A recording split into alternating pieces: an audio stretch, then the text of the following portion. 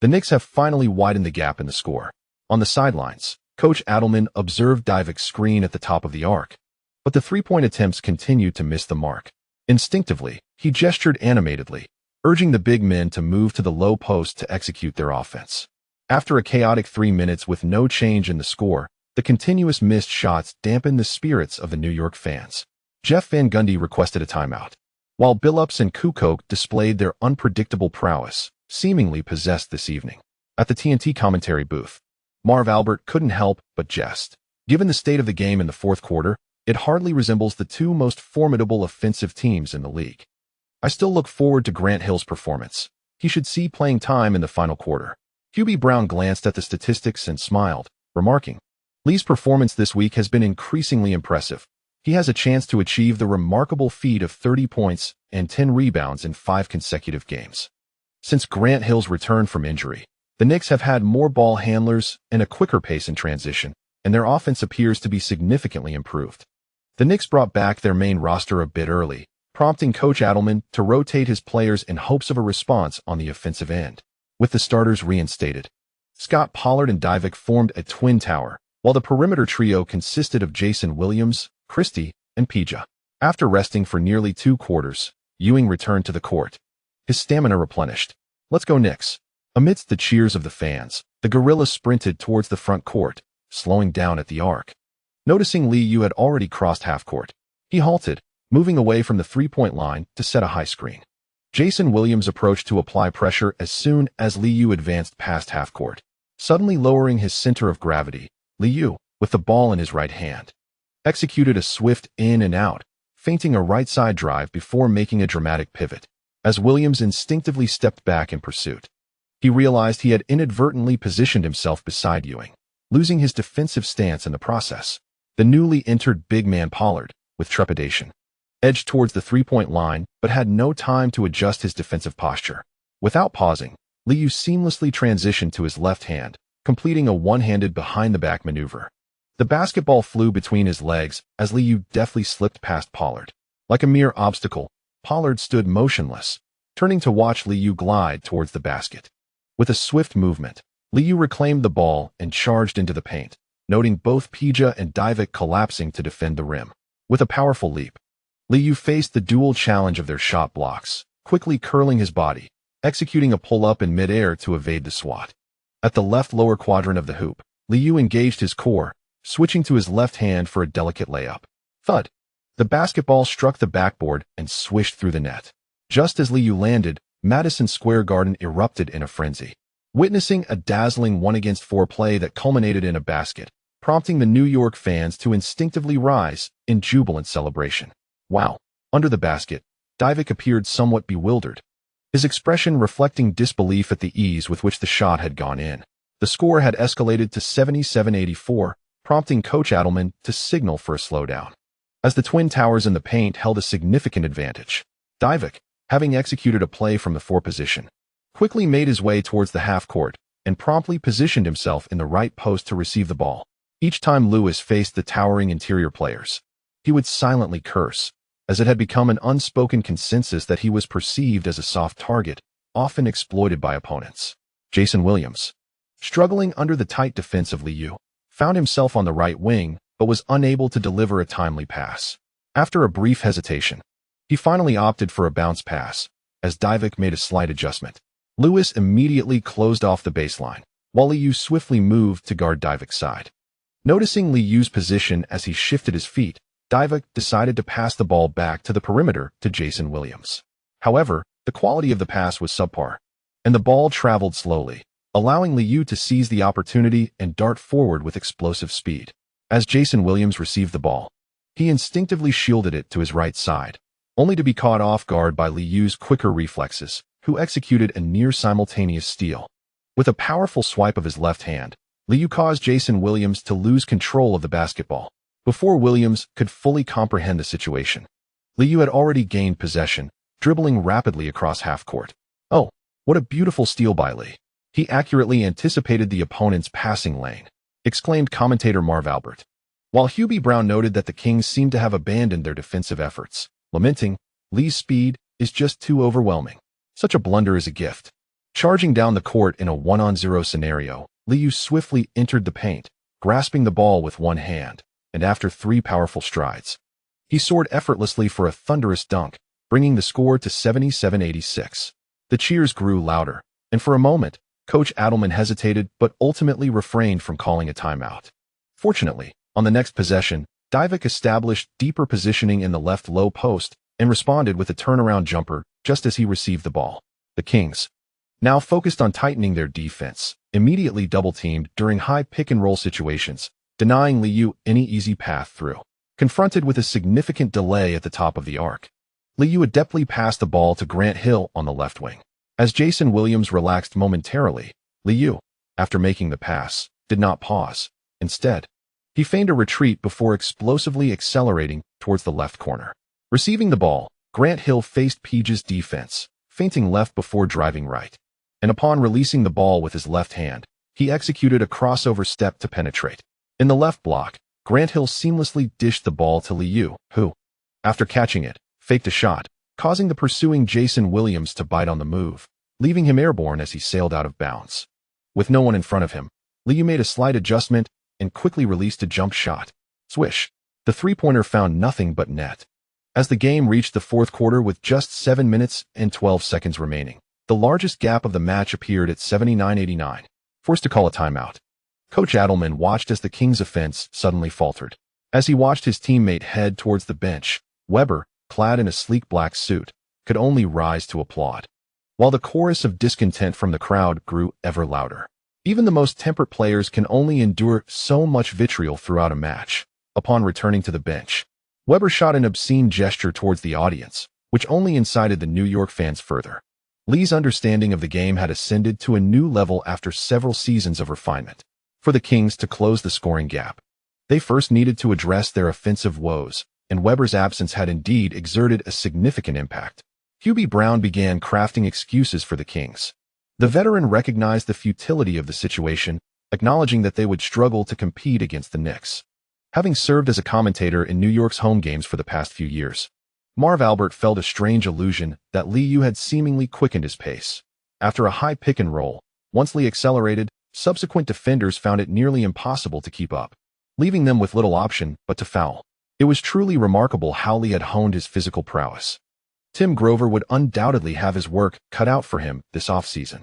The duo in the commentary box began to jest about Lee's training team. Following a timeout, the Kings returned to the court with solemn expressions. Continuing with their Twin Tower lineup, this time they spread the floor, executing a classic tactical play. After receiving a pass in the right elbow area, Divac immediately initiated a backdoor cut as Jason Williams delivered the ball, sidestepping to the left of Divac and driving straight to the basket. The high-quality screen provided by Divac facilitated an excellent cut from the quick UCLA player. As Divac orchestrated the offense, he fed the ball to the penetrating Jason Williams, who, upon receiving the pass near the right side of the basket, effortlessly released a layup. With no defenders trailing him, Jason Williams appeared remarkably composed. However, just as the ball ascended, Liu soared from the middle lane and executed a thunderous block. The ball ricocheted off the backboard and flew away, allowing Lewis to pivot and regain control before swiftly launching it forward. Grant Hill, accelerating along the right sideline past half court, evaded Peja and thundered into the paint for a two-handed dunk. From the block to the slam, the Knicks' counterattack was rapid, prompting Adelman, arms crossed, to instinctively shake his head, signaling the game was slipping away. The subsequent plays left the Kings bench in disbelief as they struggled to score. The Knicks only gained momentum, eschewing half-court offense for frequent transition three-pointers. In a semi-transition play, Liu faced a double team at the top of the arc and promptly dished the ball to the right wing, where Allen Houston awaited. Upon receiving the pass, Houston faked a swing to the right corner, causing Divac, who was rotating defensively, to hesitate, only to watch Houston easily launch a jump shot from beyond the arc. Swish! The three-pointer found nothing but net. Toying with his opponents, Allen Houston smiled as he retreated on defense. Soon after, Divac's strong attempt in the paint fell short. But Ewing secured the rebound, and Liu received the ball, charging forward once more. Just as the Kings had begun to establish their defensive matchups, Liu, with the ball in his left hand at the top of the arc, suddenly lowered his center of gravity, swaying left while executing a dramatic change of direction. Jason Williams was thrown off balance, losing his defensive position as Liu deftly maneuvered to the basket with his right hand, captivating the attention of the Kings players. Liu seamlessly launched the ball towards the upper left of the hoop. Grant Hill, cutting sharply from the left corner, soared into the air to catch the ball and executed a powerful slam dunk. The crowd erupted in exuberant cheers as the opposing team struggled to find their rhythm while the Knicks consistently scored, creating a splendid scene that allowed the fans to express their excitement through jubilant shouts. As Peja's three-point attempt from the left corner missed, Liu seized the long rebound and initiated a fast break. On the sidelines, Adelman turned around and simply returned to the bench. Jason Williams, desperately trying to defend, provided physical resistance as Liu, holding the ball in his left hand, suddenly halted near the three-point line. After a powerful dribble, he expertly maneuvered the ball through his legs, and with a well-timed shot, Jason Williams lost his balance, nearly collapsing to the ground. Unable to continue his defense, he could only watch as Liu launched a jump shot from the left wing. Swish! Another three-pointer scored in transition. Without a timeout, the struggling Kings kept missing their shots, while the rapidly accelerating Knicks continued to pile on the points. With 2 minutes and 12 seconds remaining in the game, Liu bulldozed through the middle, establishing a position while carrying Jason Williams into the paint. Noticing the towering Padra approaching from the left baseline, Liu executed a spin move. As he reached the lower left of the basket, the two defenders leaping to block him realized the ball had vanished from his hands. Ewing, receiving the pass from Liu, cut in from the left baseline and delivered a powerful one-handed dunk. Witnessing Ewing pound his chest and roar, the Kings immediately called for a timeout, substituting their main roster as the Atmosphere team took the floor.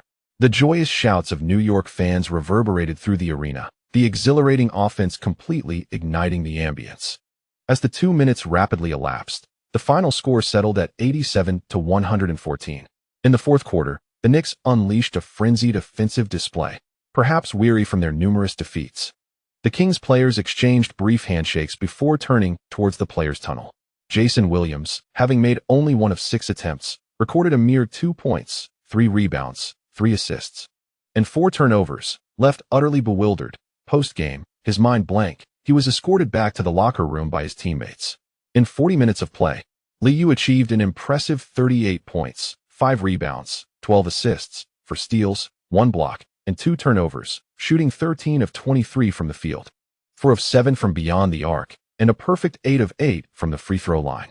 Once again, he reached the remarkable milestone of 30-10, and after the game, Liu wore a radiant smile as Craig Sager approached, grinning, and playfully remarked, "It's delightful to see you bounce back so strongly."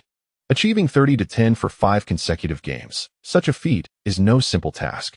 Regrettably, the Kings' Weber was sidelined due to injury, and with only a month and a half left in the regular season, the Knicks held the lead. Lee, do you have confidence in securing this year's MVP?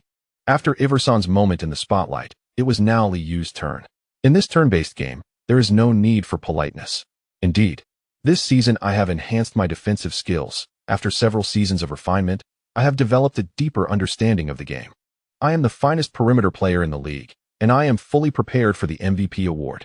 Shortly thereafter, Liu and Craig Sager engaged in a bout of mutual praise, serving as a prelude to the MVP selection. In 26 minutes of play, he scored 18 points with 7 of 13 shooting, along with 6 rebounds, 4 assists, 1 steal, and 3 turnovers. Grant Hill, upon returning to the locker room, was besieged by a throng of media representatives. "Grant, it appears that your condition is improving. Does this indicate that you have fully integrated into the team?"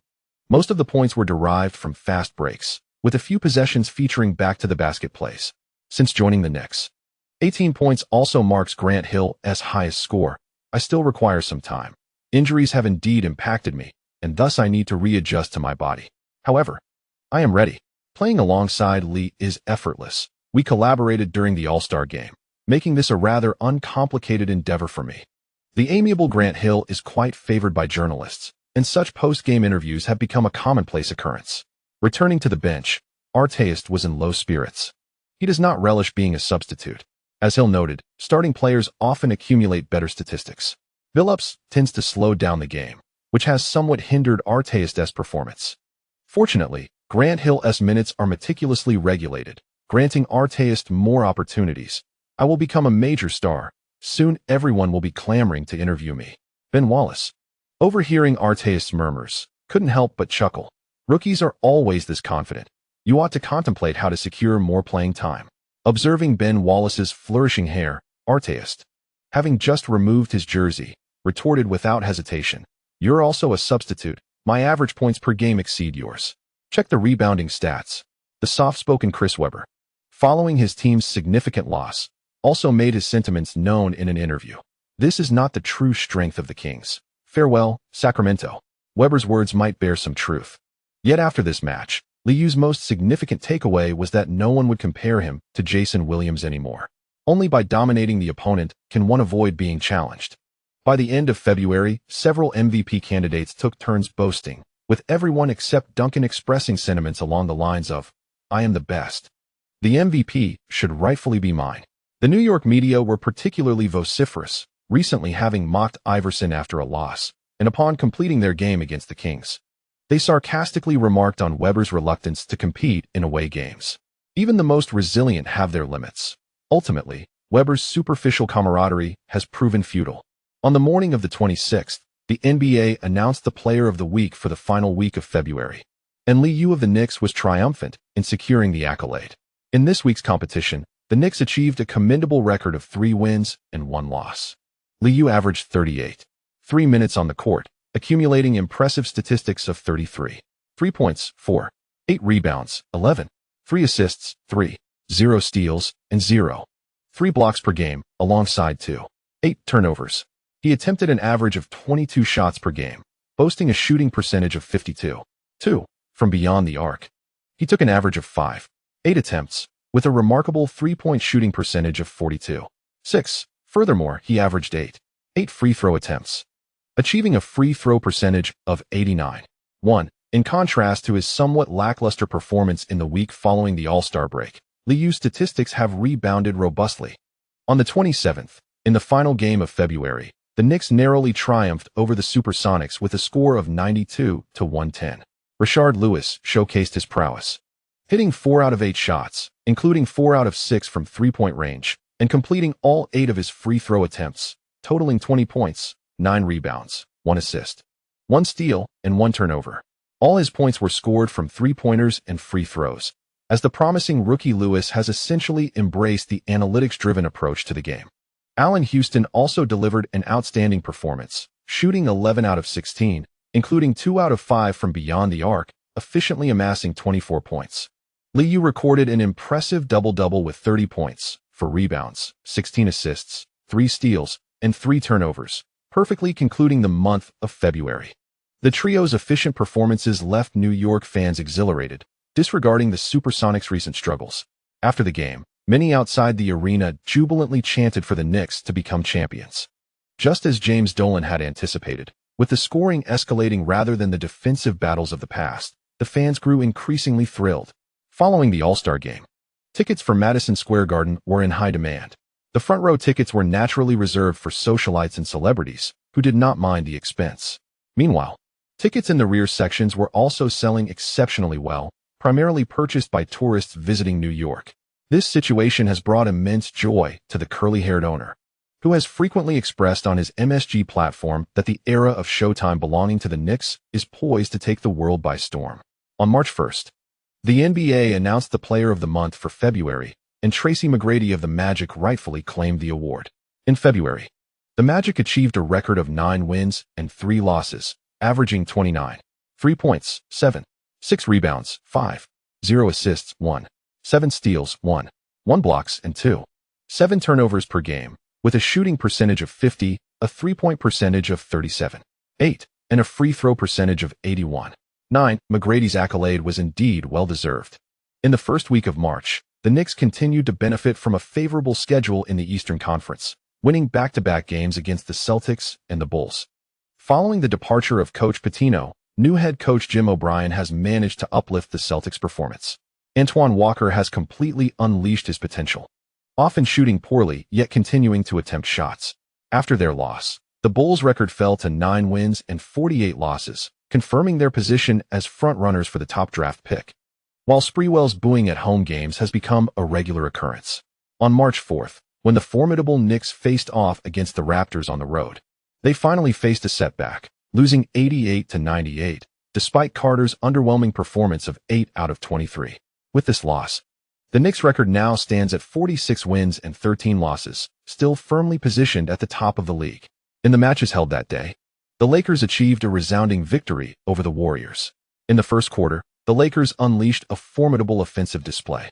Following this triumph, their record improved to 39 wins and 19 losses, thereby equaling the Spurs record and both teams surpassing the Kings, who had 38 wins, securing the top 2 positions in the Western Conference. Despite being plagued by injuries, Shaquille O'Neal excelled. In post-game, he asserted, "The regular season is not yet over, but I am unequivocally the best interior player in the league. No one ever complains about having too many MVP trophies. I aspire to emulate the accomplishments of Larry Bird." Interestingly, shortly after O'Neal's declaration, media personnel from Philadelphia took aim, with Stephen A.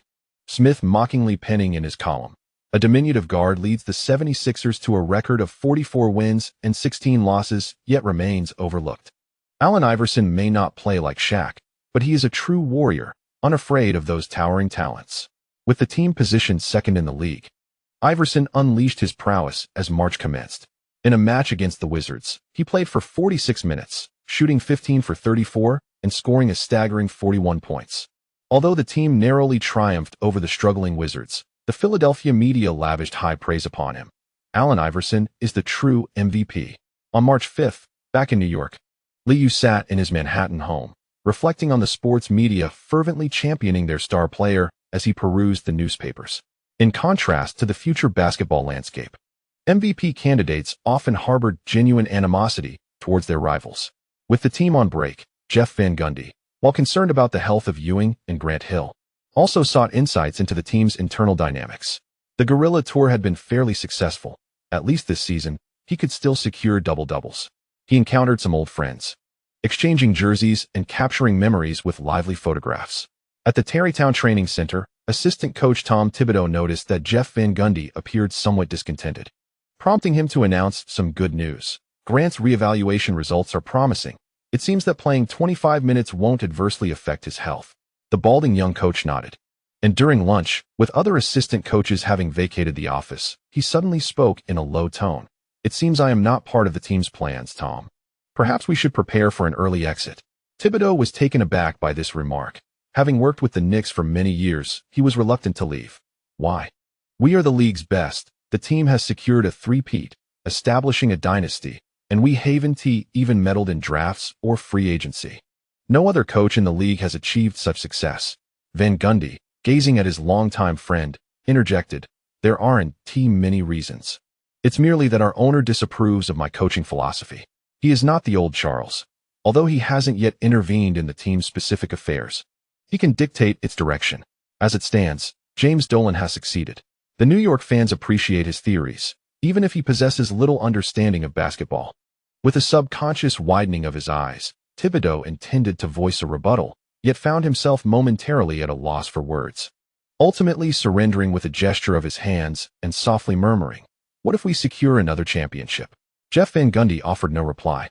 Instead, rising to pat Thibodeau on the shoulder, deftly shifting the conversation by stating, "This is merely my conjecture, but I am prepared. Perhaps after my contract expires, it will be time to depart from New York. However, I am not lacking in opportunities, as long as I continue to serve as head coach. You shall remain my chief assistant." Thibodeau nodded, but his memories of recent years flooded his mind. A thought unexpectedly surfaced. Becoming a head coach does not seem insurmountable after all. The chapter concludes with gratitude for the reader's support. Chapter 211. Silence after the confrontation on March 12, 2001. Both the Miami Heat and the New York Knicks faced severe penalties from the league. The altercation prior to halftime ultimately led to the Knicks' defeat. Tim Hardaway and Lee Yao were each suspended for 1 game and fined $7,500. Ben Wallace charged onto the court from the bench to engage in the brawl, resulting in his own 1-game suspension. Bruce Bowen also faced a subsequent suspension, receiving penalties for 2 malicious acts and a 5-game suspension along with a fine of $12,500. Artest, for his malicious elbow strike, was banned for 7 games and fined $17,500. Both head coaches, Pat Riley and Jeff Van Gundy, received 1-game suspensions as well. despite imposing the season's largest fines. The verbal sparring between the two teams continued unabated.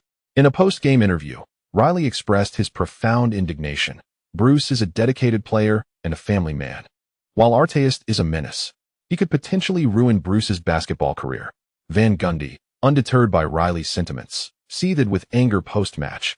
This was undoubtedly an intentional foul. It was not a basketball move at all. I even suspect Bowen received special instructions. This is not the first time he has behaved in such a manner. The league should impose stricter penalties on Bowen. Ron's actions were unintentional, marking an ugly victory. Bruce Bowen, having narrowly avoided losing his job the previous year, seemed to have awakened after rejoining the Heat this season, having achieved a career high. Perhaps this is the survival strategy of the underdog.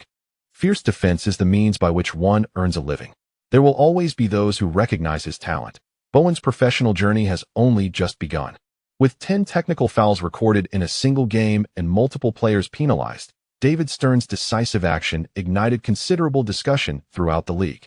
The brawl at Madison Square Garden has incited profound outrage among New York fans. Grant Hill, who has once again injured his left ankle, remains uncertain about the severity of his condition. However, those who purchased tickets to witness the game are acutely aware that the injury is significant.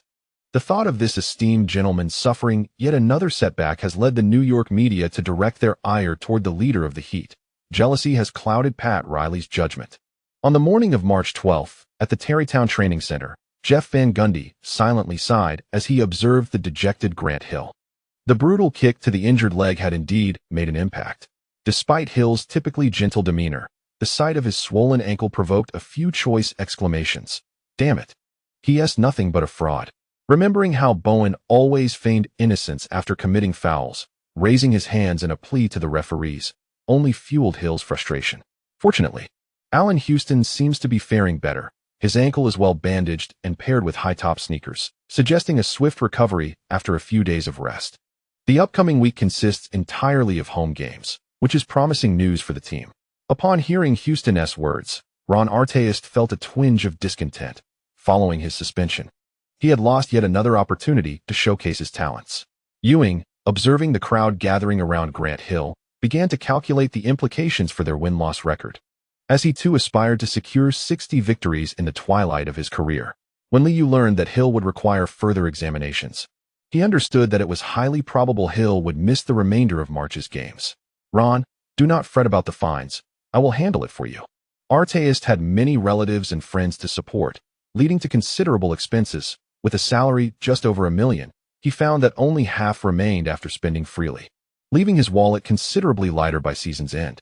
Artest, who had remained silent until now, managed a grateful smile, while Chauncey Billups, gazing at the schedule, sensed a chance for himself. With limited playing time, it was challenging for Billups to shine. Unlike the lackadaisical Langley, he still yearned to demonstrate his capabilities. On the night of the 13th, the Knicks faced the Cavaliers at home, and the game, hindered by the absence of several players, was less than aesthetically pleasing. Billups struggled against Andre Miller, resulting in a narrow victory for the Knicks, 79-85. With this loss, the Cavaliers likely faced elimination from the playoffs. Standing at 23 wins and 40 losses, barring a flawless finish to their remaining games, their fishing season would commence soon. Lewis emerged as the team's primary offensive weapon. In contrast to Billups, this thoroughly analytics-driven rookie still managed to deliver commendable statistics. On March 23rd, the Knicks suffered a defeat to the Nets, concluding a 2-week stretch of games with a record of 4 wins and 1 loss. Ewing's tour was also affected, forcing the Gorilla to shoulder a larger share of the ball-handling duties, which consequently diminished his efficiency and exposed his limitations. The competition for the MVP title has reached a critical juncture. Unlike Liu and Shaquille O'Neal, Allen Iverson has been battling through injuries in recent matches, unleashing a flurry of shots. In a recent game against the Hawks, he scored an impressive 47 points on 16 of 30 shooting. Engaging in a spirited exchange with a subpar team, aside from the enthusiastic affirmations from Philadelphia media, most sports analysts found it challenging to provide an assessment. On Saturday, the 24th, during a TNT program, seizing the momentum while it still lingered, the trio resumed their discourse regarding the MVP candidates' performances over the past month and a half. Charles Barkley, unabashed, adopted the demeanor of a seasoned veteran while discussing Allen Iverson, earnestly critiquing, as the team leader when facing weaker opponents. He ought to lead his team to overwhelmingly defeat them rather than engage in a back-and-forth contest. While the 76ers boast an impressive record, I harbor doubts about their championship potential. As I previously stated, they have yet to demonstrate their dominance. The Knicks, plagued by injuries, still found a way to prevail. And despite Kobe Bryant's ailments, Shaquille O'Neal managed to score 40 points in 36 minutes. They too may encounter losses, yet they consistently exhibit undeniable supremacy. Kenny Smith. Upon hearing his partner's nitpicking remarks, expressed exasperation. Must victories be dissected so? They had not engaged in such analysis previously. I do not believe Iverson's excessive attempts are problematic. For the 76ers lack anyone capable of managing the ball. Iverson is neither Michael Jordan nor Kobe Bryant. He may not possess their efficiency. Yet leading the 76ers to such a record certainly qualifies as MVP-caliber performance. In response to this perspective, Barkley promptly countered, the 76ers have the best big man in the Eastern Conference. The team has sacrificed future prospects for Iverson, parting ways with players like Jerry Stackhouse, Larry Hughes, and Theo Ratliff. The management has depleted their future, and the roster does not excuse his less effective performances. Consider their match against the Kings, where the 76ers suffered a 21-point defeat, scoring a mere 79 points throughout the game. We are all aware of what Kobe accomplished against the Kings. Absent Kobe, I would cast my vote for Iverson, but as it stands, the best player in the Eastern Conference is not him, and I find no justification for my vote. Should the Lakers improve their record, I would also consider voting for Shaq. The MVP selection does not require excuses. My vote goes to the individual whose performance is superior and whose team excels. Earl Johnson, noticing the two were eager to continue their debate, interjected with a smile, perhaps we should pay more attention to Tim Duncan, whose injuries have not hindered this formidable player. The Spurs currently sit atop the Western Conference. And under Coach Popovich's guidance, the team has grown together. I believe they have a chance to reach the finals once more, in games where they dominate. Duncan's playing time has significantly decreased, which marks a sign of Popovich's progress this season. If he continues to overwork his key players, he may very well face dismissal. Perhaps the Excel performance was not spectacular enough, and 2010 failed to satisfy the audience's expectations. Although the two in the studio applauded, they refrained from mentioning the voting process. As the regular season nears its conclusion, TNT and ESPN have begun to frequently scrutinize several MVP candidates, while sports columnists and print media have also commenced their evaluations. In a newspaper as widely circulated as the Today's America, the sports section predominantly features articles about Allen Iverson and Lou Yu.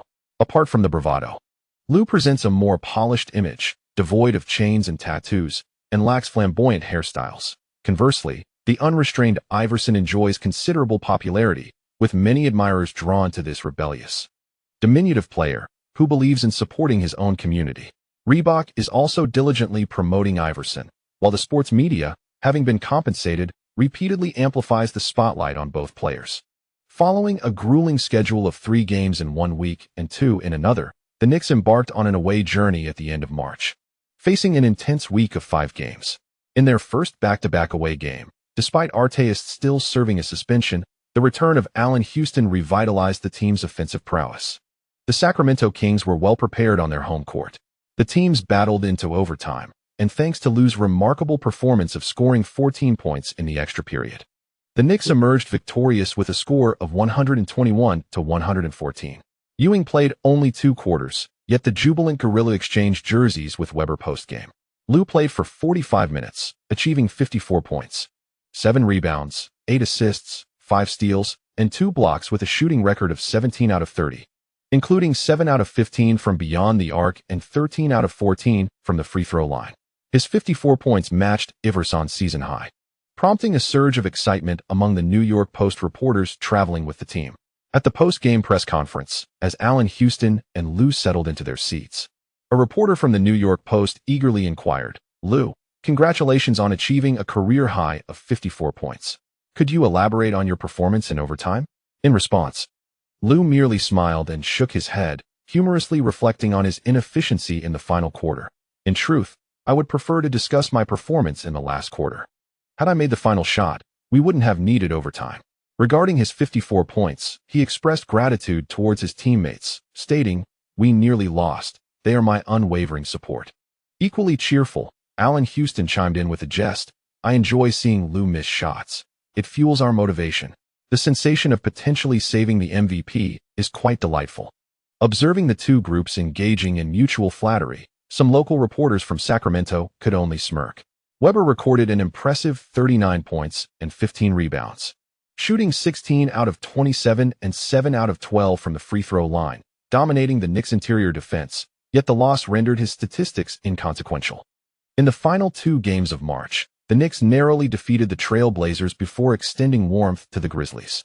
With a record of 55 wins and 17 losses, the Knicks continued to lead the entire league. Although some losses appeared inexplicable, Coach Jeff Van Gundy was immensely pleased with such performance. On Sunday, April 1st, coinciding with April Fool's Day, the Knicks continued their away journey, facing the Lakers. After a week filled with 5 away games, the players showed signs of fatigue, prompting Jeff Van Gundy to consider foregoing this match. Kobe has been affected by elbow bursitis and has been sidelined for a week. Despite not having fully recovered, he forced himself to return, driven by a desire to prove his resilience. However, battling through injury is rarely a judicious choice. After just 9 minutes on the court, he could no longer endure and had to exit the game. Ultimately, this match devolved into a collective onslaught against the Shark by the Knicks, concluding with a score of 84-78. Despite their struggles with shooting accuracy, the Knicks triumphed over their adversaries, achieving a season sweep against the Lakers. In the fourth quarter, the score was a staggering 22-13, with O'Neal frequently unable to receive the ball in the low post. Following the loss, the Sharks' expression darkened with frustration. Managing only 4 points from 2 of 1 shooting and 2 of 4 from the free throw line, the Lakers' record now stands at 48 wins and 27 losses. And Phil Jackson appeared equally disheartened in the post-game press conference, repeatedly asserting, "This is not the true strength of the Lakers. Tonight, we simply could not find the basket." With a dismal 6 of 22 from beyond the arc, the Lakers' three-point shooting percentage fell below 30%, which resulted in O'Neal being swarmed by 3 defenders upon receiving the ball. He finished with 31 points and 11 rebounds, achieving a double-double with 8 of 15 from the field and 15 of 22 from the free throw line. After the game, O'Neal refrained from supporting Phil Jackson, instead offering a grim platitude. "The regular season cannot reveal too much. We are prepared. And I merely wish to see the team enter the playoffs in good health." Despite a night of poor shooting, Liu still managed to deliver a double-double with 24 points, for rebounds, 10 assists, for steals, and 3 turnovers. On Easter Sunday, April 2nd, the Knicks returned to New York, with only 3 games remaining in the week, allowing everyone to enjoy a well-deserved break.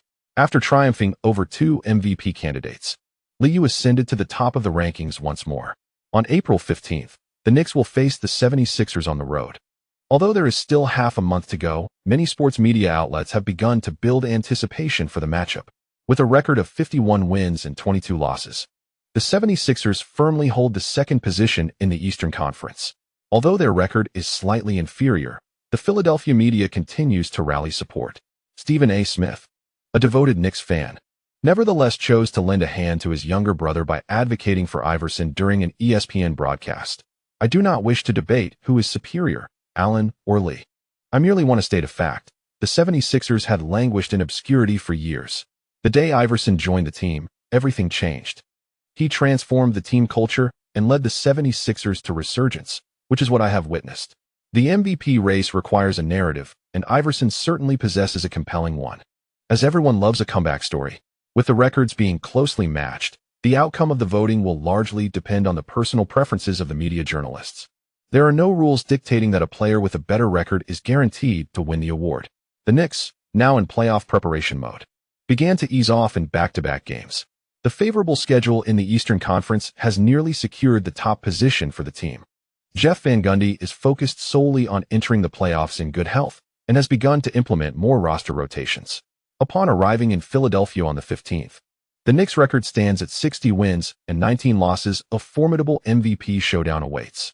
The NBA League has been promoting the event for 2 weeks, and prior to the game, Iverson confidently declared, "With Eric back from injury, the team is finding its rhythm. I am unconcerned about being number 1 in the league.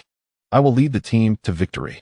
Although during the match Iverson did not directly face off against Lou, both players frequently engaged, fully aware of each other's playing styles. That evening, Philadelphia fans arrived early at the First Union Center, eagerly anticipating the match. However, after the first quarter concluded, many fans fell silent. Once again, the familiar strategy of 4 defenders and 1 on offense was employed, with Iverson showcasing his prowess by scoring 11 points on 4 of 10 shooting. The Knicks took a 7-point lead at 26-19. As the game progressed, the noise in the arena diminished, and disappointed Philadelphia fans realized that the contest was losing its suspense by halftime. With a 10-point deficit at 54-44, Iverson could only grimace as he walked towards the players' tunnel. After the second half commenced, the Knicks did not create many offensive surges. Instead, they methodically widened the gap.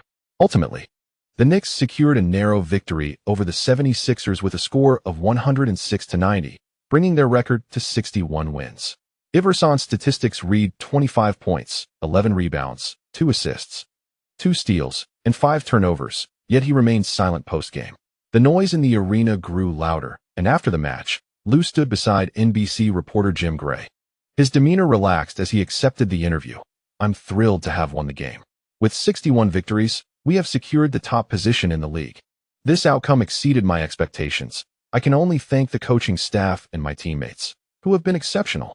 Jim Gray, hearing the boos from the crowd, smiled and posed a question. "Lou, with the regular season nearing its end, let us discuss the MVP, as everyone is keenly focused on this game." Upon hearing this question, Lou, dressed in his away blue jersey, simply shook his head and smiled, reiterating his previous stance. "I maintain my viewpoint. In the Eastern Conference, the Knicks have no rivals. In my opinion, there is little competition between Allen and me. He is outstanding, but there remains a significant distance to the championship. As I have stated before, I am the best perimeter player in the league, and the MVP is a foregone conclusion. Thank you to the readers for your continued support."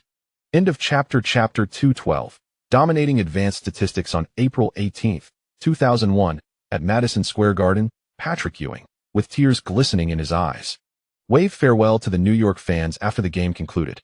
With a score of 88-94, the Knicks triumphed in their final match, thanks to the stellar performance of their rotation players. The fans rose to their feet, applauding Ewing for his years of dedication. In the MSG commentary booth, Mike Breen also applauded fervently, nearly moved to tears. For him, Ewing had been a companion throughout much of his commentary career, and the struggles of the Knicks in the early 90s felt like they had occurred just yesterday. Instinctively gazing upwards at the championship banner fluttering above the arena, Mike Breen poignantly remarked, "The era of Patrick Ewing has unequivocally come to an end. We are grateful for his steadfast dedication. Indeed, the divine never forsakes those who toil." A new epoch, belonging to Lee, is on the horizon. Beside him, the impeccably dressed Walt Frazier, adorned with a rather flamboyant blue-patterned tie, echoed after 16 seasons. It has been a privilege to witness Pat's illustrious career. We thank him for his years of companionship. With this victory, Ewing concluded his final regular season with an impressive record of 62 wins. Following the arrival of Lee, the Knicks maintained a remarkable tally of 60 wins per season. Save for the shortened season, this achievement not only epitomizes Ewing's career highlight, but also enabled Jeff Van Gundy to set numerous records. The bald-headed coach, positioned on the sidelines, affectionately embraced Lee's shoulder while beaming at Ewing. They had awaited this moment, a testament to divine favor. Lee, too, wore a joyful expression, applauding enthusiastically. In the final games of the regular season, he refrained from excessive scoring. When the title of scoring champion became a mere arithmetic problem, he opted for dignity. The tour was undeniably successful. Throughout the season, Ewing primarily exerted himself in the first and fourth quarters, with only a few games falling short, consistently achieving double-digit figures. For the fans in New York, Ewing's final season illustrated that his prowess remained intact. His years of double-digit records became synonymous with the Gorilla moniker. Of course, statistics are finite. While Ben Wallace performed commendably this season, his rebounding numbers were somewhat affected. The competition for starting positions among players often stemmed from statistical standings. Fortunately, Ewing had spent ample time with the Knicks, where the majority of the bench was occupied by larger players who preferred to coast. Otherwise, given his current physical condition, the Gorilla would find it challenging to secure a starting role and achieve double digits without inciting discord in the locker room. The cheers of Madison Square Garden grew increasingly resounding, filled with numerous longtime fans eager to witness the conclusion of Ewing's regular season, a ticket well worth the price. At center court, Ewing, microphone in hand, surveyed the familiar faces along the sidelines and fervently declared, "Thank you all. My career is without regrets." This evening, the recently recovered Grant Hill, having played a mere 20 minutes, continued to embody the role of a mascot, warmly posing for photographs with fans. Although injury had diminished some of his explosiveness, an anticipated consequence, Hill felt a tinge of disappointment, for he had yet to reach the age of 30. Theoretically still in the ascendant phase of his career, scoring 15 points in a game remained a manageable feat, yet considering the Knicks' propensity for more possessions and fast breaks, Hill recognized the inflated nature of the statistics. While Frazier engaged Ewing and the legends in light-hearted banter, Mike Breen sidled up to Lee, jesting, "Lee, what a pity. You were so close to becoming the youngest 10,000 point scorer in NBA history this season. At 23, what an astounding achievement." Just recently, the New York media celebrated Lee for becoming the youngest player in NBA history to reach 9,000 points, yet with so many scoring records. Numerous commentators had grown somewhat desensitized. This season, Liu has ascended to the remarkable status of being the youngest player in NBA history to achieve 7,000, 8,000, and 9,000 points, celebrating each milestone in quick succession. Regardless of the accolades, he remains unfazed by his scoring records, responding with a relaxed demeanor. "What I truly cherish is our 62 wins this year, which signifies the growth of our young players." This seamless transition between the old and the new is a victory for New York. With his current physical prowess, achieving these records seems almost inevitable, and Liu possesses unwavering confidence in his durability. The Knicks are all smiles, reveling in their 62 victories and securing the top seed in the regular season, instilling a profound confidence for the upcoming playoffs. After all, the second-place 76ers pose little threat, while the other Eastern teams are merely insignificant challengers. Artest bounces around, shedding his jersey for a tank top, exuberantly celebrating on the sidelines, and upon noticing a camera directed at him, he exuberantly shouts, "Finals, here we come." On the morning of April 19th, Liu rises early once more, taking a jog along his usual route at 5 a.m. with his husky, Happy. By April, Manhattan has shed its winter chill, and clad in a black, quick-dry ensemble, Liu greets early morning fans with a smile. Following revelations from New York media, many fans hope to encounter Liu in the mornings, while some more cunning individuals showcase their physiques, hoping for further developments. Happy, with his characteristic grin, playfully bounds beside Liu, which serves to deter unwanted attention, as his imposing size, despite his goofy appearance, intimidates many young women. After inhaling the fresh morning air, Liu returns home at 7 a.m., where the atmosphere is lively. Clad in pajamas, Jean approaches Liu for a quick kiss before hastily changing clothes, reminding him. The three major stock indices are still on the decline, but there seems to be signs of a rebound. Some bearish investors appear to be withdrawing. In any case, this is not a good sign. Do keep an eye on these developments.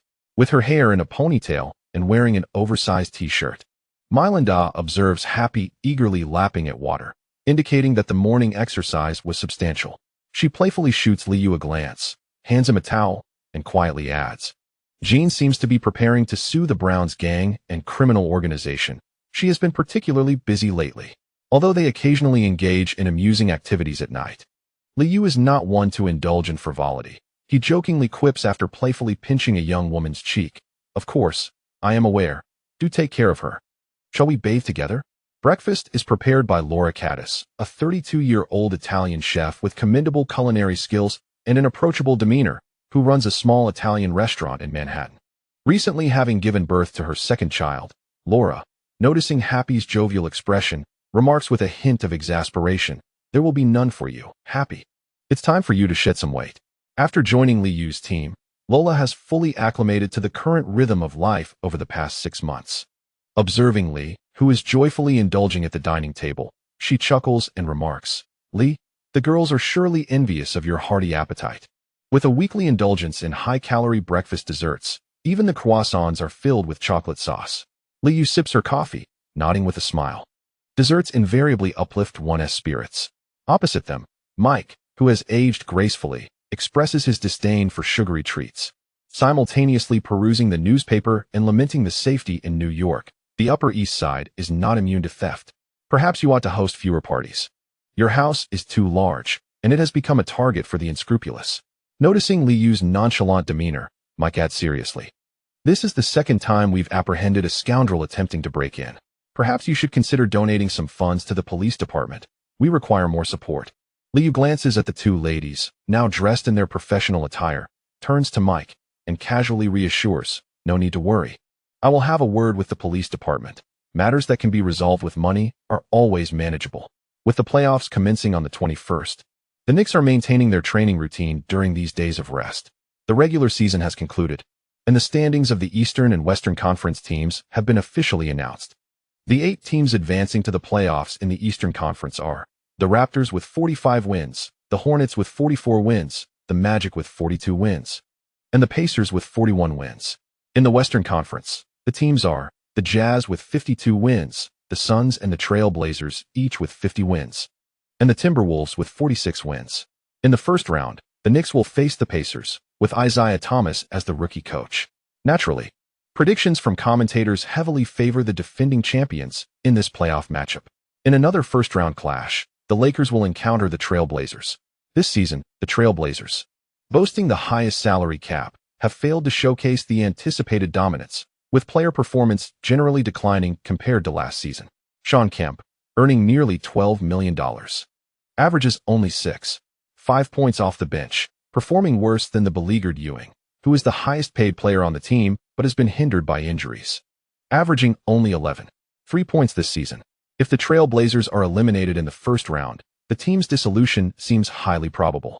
Despite the Spurs' stellar performance and having swept the Knicks during the season, they are not viewed favorably entering the playoffs.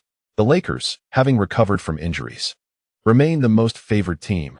As long as Shaquille O'Neal is healthy, no one in the league can effectively contain this formidable center.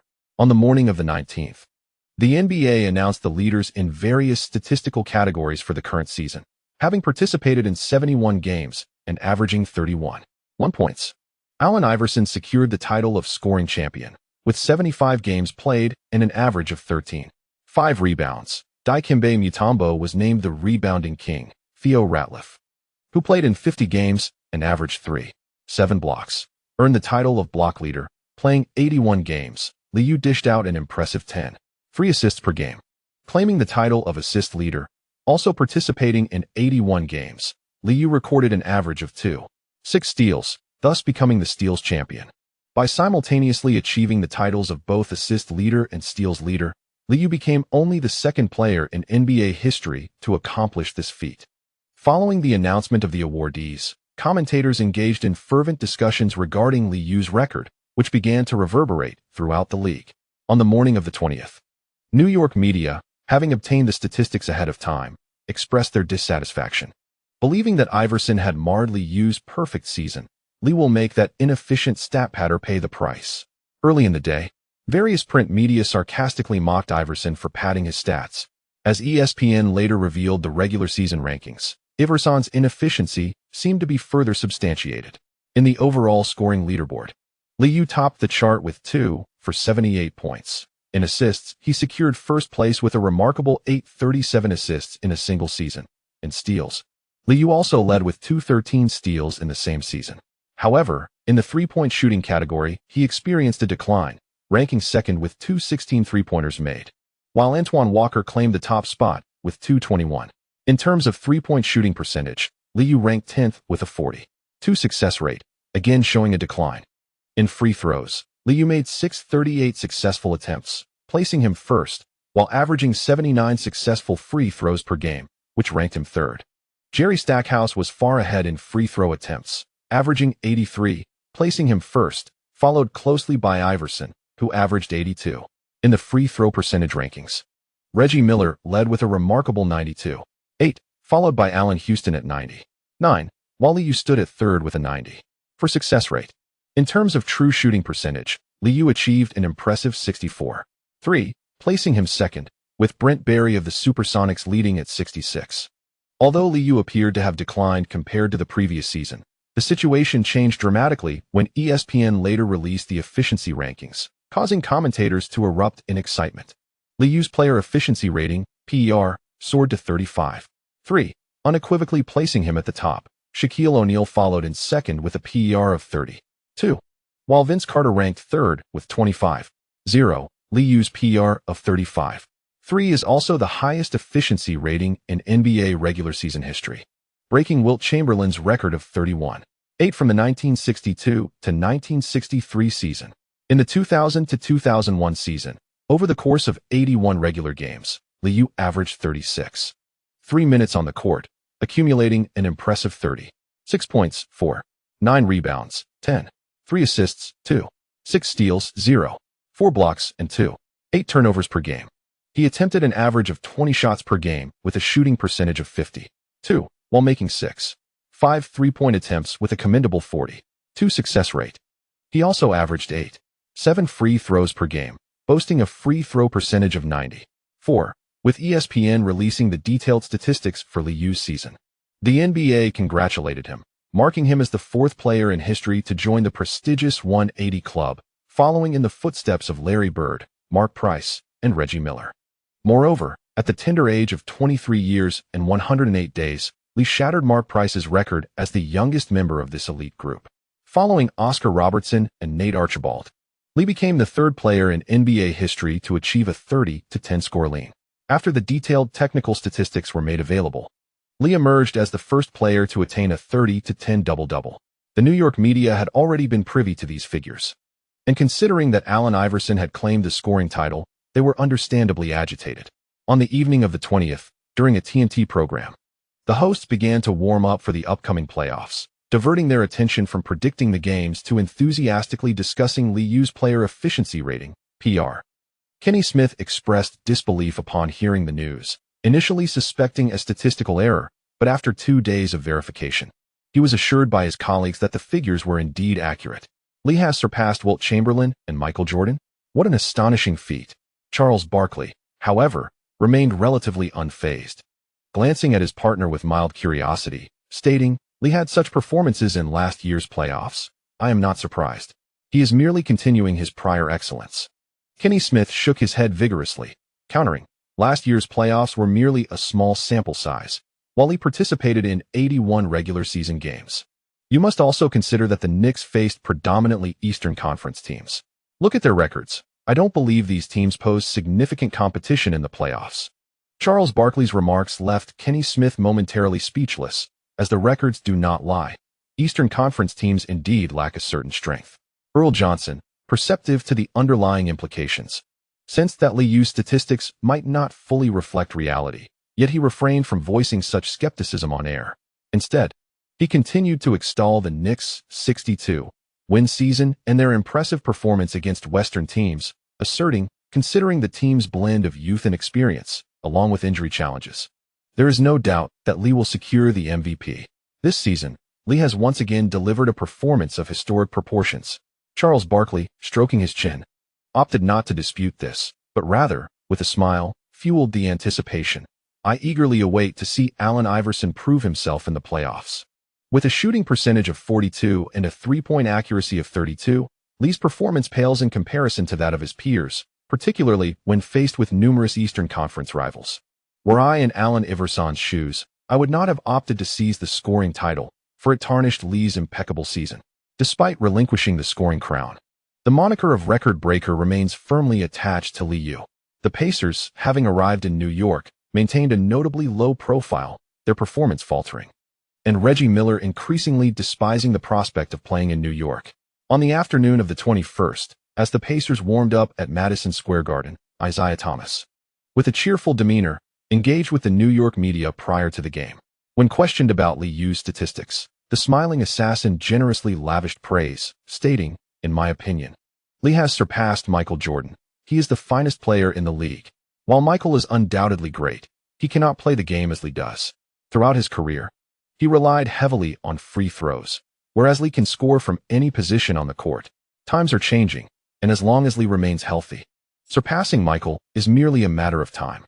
The surrounding New York media basked in delight, relishing such commendations from an old rival.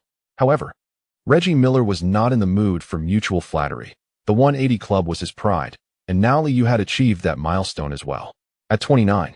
During the 93-94 season, at the peak of his career, Reggie found himself nostalgically yearning for the days when he was the one in the 180 club. In the wake of Liu's record sweeping through the league, most competitors fell silent. Li's lofty claims had indeed materialized, and the MVP award was without contest. Before the game commenced, an exuberant Jeff Van Gundy, caught up in the moment, proclaimed, "Li is undoubtedly the finest player in the league." His presence on the court creates a substantial impact on both offense and defense.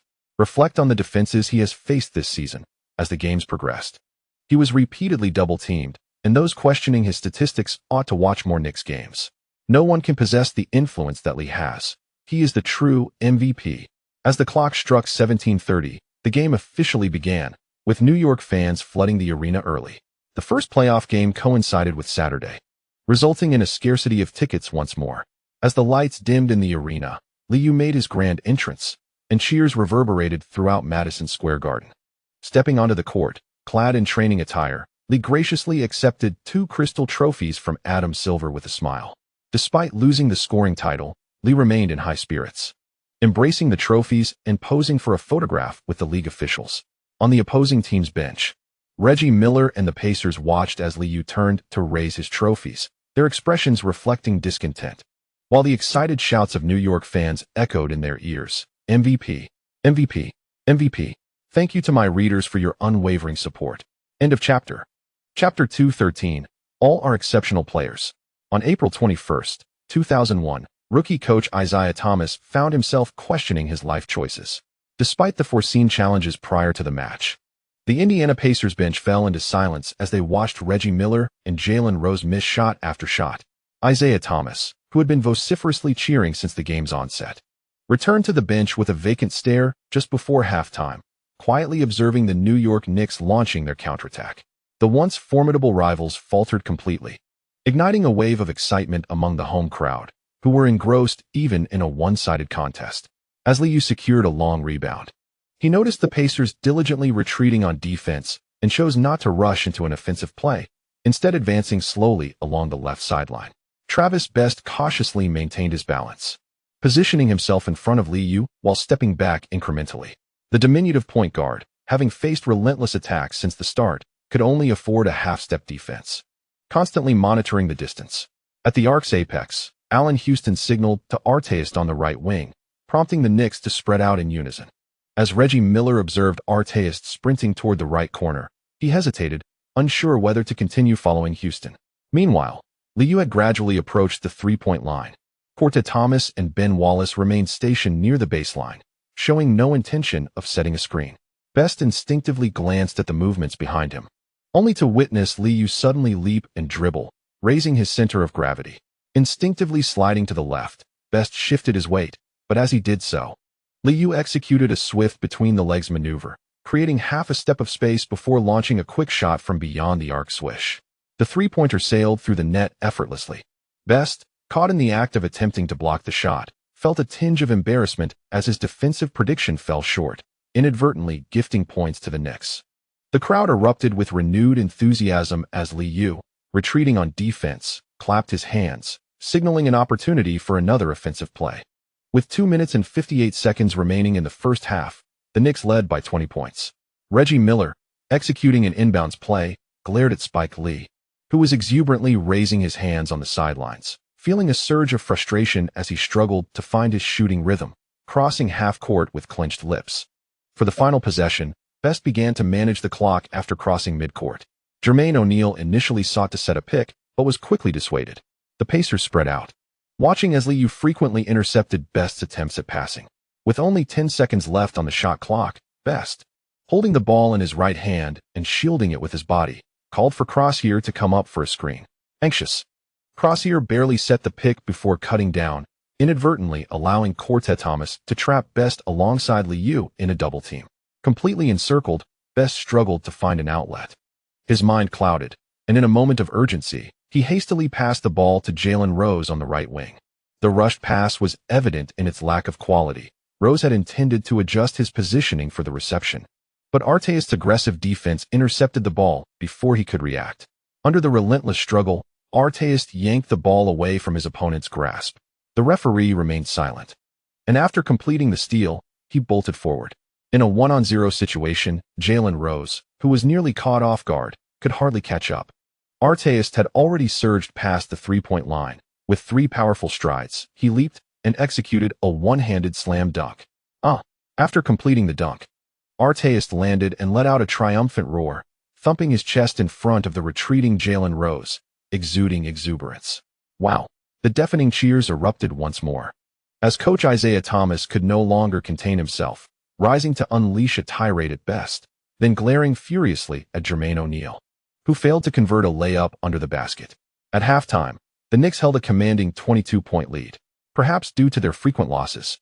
Isaiah Thomas shot a fierce glare at the players heading to the bench, bellowing, "Shit. You played like complete rubbish in the first half."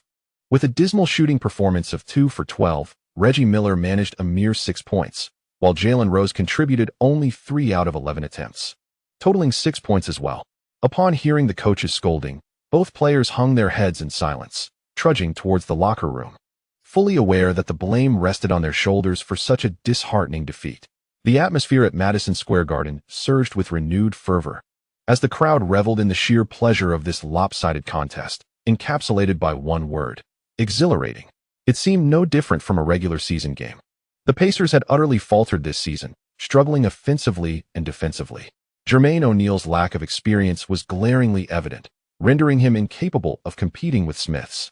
The Knicks, appearing relaxed, strolled towards the players' tunnel, where Liu and his teammates exchanged celebratory high-fives, their faces adorned with satisfied smiles. Contrary to everyone's expectations, the first round had indeed been easier than anticipated, not due to the Knicks' stellar defense, but rather the Pacers' abysmal execution. In the TNT commentary booth, Marv Albert found it difficult to assess the first half. The Pacers had indeed applied pressure, yet in certain moments, their execution fell short. The first half has been somewhat surprising. If they wish to stage a comeback, how should the Pacers adjust in the second half? Beside him, Hubie Brown, momentarily at a loss for words, pondered briefly before articulating some platitudes, continued to execute the double team decisively, allowing the Knicks role players to take shots. And do not hastily alter the game strategy. If the opponent's shooting percentage declines, I believe the Pacers will still have a chance. During the regular season, most teams facing the Knicks would resort to a strategy of double-teaming the ball handler during critical moments. At halftime, Coach Isaiah Thomas found himself at a loss for effective strategies. After a brief outburst, he regained his composure, tapped the whiteboard, and continued. The defenders at both corners must collapse. Do not concern yourselves with the score. This is a long series, and all I wish to see now is your unwavering execution of our tactics. When setting screens with the center, Jermaine O'Neal must extend his presence, while the wing defenders need to time their collapse accurately. If you fail to execute the defense, those guarding the corners must immediately collapse to protect the rim. The ball moves faster than the player. As long as the Knicks maintain a swift ball movement, opportunities will inevitably arise on the perimeter. Shaquille O'Neal appears somewhat bewildered, as he has never been tasked with such extensive defensive responsibilities before. The lackadaisical approach that sufficed during the regular season will not secure victories. Watching the head coach diligently scribbling strategies on the whiteboard, O'Neal finds his thoughts muddled. Best is already feeling the pressure. What seems like a straightforward defensive strategy to Isaiah Thomas is beyond his grasp. Observing the once amiable coach now devoid of his usual charm, Best dares not voice his grievances. As the second half commences, the commentators note that the Knicks have merely elevated Ben Wallace to the starting position, indicating a continuation of their regular season tactics. Watching Liu leisurely traverse half-court to the left wing, Hubie Brown remarks that Jalen Rose must be vigilant in defense, as Grant Hill had easily scored on several drives in the first half. As Wallace shifts to the left wing for a pick and roll, the Knicks have already spaced the floor. Allen Houston and Lewis occupy the corners, while Grant Hill positions himself on the right wing. Best instinctively signals for O'Neal to assist in defense, just as Wallace settles. Liu swiftly maneuvers the ball behind his back, transitioning to his right hand while lowering his center of gravity. He executes a rapid in and out move against the approaching O'Neal. With deft fakes and a flick of his wrist, Liu evades Best, leaving the delayed O'Neal momentarily disoriented. The quality of the pick is mediocre, and Wallace has already begun his descent towards the basket.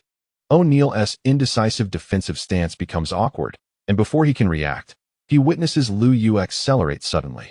In the moment when a gap appears in the defense, Liu Yu discreetly shifts his hips, extending his stride, and in the blink of an eye, he darts towards the hoop. Jalen Rose, who intended to assist from the right elbow, has no time to react defensively, only to turn and see Liu Yu break through to the lower right side of the basket, effortlessly laying it in. O'Neal stands frozen before the rim. Unless Best can successfully contest him immediately, he has faltered under the pressure of unexpected defensive choices. Upon hearing the coach's shouts, O'Neal regains his focus and comprehends the tactical gestures being signaled, realizing he must engage in a relentless delay defense. Despite the Knicks holding a significant lead, the cheers for defensive efforts persist. As the outcome appears largely settled, most fans are simply eager to witness Reggie Miller's missed shots. The Pacers' offense remains predictable. Miller swiftly glides from right to left along the baseline, utilizing O'Neal's screen near the baseline, before popping out to the left corner. Best, who has been closely shadowed by Liu Yu, is a moment too late with his pass, allowing Allen Houston to easily close in on Miller. Although he has lost the optimal opportunity for an offensive play, Miller, upon receiving the ball, confidently steps forward with his right hand, attempting to drive towards the basket. Observing Wallace's movement, Miller suddenly halts, drifts slightly to the right, and attempts a contested jump shot. Bang! Another miss. In the first instance, Lewis secured the defensive rebound, while Liu Yu, upon receiving the ball, did not hastily launch an attack. Instead, he signaled a tactical play before even crossing half court. Observing Liu Yu's movements, Isaiah Thomas, positioned at the sidelines, immediately recognized that the Knicks were likely to execute a three-man pick-and-roll. He promptly shouted, "Delay the defense. Jermaine, step up." As they approached the left wing, Ben Wallace, after setting a screen, swiftly rolled towards the basket. Holding the ball in his right hand, Liu Yu made a right-side drive, forcing his way past the delayed defense of Shaquille O'Neal. Allen Houston, noticing that the opponent had extended their defensive coverage, advanced to the free-throw line, using his body to screen the sliding O'Neal.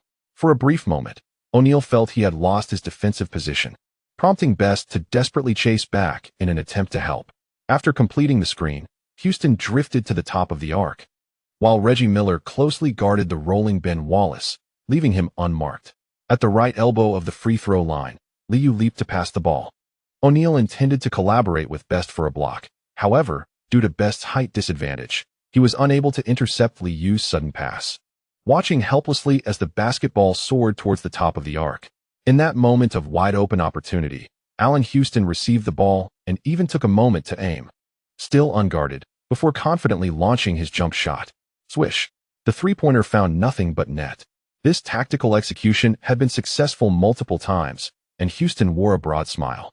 The more aggressively the opponent defended, the more open opportunities arose. Even with an awareness of the opponent's strategy, they remained incapable of stopping it. On the sidelines, Isaiah Thomas recognized the issue and glared at Best, declaring, "You'll be gone next season." Perhaps aware of his own shooting struggles, Reggie Miller continually signaled for the ball to be passed to the low post, where O'Neal resided. However, finding the right position to deliver the ball was no easy task, as Wallace, despite possibly lacking in finishing skills, was tenacious in positioning himself. After 22 seconds of offensive maneuvering, O'Neal, using a cross screen, finally managed to receive the pass in the left low post. Overcoming the switch on Lewis, he made a strong right-handed layup, the ball bouncing awkwardly into the basket. With the score at 40-65, the commentator, Marv Albert, began discussing off-court matters. Mutombo has been named this season's Defensive Player of the Year, and I am quite eager to see how the 76ers perform this year. They might prove to be formidable rivals for the Knicks, especially since the Pacers have struggled to find their winning form this season. The first round of the playoffs, a best-of-5 series, had the Knicks on match point with 2 home victories, essentially concluding the contest. Hubie Brown also believed the series held little suspense, adding, to contain Lee's impact, "The backcourt needs a stellar defender, but neither Best nor Reggie Miller can fulfill that role." Coach Thomas had nearly utilized a 7-man rotation tonight, and it seemed unlikely that Zaza Pachulia would start in the next game. The Twin Tower strategy had utterly failed. At this juncture, the Knicks had begun practicing their tactical plays, once again employing a 3-man pick and roll, This time with Grant Hill orchestrating at the top of the arc, Wallace continued with his fake screen before rolling down, while Liu delayed the defense of the pursuing O'Neal at the free throw line. Jalen Rose adeptly maneuvered through the screen, while Grant Hill, with the ball in his right hand, did not evade his defender but rather engaged in a drive towards the basket. Observing an opportunity presented by Ben Wallace, he deftly lobbed the ball toward the upper left quadrant of the hoop. The delayed response from O'Neal, hindered by Liu, rendered him incapable of executing a timely defense, whereas Best, though quick to react, found himself at a disadvantage due to his shorter stature, ultimately powerless against the airborne Wallace, who completed a powerful dunk. From the outset, the Pacers frequently resorted to the same strategy, yet they struggled to counter it effectively, particularly after Liu's involvement in off-ball screens left the defenders somewhat bewildered. As the game progressed, the Pacers managed to incrementally increase their score through the offensive efforts of Jalen Rose and O'Neal. The Knicks sharpshooters took turns participating in a series of three-man pick-and-rolls, with Grant Hill either driving or passing, leading to an exceptionally fluid offensive flow. Having just landed a mid-range jumper in the previous play, Jalen Rose returned to the court for another three-man pick-and-roll. This time, Wallace unexpectedly halted at the left elbow, while Liu swiftly repositioned himself near the free-throw line. As Jalen Rose pursued the suddenly accelerating Hill, he was caught off guard by a screen set by Liu. Best observed Hill breaking free from his defender at the right elbow and, instinctively, slid over to assist defensively. Liu seamlessly drifted to the top of the arc, whereupon Grant Hill immediately passed the ball, faking a shot, leaving Jalen Rose, who had switched onto him, completely off balance. Amidst the cheers, Liu took a lateral step and swiftly released a jump shot from the arc. Swoosh. The three-pointer found nothing but net. As Liu triumphantly raised his right hand in celebration of his successful shot, Isaiah Thomas, seated on the sidelines, promptly called for a timeout, his expression betraying his distress. The Pacers had been thoroughly dismantled by the same tactic, and the coaching staff would inevitably bear the brunt of the blame post-game. Jeff Van Gundy, who had been largely inactive, donned a smile while observing his team approach the bench, rising to applaud enthusiastically, exuding the demeanor of a seasoned coach. Due to Grant Hill's injury, the tactical synergy had not been extensively refined, yet their strategy remained effective against weaker opponents. Compared to Artest, the slightly diminished explosiveness of Grant Hill still allowed him to excel as a playmaker. Back on the bench, Liu wore an expansive grin, finding the playoffs to be even more manageable than the regular season. Ewing, from the sidelines, rallied the team, vociferously encouraging them not to relent, urging the substitutes to continue widening the score gap and impart a lesson to their opponents. With 2 minutes and 46 seconds remaining in the third quarter, the Pacers conceded defeat, as Isaiah Thomas could no longer bear to watch.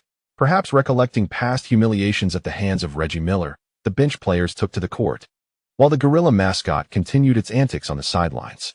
The quarter ended with a score of 22-30, and by the conclusion of the third, the score stood at 60-88. Ushering the game into garbage time. Liu had played merely 28 minutes, achieving 23 points, 3 rebounds, and 8 assists from 8 of 15 shooting, including 3 of 6 from beyond the arc and a perfect 4 of 4 from the free throw line. Allen Houston contributed with 14 points on 6 of 12 shooting, including 2 of 4 from three-point range. Grant Hill scored 12 points from 4 of 10, while Lewis added 10 points on 4 of 9 shooting, 2 of which were from deep. Observing the technical statistics, with 4 starters scoring in double digits, Albert, the coach, felt elated and remarked, "As long as the sharpshooters find their rhythm, the Knicks will be unstoppable." Hubie Brown noted that Ewing and Ben Wallace had collectively contributed 13 points by the end of the third quarter. From the bench, as players continued to score, he instinctively praised the bald-headed young coach. Coach Van Gundy has fully utilized Grant Hill's technical prowess. If not for injuries, I believe the Knicks' offense would be even more formidable. Perhaps we have overlooked his offensive talent. For this year's best coach, I would cast my vote for Coach Van Gundy. As the fourth quarter commenced, Jeff Van Gundy was in high spirits, despite the Knicks facing a season riddled with injuries. Securing 60 victories under such circumstances signaled that the Best Coach award was beckoning him. Eager to enhance his presence, Jeff Van Gundy stood on the sidelines with his arms crossed, occasionally shouting to express his immersion in the game. On the bench, assistant coach Thibodeau observed Lee and others sharing quiet laughter, glancing at the exuberant bald-headed young coach, reaffirming his thoughts, "I can be a head coach too." In the final quarter, the substitute Billups led with a flurry of missed shots, and while both teams engaged in lively play, the score rose rather sluggishly. Langley also made his postseason debut, and like in the regular season, the young giants of the Knicks took turns experiencing the atmosphere of the playoffs. As the game concluded, the score settled at 82-110, with the Knicks triumphantly defeating the Pacers, marking a victorious start to the playoffs. Although it was a lopsided playoff game, witnessing the Pacers lose by 28 points brought comfort to the New York fans, who did not forget to extend their regards to the struggling Reggie Miller, who scored only 10 points on 3 of 15 shooting and, upon walking towards the player tunnel, wore a grim expression while gesturing at the fans with an international sign. The crowd's jeers intensified in response to his gesture. Craig Sager, on the sidelines, felt the fervor of the New York fans, ignoring the cacophony of insults and focusing on interviewing Lee with a smile. "Lee, congratulations on winning this game. Could you discuss your remarkable tactics? I noticed you executed several successful plays during the match." Taken aback by the somewhat technical question, Lee smiled and replied, "This is all thanks to the coaching staff. We have frequently employed this tactical approach in previous seasons. The apparent changes are chiefly due to Grant's technical attributes. Coach Van Gundy has unearthed the potential of our lineup. This season, he is my choice for best coach." Hearing such a response, Craig Sager, clad in an orange and white checkered suit, paid little mind to it, instead chuckling heartily and complimenting, "The Knicks are the only team in the league to secure 60 victories. Perhaps we will soon witness Coach Van Gundy receiving accolades once again."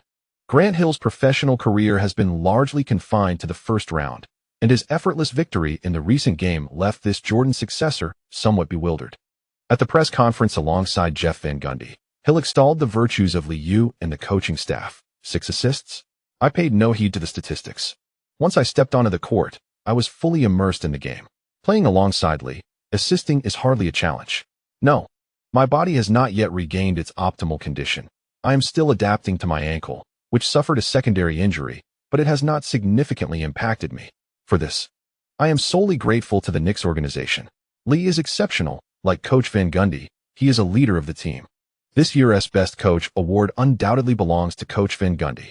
The New York media in attendance joined in the mutual admiration, with Jeff Van Gundy feeling euphoric, instinctively adopting a tactical retreat stance in response to one question after another, internally reveling in the thought, "The title of Best Coach is rightfully mine."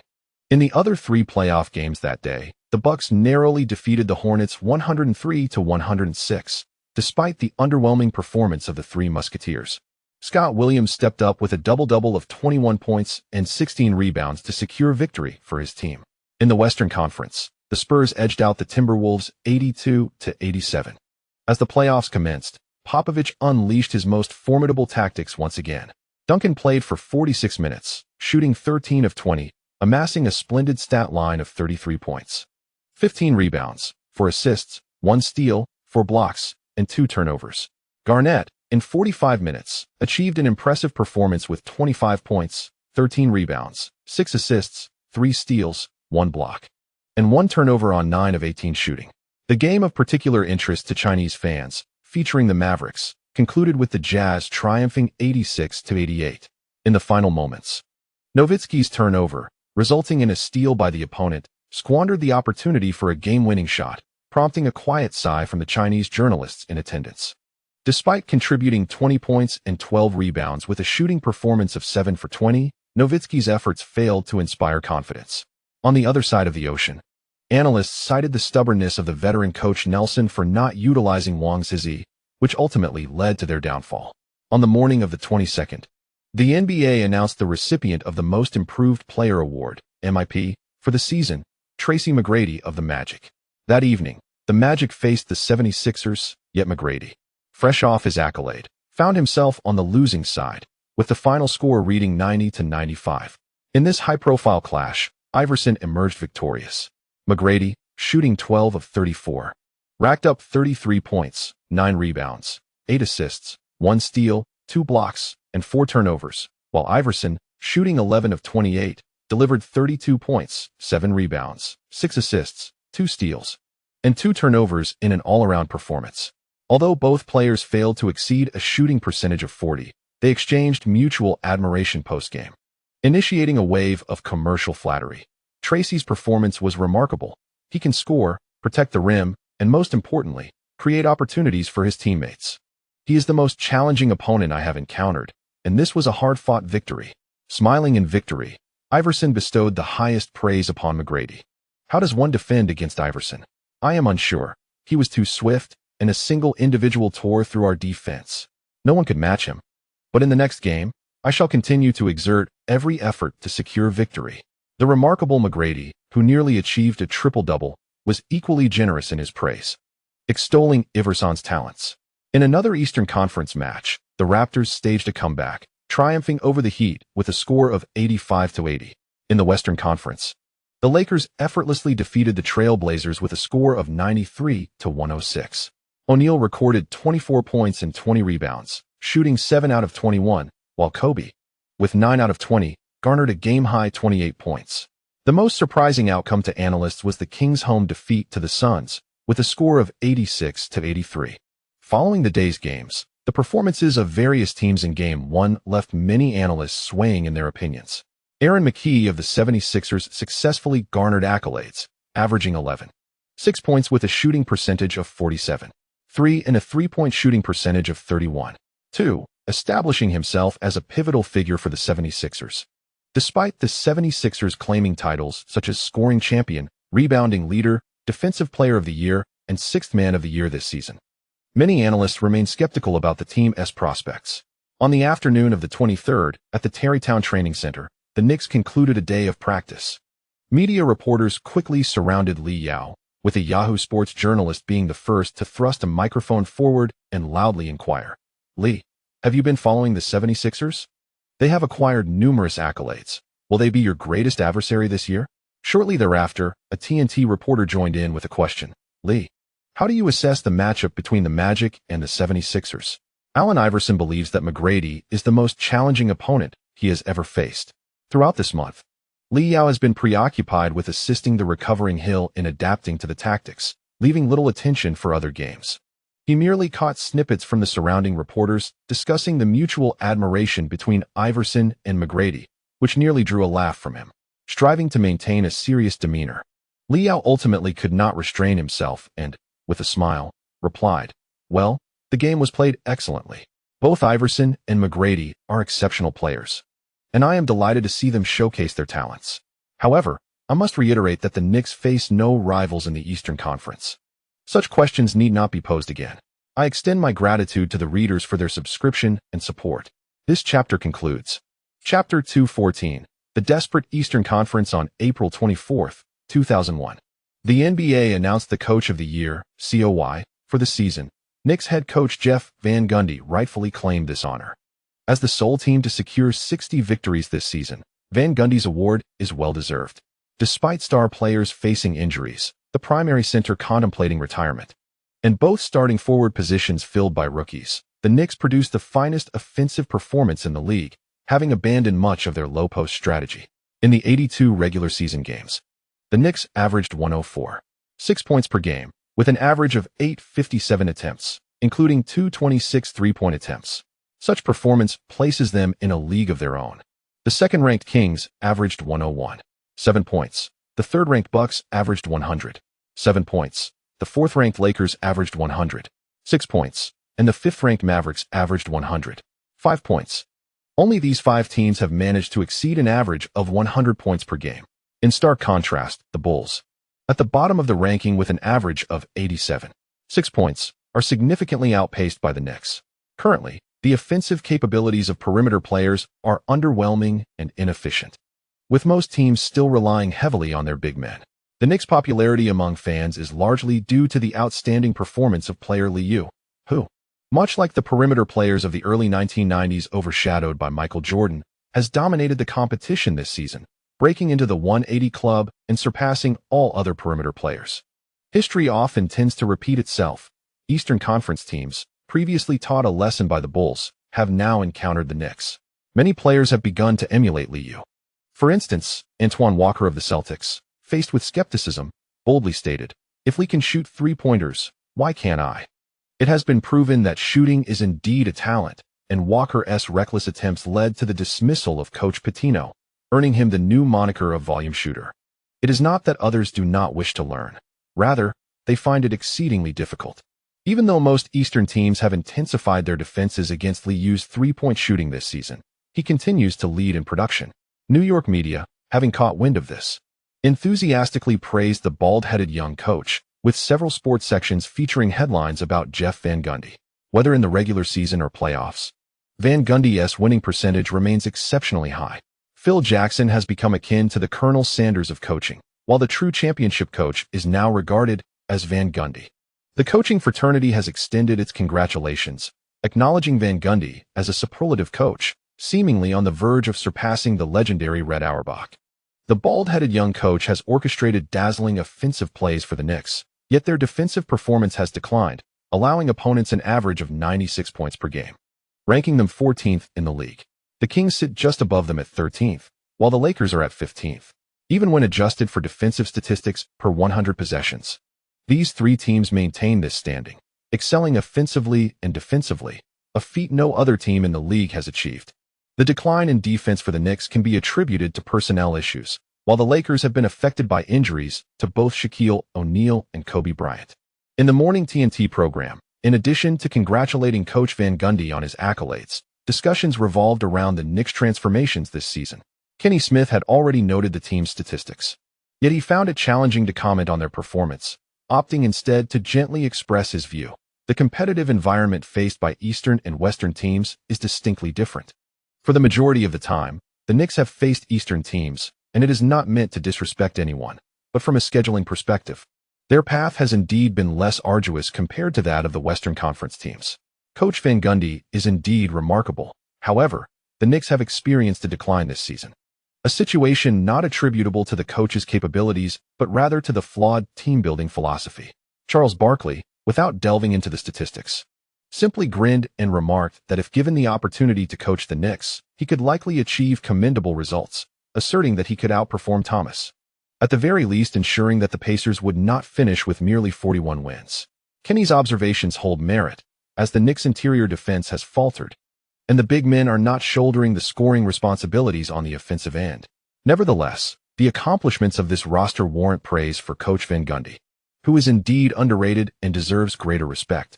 Following Earl Johnson's commentary on the bald-headed young coach, he proceeded to introduce Liu's impressive statistics. The league's best offense is undeniably bolstered by Li's performance. This season, within the three-point line, Li averages 135 attempts, while he has made a staggering 63 attempts from within 3 feet of the basket. His field goal percentage in the paint stands at an astounding 74.3, leading all backcourt players in both production and efficiency. Perhaps this explains the Knicks' tactical adjustments, as Li's finishing ability rivals that of most big men in the league. Upon hearing these statistics, Charles Barkley found himself somewhat speechless, ultimately resorting to generic platitudes. Eastern Conference teams must prepare themselves, as Li's scoring efficiency is likely to increase in the playoffs, and I cannot conceive of anyone capable of containing him. The first round, Game 2, officially commenced at 8 p.m. on the evening of the 24th. Prior to the match, Jeff Van Gundy received the Coach of the Year trophy at a press conference. The bald-headed young coach wore a perpetual smile, with not only New York media present, but also reporters from the Chinese Sports Daily, watching Jeff Van Gundy accept his award. Sue Kuhn joined the surrounding media in applause, while the younger staff members quietly expressed their grievances. Had Van Gundy been at the helm of the Mavericks, perhaps Wang Zizi would have received more opportunities. Old Nelson is far too obstinate. It's perplexing that Nowitzki, with a mere 30 shooting percentage, continues to start. Many of the younger staff members had only recently begun following the NBA, and Sue Kuhn did not intervene in their complaints, feeling somewhat discontented with Wang Zizi's treatment. The finest young player from China has played only a handful of games at the end of the regular season with the Mavericks, which does not align with the fans' expectations. An even more intriguing phenomenon is that, due to the 76ers amassing numerous accolades this season, the ensuing hype has introduced Chinese fans to the rebellious Allen Iverson. While Liu is merely a gearhead, Iverson embodies a fashion icon. In stark contrast to the Knicks, who strictly adhere to a dress code, Iverson's chains, dreadlocks, oversized casual suits, and indomitable spirit have garnered him a substantial fan base across the ocean. When Liu appeared at the press conference clad in training attire, he presented a gift to the bald-headed coach, a customized Rolex watch. Despite receiving a top salary, Jeff Van Gundy, apart from his tailored suit, possesses few luxury items. When presenting a gift, Liu playfully remarked, "Coach, I hope you appreciate everyone's sentiment. Don't forget to replace your Toyota as well. You know it hardly aligns with the team's ethos." The New York media erupted in laughter. Frequent visits to the Tarrytown Training Center reveal that amidst a plethora of luxury vehicles in the parking lot, there is always a distinctive Toyota compact. Jeff Van Gundy embraced Liu and returned to his seat, humorously responding, "I promised to get a new car during the off-season. My apologies for dragging the team down all these years." The balding young coach has often pledged to change his vehicle, yet each time hesitates to part with his money.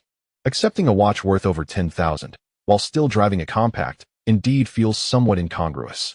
The Chinese media failed to grasp the humor. Su Kun sighed as he observed Liu's retreating figure, realizing that some aspects are simply beyond reporting.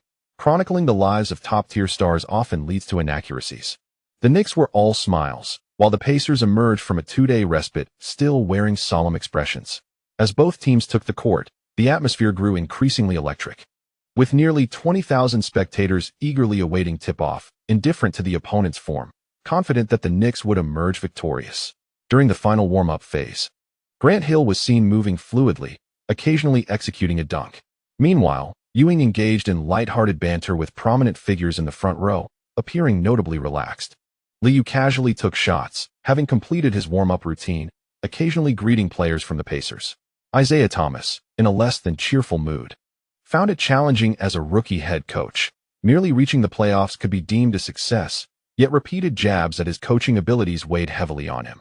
Once the game commenced, both teams entered into a fierce scoring battle, with the Pacers abandoning their deliberate pace, launching outside shots whenever opportunities arose, and attacking the rim in transition. By the second quarter, Isaiah Thomas was in a full-blown fury, constantly shouting from the sidelines in an effort to rally his players.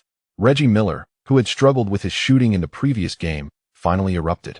Observing Miller catch the ball on the left flank beyond the three-point line, he faked a move, took a dribble, and executed a forceful jumper that found its mark, provoking a chorus of boos from the arena. With a perfect shooting record of 4 for 5 in the second quarter, Miller let out a primal roar as he retreated on defense, venting his pent-up frustration. His performance was exceptional. Throughout the contest, he had only missed 2 shots. With a first-quarter tally of 7 for 9 and maintaining his momentum in the second, the commentator, Marv Albert, could only marvel at the stark contrast to his previous game, where he struggled. "Let's go Knicks." The fervor of the New York fans intensified, their cheers growing louder. As the baseline play commenced, Liu swiftly passed the ball to Grant Hill before even crossing half-court. Once again, the Pacers resorted to a mindless double-team strategy, which, in contrast to a complicated switch defense, seemed better suited for a big man like Shaquille O'Neal. As Lewis positioned himself in the left elbow area, Ewing shifted to the right elbow. On the sidelines, Isaiah Thomas vociferously urged Best to maintain tight defense, "Stay with your man. Keep an eye on your matchup." Even in the absence of the coach's vocal admonitions, the diminutive Best was already closely shadowing Liu. As they approached the left wing, Best, disregarding his own positioning, relentlessly tugged and maneuvered, wholly focused on defending Liu. At the top of the arc, Jalen Rose did not closely guard Grant Hill, allowing a step of space while loudly signaling his teammates to sustain their matchups. On the right wing, Allen Houston suddenly made a lateral cut, initially utilizing Ewing's defense to evade Reggie Miller, then moving toward the free throw line before swiftly darting off the baseline, circling behind Lewis to create separation. Liu simultaneously sprang into action, initially charging toward the left baseline, then abruptly darting outward, leveraging Ewing's screen as he sprinted toward the right wing. Both players were in motion, but ultimately, an opportunity arose for Liu. On the right wing, without waiting for Liu to receive the ball, Ewing immediately descended, causing Shaquille O'Neal to hesitate, as the gorilla repeatedly capitalized on opportunities, preventing him from promptly contesting Liu's position. Observing his teammates' indecision to switch defensive assignments, Best had no chance to shout a warning before Liu, receiving the ball on the right wing, made no adjustments, pivoted slightly, and swiftly launched a three-point shot from beyond the arc swish. The three-pointer fell cleanly through the net. With 2 minutes and 46 seconds remaining in the half and the score widening, the Pacers bench stared blankly. Despite Reggie Miller's exceptional performance, they remained unable to equalize the score. The cheers ringing in their ears reminded the Pacers that they were still trailing. After receiving the baseline ball, Best found himself once again matched up against Liu, causing a significant slowdown in their offensive pace. After a frenzied half of basketball, Miller was now gasping for breath, having traversed the baseline repeatedly, still failing to find an opportunity as he moved to the right wing. At this moment, O'Neal requested the ball in the low post on the left side, exuding confidence in the face of Ewing. Upon reaching the left wing, Best, under Liu's interference, delivered a poor-quality lob, preventing O'Neal from catching the ball in a comfortable position. Near the left block, upon receiving the ball, O'Neal immediately faced the basket, without much hesitation, using his left hand to cradle the ball before forcefully backing into Ewing, pushing toward the left side of the rim, and then leaping explosively, drawing a foul from the Gorilla. Ewing, whose lateral movement had slowed, appeared somewhat flustered against the young center's assault. Seizing the opportunity during the opponent's free throw, Jeff Van Gundy swiftly substituted in Ben Wallace, offering a word of encouragement. "Pat, take a good rest." Due to Wallace's 2 early fouls in the first quarter, Ewing was compelled to play longer in the second quarter. Upon returning to the bench, he could not help but breathe heavily. Despite the Pacers' vigorous pursuit of points, the Knicks remained largely unperturbed. O'Neal missed his second free throw, muttering a curse before hastily retreating to defend, neglecting to pursue the offensive rebound. Croshill swiftly followed Lewis across half-court, while Ben Wallace secured the rebound and passed it to Grant Hill, who, along with the others, surged forward with determination. At the top of the arc, Liu, having maneuvered to the left wing, moved laterally away from the three-point line to receive a handoff from Grant Hill. Confronted by the double team of Jalen Rose and Best, Liu executed a lateral step, drawing the defense, and then swiftly pivoted to return the ball to Hill on the left wing. With no defender in front of him upon receiving the pass, Hill opted not for a three-pointer but instead took 2 decisive dribbles forward, stopping abruptly in the left block to execute a jump shot that found its mark. The ease of the score brought a smile to Grant Hill's face, as the mid-range shot near the free throw line remained a reliable option. The score now stood at 48-56, with the gap continuing to widen. In the commentary booth, Hubie Brown shook his head at this development, noting that there was no need for an aggressive defensive strategy so far from the three-point line. To close the gap, the Pacers needed to focus on defensive details, and Coach Thomas would have to make further adjustments at halftime. As he spoke, Jalen Rose utilized a screen from Shaquille O'Neal on the right elbow, cutting sharply towards the basket. Ben Wallace slid backwards, leaping in concert with his opponent in the paint. Realizing he could not shake off his defender, Jalen Rose attempted to draw a foul, twisting his body mid-air, but it proved futile, as his left-handed layup was emphatically swatted down by Ben Wallace. The arena erupted with excitement at the sight of Jalen Rose hitting the floor. Lewis regained possession and immediately flung the ball forward. Best, noticing Liu accelerating beside him, could only pursue desperately. As Liu retrieved the ball, Best made a hasty attempt to grab him, engaging in physical contact. The two found themselves on the right wing, where Liu suddenly halted and executed a rapid behind-the-back dribble. In a flash, he switched to his left hand, performed an in-and-out move, faked right and drove left, using his body to generate momentum, swiftly pivoting on his right foot. Best lost his defensive position entirely, and as Liu seized the ball with his right hand, any attempt by Best to recover was thwarted by a deft swipe from Liu, who then charged towards the basket. The speed of Liu's movements left the fans barely able to react. They only witnessed Best awkwardly losing his defensive stance as Liu broke through to the basket, leaping off both feet, ball in hand, to deliver a thunderous dunk. The crowd erupted with a roar as the score shifted to 48-58, marking a double-digit lead, sending Madison Square Garden into a frenzy. In the midst of a fast break, Liu, grinning as he retreated on defense, returned to half-court and noticed Reggie Miller seemed to be struggling. He playfully quipped, "Reggie, it might be time to retire. You'd make a great commentator." Miller, shaking off Liu's embrace with a growl, prepared to run again. Faced with the Knicks' alternating defensive assignments, the veteran Miller was indeed feeling the strain after a full minute of play without rest. Despite his attempts to run back, Liu remained closely behind him. With 14 seconds of the shot clock expiring and the play breaking down, Croshill made a strong drive into the right block against Lewis, but his layup attempt failed to find the net. Once again, Ben Wallace seized the defensive rebound, and observing the swiftly retreating Pacers, he promptly passed the ball to the awaiting Grant Hill. Accelerating along the left sideline, Hill chased after the opposing players as he crossed half-court. Pausing slightly beyond the three-point line, he drove towards the basket, shouldering past the sliding Jalen Rose, and made a swift cut towards the left wing. Unable to completely shake off his defender, Grant Hill suddenly executed a behind-the-back pass, allowing Ben Wallace, who was trailing in the middle, to receive the ball and leap skyward. Shaquille O'Neal, demonstrating his own prowess, managed to disrupt what seemed to be a certain dunk. Without voicing any complaints to the referee, Wallace landed, quickly jumped again, and snatched another rebound before swiftly tossing the ball to the top of the three-point arc. Upon receiving the pass, Liu positioned the ball in his right hand, facing the approaching defender, Best. After a swift dribble between his legs, he shifted his body to the left and executed a significant change of direction. Best, still sliding to the right, stumbled, unable to adjust his defensive stance in time, allowing Liu to glide past him effortlessly. At this moment, the Pacers had just completed their defensive assignments, and the recently involved O'Neal was still scanning the court. In the blink of an eye, Liu soared within the paint, directly in front of the basket. With a powerful leap, he disregarded O'Neal's attempt at a second block, grabbing the ball with his right hand, colliding with the defense. His head nearly level with the rim, and forcefully slammed the ball into the hoop. The rim reverberated with a thunderous sound as Liu executed a breathtaking dunk over his opponent. The Madison Square Garden erupted in a frenzy, with fans rising to their feet in exhilaration.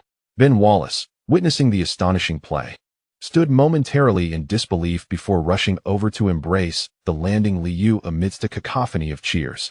Just as he was about to bask in the glory, Liu was enveloped by his teammates, all equally electrified by the unexpected dunk.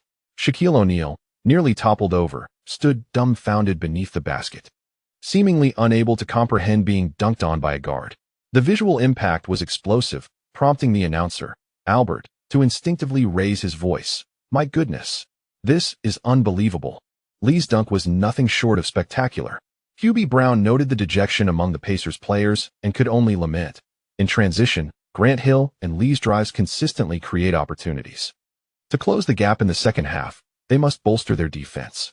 With just over a minute remaining, both teams began to line up at the free throw line. And at halftime, the score stood at 50-62, with the Knicks leading by 12 points. Reggie Miller had an impressive first half, shooting 11 of 14, including 2 of 3 from beyond the arc and 3 of 4 from the line, amassing 27 points. However, the thought of trailing by double digits left the veteran Miller fuming as he made his way to the players' tunnel. Meanwhile, Liu had played only 16 minutes, shooting 8 of 12, with 1 of 3 from three-point range and 4 of 4 from the free throw line, totaling 21 points, 2 rebounds, 6 assists, 1 steal, and 1 turnover. Artist, walking towards the players' tunnel, shouted beside Liu, still exhilarated from the dunk. The expressions of both teams reflected their emotions clearly. After the commencement of the second half, the once formidable Reggie Miller found himself utterly subdued, relentlessly pursued by defenders, and unable to shake off their grasp. Meanwhile, Jalen Rose commenced a rather lackluster display, missing shot after shot. On the sidelines, head coach Isaiah Thomas could only watch as the Knicks surged forth with unrelenting counterattacks, his vocal encouragement proving ineffectual.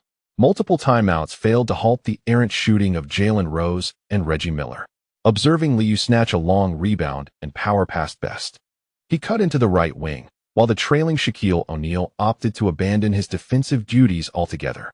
Jalen Rose retreated beneath the basket, where he witnessed Liu launch the ball towards the upper left corner of the hoop, leading to a soaring, two-handed dunk by Grant Hill, who effortlessly snatched the ball midair.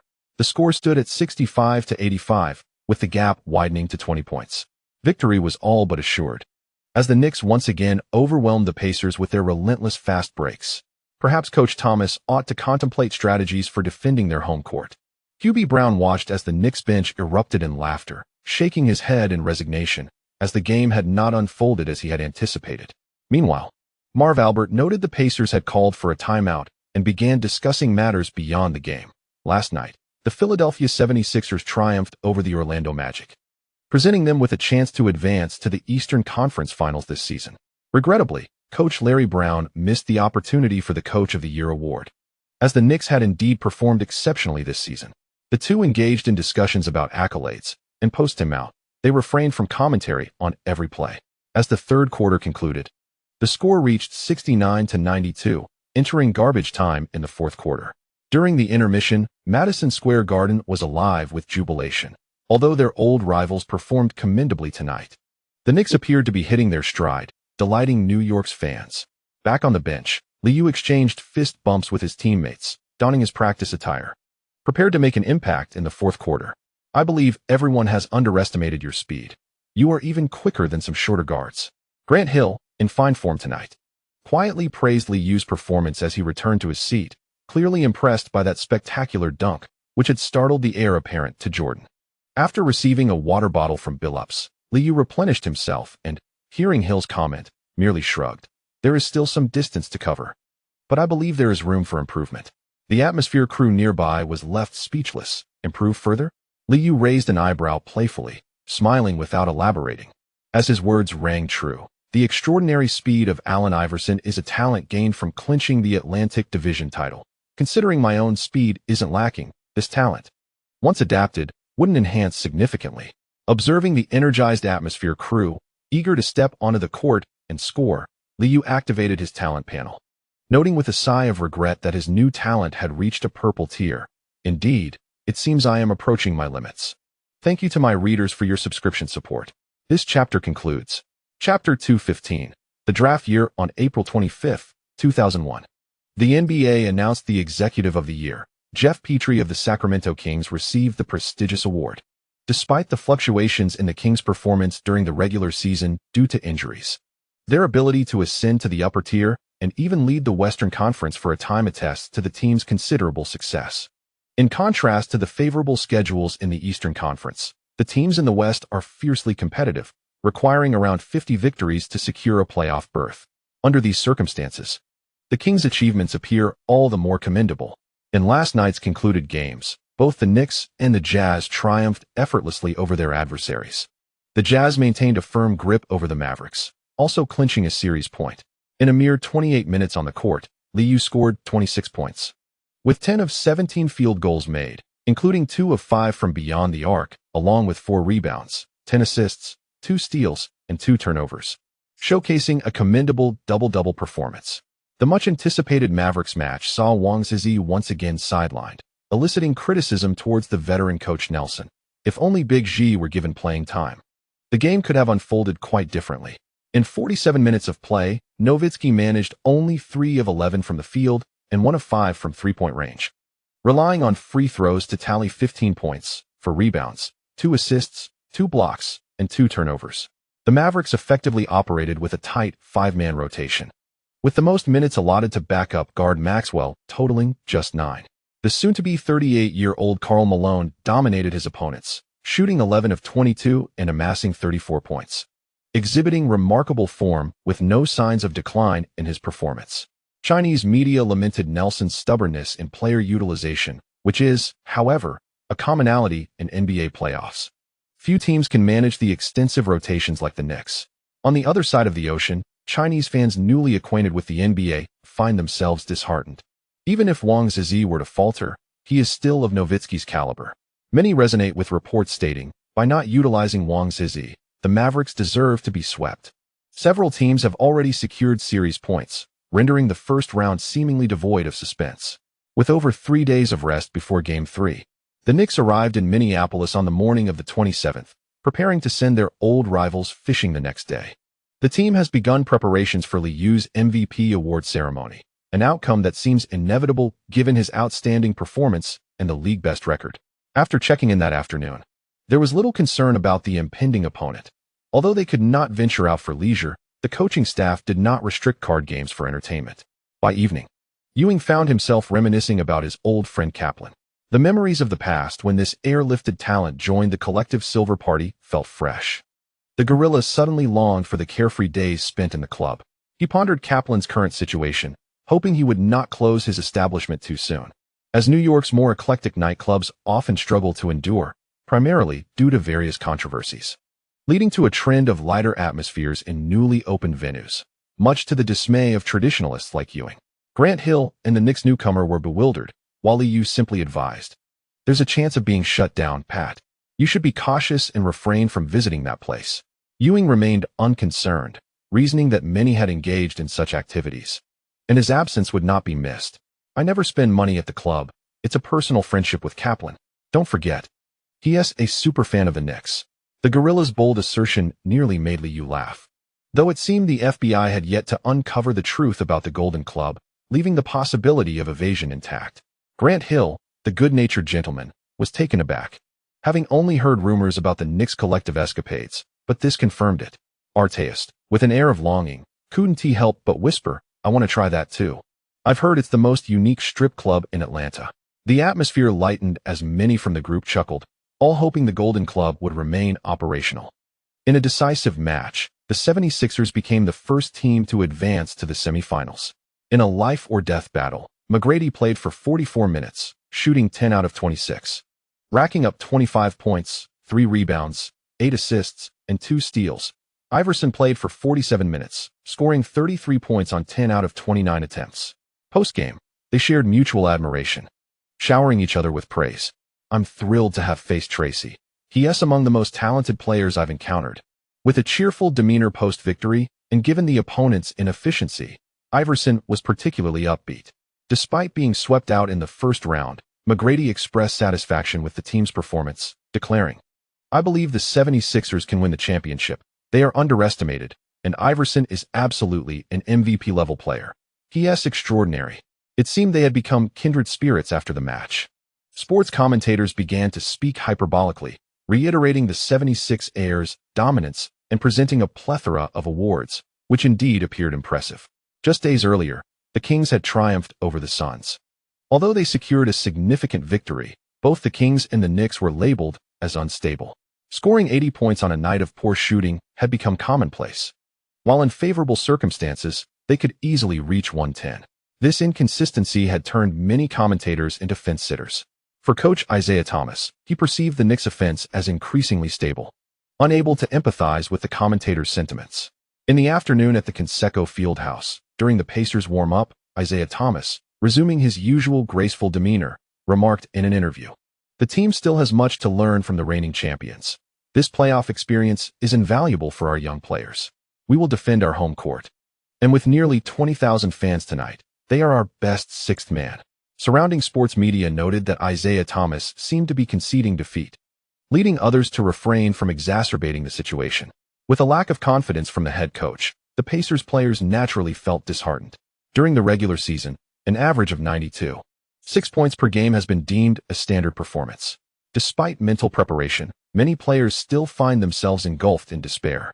Perhaps, for teams in the Western Conference, the offensive prowess of the Knicks appears inflated. However, in the Eastern Conference, it is a tangible display of dominance. Reggie Miller, approaching the age of 36, consistently encourages his teammates in the locker room, yet mere words from the veteran carry little weight. In the realm of basketball, actions speak volumes. And it is evident that the elder statesman struggles to contain the Knicks' backcourt, while their offensive output surges, leaving them faltering by the fourth quarter. Relying on Reggie Miller to elevate their performance is currently a futile hope. Even with unwavering determination, the team's consistent heavy losses leave them utterly disheartened.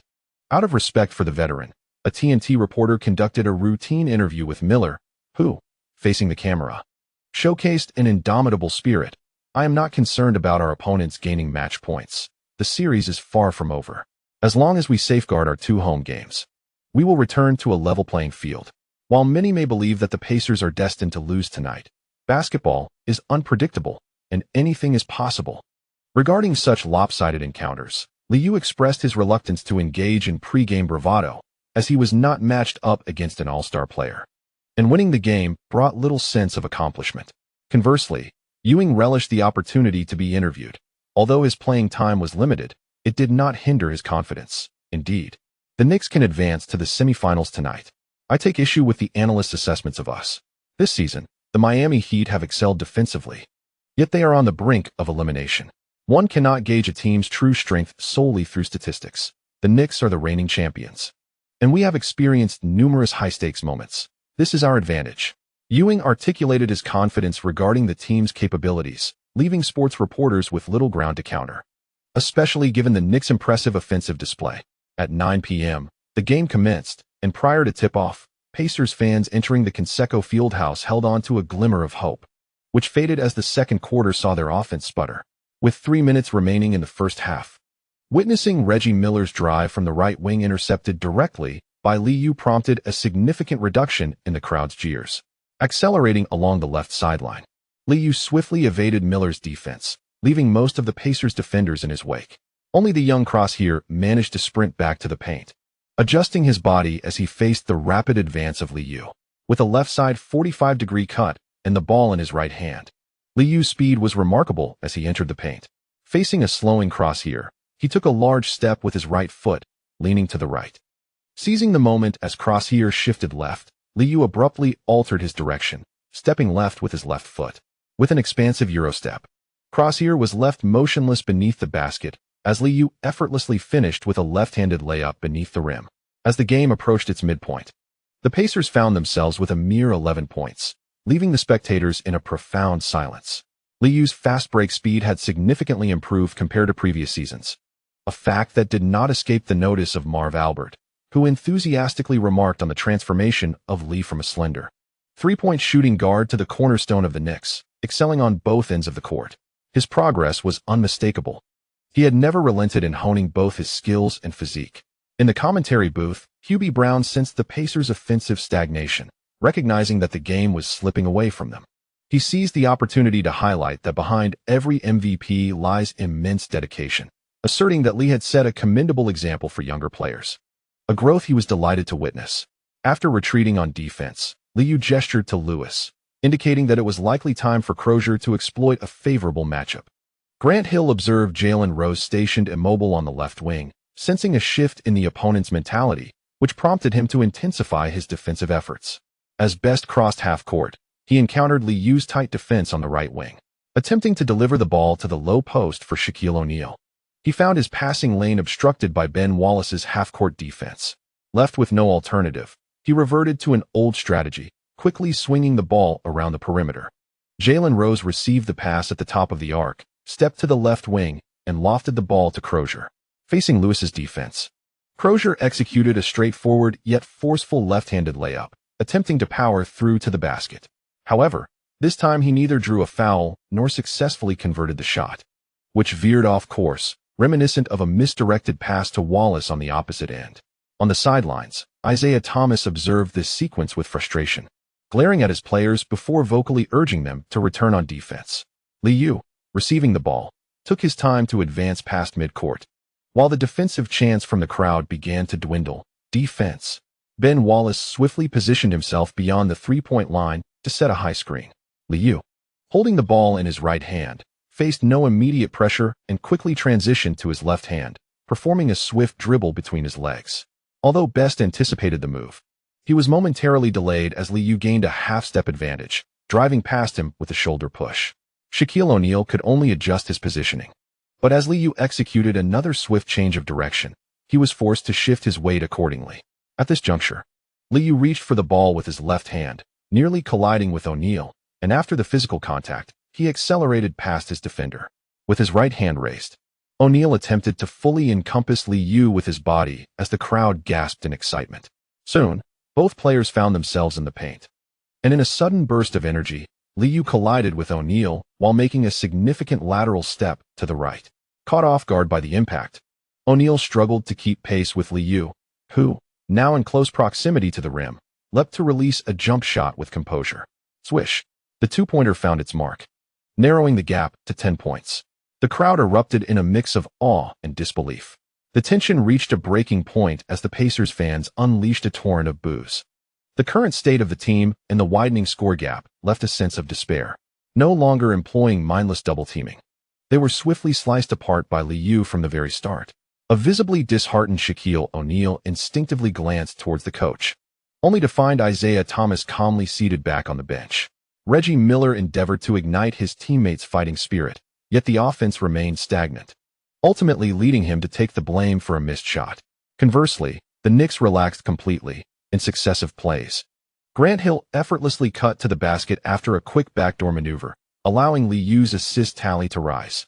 Having just sunk 2 free throws, Reggie Miller was still directing his teammates into position on defense when Allen Houston suddenly accelerated into the right wing. Liu had just executed a pick and roll with Lewis at the left elbow, briefly shaking off Best's grip, and with a flick of his left wrist, delivered a bounce pass straight to the basket. Upon receiving the ball, Allen Houston immediately halted, faked out Reggie Miller, and banked the shot in. The whistle blew, and the ball went in. A triumphant response. Allen Houston stood beneath the basket, exuberantly shouting at Reggie Miller, then joyfully high-fived Liu in celebration. This remarkably simple play allowed the Knicks to score efficiently. Hubie Brown, sensing the increasingly silent atmosphere, succinctly remarked that the Pacers ought to adhere to the Game 2 strategy, as communication issues plagued their defense tonight. Play-by-play commentator Marv Albert felt that the game's outcome was already decided, noticing both head coaches seated back on the bench. He diplomatically stated that he hoped the Pacers' young players could mature swiftly. In the final minute, scoring remained a struggle for the Pacers, relegated to relying on free throws. The score stood at 56-41 as the halftime buzzer echoed through the Conseco Fieldhouse, transforming it into a veritable library. A jubilant Ewing embraced Liu with laughter, as the crowd made their way toward the players' tunnel, devoid of boos or jeers, after years of falling to their old rivals. The Pacers fans seemed to have grown accustomed to it. As the second half commenced, perhaps unable to tolerate Shaquille O'Neal's lackluster performance any longer, Isaiah Thomas opted for a small ball lineup. Al Harrington, called upon in a moment of need, faltered on offense and was subsequently exploited on defense.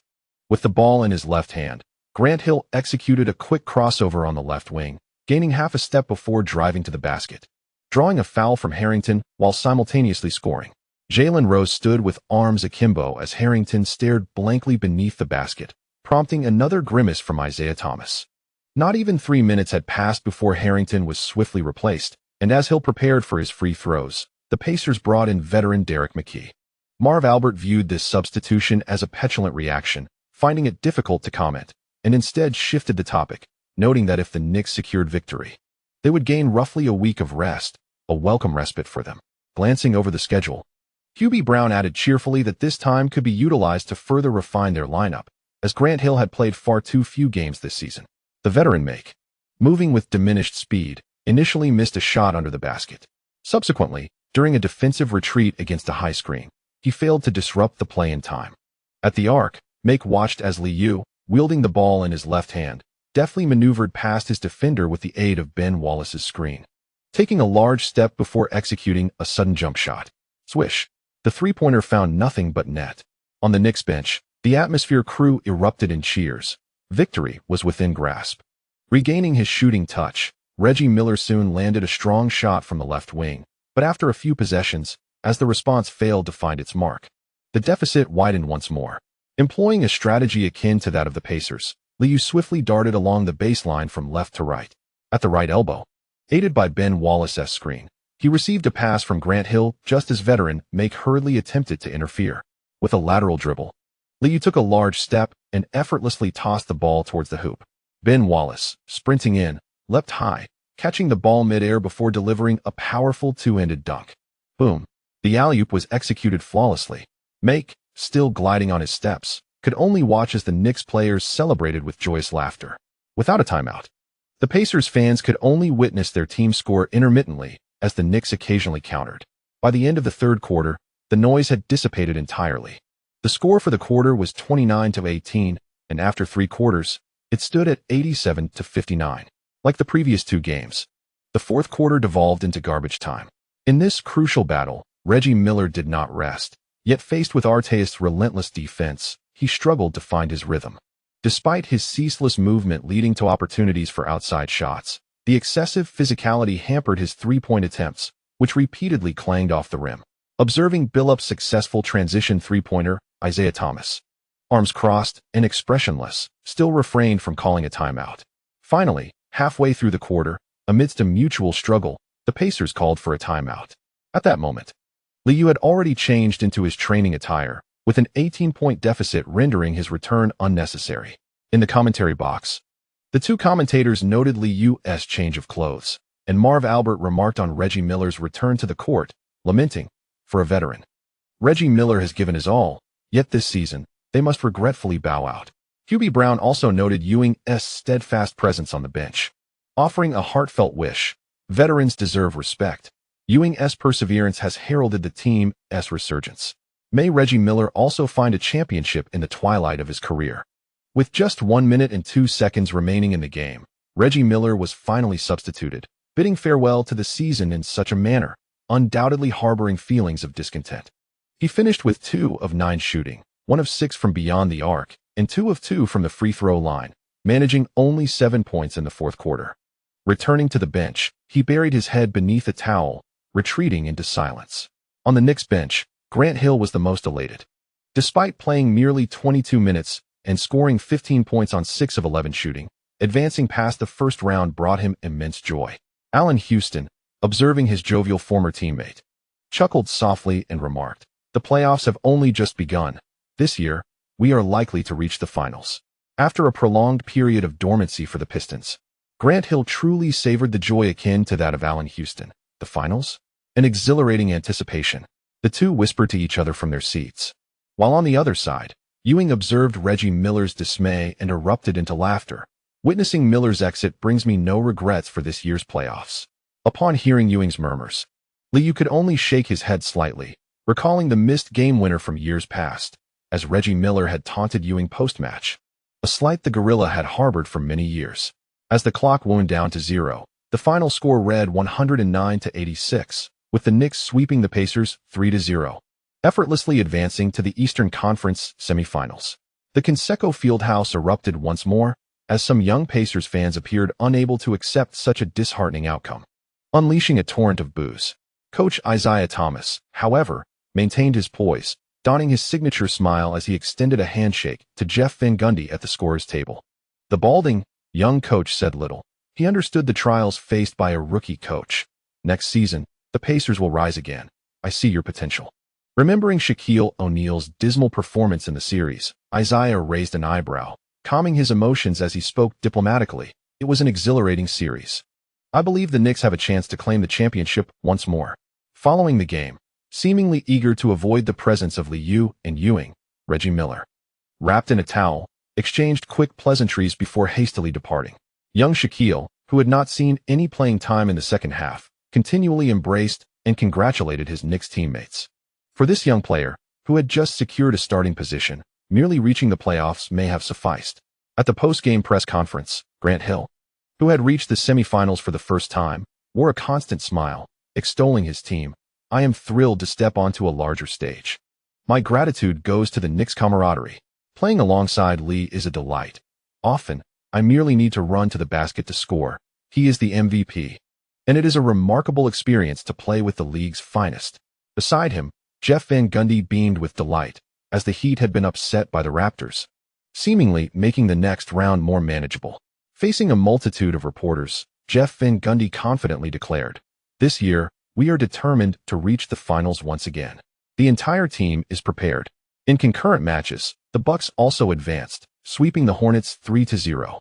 In the Eastern semifinals, the Bucks will confront the 76ers, with both teams poised to exert their utmost efforts to reach the Eastern Conference Finals. In the Western Conference, the Timberwolves and Mavericks each claimed a victory on their home turf. Dirk Nowitzki, who played the entire game, made a powerful comeback, scoring 33 points and grabbing 10 rebounds. The perseverance of veteran Nelson bore fruit, while Chinese media could only sigh quietly, as Wang Zizi once again failed to see playing time.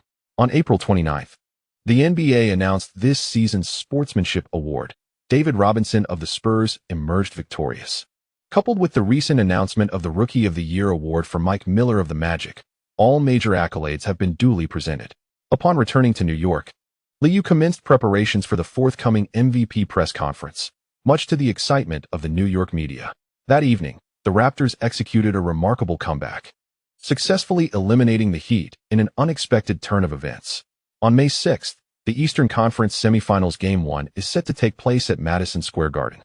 As May unfolds, General Manager Glenn Feld continues to prepare for this year's draft lottery. While the Knicks' own first-round pick is destined to be the 29th overall, the protection period for the Bulls' first-round pick has expired, generating considerable anticipation among all. In the draft year of 2001, the most coveted players were 3 towering high schoolers, Kwame Brown, Tyson Chandler, and Eddie Curry, all standing at an impressive 2.10 meters. These prodigies began to make their mark in the league, leading to a growing acceptance of high school draftees. While New York fans were beaming with joy, Chicago fans were nearing despair. Eddie Curry, beloved by fans from Chicago's South Side, was a local treasure. They had hoped to select this hometown giant, only to watch the Knicks acquire their first-round pick. On the morning of the 1st, at the Tarrytown Training Center, following a video session, Jeff Van Gundy returned to his office to peruse the scouting reports. With the retirement of the Gorilla coinciding with a pivotal draft year, the Knicks find themselves in urgent need of their next Patrick Ewing. As he reviewed the profiles of the three high schoolers, Van Gundy nodded appreciatively at their exceptional talent. While the likelihood of securing the first overall pick appeared slim, obtaining a spot within the top 5 seemed attainable. The Knicks scouts had particularly highlighted Tyson Chandler, who, compared to his counterparts, exhibited remarkable defensive potential. The bald-headed young coach grew increasingly satisfied. He was confident that, over the course of 3 seasons, he could mold the 2.16-meter giant into a formidable defensive anchor. Assistant coach Tom Thibodeau also expressed his approval of Chandler, as the role of a big man on the Knicks revolved around defense and rebounding, making this rookie an ideal fit. As the coaching staff engaged in hushed discussions, General Manager Glenn Feld entered the office and handed Van Gundy another dossier. "Jeff, take a look at this rookie. He has been performing exceptionally well in the Spanish League." Upon seeing the profile of Pau Gasol, Van Gundy furrowed his brow. While undeniably talented, he did not align with his vision for team construction. "We require a big man with outstanding defensive capabilities. With Lee, Houston, and Grant in place, interior players are unlikely to receive ample opportunities. He may be excellent, but European big men often require time to adjust to the NBA, which does not meet our aspirations." The bald-headed young coach politely declined, prompting a resigned shake of the head from General Manager Glenn Feld, who gently reminded him, "Gasol has shown impressive offensive skills in the Spanish League, and the management is quite fond of him. He is quite the handsome lad. Thank you for your support, dear readers." End of chapter. Chapter 216. The impact of the MVP. In early April 2001, the NBA League received a proposal from the board, with most teams eager to implement new rules for the upcoming season. However, where there are proponents, there are also dissenters. Jerry Buss and James Dolan deemed the proposed regulations as mere provocations that jeopardized the interests of the teams. The debate, which commenced at the beginning of the month, lingered on until mid-April, following the conclusion of the regular season, without reaching a consensus.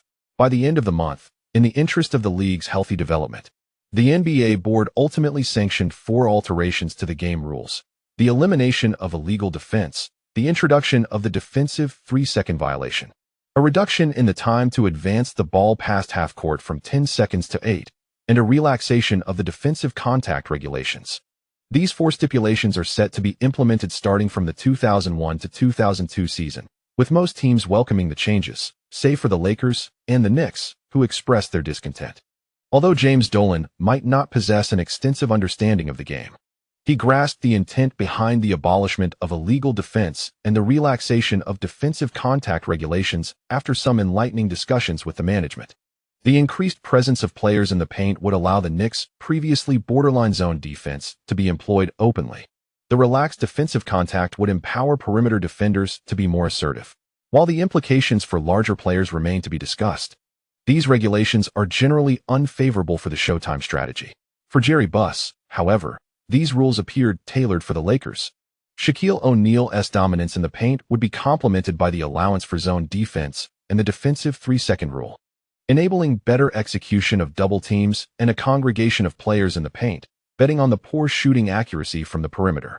On Thursday, May 3rd, major sports media outlets formally educated fans about the rule changes, yet the response was tepid, as most seemed indifferent to these intricacies.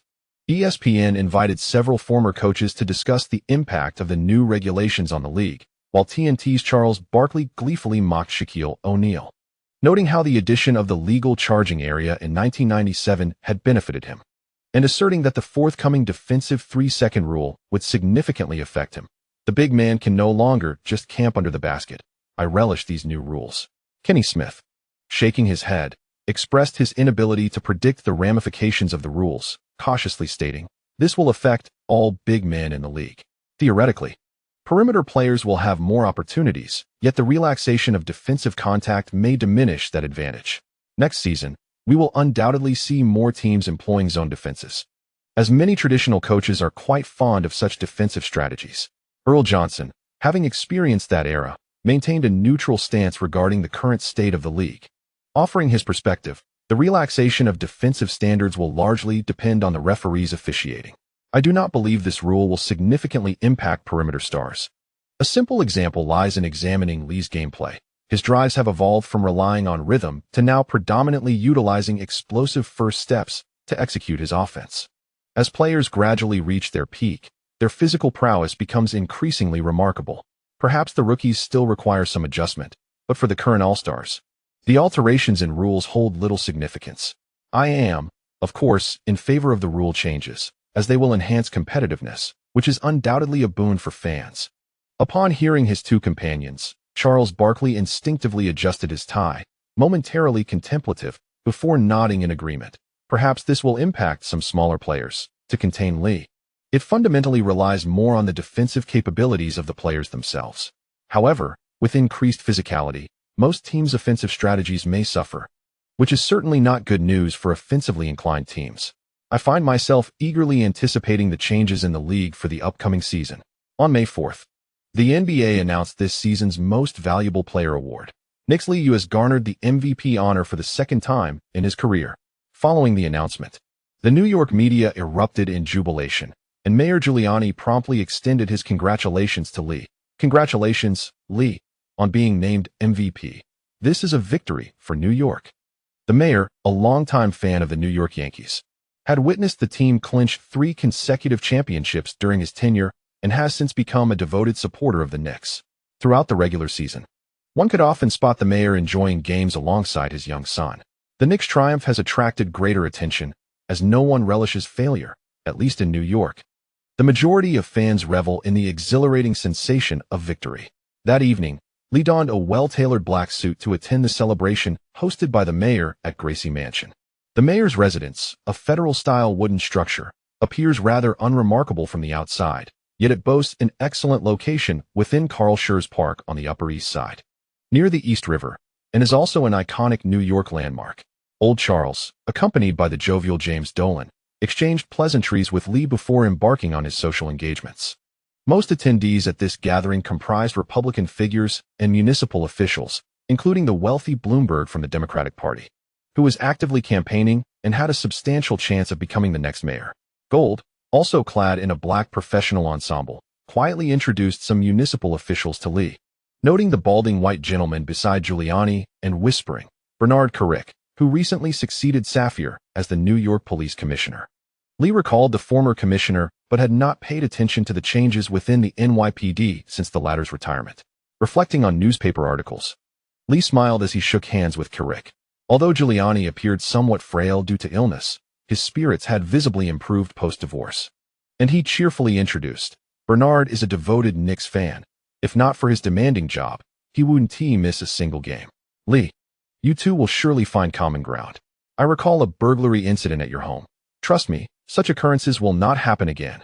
Hearing the mayor's jest, Bernard Carrick responded with a smile and a promise. Indeed, we will continue to uphold New York's safety. The Upper East Side is undoubtedly the safest part of Manhattan.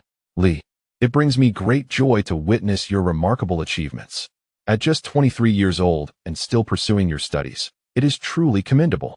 Reflecting on the public's perception of this successor, Lee joined in with compliments, stating, I have always had faith in the police force of New York, of course. I understand the challenges faced by grassroots officers. If needed, my foundation is willing to contribute.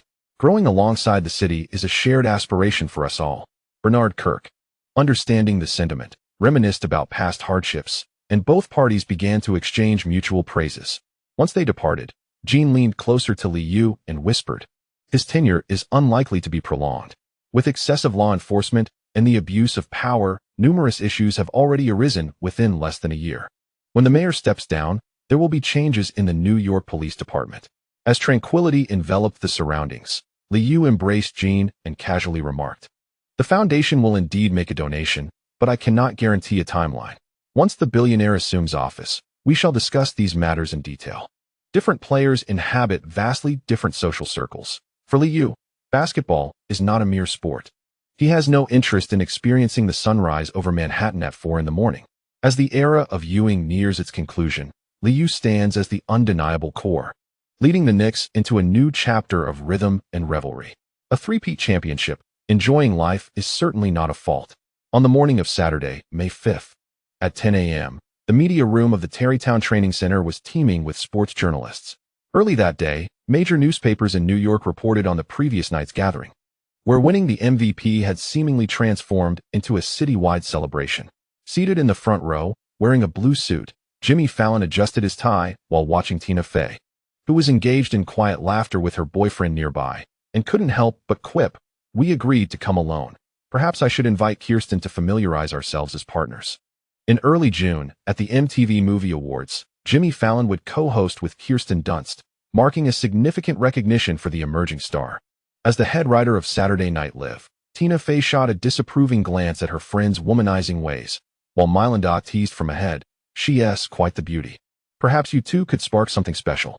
Kirsten Dunst, soon to portray the lead in Spider-Man, was indeed a striking young woman at the tender age of 19. A time of unparalleled beauty. After being playfully teased, Jimmy Fallon merely chuckled, much like Liu, as everyone adored the youthful charm of the 18-year-old protege, Kristen Ritter, who sat beside Mylanda, sighing quietly. Her modeling career had not flourished as hoped, and breaking into the film industry proved challenging compared to those who began as child stars. Sensing the young woman's mood, Mylanda wrapped her arm around Kristen's shoulders and cheerfully remarked, "Alice is also beautiful. I simply adore dark-haired girls." Observing the blush on Kristen's cheeks, Gene helplessly patted Mylanda's thigh, reminding her that the press conference was about to commence. With a smile gracing his face, NBA Vice President Robert Stein approached the podium. Gazing at the throng of reporters gathered below, he first caressed the small trophy before announcing in a resounding voice, "It is an honor to witness this historic moment alongside all of you. Let us welcome the three-time Finals MVP, the youngest MVP in NBA history, and a true superstar of the league, Clay Lee." On the right side of the stage, Jeff Van Gundy and the Knicks, clad in elegant black attire, led the applause. Robert Stein, well acquainted with Lee, had greeted him at the championship awards ceremonies year after year. Dressed in a tasteful light blue suit, Lee embraced the vice president before stepping to the podium, nodding in acknowledgement to the venerable Charles and his son in the front row, as well as Mayor Giuliani. After surveying the audience, Lee touched the trophy, adjusted the microphone, and with a smile proclaimed, "I am thrilled to receive this recognition from all of you. I adore this trophy and the exhilarating chase of history. Basketball has transformed my life. For a child growing up in Albuquerque, achieving success in New York feels utterly surreal. I owe my gratitude to Uncle Varga and my dear brother Nacho. Their care has allowed me to thrive." In the audience, Manuel Varga, who had spent the majority of his life in New Mexico, felt his eyes moisten upon hearing Lee's words. Having recently moved to Tribeca, his current life felt like paradise. Nacho, who had been active in Connecticut, merely smiled, while Mike appeared lost in thought, reminiscent of his own son at Lee's age. After a poignant reflection of gratitude towards the Knicks organization, Lee lightheartedly commented on the recent changes in league rules. "I have taken note of the league's announcements and the discussions that have ensued. Here, I assure the fans of New York that the Knicks will remain unaffected. The new regulations will enhance the excitement of the games, and the MVP will not be constrained by them. We will continue to secure resounding victories. Success will forever accompany New York." The New York media erupted in applause. In the early 1990s, the Knicks had suffered greatly, and now it was their turn to relish the sentiments once felt by their former rivals, the Bulls. As the crowd settled, Lee concluded earnestly, "Once again, I extend my gratitude to the opponents of the Knicks. They have played a pivotal role in shaping who I am today. This second MVP trophy in my career serves as a tremendous encouragement. I hope my rivals will strive even harder and not let me get too far ahead."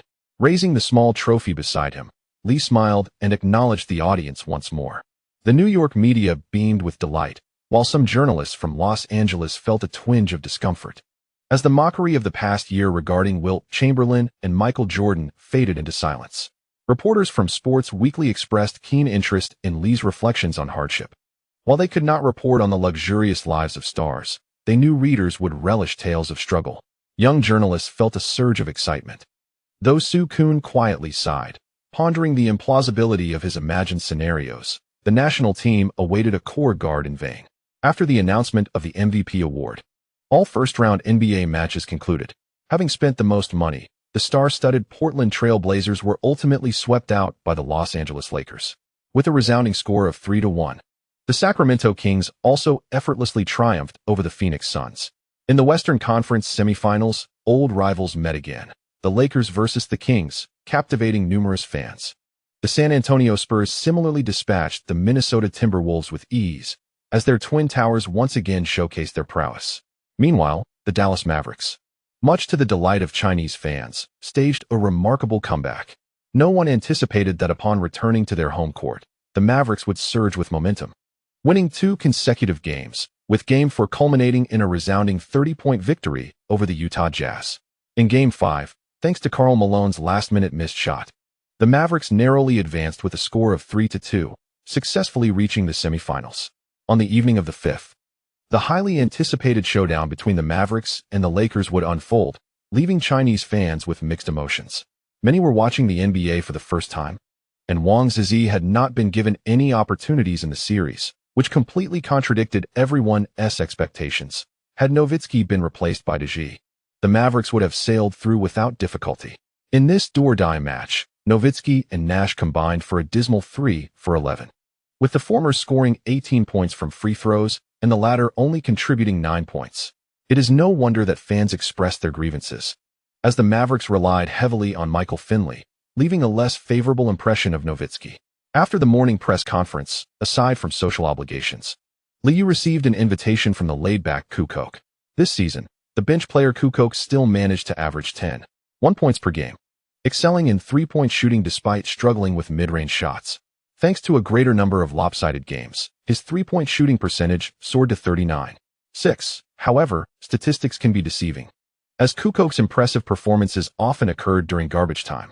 Shortly after 1 p.m., Liu accompanied Kukoc to the renowned Jean-Georges French restaurant. Noticing that Kukoc had chosen a restaurant he favored, Liu playfully remarked, "You certainly put a lot of thought into this. It seems this endeavor must not be easy." Touted as the finest French restaurant in all of New York, dining here was undoubtedly not inexpensive. Kukoc shrugged and quietly stated, "At any rate, it's not my bill. I'm merely the messenger. Everyone is just eager to hear your thoughts." The illustrious agent Herb Ludiai founded the Inter-Performances Agency, which signed Kukoc. Most European players entering the NBA opt for this agency, which has been trusted by European athletes for over 23 years. The current president flew to New York, accompanied by several American executives, and the group enjoyed a delightful meal, without any mention of work-related matters. Once the meal concluded, and only the two were left, Kukoc reintroduced the topic. Inter-Performances is keen on bringing Pau Gasol to New York. Entering the NBA requires a buyout fee, and the Knicks are the most favorable option. As you know, the team is quite generous. Gasol is a Spanish prodigy, with a playing style somewhat akin to mine, but his draft prospects far exceed my own. It appears that Coach Van Gundy has a preference for Tyson Chandler, and thus, we are eager to hear your thoughts on the matter. There is no need for a direct response. Simply withholding a refusal will suffice for everyone to discern the outcome. We are all emerging from Europe, and I am merely lending a small hand. Upon hearing the circumstances, Liu was taken aback. The lottery draw is not scheduled until mid-month, and the Bulls' first-round pick remains uncertain in its ranking. With nearly 2 months to go, this advance notice indeed seems quite early. Liu furrowed his brow in contemplation and ultimately replied succinctly, "Let us discuss this matter after the lottery ceremony concludes, as we cannot influence the league's drawing process." Cook, upon hearing that Liu did not outright decline, felt a surge of optimism and jestingly remarked, "I guarantee the Wizards will secure the top pick. The league will favor Macau. Should they continue to lose, Macau's patience will be utterly exhausted."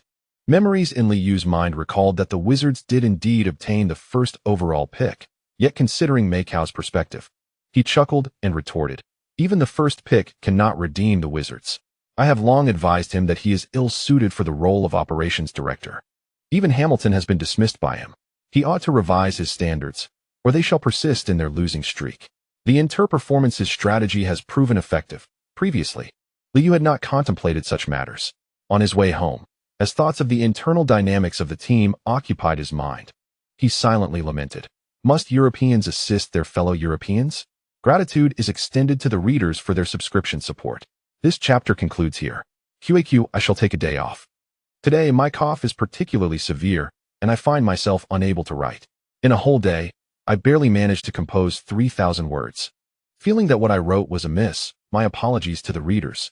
Following the Double 11 sales event, I shall gradually compensate for the words I owe this month. Indeed, health is the foundation of all endeavors, thus I can only take a day off. Chapter 217. The Nemesis of Renowned Coaches on May 6, 2001, at Madison Square Garden. President David Stern reveled in the vibrant atmosphere, his spirits notably uplifted. Liu was awarded the regular season MVP, and league officials need not board flights. As the ceremony was held at their doorstep, with the arena filled with jubilant cheers, enthusiastic New York fans had arrived early. As the Eastern Conference semifinals were set to commence at 7 p.m. that evening, Raptors head coach Lenny Wilkens wore a serious expression.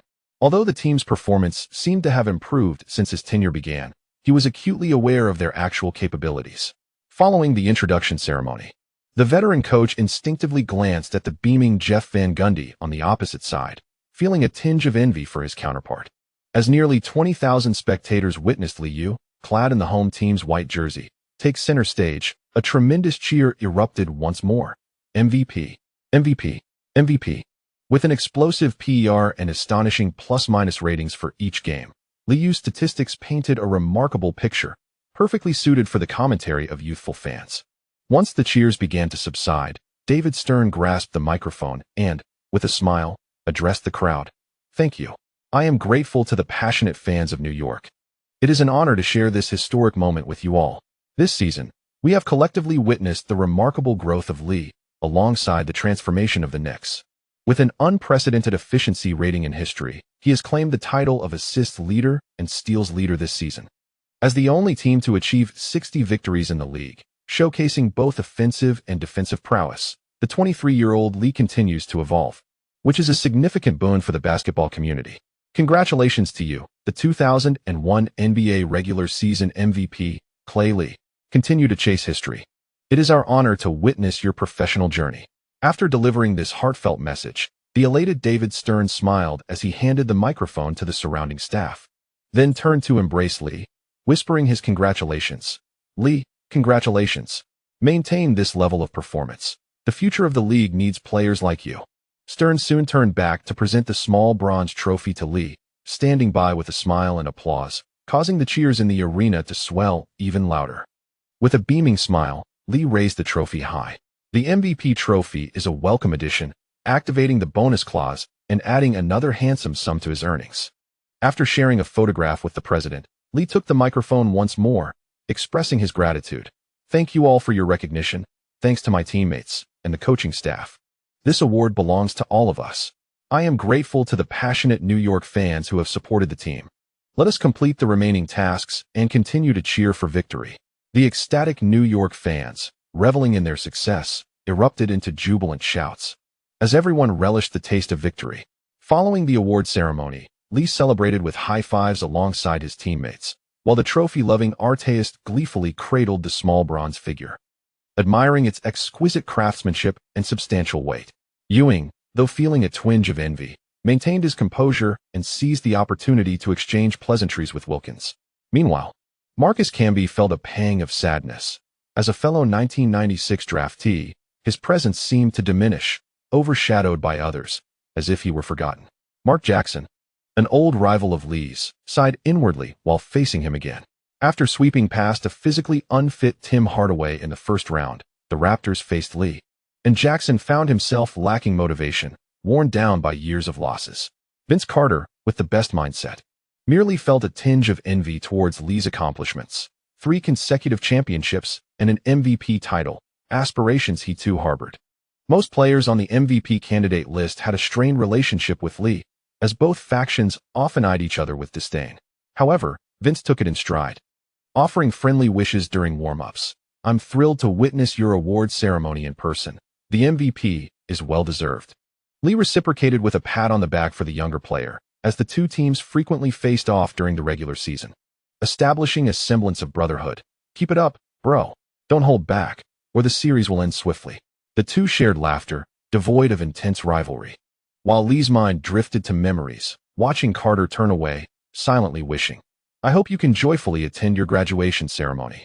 In the NBC commentary booth, Bob Costas expressed his sentiments, remarking on the youthfulness of 23 years, which felt exceedingly tender. Most significantly, within the Eastern Conference, he foresaw that Liu would frequently grace the finals in the future. As a seasoned commentator, Costas was acutely aware of the current dynamics of the league, recognizing the strength of the West compared to the East. Like many analysts, he did not anticipate the Raptors posing a considerable challenge to the Knicks. Coach Wilkins had maintained his lineup, with Mark Jackson and Vince Carter in the backcourt, supported by Morris Peterson, Marcus Camby, and Antonio Davis in the frontcourt. Doug Collins, upon hearing his partner outline the roster, swiftly added his analysis. The Raptors exhibited remarkable athleticism, with Jackson orchestrating the team's rhythm, a blend of youth and experience that contributed to their sweeping victory over the Heat. Coach Van Gundy also preserved the starting lineup from the first round. And with Grant Hill's return, the Knicks had become more formidable in their counterattacks. To secure an away victory, defense would be paramount, presenting a significant challenge for the Raptors. Prior to the game, the two commentators engaged in a thorough analysis, despite Antonio Davis being selected for the All-Star game this season. Discussions about the Raptors' prowess predominantly centered around Vince Carter. Contrary to their expectations, Carter started slowly, and after more than 2 minutes into the game, the Raptors had yet to score. Defense. With the opponent also struggling to find the net, the defensive fervor intensified. In a traditional offensive play, Carter swiftly maneuvered along the baseline, positioning himself in the right block to receive the ball. Liu's interference proved minimal as Jackson moved the ball with remarkable speed. In the moment that Allen Houston closed in defensively, Carter caught the ball and executed an aggressive drive towards the basket. The Raptors spread out, with Camby positioning himself near the free throw line. Carter, using his left foot for a series of probing steps, quickly released the ball with his left hand. Driving forward with purpose, Houston attempted to block him, and after a physical confrontation, Carter noted that Ewing had shifted to the low post. After a couple of decisive steps, he pivoted sharply on his right foot, returning to the right block, drifting right before executing a fadeaway jump shot. Bang! Another miss. The rebound ricocheted, and Antonio Davis, with swift reflexes, rushed to secure the frontcourt rebound, disregarding Ewing, and ascended forcefully. The imposing gorilla in the paint reacted promptly, swatting the shot away, prompting gasps from the crowd, yet Camby managed to tip it away for a second chance. Observing the impending threat of another rebound for the opponent, Lewis tightly guarded his adversary. After a second leap, leveraging his positional advantage, he painstakingly secured the defensive rebound. At this juncture, the Raptors had completed their retreat, and the Knicks' counterattack faltered once more. Carter's shot clanked off the rim, yet the Raptors' two big men scrambled fiercely, their straightforward tactics effectively stalling the game's tempo. Let's go Knicks. Although they found themselves in a half-court offense again, the fans remained undeterred, continuing to cheer passionately. As the match commenced, the opposing team launched 2 aggressive incursions, prompting Liu to accelerate his offensive tempo upon discerning their intentions. Ewing, stationed just beyond the three-point arc, found himself accompanied by Antonio Davis at a high position. Lewis maneuvered to the right corner, compelling Marcus Camby to step out, yet he remained vigilant, frequently glancing over his shoulder to assess the situation. On the left flank, Grant Hill paused, while Allen Houston awaited the ball at the left corner. The Knicks had adopted a 5-out strategy as they crossed the half-court, a tactical shift that even caught the Raptors off guard despite their prior preparations. Mark Jackson, noticing the movements behind him, seized the moment as Liu swiftly circled behind the ball, switching to his left hand and accelerating with a lowered shoulder, ready to navigate through the screen. Ewing provided an impeccable screen, and at that juncture, Liu executed a sudden, rapid spin after switching hands. Despite his age, Mark Jackson attempted to push through Ewing's thigh to maintain his position, but Liu's explosive acceleration allowed him to bypass Jackson with ease. Confronted by the shifting defense of Antonio Davis, Liu swiftly changed direction at the three-point line, lowering his center of gravity while adjusting his stride. After gathering the ball with his left hand, he surged toward the basket with great strides. In the paint, Antonio Davis struggled to slide over as he witnessed Liu execute a graceful pivot. Momentarily at a loss for balance, he instinctively called out for his teammate, Marcus Camby. Reacting with remarkable speed, quickly positioned himself beneath the basket, leaping high to await Liu. Yet, in the midst of his rapid breakthrough and turning motion, Liu maintained exquisite control over his body, deftly passing the ball to the right corner amidst the double team. Camby, now airborne, suddenly realized that the ball had vanished from Liu's hands. He hesitated, opting to secure his position for rebounding instead of pursuing the defense. Lewis, receiving the ball with no defender in front of him, took a moment to aim for the hoop before executing a steady jump shot. Swish. The three-pointer sailed through the net, igniting a fervor in Madison Square Garden as Lewis had already sunk 2 three-pointers in quick succession, signaling a potential rout. Coach Wilkins, standing at the sidelines, immediately called for a timeout, his brow furrowed in frustration. They had failed to manage the tempo of the game despite their attempts at aggressive rebounding within a mere 12 seconds of offense. Observing the slightly winded Mark Jackson, the Raptors' coaching staff felt a sense of helplessness. They required the veteran to regulate their offensive rhythm, yet defensively, they felt overwhelmed. The atmosphere in the arena brightened again, while Doug Collins furrowed his brow in quiet disapproval, commenting, "That was not a wise defensive choice. Marcus Camby should exercise more caution." Bob Costas, also recognizing Jackson's predicament, suggested aloud, perhaps it would be prudent to switch defensive matchups earlier, allowing the forwards to guard Lee. Doug Collins subtly shook his head. Anyone familiar with the Knicks' regular season play would know that once a smaller guard defends the corner, the strategy devolves into mismatched isolation plays. With his height advantage, Allen Houston has exhibited a remarkably high shooting percentage in turnaround jump shots from the near baseline this season, when matched against shorter opponents. The only recourse is to hope for missed shots. The Raptors opted against substitutions, and Coach Wilkins maintained a serious demeanor, continuously signaling tactical gestures as the players returned to the court. After a series of ball movements along the perimeter, Carter received the ball on the left wing, faked right, drove left, and effortlessly released the ball with his left hand. After taking 2 large steps, he suddenly halted and launched a long 2-point jumper. Swish. The ball sailed through the net without touching the rim. Instead of pursuing low-post offense, the strategy capitalized on Carter's athleticism, enhancing his receiving position, while Coach Wilkins made minimal adjustments, still opting for Carter as the primary scorer. Upon the Raptors scoring, the Knicks quickly initiated a baseline inbounds play. Mark Jackson immediately took on the defensive assignment against Liu, only to realize he was falling behind the pace. With the ball in his left hand, Liu surged towards the center, abruptly stopping before crossing half court, executing a rapid behind-the-back dribble, switching to his right hand before accelerating again. In a sudden stop and jump, Mark Jackson nearly lost his defensive position. Once past half court, Liu promptly passed the ball to the advancing Grant Hill. The moment Hill received the ball, Liu swiftly moved right, seamlessly receiving a handoff. Observing his teammates' lapse, Maurice Peterson instinctively shifted to assist defensively, leaving Grant Hill on the left wing completely unguarded. Without waiting for the double team to converge, Liu leapt and lobbed the ball. Grant Hill caught it, and as Peterson rushed back to defend, he was easily bypassed.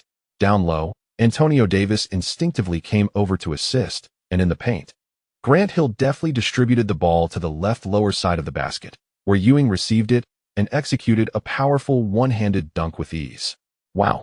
This exquisite play ignited cheers from the New York fans in attendance, and Jeff Van Gundy on the bench couldn't help but smile and clap along.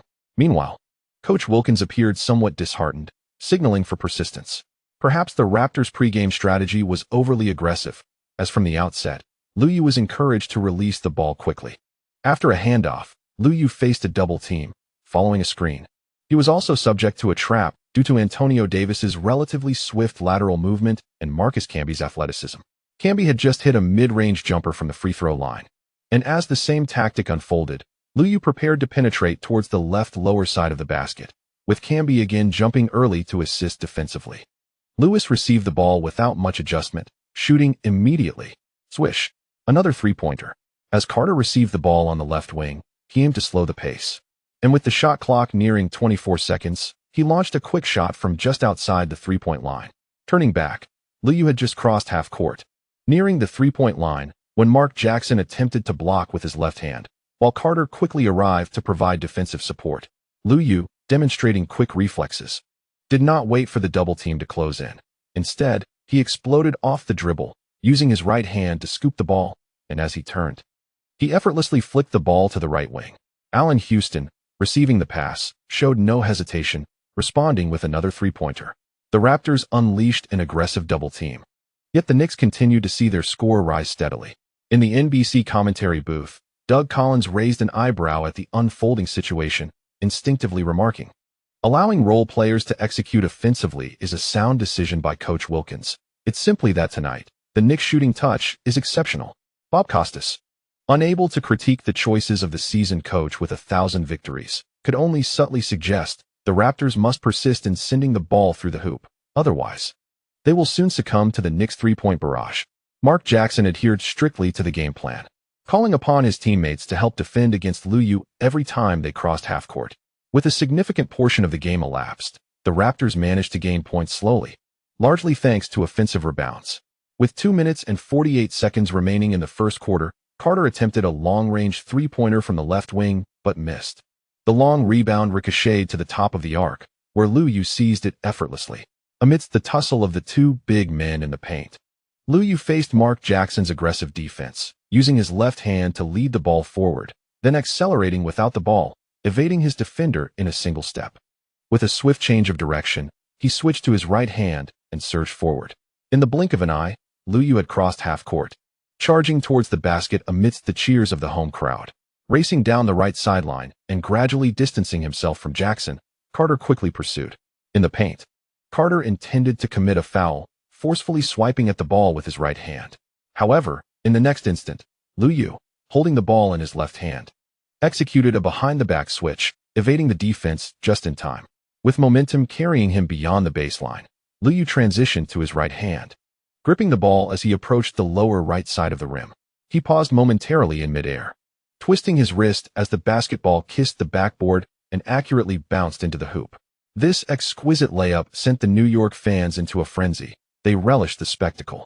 Yet, with a score of 15-26, the Raptors seemed to fall into a scoring drought, failing to register points for several minutes. Observing Liu retreating with a smile, Carter felt a sense of urgency. Upon receiving a pass from Mark Jackson, he immediately lowered his shoulder and accelerated to break through from the right wing. Allan Houston, trailing by half a body length, did not rush to slide over. Instead, he maintained physical contact and closed in on the basket to leap for a block. Ewing, who had been lying in wait beneath the rim, also jumped to provide interference. Amidst their encirclement, Carter experienced a collision in midair, twisting his body while gripping the ball with his right hand. He hovered momentarily, waiting for the two defenders to begin their descent before releasing the ball towards the backboard. This remarkably graceful, one-handed shot in the air elicited gasps from the New York fans, but unfortunately, his touch was off tonight. The referee blew the whistle as the basketball clanged off the rim. Upon landing, Carter was visibly frustrated. The Knicks' defense was a relentless siege. Should he choose to break through on the perimeter, Lewis would constrict near the free-throw line. Ewing remained steadfast, unmoved despite Antonio Davis scoring consecutively in front of him. Having already accrued 2 fouls, the Gorilla was substituted by Ben Wallace during an inbound play. Jeff Van Gundy waved his hand, and Artest replaced Grant Hill. Soon, Carter would again experience the intensity of tight defensive coverage. Excessive hand movements and the relentless tugging provoked him to voice his grievances to the referee. However, such protests bore no fruit and only fueled Artest's tenacity. Following a series of missed shots from both sides, Liu seized a long rebound at the free-throw line, prompting the substitute Alvin Williams to hastily retreat on defense. Without delay, Liu surged forward, while Del Curry trailed Allan Houston towards the left wing. Carter hesitated briefly, but ultimately followed Artest to the right wing. The towering figures continued their frantic rush towards the half-court. Liu, holding the ball in his left hand near the three-point line, executed a swift in-and-out dribble. With a slight pause, he feigned right and darted left, accelerating once more, leaving Alvin Williams, who was still adjusting his balance, in his wake. Gaining a positional advantage, Liu gripped the ball with his left hand and, taking 3 giant strides past the free-throw line, charged forward as Alvin Williams instinctively reached out to pull him back. Just as the referee's whistle pierced the air, Liu, leaning to one side, tossed the ball towards the hoop while exclaiming, "My bull!" Swish! The whistle blew, and the ball went in. A resounding cheer erupted around him, momentarily bewildering Alvin Williams, who found himself unable to halt Liu's momentum. Regaining his composure, Williams spotted his coach giving a thumbs up and mustered some encouragement for himself. Yet, shortly thereafter, Carter's attempted pass was intercepted by Ben Wallace, allowing Liu to surge forward once again. In the throes of defense, Alvin Williams instinctively aimed to commit a foul. On the left wing, after retrieving the ball with his left hand, Liu immediately decelerated, coming to a sudden stop. He skillfully executed a crossover dribble, switching to his right hand, and once again performed an in-and-out maneuver. As his body swayed left, he unexpectedly surged forward, hoping to draw a foul. However, Alvin Williams, having learned from experience, deftly slid backward to avoid being faked out.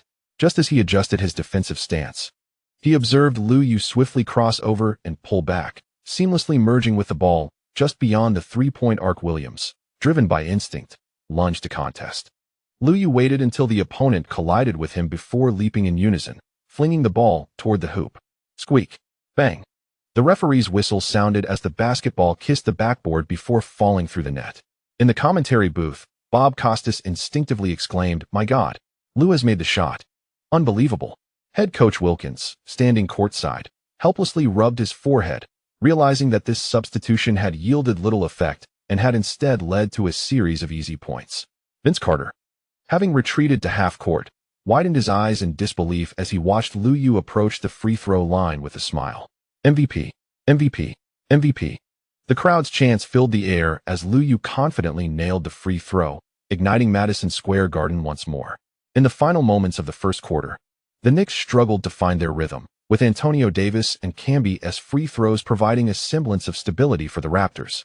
With a 14-point deficit looming at 1933, silence enveloped the Raptors bench. Doug Collins, sensing the increasingly jubilant atmosphere, glanced at the scoreboard and could only lament. It seems the Raptors have struggled to match the intensity of the game. Vince Carter has underestimated the complexity of the offense. He needs to respond from mid-range rather than forcing a penetration to execute those aesthetically pleasing layups. With a shooting record of 2 out of 7, including 1 out of 2 from beyond the arc and 2 out of 2 from the free throw line, he accumulated 7 points, 2 rebounds, 2 assists, and 2 turnovers, rendering Carter's performance rather mediocre.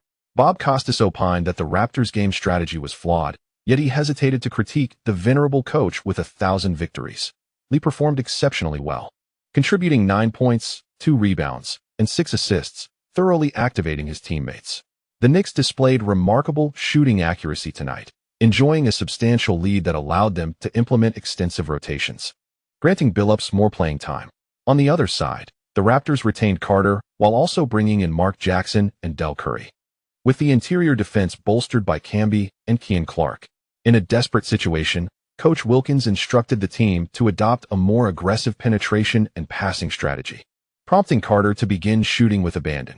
However, the combination of Kurt Thomas and Ben Wallace in the bench unit showcased superior defensive mobility, and alongside Arte's tight defense, Carter found himself struggling with his shots once more. Del Curry frequently launched shots from beyond the arc, while Kukoc swiftly collected long rebounds, leading to an increasing number of fast break points for the Knicks. Observing the transition offense, Billups unleashed a sudden shot from the right wing, prompting laughter from Liu, who was seated on the bench wrapped in a towel. The score stood at 27-44. Despite the lively atmosphere, the gap did not diminish. The Raptors' regular season was marked by more losses than victories, and Grant Hill relaxed completely. "It seems our playing time tonight will be limited. The schedule is indeed favorable for us." With a commanding lead, he felt the game was essentially over and found himself contemplating that the playoffs might not be as daunting as he once thought. Facing the undersized best in the first round and the aging Mark Jackson in the semifinals, Liu relished such matchups. After a grueling season, this is what we deserve. This is the essence of the regular season. Allen Houston nodded in agreement, while Ewing leaned back in his seat, exuding an air of confidence as he chatted with a young fan behind him. Jeff Van Gundy made no adjustments during this series, and the Knicks on the bench exchanged whispers while he sat steadily with a smile, occasionally glancing at Coach Wilkins, who was vociferously coaching from the sidelines. Reflecting on their encounters, Van Gundy, with a record of more victories than defeats against Wilkins, felt a sense of superiority. "Perhaps I am the nemesis of renowned coaches." Thank you to the readers for your continued support. This chapter concludes. Chapter 218, When One Strikes, Another Falls. After the commencement of the Eastern and Western Conference semifinals, a dominant performance emerged. In the Western Conference, following the earlier conclusion of the Bulls and Mavericks showdown, the Spurs triumphed decisively with a score of 78-94. Chinese fans finally witnessed Wang Zizi on the court as he played 9 minutes in garbage time during the fourth quarter, recording 3 points, 1 rebound, and 1 block from 1 of 5 shooting. Such a performance, however, fell short of the fans' expectations, especially considering that during the limited broadcasts, the Central Channel also aired games featuring the Knicks. Young fans who revel in online surfing have also perused some highlights of Liu. Rather than focusing on the flamboyance of his dribbling, what everyone yearns for is for Wang Zizi to score with the same ease as Liu. Dominating the CBA, Wang finds himself relegated to garbage time in the NBA. Within a mere 2 days, the media shifted the blame to Nowitzki. The German snatched away Wang Zizi's playing time. And old Nelson is once again paying for his stubbornness. In 28 minutes on the court, he managed only 3 of 13 shots, totaling 9 points, 7 rebounds, 1 block, and 2 turnovers. Indeed, Nowitzki's performance was dismal.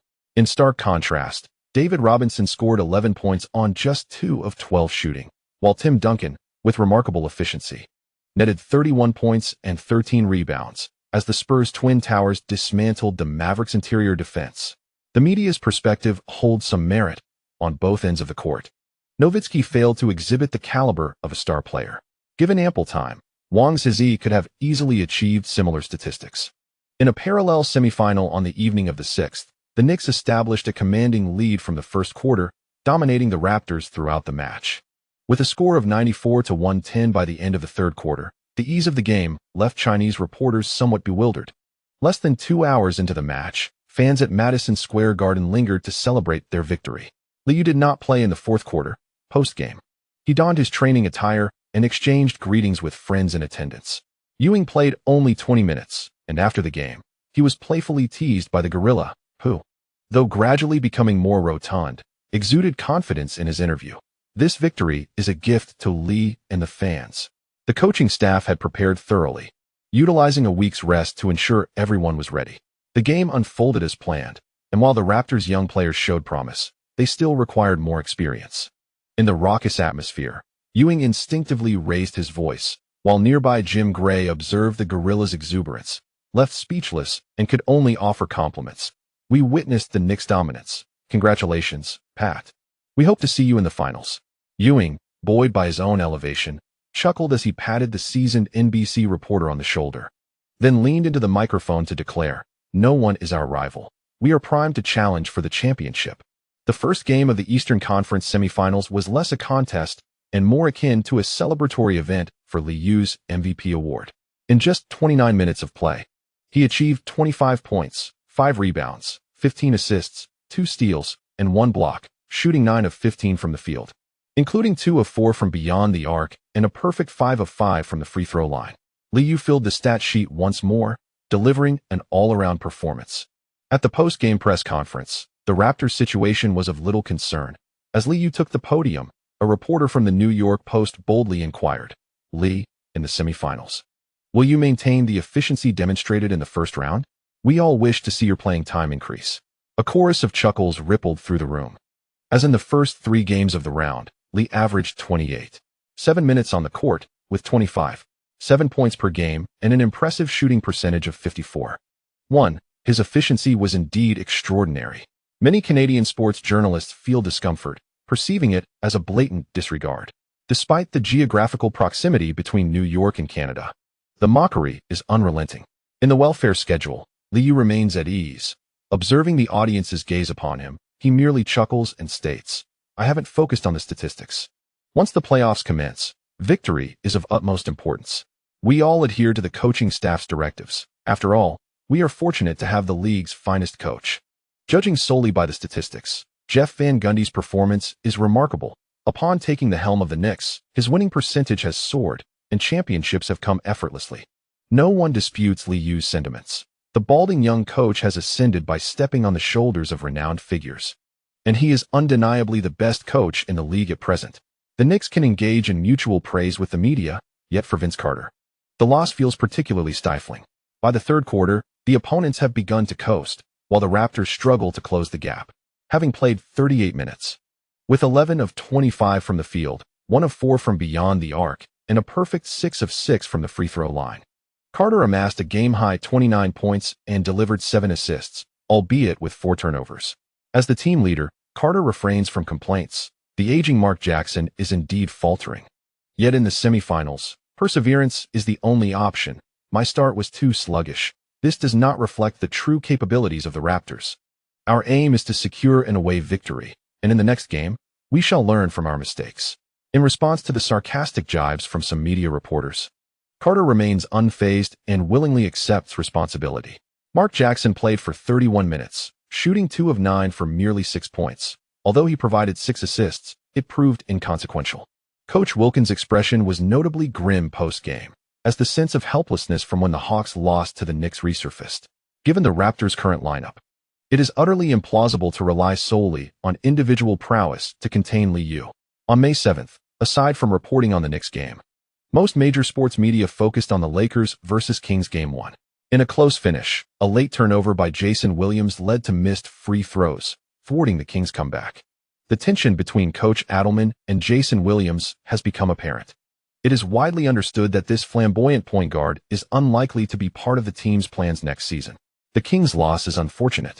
While Shaquille O'Neal and Kobe Bryant dominate the court, with 10 of 23 shooting, Kobe delivered an impressive performance with 29 points, 4 rebounds, 5 assists, and 5 turnovers.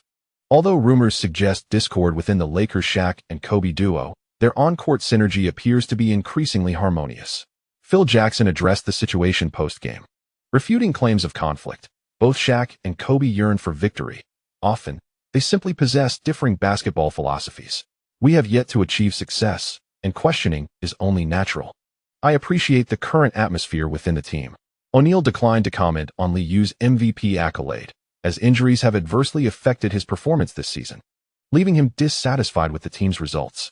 Kobe indeed wished to express his opinions, yet he was not the true leader of the Lakers, and no one paid heed to his views. However, following their victory against the Kings, Kobe made his stance clear. I have always believed I would become the greatest player in history. Last year's defeat was merely a trial for me. I am prepared, and everyone is eager for the finals. This season, Kobe's performance has indeed been commendable, and had it not been for injuries, his statistics might have seen a slight elevation. During the TNT broadcast that day, Charles Barkley resumed his mockery of Kobe's confident assertions. The greatest in history? Perhaps Kobe Bryant should reflect on the achievements of his contemporaries. It would be better if he could surpass Lee before discussing such matters. Kenny Smith paid little attention to Kobe's remarks. In truth, top-tier stars possess unwavering confidence, and he was more concerned about the Lakers' condition. Unlike the Knicks, the Lakers still rely on Shaq. Last night's game saw them perform mediocrely from beyond the arc. The Kings were on the verge of leveling the score, as both teams exhibited defensive shortcomings. Earl Johnson reviewed the game last night, noting that the intensity of the semifinals G1 was indeed lacking. Observing Barkley attempting to interject, he swiftly redirected the conversation. Among several teams, the 76ers performed better, successfully limiting the Bucks' offense through their defense.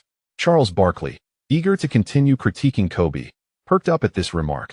I don't believe defense was the key. It was more about the Bucks players underperforming. With 13 out of 35 attempts, scoring 34 points, I also don't think Iverson excelled. If they faced the Knicks, they would suffer significant counterattacks. The Bucks failed to seize their opportunities. Glenn Robinson must recalibrate his performance. Ray Allen, with 12 out of 22 attempts, tallied 31 points, 3 rebounds, 7 assists, 1 steal, 1 block, and 2 turnovers, which was the highest score for the Bucks. Glenn Robinson, with 7 out of 22 attempts, managed only 15 points, and such inefficiency naturally led to their defeat. The trio in the studio further discussed last night's game, and ultimately, Kenny Smith, upon reviewing the statistics, suddenly lamented, if the Eastern Conference does not undergo significant changes in the future, perhaps the Knicks can maintain their dominance. On May 9th, after a 2-day respite, the Raptors were bombarded with news about Liu for a full 2 days. That evening, as the game commenced at 1900 hours, Carter transformed his previous slow start, driving to the basket and shooting from outside, igniting an offensive surge among his teammates. By the end of the first quarter, the score stood at 31-23, with the Raptors leading by 8 points. Despite the home team trailing, The atmosphere at Madison Square Garden remained vibrant for New York fans. A deficit of fewer than 15 points was still within reach. As the second quarter began, on the Knicks bench, Lewis could only smile awkwardly. In contrast to his previous game where he hit 3 out of 4 three-pointers, tonight he failed to convert any of his 3 attempts, allowing the opponents to capitalize on the counterattack. Although trailing, Jeff Van Gundy continued to methodically rotate his players, yet both Billups and Kukoc suddenly lost their formidable edge. The game had reached 3 minutes and 12 seconds when the Knicks were compelled to call a timeout. With a score of 36-25, the Raptors had widened the gap to double digits. On the sidelines, Carter exuberantly shouted and celebrated with his teammates, visibly elated. The bald-headed coach frowned slightly. Having altered Liu's rotation for the first time in the playoffs this season, "Lee, we need to narrow the gap to within 5 points by halftime. The opposing team is in good form tonight. Everyone, stay sharp." Liu nodded, revealing little emotion, while the Knicks remained unperturbed, accustomed to such scenarios. In the NBC commentary booth, noticing Liu's early entrance, Doug Collins cheerfully remarked, "Coach Wilkins' defensive adjustments have proven effective. The Raptors must maintain their resolve and focus on defense and ball response." Bob Costas silently agreed, acknowledging that mindless double-teaming was unwise. He admired the changes made by Wilkins this evening, which aimed to have the forwards match up against Lee, alleviating veteran Mark Jackson's defensive burden. So far, Carter and Alvin Williams had performed admirably. With victory within reach, Coach Wilkins reintroduced the starting lineup, limiting opportunities for the struggling Del Curry. The fans in the arena also observed the early appearances of Liu and Allen Houston, who, following an inbounds play, rallied the crowd with increased fervor. "Let's go Knicks." After the throw-in, Artest swiftly advanced into the opposing half, while Ben Wallace and Kurt Thomas remained stationed near the baseline. Mark Jackson ceased his primary defense, shadowing Artest instead, maintaining a cautious distance while monitoring the ball's trajectory. As Houston positioned himself on the left wing, he noticed Alvin Williams now guarding him. He promptly shifted towards the left corner, and after Liu crossed half court, he quickly slipped behind the baseline. In the left corner, Kurt Thomas executed a screen without the ball and moved up to establish himself on the left wing. Unlike Mark Jackson's tenacious defense, Carter maintained a higher center of gravity while guarding Liu, intentionally creating a small distance between them. Noticing movement behind him, Carter stepped back, preparing to navigate the screen, signaling for Marcus Camby to delay his exit. With the ball in his right hand, Liu approached the three-point line on the left wing, executed a hop dribble, and swiftly faked to the right before changing direction. As he scooped the ball with his left hand, Liu immediately lowered his shoulder and accelerated, driving left. Carter failed to slip past the screen in time, while Camby slid right. Just as he stepped on the three-point line, Liu deftly maneuvered the ball under his legs. Before Camby could react, the basketball slipped through the narrow gap between the defenders. Capitalizing on the opponent's misjudgment and defensive anticipation, Liu skillfully weaved between the two, scooping the ball with his right hand before slicing into the paint at a 45-degree angle. In a desperate attempt to adjust his defensive stance, Camby lunged toward the basket. Meanwhile, Carter noticed that Kurt Thomas, after setting the pick, had stopped at the free throw line, momentarily hesitating. Amidst the exclamations of the fans, Liu broke into the paint. As Marcus Camby closed in on his side, he suddenly pivoted swiftly on his left foot, executing a rapid spin. With a wide turn, Liu effortlessly positioned himself at the lower left side of the basket. Upon leaping, he collided in midair with the twisting Camby, who desperately attempted to block the shot. Despite Camby's vigorous effort, he could only watch helplessly as the ball sailed past his fingertips, striking the backboard before accurately dropping into the net.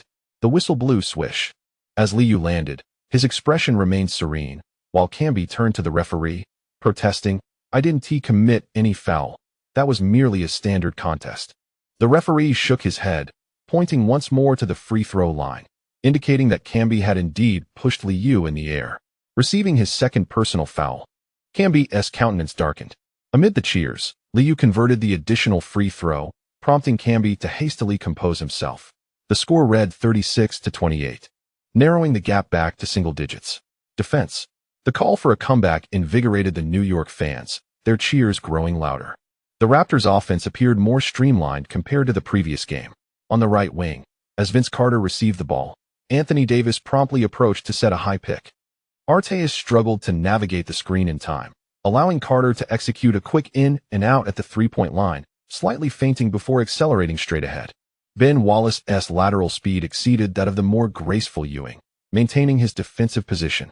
As Carter soared towards the basket from the right, Allen Houston simultaneously collapsed to protect the rim. In midair, Carter displayed agility, shifting from right to left with an expansive pull-up, evading the block to send the ball soaring towards the left corner. Alvin Williams, receiving the pass with no defender in sight, quickly took aim and launched a jump shot. Bang! The ball struck the rim with a resounding clang. Continuing the lackluster performance from the beginning of the second quarter, the Raptors seemed to have fallen into another scoring drought.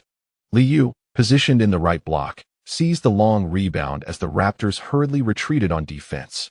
Coach Wilkins, situated courtside, vocally reminded his players, exhibiting heightened engagement. Along the left sideline, Liu chose not to accelerate but patiently waited for the Knicks to cross half-court before leisurely bringing the ball over. Carter, still guarding Liu, exhibited remarkable speed in the Raptors' defensive transition tonight. Just before nearing the three-point line, Carter unexpectedly opted for tight defense. Liu, with the ball in his left hand, protected it while the two players engaged in a tussle on the left wing. Kato Thomas suddenly stepped up, prompting Camby to follow, only to realize that the Knicks had not set a screen. As his teammates positioned themselves near the three-point line, Liu feigned a shoulder shake, then abruptly lowered his center of gravity to accelerate. Quick to react, Carter slid to the right after the fake, but Liu seized the opportunity to execute a swift crossover step back. Before Carter could respond, Liu hastened his dribbling rhythm, swaying his body to the left while executing rapid dribbles beneath his legs. Seizing the moment as his opponent's defensive focus shifted slightly backward, Liu exerted force with his foot, taking a significant step back beyond the three-point line. As he faced Carter's attempt to block, he swiftly released a jump shot. Despite the rapid speed and height of his leap, Carter, having been faked out, was unable to effectively interfere, failing to find his rhythm. Upon landing, the cheers erupted in his ears. Swish! The three-pointer found its mark, narrowing the gap to 5 points, leaving the Raptors with solemn expressions, feeling the mounting pressure. Breaking the deadlock for the Raptors was Antonio Davis, who received a pass from Carter after a penetrating drive, successfully finishing with a layup from the left side of the basket. Carter needed to be cautious about his driving rhythm, as the Knicks' help defense was becoming increasingly swift. Relying solely on the explosiveness of his first step, Doug Collins shook his head in dismay. Bob Costas intended to share his thoughts but was interrupted as Liu suddenly accelerated, advancing past half-court to set a pick. Corta Thomas effectively delayed Alvin Williams' pursuit. Marcus Camby needed to be wary. Liu's speed was astounding. Approaching the three-point line, Liu glanced at the hoop while feigning a pass with his right hand. As Marcus Camby reached out for a block, Liu swiftly pushed the ball and changed direction. Wow! A tremendous cheer erupted from the crowd as Liu executed a beautiful move, completely evading his defender. In the paint, confronted by the help defense of Antonio Davis, he feigned right, swiftly stepping left with his left foot. With a broad European step, Liu once again evaded the block, and in midair, just ahead of the opponent's hand, he gently flicked the ball with his left hand for a layup. Squeak! Bang! A whistle sounded as the ball hit the backboard and fell through the net. Upon landing, Liu did not glance at his adversaries but merely smiled at the camera beneath the basket, casually shrugging his shoulders, exuding an air of ease. MVP, MVP, MVP. As he approached the free throw line, a resounding cheer filled the arena. Liu calmly converted the additional free throw, and the crowd erupted in applause. 38-34 on the sidelines. Wilkins could no longer contain himself and immediately called for a timeout. In less than 3 minutes, Liu orchestrated a 9-2 run, prompting Jeff Van Gundy to beam with delight, repeatedly patting Liu on the shoulder. His ability to respond in crucial moments was indeed terrifying whenever Liu sought to score. The defense on the perimeter proved largely ineffective. Doug Collins had come to a clear realization. When the Knicks intensified their efforts, the Raptors could not withstand the onslaught. Bob Costas, recalling scenes from the regular season, could only offer platitudes, suggesting that perhaps the Raptors could test the shooting touch of their role players. Following the timeout, the Raptors' offense became exceedingly patient. After consuming 20 seconds of the shot clock, Mark Jackson executed a pick and roll from the right elbow, delivering a bounce pass to the cutting Antonio Davis. Upon receiving the ball, Davis surged forward with 3 mighty steps, aiming for a one-handed dunk. However, Ben Wallace, seemingly out of position, leapt at the last moment to deliver a resounding block. The crowd erupted once more as he executed the rejection right in front of the basket. And Coach Thomas regained possession, promptly passing the ball to the awaiting Liu. Once again, there were no delays. The players of the Raptors swiftly retreated on defense, calling out to one another to ensure they completed their defensive assignments.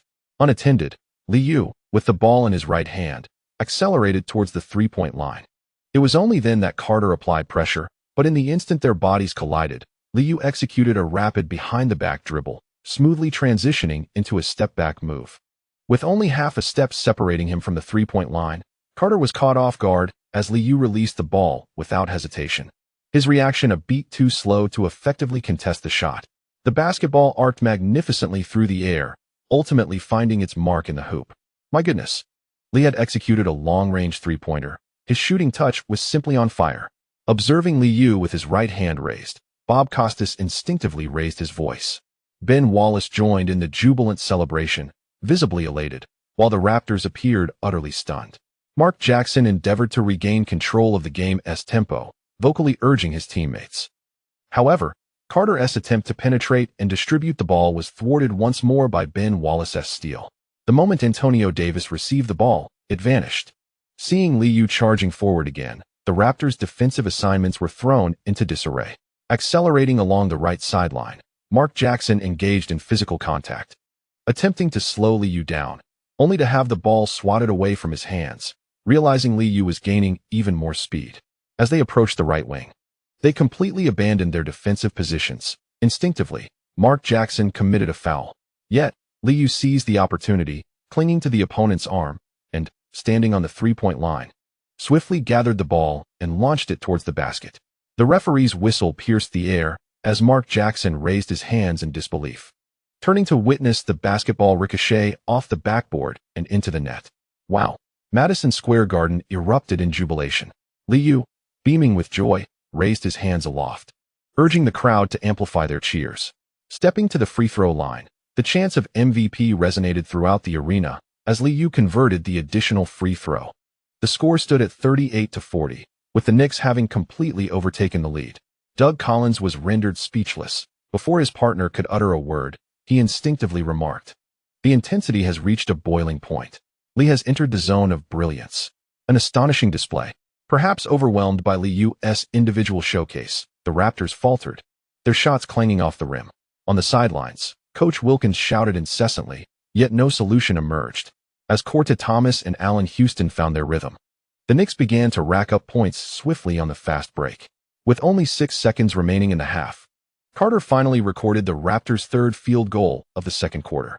In the closing moments, Liu received an inbounds pass and, without waiting to cross half court, casually tossed the ball.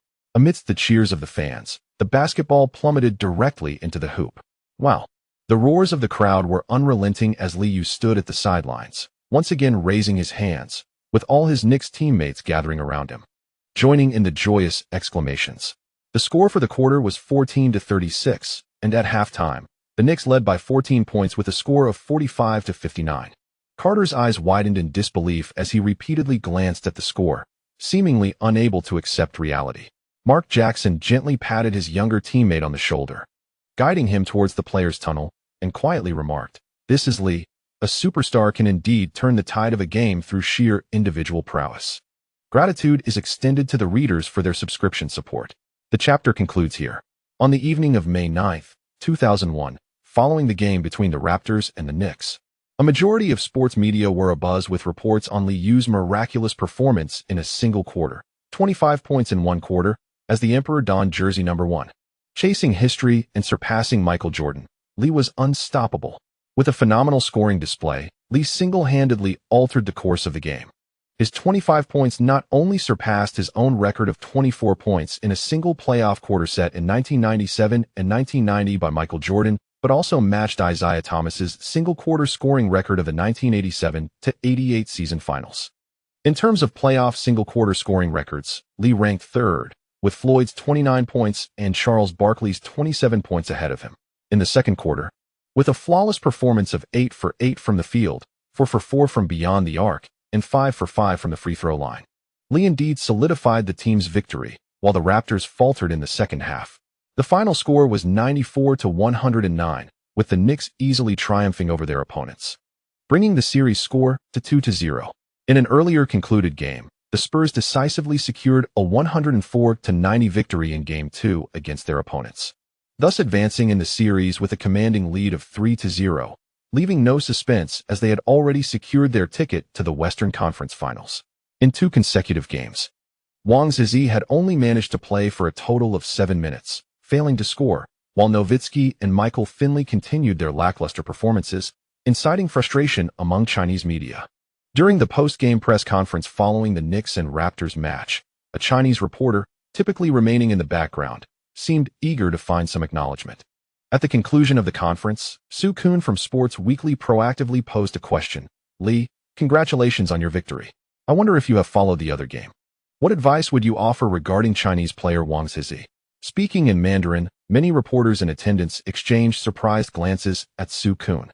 Due to the collision incident in April, CCTV had suspended broadcasts of numerous NBA games. By May, being able to air the Mavericks game was considered a rare exception. Liu, without the need for a translator, attentively responded in Mandarin to the question. For a rookie player who has just entered the NBA, being able to gain some playing time in the playoffs is already a significant achievement. Statistics are not paramount. Every player faces low points. With more time and patience, I believe Wang Zizi will find success in the league.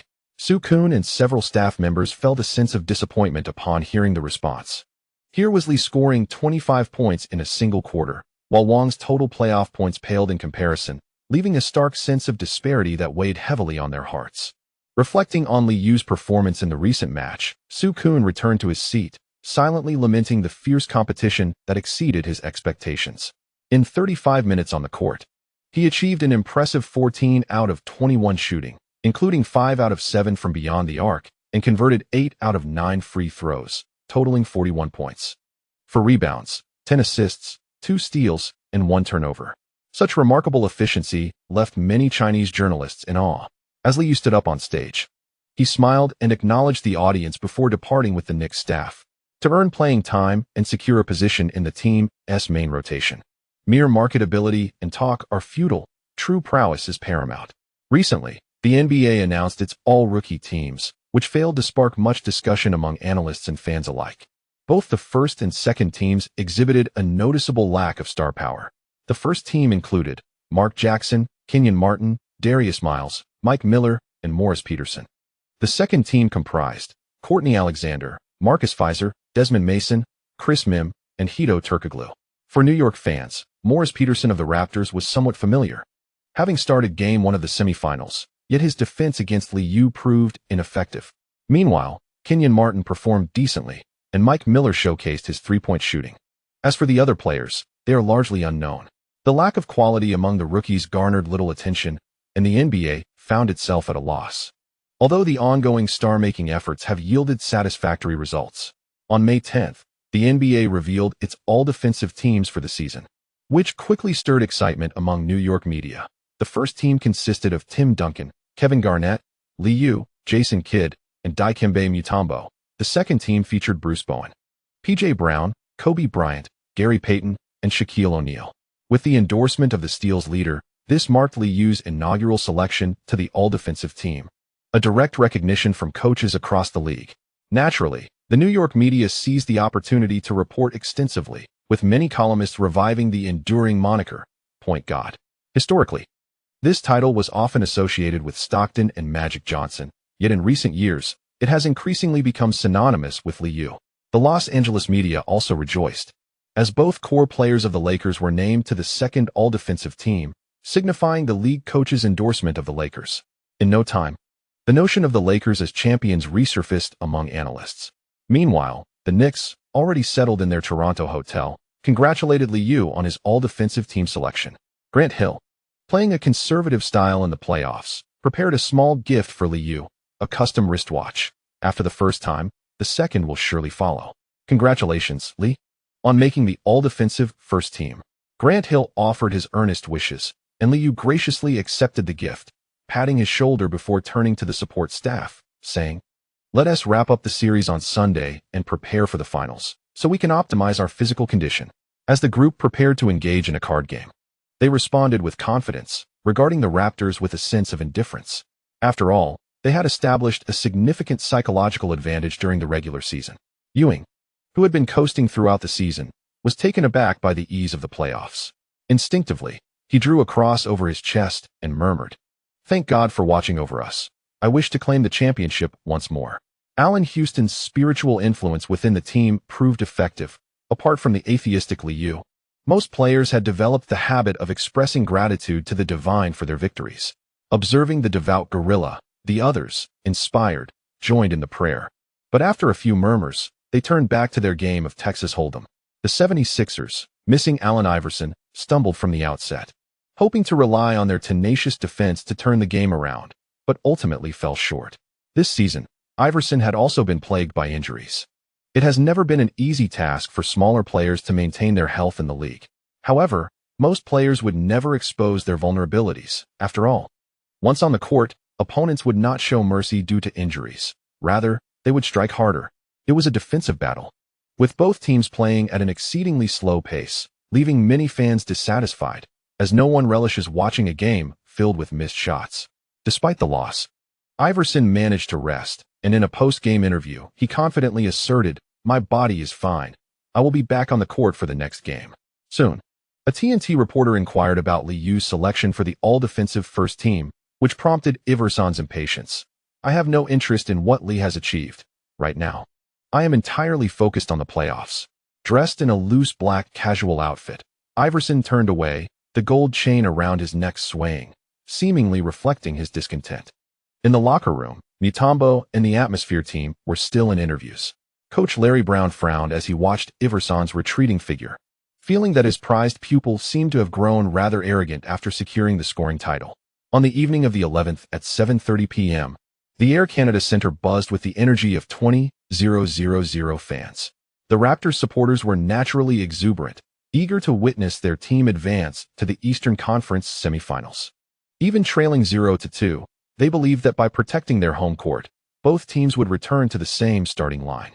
The fans, having entered the arena, became increasingly engaged, with the noise escalating even before the game commenced. In Game 2, Carter overly engaged in defense, playing 39 minutes, shooting 10 of 25 from the field and 3 of 9 from beyond the arc, accumulating 27 points while his efficiency declined once more.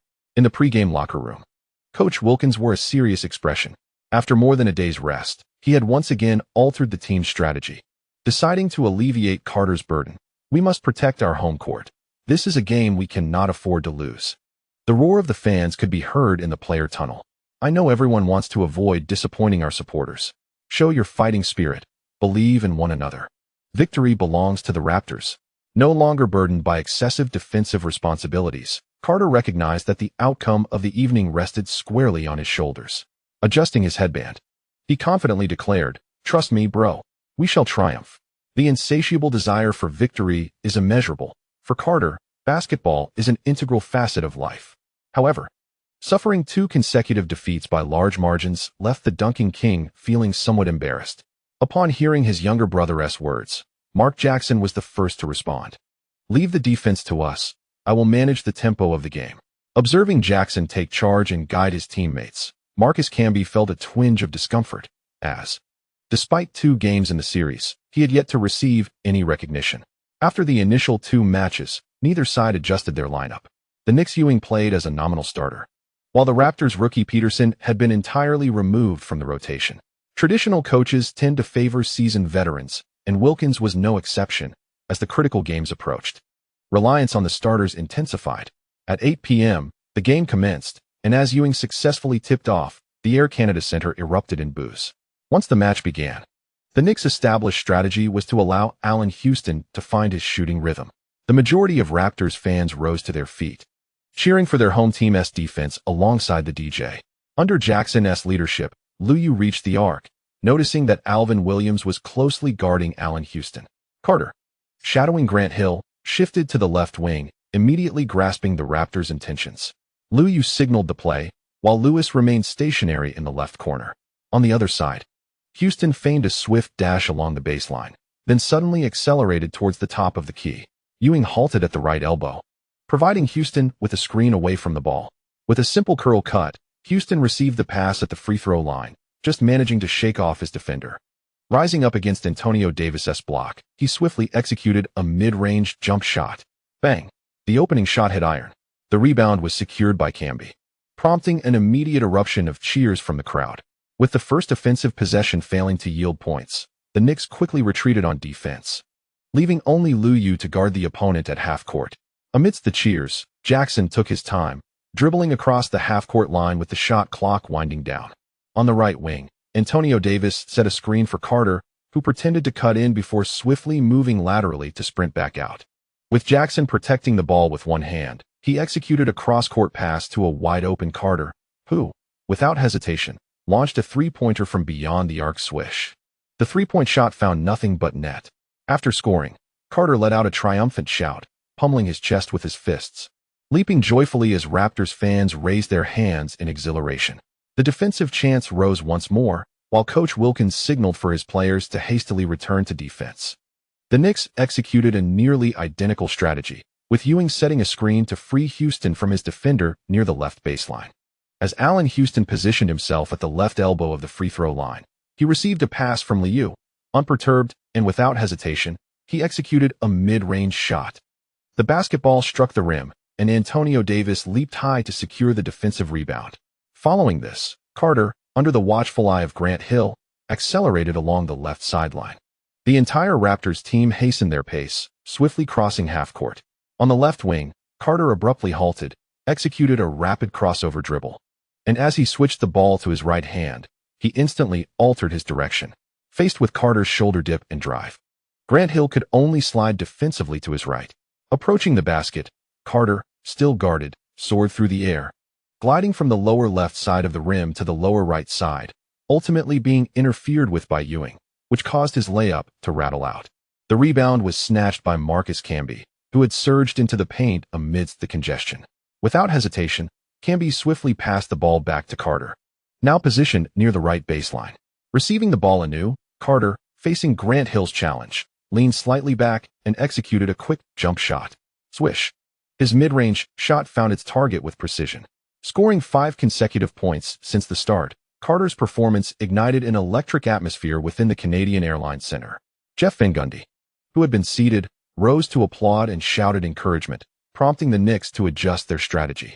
On the left wing, Grant Hill stood firm as Ewing crossed half-court, stopping just beyond the three-point line. Mark Jackson, still closely guarding Liu, quickly adjusted his defense upon noticing Ewing's feigned screen, allowing Antonio Davis to slip through. At the top of the arc, Liu, holding the ball in his left hand, suddenly came to a halt, executing a swift crossover step back. Switching to his right hand while slightly elevating his center of gravity and gazing at the hoop. His convincing feint caused Mark Jackson to instinctively step forward. Seizing the moment, Liu lowered his center of gravity, pretending to drive. Jackson, once again deceived, desperately slid to his left rear, watching as Liu dribbled back to the three-point line. Momentarily immobilized, at the top of the arc, Liu effortlessly gathered the ball and launched a quick jump shot from beyond the arc. Swish! The three-pointer swished through the net. The crowd erupted in a chorus of boos as they witnessed Liu's 2 simple yet effective stops, leaving Mark Jackson flummoxed. The Raptors, observing Liu's calm demeanor, felt their excitement begin to wane. After crossing half-court, Mark Jackson found himself once again guarded by Liu. Noticing Grant Hill's tight coverage on Carter, he quickly executed a pick-and-roll with Marcus Camby at the right elbow. Receiving the ball at the free throw line, Camby, undeterred, faced Lewis's challenge and attempted a quick jump shot that clanked off the rim. The rebound was snatched by Ewing, and Liu quickly responded, prompting the Knicks to accelerate their pace. Liu sped along the left sideline, with Lewis following closely, moving to the left wing. Still employing a feint screen, Lewis briefly engaged before quickly darting towards the top of the arc. As Marcus Camby observed his teammates' lack of positioning, he hesitated and failed to assist, allowing Mark Jackson to be overpowered by Liu, who surged into the left side of the restricted area, struggling to assert physical dominance. Mark Jackson noticed Liu decelerating and presumed his defense was effective. However, upon witnessing Liu's shoulder shift backward, he instinctively adjusted his defensive stance. At that moment, Liu, with the ball in his left hand, swiftly pivoted, evading Mark Jackson's defense in an instant and penetrating towards the basket. Antonio Davis, who was retreating, immediately leaped to block the shot. Positioned at the lower left of the hoop, Liu curled his body midair, gripping the ball with his left hand, evading the block while gliding towards the lower right of the basket. With no defenders in sight, Liu flicked his left wrist, sending the ball spinning against the backboard. Thud! The reverse layup successfully found its mark. The exquisite shot elicited a cheer from the crowd, with a considerable number of Chinese fans present.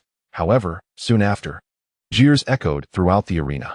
The score was tied at 55, bringing both teams back to an even playing field. Coach Wilkins urged his players to maintain composure. Yet Mark Jackson, following a screen on the right elbow, darted straight to the basket, rapidly spinning into the paint. Jackson's left-handed floater was met with a direct block from Liu, prompting gasps from the spectators. Liu promptly seized control of the ball and immediately launched it towards midcourt. Grant Hill sped past the half-court line, while Carter pursued. The two entangled as they surged into the paint. Grant Hill's jump shot was ultimately disrupted by the soaring Carter, causing the ball to ricochet off the rim. As they landed, Carter intended to grab the rebound, but, before he could leap, he witnessed Liu rise explosively within the paint, snatching the ball with his right hand and emphatically slamming it into the basket. Boom! The follow-up dunk was executed flawlessly. Behind him, Mark Jackson could only helplessly raise his hand, acknowledging his error. Following Liu's emphatic dunk, he pounded his chest in celebration. In the NBC commentary booth, Bob Costas instinctively praised, "Li's performance is exceptional. Increasing his playing time seems to have revitalized his physique." Doug Collins concurred, noting that throughout the first round and into the present, Liu's playing time had been woefully limited. Perhaps this is Jeff Van Gundy's strategy for the crucial away game, to fully unleash Li. Carter, too, exhibited remarkable form, positioning himself near the arc, receiving a pass after evading his defender with a screen, and responding with a three-pointer. The Raptors once again took the lead with a score of 78. The game entered a phase of stalemate, with both teams' scores gradually climbing. Liu received a handoff from Ewing in the right elbow area, drawing the attention of Antonio Davis for assistance. Amidst the crowd of defenders, he executed a bounce pass to Ewing, who easily converted the opportunity for 2 points. Quickly initiating a baseline play, Mark Jackson advanced past half-court, assisting Carter who, after lateral movement, cut into the paint and scored with a folded layup. As Liu crossed half-court, he suddenly faced a double team. Grant Hill, receiving the ball on the right wing, took 2 large steps before Carter could assist and executed a sudden stop jump shot from the elbow, finding success. The Knicks bench erupted in cheers as Carter positioned himself in the left block, receiving the ball. In a swift motion, he pivoted and released a shot with his right hand, subsequently sidestepping. Approaching the free throw line, Carter, while facing defensive pressure, executed a rightward drift and a fadeaway jumper that found its mark. After scoring, Carter raised his fist in triumph. As he retreated back to defense, Liu swiftly advanced the ball up the left wing, holding it in his left hand. Seizing the moment while Mark Jackson adjusted his defensive stance, Liu performed a between-the-legs dribble, faking to the right before stepping back and regaining control of the ball. Mark Jackson, unable to react defensively, watched as Liu connected on a three-pointer during the transition. Both players, in exceptional form, continued to respond with efficient scoring, eliciting alternating cheers and gasps from the crowd. Jeff Van Gundy, taken aback by Carter's stellar performance, opted to substitute Artest early, who, within a minute on the court, was called for a foul by the referee. A whistle sounded for an illegal screen, prompting Van Gundy to frown subtly. Instead of complaining to the officials, he signaled to his team, loudly advising, "Ron, watch your defensive movements." With the support of the home crowd, Carter persisted with his inside-outside game, only to miss his first shot from the right elbow with 1:17 remaining in the first quarter. The fans collectively sighed in disappointment as Ben Wallace grabbed the rebound, and Liu surged again toward the right wing. Once more, engaging in a pick-and-roll with Lewis, Camby promptly abandoned his man to double-team with Jackson. Liu's passing was lightning quick. As the defense collapsed, he delivered a bounce pass to Lewis at the arc, who immediately shot upon receiving the ball. The basketball rimmed out, but Liu swiftly maneuvered to the right block to secure the offensive rebound. Without hesitation, he positioned the ball in his right hand and drove into the paint. Leaping near the key, facing a looming block from Anthony Davis, Liu executed a 360-degree spin in midair. After the contact, He found himself beneath the left side of the rim, casually tossing the ball toward the hoop. The crowd gasped as the whistle blew, signaling the basket was good, momentarily silencing the arena before a chorus of boos erupted. Davis, landing, instinctively raised his hands in protest, appealing to the referee. "Sir, I didn't touch him." Liu, smiling, approached the free throw line, undeterred by the complaints, and celebrated with his teammates while awaiting his free throw. Amidst the cacophony of boos, Liu confidently sank the additional free throw, prompting the Knicks bench to wave their towels in celebration. The score now stood at 26-23, with the Raptors trailing once more. The remarkable performances of Lee and Carter, coupled with Coach Wilkins' strategic adjustments, proved pivotal. Hearing Bob Costas's commentary, Doug Collins promptly interjected, "The Raptors must bolster their defense. They are overly reliant on Carter's offense. Should their scoring efficiency wane, they will swiftly find themselves in dire straits."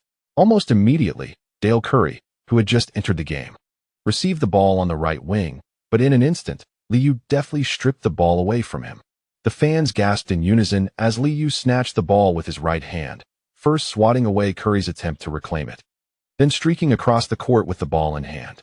The theft occurred with astonishing swiftness, leaving Alvin Williams on the right flank as the sole defender, within the paint. As he pursued Liu closely, Williams intended to intercept the ball, but was knocked off balance. Seizing the momentum from the rebound, Liu propelled himself into the air with a powerful thrust of his left foot, twisting his body mid-flight, and skillfully launched the ball toward the hoop with his left hand. As the ball swished through the net, Liu landed and fell to the ground, sliding a short distance while exclaiming, "My bowl." The referee hesitated momentarily before blowing the whistle. Alvin Williams, nearly hitting the floor, muttered a curse and vocally protested to the baseline referee, "Damn it. He collided with me. That SA flopper." The exclamation prompted the referee to issue a technical foul against him. Liu was assisted to his feet by Grant Hill and Allen Houston, who couldn't help but chuckle at the referee's call.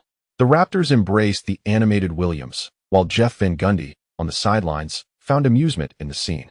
The bald-headed coach crossed his arms and, turning away, settled back onto the bench, entering a state of detachment once more.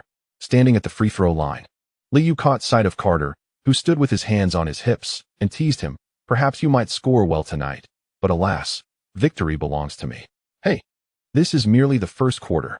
Carter tilted his head, indicating the scoreboard, suggesting that he still had ample time. Liu shook his head, enduring a chorus of boos, and sank both free throws, successfully scoring 4 points. The score swiftly escalated to 30-23, widening the gap to 7 points.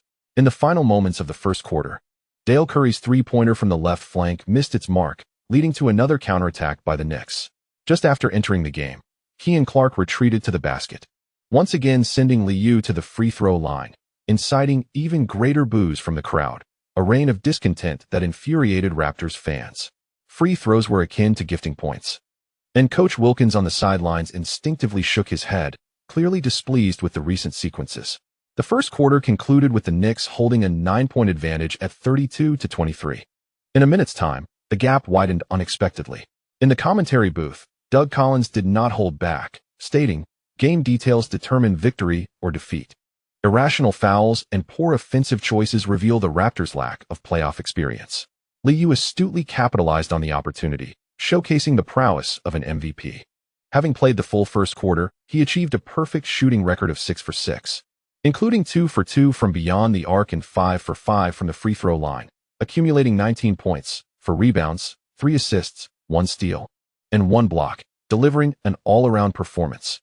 Equally completing the first quarter, Carter was efficient with 6 of 7 shooting, including 3 of 3 from three-point range, amassing 15 points. Bob Costas, reviewing the statistical summary, felt empathetic for Carter, noting that despite his exceptional performance, he was overshadowed by Liu. The Raptors players must step up to alleviate the pressure on Carter. Antonio Davis has performed admirably, but that is far from sufficient. Once the Knicks regain their shooting touch from beyond the arc, leveling the score will become exceedingly challenging. As the do-or-die second quarter commenced, the Raptors continued to rest Mark Jackson, leaving Dale Curry on the court.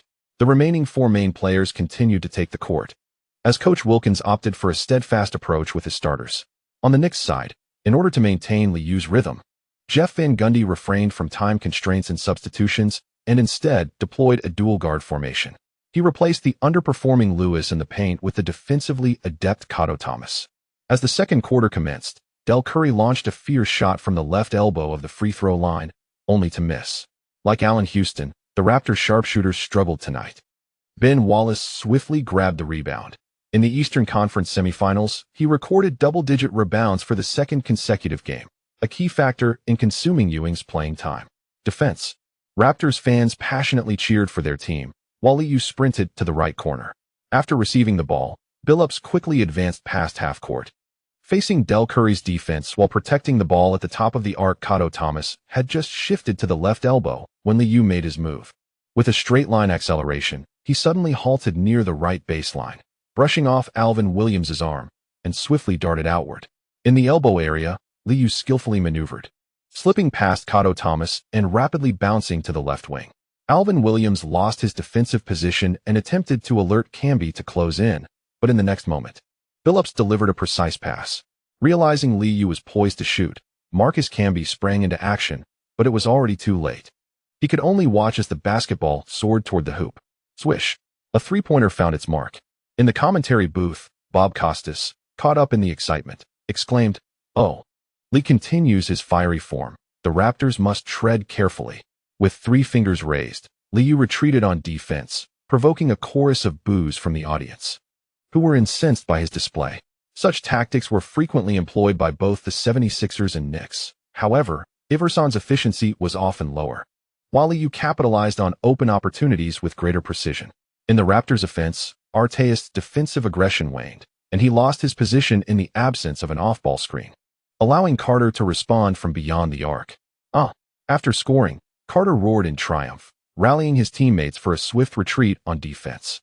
Employing the same strategy but from a different angle, Liu received the ball on the right wing, with Marcus Camby positioned defensively in front of him. After a feint, he dribbled past, noticing Alvin Williams converging for help. Without waiting to reach the right block, Liu executed a concealed bounce pass behind him. At the free throw line, Cato Thomas received the ball unguarded and successfully hit a mid-range jumper. 37-26, the Knicks continued to score, with a series of passes around the perimeter. It culminated in Carter aggressively attacking the basket from the right wing, only to be surrounded by multiple defenders. His layup attempt, gliding towards the left side of the rim, clanked off the backboard. 2 interior players contested the front court rebound, while the others swiftly retreated on defense, and Coach Wilkins shouted from the sidelines, "Defend your assignments. Stop this attack." Billups did not rush past half court. Instead, he took his time until both players stationed themselves in the elbow area, at which point he arrived at the arc. From right to left, executing a double screen, Liu maneuvered in an S shape, receiving the ball once again from the left wing. Marcus Camby was slow to approach, and Alvin Williams continued to pursue defensively. As the two were about to converge, Liu feinted right and drove left, using his left hand to cradle the ball while executing a crossover. Camby desperately slid to the right, attempting to block him from the left side. Liu made a wide arc with the ball, threading it between the 2 defenders, drawing 3 defenders into the paint. Antonio Davis, who had rotated down to help defend the basket, saw Liu toss the ball behind his head and quickly turned to find Quartet Thomas unguarded at the free throw line, who promptly sank a jump shot. Despite the boos from the crowd, Quartet Thomas celebrated with Liu, bumping chests in excitement. In the next possession, Dale Curry, utilizing a screen from Antonio Davis, missed an open 3 from the right wing, eliciting another collective gasp from the Raptors fans. Liu, who retrieved the long rebound, did not rush his offense. He moved to the right wing, only to be immediately double-teamed. With a simple tug of defense, Liu adeptly passed the ball to the unguarded Billups at the top of the arc. Without hesitation, Billups launched a three-pointer. Swish! The three-pointer rippled through the net. The score was now 40-26, a 14-point deficit prompting Coach Wilkins to call for a timeout. On the Knicks bench, the players raised their hands in celebration, reveling in the moment. While the starting lineup struggled with their three-point shooting, Liu was single-handedly keeping the momentum alive, whereas the bench seemed poised to make an impact tonight. Doug Collins noted the growing noise in the arena and remarked on the lack of pressure in the game, suggesting that the Knicks bench was on the verge of a breakout. For the Raptors role players, however, this was a must-win game. Bob Costas sensed that the tide was turning against the Raptors, in his recollection. The Knicks had never lost in the playoffs when holding a double-digit lead, The Raptors needed to respond, or the game would quickly lose its suspense. I trust Carter will rise to the occasion. The moment for the stars has arrived. Struggling with his shooting, Dale Curry was substituted out, and Mark Jackson entered the game early while the Raptors maintained their starting lineup. To the delight of the fans, Carter indeed answered the call, hitting 3 consecutive three-pointers from the left corner. The point differential did not diminish, as Liu assisted both Cortez Thomas and Ben Wallace for easy baskets under the rim, followed by another assist to a wide-open Artest, who drained a 3 from the right corner. The back-and-forth exchange between the teams resulted in an impressive shooting percentage, with the score climbing steadily. Carter's exceptional performance even led to Artest accumulating his 3rd foul within half a quarter, creating a lively atmosphere. Yet the Raptors fans gradually lost their enthusiasm. With merely 2 minutes and 16 seconds remaining in the first half, Liu finally missed a shot from the right wing. However, he swiftly retrieved the long rebound, seizing the opportunity for a self-rebound.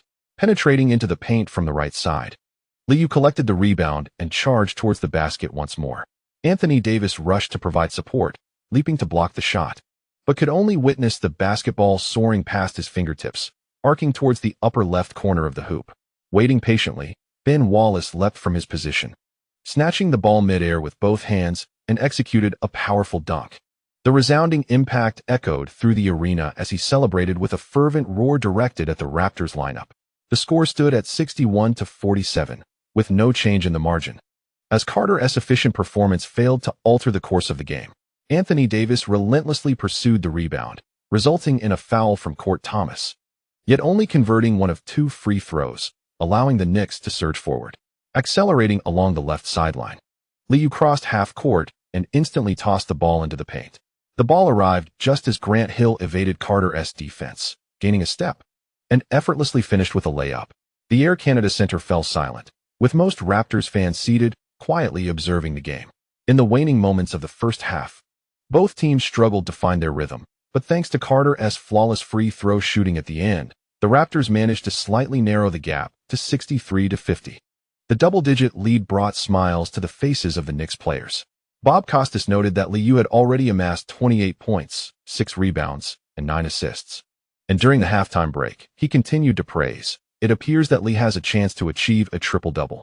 His performance tonight has been nothing short of exceptional. Carter, shooting 10 of 15 from the field, including 7 of 9 from beyond the arc, and converting both free throws, exploded for 29 points. Doug Collins, reviewing the statistics, could only lament, if the Raptors cannot maintain such offensive efficiency in the second half, the game may conclude swiftly. As the third quarter commenced, the concerns of the Raptors fans materialized. Carter, having played a full half, faltered in his shooting, following a series of missed attempts and a turnover by Marcus Camby. The Raptors failed to score for a full 3 minutes. Observing Lewis complete a steal and send the ball forward, Liu sprinted past half court, shaking off Mark Jackson. Faced with the pursuing Camby, he deftly passed the ball back to the advancing Lewis, who seized it with his right hand and executed a one-handed slam dunk. The emphatic dunk released his pent-up frustration, and Lewis grinned, celebrating with a high five from Liu. With a score of 69-50, Coach Wilkins sighed inwardly, reluctantly calling a timeout. Amid the substantial lead, laughter and joy filled the Knicks bench. Just as Liu settled onto the bench, assistant coach Tom Chaney quietly reminded him, "Lee, you're just 4 rebounds away." Liu smiled and nodded, intent on claiming both the statistics and victory. Meanwhile, Coach Wilkins had just delivered an inspiring message. With Carter vocally encouraging his teammates, "The game is not over. We have ample time to even the score, guys. Let us hold our defense for a few possessions." The response from the audience was sparse. For many players, the series seemed to have reached its conclusion. Following a timeout, the offensively stagnant Raptors resumed their rebounding efforts. As the Knicks players transformed into adept positioners, Liu's rebound count unexpectedly rose to 9. After Carter missed a three-pointer, Liu seized the long rebound, prompting the Raptors fans to erupt in discontent. Boo! Utter incompetence. The atmosphere became charged with outrage, while only the Knicks bench celebrated Liu's first career playoff triple-double. Bob Costas appeared perplexed, hesitant to comment, while Doug Collins unabashedly lauded. 34 points, 10 rebounds, 11 assists. Congratulations, Lee. If we secure this victory, the Knicks will gain a series advantage, and perhaps the series will conclude swiftly. Without further calls for timeouts, The third quarter concluded promptly, ending with a score of 24-17, bringing the overall tally to 87-67 as the fourth quarter descended into garbage time. In the final quarter, Carter remained on the court after shooting 2 for 8. He rediscovered his rhythm. Liu, alongside the bench unit, leisurely played out half the quarter, also accumulating some statistics. With 6 minutes and 16 seconds left, as Coach Wilkins called for a timeout, the Raptors fans rose to honor Carter with a remarkable 17 of 28 shooting, including 8 of 13 from beyond the arc and a perfect 4 for 4 from the free throw line, totaling 46 points, 7 rebounds, 5 assists, 1 steal, and 1 turnover. Carter shattered his playoff scoring record. The Raptors may have lost, but Carter did not. Many fans, harboring this sentiment, applauded Carter enthusiastically for the next game. Despite an efficient 40-point performance, the team suffered a heavy defeat. Carter removed his headband, covering his face with a towel, retreating into silence. Upon returning to the bench, Liu displayed little joy. He exchanged a smile and fist bump with the Atmosphere crew before taking his seat to hydrate. The last half of the quarter flew by amid the cacophony, and the game concluded swiftly. The Knicks triumphed over the Raptors with a score of 110-93, advancing the series to a commanding 3-0, with the Eastern Conference Finals beckoning. After the match at the Canadian Airlines Center, the Raptors fans lingered, not quickly vacating the arena. In addition to continuing their applause for Carter, many directed their boos at Liu, having changed into his training attire. Liu was about to engage in an interview with NBC reporters when he suddenly heard a heart-wrenching shout from the sidelines. "Lee, over here, over here. So cool." In the front row seats, in the player family section, a small child clad in a Knicks jersey exuberantly called out, standing out remarkably. Dale Curry, who had just exchanged pleasantries with Liu, wore a grim expression after scoring only 2 points on 1 of 7 shooting. He shot a disapproving glance at the child, who was wearing Liu's jersey, while another child donned Dale Curry's jersey. Liu gestured to the Knicks staff and handed out 2 pairs of differently colored sneakers to the children, playfully remarking to Dale Curry, "Trust me, your son will undoubtedly become a great star." Stephen Curry eagerly seized the sneakers from his brother's grasp, exuberantly exclaiming, "Lee, I wish to join your training camp. The shoes are all mine." Witnessing such a spirited display from his eldest son, Dale Curry could only manage a resigned smile towards Liu, his expression darkening momentarily. "We have a traitor among us," he mused. The lively scene prompted Jim Gray, seated courtside, to inquire with a grin, "Lee, how does it feel to achieve a triple-double for the first time in the playoffs?" After 42 minutes on the court, with a remarkable stat line of 23 points on 14 attempts, 3 of 6 from beyond the arc, and a perfect 9 of 9 from the free throw line, totaling 40 points, 11 rebounds, 14 assists, 2 steals, and 1 block with 2 turnovers, Liu displayed an all-around performance. Yet, he merely shrugged and replied with a light-hearted tone, "The triple-double is not of paramount importance. I simply wish to express my gratitude to my teammates. I also extend my respect to Carter. For the Knicks, securing a series point is what truly matters. We aim to conclude the series on Sunday. Thank you to the readers for your subscription support." This chapter concludes here. Chapter 220, A Greater Desire, Daily Chapter. On May 13, 2001, at the Canadian Airlines Center, the Raptors fans watched in silence as both teams struggled to score. With a halftime score of 48-36, even though the Knicks nearly misaligned their own hoop, the Raptors failed to capitalize on the opportunity. If Carter's shooting woes intensified in the first half, by the third quarter, scoring proved to be a challenge. Missed three-pointers, failed mid-range attempts, and unsuccessful drives to the basket left Carter relying solely on the referee's whistles for points. With 6 minutes and 42 seconds remaining in the game, Liu regained his focus. Despite his poor shooting performance, he had braced himself for defeat, only to find the opposing team equally inept. Recently, after sinking 2 free throws, he narrowed the gap to 8 points. Carter, undeterred by the bleak prospects of the series, rallied his teammates, hoping for at least one victory at home. Grant Hill, who had played just 11 minutes in the first half, returned to the court in the latter part of the third quarter, perhaps invigorated, and performed exceptionally well during his limited time on the floor. Defense. The shouts for defense had diminished considerably. As Liu crossed half-court and positioned himself at the arc, he swiftly passed the ball and dashed towards the right corner. Upon receiving the ball at the top of the arc, Grant Hill surveyed the matchups. Opting against a pick-and-roll, he dribbled with his right hand, performing a simple crossover before swiftly changing direction. Carter, known for allowing drives while contesting shots, provided Hill with space to maneuver. Despite his defensive anticipation, he was ultimately unable to stop Hill, who powered through to the paint. Antonio Davis hesitated, ultimately refraining from aiding defensively. While keeping a watchful eye on Ben Wallace behind him, Hill executed a straightforward maneuver, using his body to shield Carter, leaping decisively in the paint. And with a fadeaway jump shot, he released the ball. Swish! The mid-range shot found its mark, bringing the score to 81-71 and restoring a 10-point lead. While scattered boos echoed, reflecting the Raptors' fan sentiments.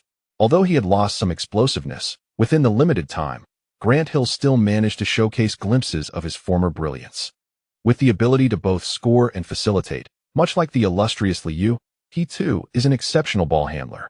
Observing the Knicks' simplistic and brutish tactics from the NBC commentary booth, Bob Costas could only comment with a smile. As the playoffs commenced, Grant Hill's playing time remained stringently regulated.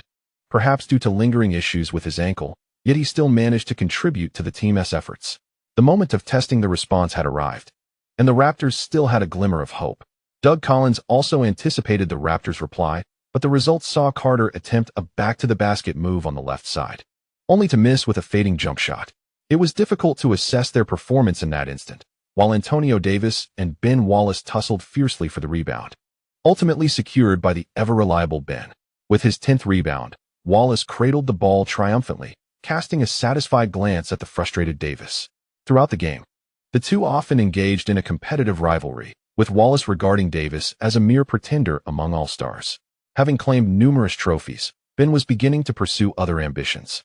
On the bench, the Raptors cheer squad continued to vocally rally their teammates, and as Grant Hill dribbled past half-court, he refrained from rushing into an attack, opting instead to initiate a handoff play beyond the three-point line. Upon receiving the ball on the right wing, Allen Houston immediately moved toward the arc before passing it to Liu. Alvin Williams, this time, did not double-team Liu along with Mark Jackson, but instead quickly pursued Houston to the left wing. Receiving the ball at the top of the arc, Liu executed a swift crossover dribble, switching to his left hand and promptly changing direction.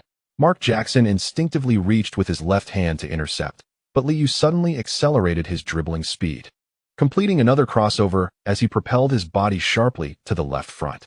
Realizing the impending danger, Jackson instinctively slid to the right and back, but Liu feigned him, executing a behind-the-back dribble while adjusting his footwork and raising his eyes towards the hoop. As Jackson lunged forward, shifting his defensive weight, Liu suddenly surged ahead, deftly maneuvering past the defense and breaking into the paint. Antonio Davis, who was quick to assist, had barely left the key when he witnessed Liu casually toss the ball towards the upper right of the basket. Ben Wallace soared high, catching the ball midair and emphatically slamming it home. The arena erupted with a resounding dunk. In response to his triumphant display, Wallace shouted at Antonio Davis, prompting the Raptors fans to lose their composure, showering the court with boos and jeers. Davis, feeling utterly dejected, had no time to engage with Wallace, as their deficit had now widened to 12 points. Liu, sporting a relaxed demeanor after the assist, found it challenging to seize opportunities at the arc throughout the game. As Jackson visibly struggled to defend, time was not on their side, and the gap continued to widen, as Carter, having not rested for even a minute, found himself unable to penetrate, missing a strong three-point attempt from the left corner after a series of hesitation dribbles. The crowd gasped collectively as Liu seized the long rebound, his back to the offensive direction, and with a sudden powerful behind-the-back pass, he launched the ball forward. As the basketball soared past midcourt, Allen Houston received the pass, took a large step, and suddenly halted with a quick stop on the right wing. He feigned a shot, leaving Alvin Williams, his defender, momentarily bewildered. Without allowing the Raptors' defense to settle, he swiftly launched a three-point shot from beyond the arc. Swish!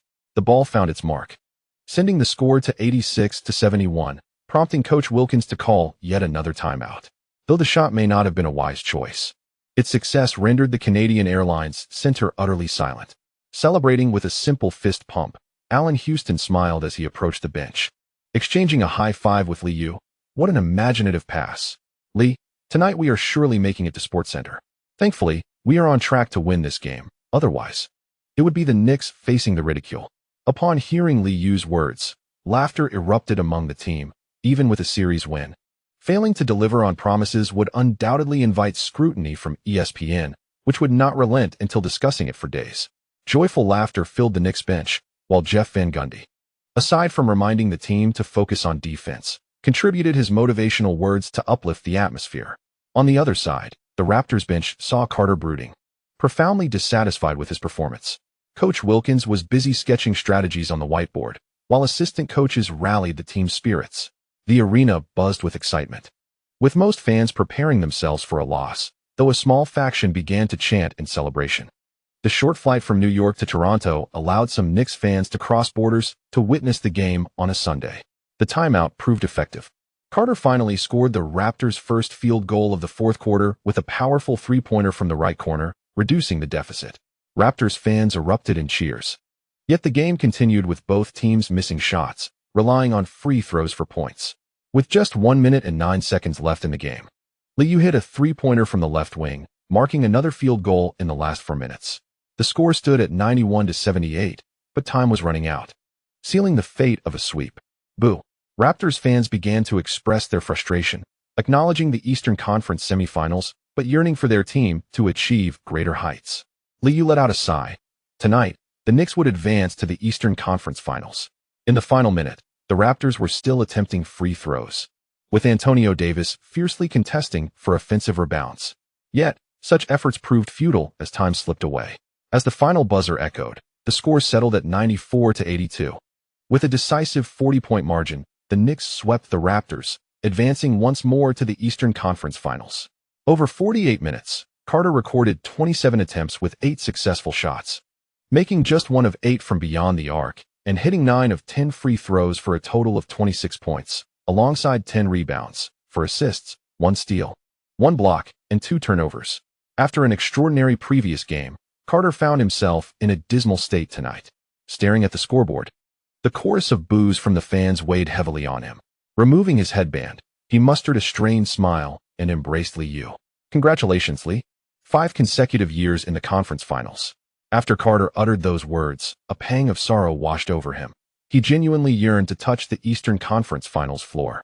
Liu merely chuckled softly and patted his shoulder once more, encouraging him. Keep it up, bro. Stay healthy. Disregard external judgments, and continue your pursuit of the championship.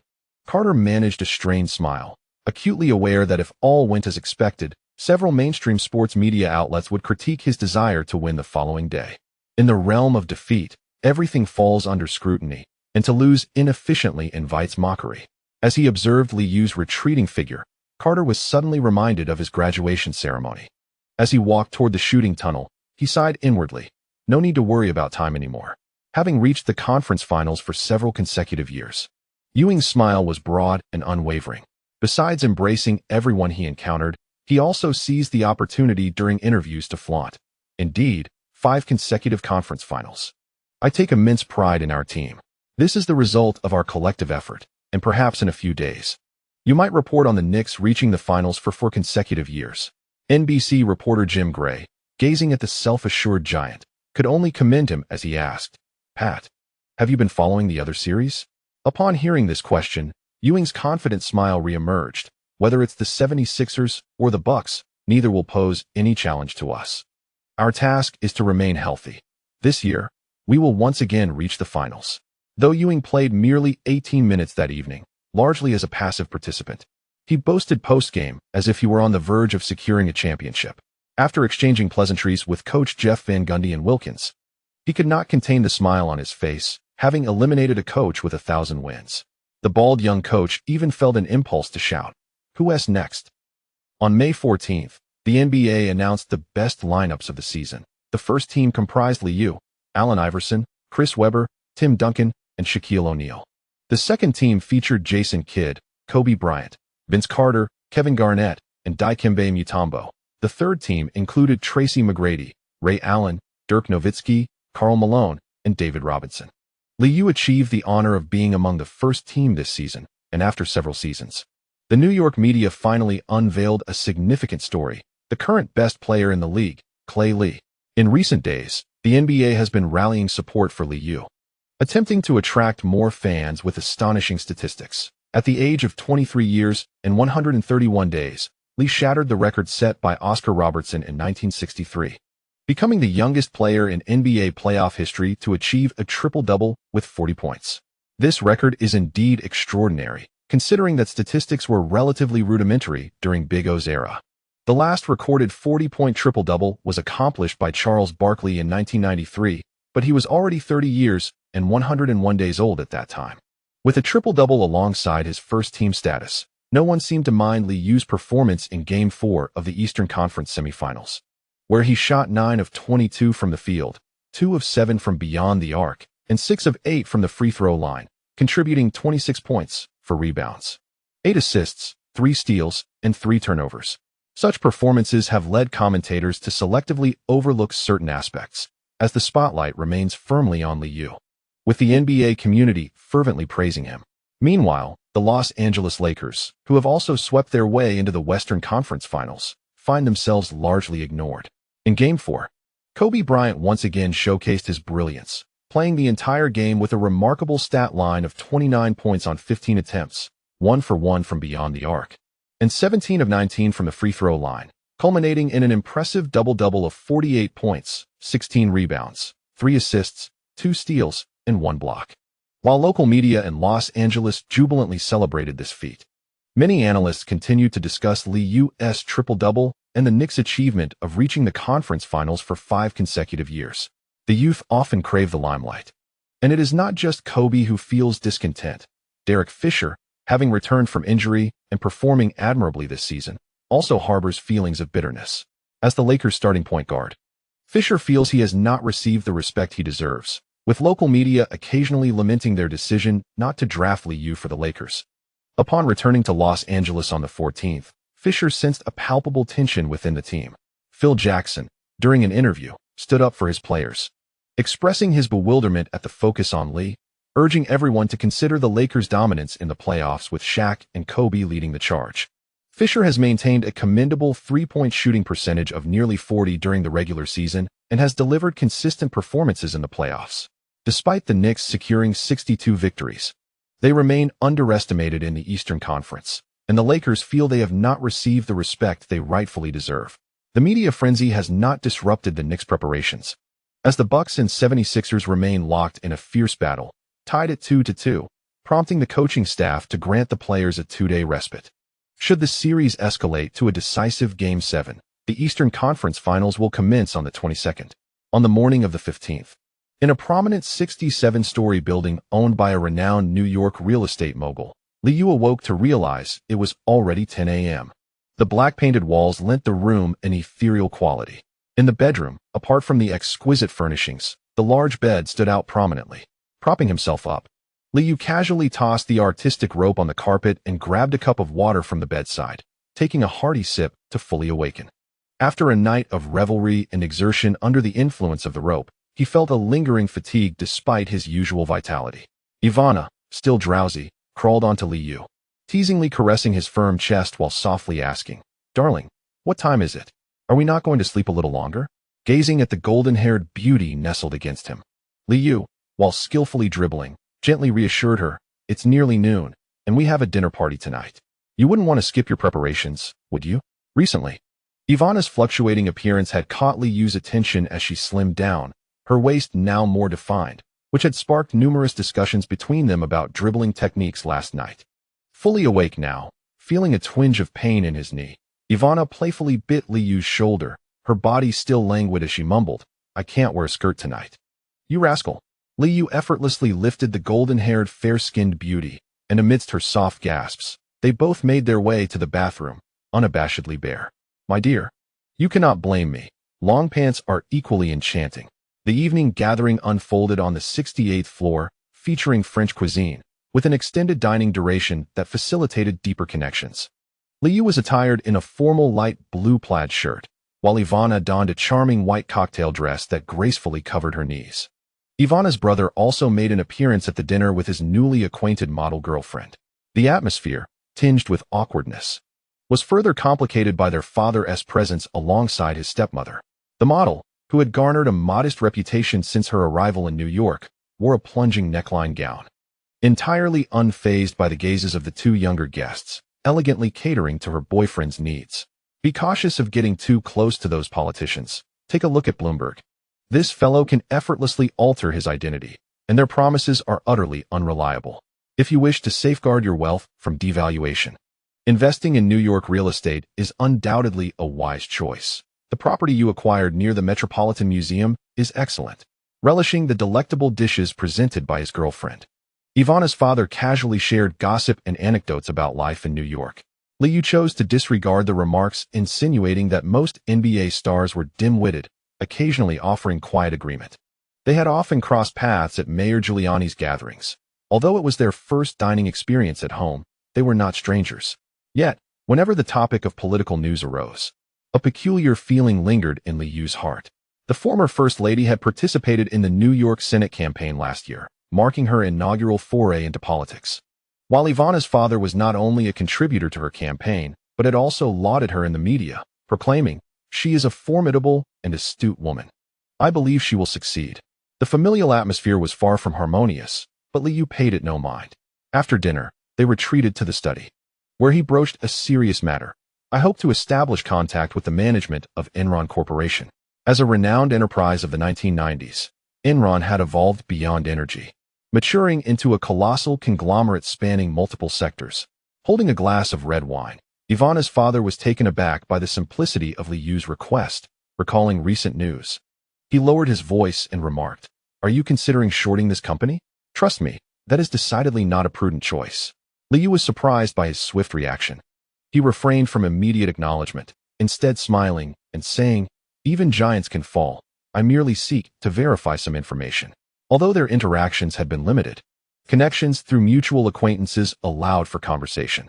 Ivana's father ceased further persuasion, nodding in agreement, and raised his glass to Liu. "This matter is not insurmountable. I simply have an aversion to the scoundrels of Wall Street." Bobby Axe had gained a modest reputation on Wall Street as a renowned hedge fund manager. But to these old money magnates, such wealth accumulation methods were often looked down upon. As they gazed out at the night skyline of New York, Liu took a sip of his red wine, intending to express his gratitude, only to be met with a sudden jest from his companion. "Ivana is quite beautiful, isn't she? If she were not my daughter, I might even become her suitor." Words of gratitude caught in his throat. Liu could only smile to mask his embarrassment, while internally cursing, "LSB." On the morning of May 16th, at Madison Square Garden, Liu and General Manager Glenfield appeared at the draft lottery ceremony. Michael Jordan and the Wizards staff were engaged in lighthearted banter with the management of various teams. It was evident to all that Mike was in high spirits, and the league would likely favor the Wizards, with the top pick nearly assured. Meanwhile, Bulls general manager Krause wore a scowl upon seeing Liu and Mike chatting. He turned to spot Glenfield's smug grin, prompting him to mutter under his breath, "Damn trade." The undercover actions of champion guard Sprewell had deeply wounded the Bulls. When David Stern arrived, silence enveloped the venue as the surrounding sports media turned their cameras towards the central podium. The lottery was broadcasted live, and as the picks were revealed one by one, Wizards fans at home erupted in excitement. The broadcast camera also focused on Michael Jordan, who embraced the management with a smile. Even in retirement, Mike remained the center of attention. At the draft lottery, Liu and General Manager Glenfield whispered to one another, "With the fourth pick, our options have expanded." Liu nodded, noting the camera pointing in their direction, and simply replied, "Indeed, we can select a commendable big man." They refrained from discussing the draft further in public, and Liu suddenly contemplated the situation with little Ben, managing a polite smile for the cameras while inwardly furrowing his brow. Is he yearning for a starting position? Thank you to the readers for your subscription support. Chapter 221. So-called rivals. On May 20th, 2001, the first Game 7 of the playoffs concluded. With a stellar performance from Allen Iverson, the 76ers triumphed, advancing to the Eastern Conference Finals. In 45 minutes of play, he scored 44 points, with 17 of 33 shooting, hitting 4 of 6 from beyond the arc and 6 of 7 from the free throw line, alongside 6 rebounds, 7 assists, 2 steals, and 2 turnovers. As the game ended at the First Union Center, the Philadelphia fans stood to applaud the roaring Iverson. The jubilant atmosphere, however, left Ray Allen feeling quite despondent. He had scored a team-high 26 points and provided 6 assists. Excessive turnovers were the primary reason for the loss, but for coach George Karl, the major issue was the players' lack of toughness. Most sports media were well aware of the tension between the straightforward Ray Allen and the head coach, and this topic resurfaced during the press conference. I am not Gary Payton. I cannot play that style of basketball, but I have provided the most assists on the team and am striving to help as much as possible. Why must I change? I am the most diligent worker in the team. God bears witness to my efforts. I merely wish to be myself. Ray Allen's frustrated remarks were clearly pointed, subtly criticizing the lethargic Glenn Robinson while also questioning the coach's abilities. Since the commencement of last year's playoffs, tensions have escalated between the two sides, with the discord between Ray Allen and George Karl laid bare for all to see. Journalists in attendance found amusement in the unfolding drama, eagerly anticipating the ensuing off-season spectacle. Within the teams, harmony was but a facade.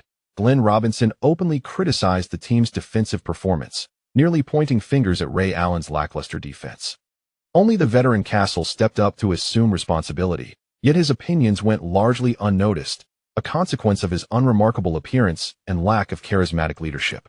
In recent years, Ray Allen has dedicated himself to leading the team, spending the off-season training predominantly in Milwaukee and extending invitations to his teammates. Regrettably, most players preferred to compartmentalize their professional and personal lives, with Glenn Robinson showing little interest in following the lead of his younger counterpart. Following their collapse in the Eastern Conference semifinals, the Bucks appeared on the verge of disbandment, with only coach George Karl maintaining his composure, offering platitudes in the aftermath. Defeat has a way of igniting internal strife, while victory invigorated the 76ers' morale. After his fourth season coaching the 76ers, Larry Brown finally showcased his prowess as a distinguished coach, guiding the team to the conference finals. Allen Iverson, experiencing the thrill of competing on a grander stage for the first time in his career, expressed immense gratitude for his teammates post-game, lavishing praise on his coach. Coach Brown is the finest coach in the league, and the 76ers possess the best coaching staff. He affirmed his readiness to overcome any obstacles, confidently declaring the 76ers would advance to the finals. As New York journalists observed Iverson's burgeoning bravado, they could not resist injecting their sarcasm, highlighting his shooting statistics: 186 attempts over 6 games, with a field goal percentage of 34.3 and a three-point percentage of 33.3. Allen, can you comment on your scoring efficiency? Despite averaging 35 points per game, his efficiency was indeed questionable. Iverson bristled at the inquiry. Feeling irked by the New York reporters, I don't care about those numbers. All I know is that the 76ers won the series. The truth is, I led the league in scoring. I am the premier scorer in the league, and no one can contain me. As he spoke, some New York reporters snickered, and one from the New York Post, waiting until Iverson completed his response, smirked and said, "Good luck, Allen. I imagine Lee will relish matching up against you." The joy in Iverson's heart diminished significantly as he contemplated the impending journey to New York, his smile fading. Why is it you again? For New York fans, it felt like a festive season once more. While the Bulls did not secure a top 3 draft pick, the 4th selection would suffice in acquiring a promising big man. Everyone anticipated the next Ewing, as the Knicks prepared to complete their rebuilding process in the upcoming season. Mark Bartelstein, Lee's agent, has also been busy, with the opportunity to sign the immensely talented Kwame Brown. In recent years, Bartelstein has certainly reaped the rewards of representing Lee. Top agents undoubtedly require top-tier stars under their wing. Although the recent draft class has been rather lackluster, that is not a reflection on the agents. After the New York Knicks practice concluded, Mark Bartelstein, mindful of the time, made his way to Lee Yu's residence on 82nd Street. Their collaboration over the years has been harmonious. Lee Yu, cherishing nostalgia, continued to be represented by Bartelstein's agency even after achieving prominence. Ray Allen amicably parted ways with this agent, resulting in a significant commission loss. After the conclusion of his rookie contract, the two parties ultimately could not reach an agreement. Upon opening the door, Old Mike greeted the agent, adeptly accepting the gift and jesting, "Your timing is impeccable. Tonight, Lee is home alone." As Lee returned home, the two engaged in a conversation about the varying criminal landscapes of Chicago, Philadelphia, and New York. Casually shedding his coat, Lee Yu immediately understood Bartelstein's purpose. The Wizards are undoubtedly an unsuitable environment for a rookie's development. Hamilton has voiced his complaints to me on numerous occasions. It seemed that Mike had intentions of returning, and pairing a high school rookie with him on the court would undoubtedly spell disaster. When it came to the draft, he was a dictator, impervious to the counsel of his friends. Mark Bartelstein was highly likely to sign this promising rookie. Hearing Liu's perspective, he merely shrugged and replied with a smile. The first overall pick is bound to secure a substantial contract. The Wizards lack championship aspirations. 3 years should be ample time for growth. Furthermore, playing alongside Mike could garner greater attention. The Wizards wish to conduct simultaneous tryouts for Brown and Chandler, allowing them to compete against each other before making a decision. If your target is Chandler, orchestrating a trade upwards is no trivial matter. Liu raised an eyebrow and did not conceal the information, casually remarking, the Knicks are likely to select Pau Gasol. Inter Performance has already engaged with the management. A buyout fee of $2.5 million has been agreed upon by James Dolan, and Herb Lude is indeed quite energetic. When it comes to this veteran in the NBA agent circle, Mark Bartelstein hesitated to comment, acknowledging that the latter specializes in European players, a domain in which he cannot compete. Gasol? That tall white fellow. What position would he occupy with the Knicks? Upon hearing Bartelstein's curious inquiry, Liu rubbed his temples, reflecting on the team's atmosphere in recent days, and replied resignedly, that will depend on Coach Van Gundy's plans. It's likely he will play the center position. You know, when Hill and I are on the court together, we require more offensive space. The coaching staff is somewhat dissatisfied with the management's decision, feeling that the team lacks respect for him. Pat, however, has no objections. He even intends to serve as an assistant coach after retirement. Apparently, he aims to properly train this tall white player. Mark Bartelstein was initially taken aback, then shook his head and chuckled, continuing to tease. It's hard to imagine what the Knicks will become. Such a roster configuration almost entirely overturns the previous team-building philosophy. On the evening of the 21st, the Western Conference Finals officially commenced.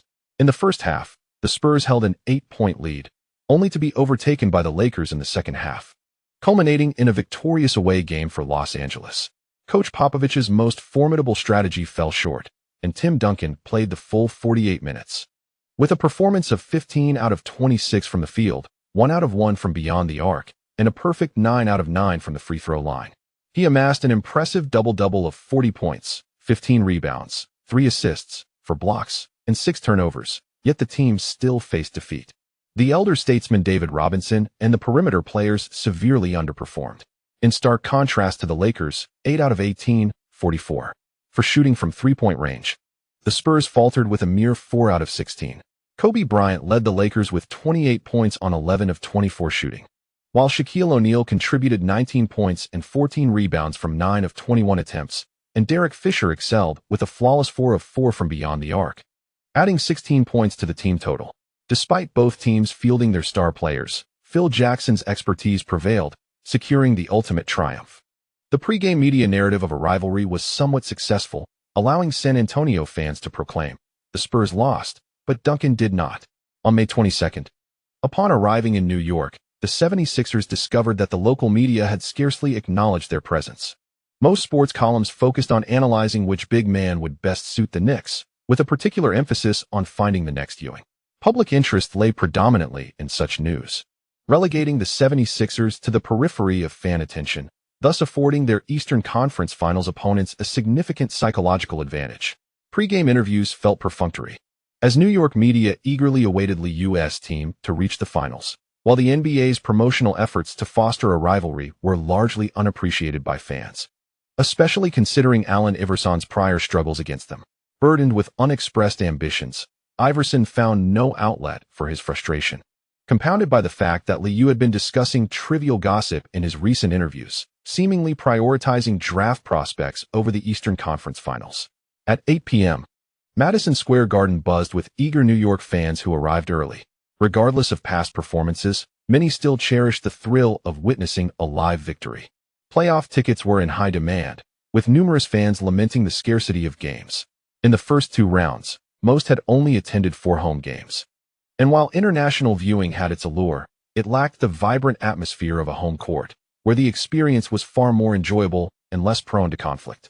As the Eastern Conference Finals commenced, James Dolan abandoned his usual box seat, opting instead to sit beneath the basketball hoop with his staff. The exuberant owner reveled in the increased ticket sales, which also boosted the sales of beer, popcorn, burgers, and hot dogs, coupled with substantial support from advertisers. The team's market value had surged in recent years, allowing for profit with minimal effort. General Manager Glenn Grunwald recently engaged in discussions with the coaching staff, and the newly crowned Coach of the Year, Jeff Van Gundy, expressed his own dissent. The bald-headed maestro was reluctant to dismantle the current roster, understanding that any upward trades would inevitably necessitate roster adjustments.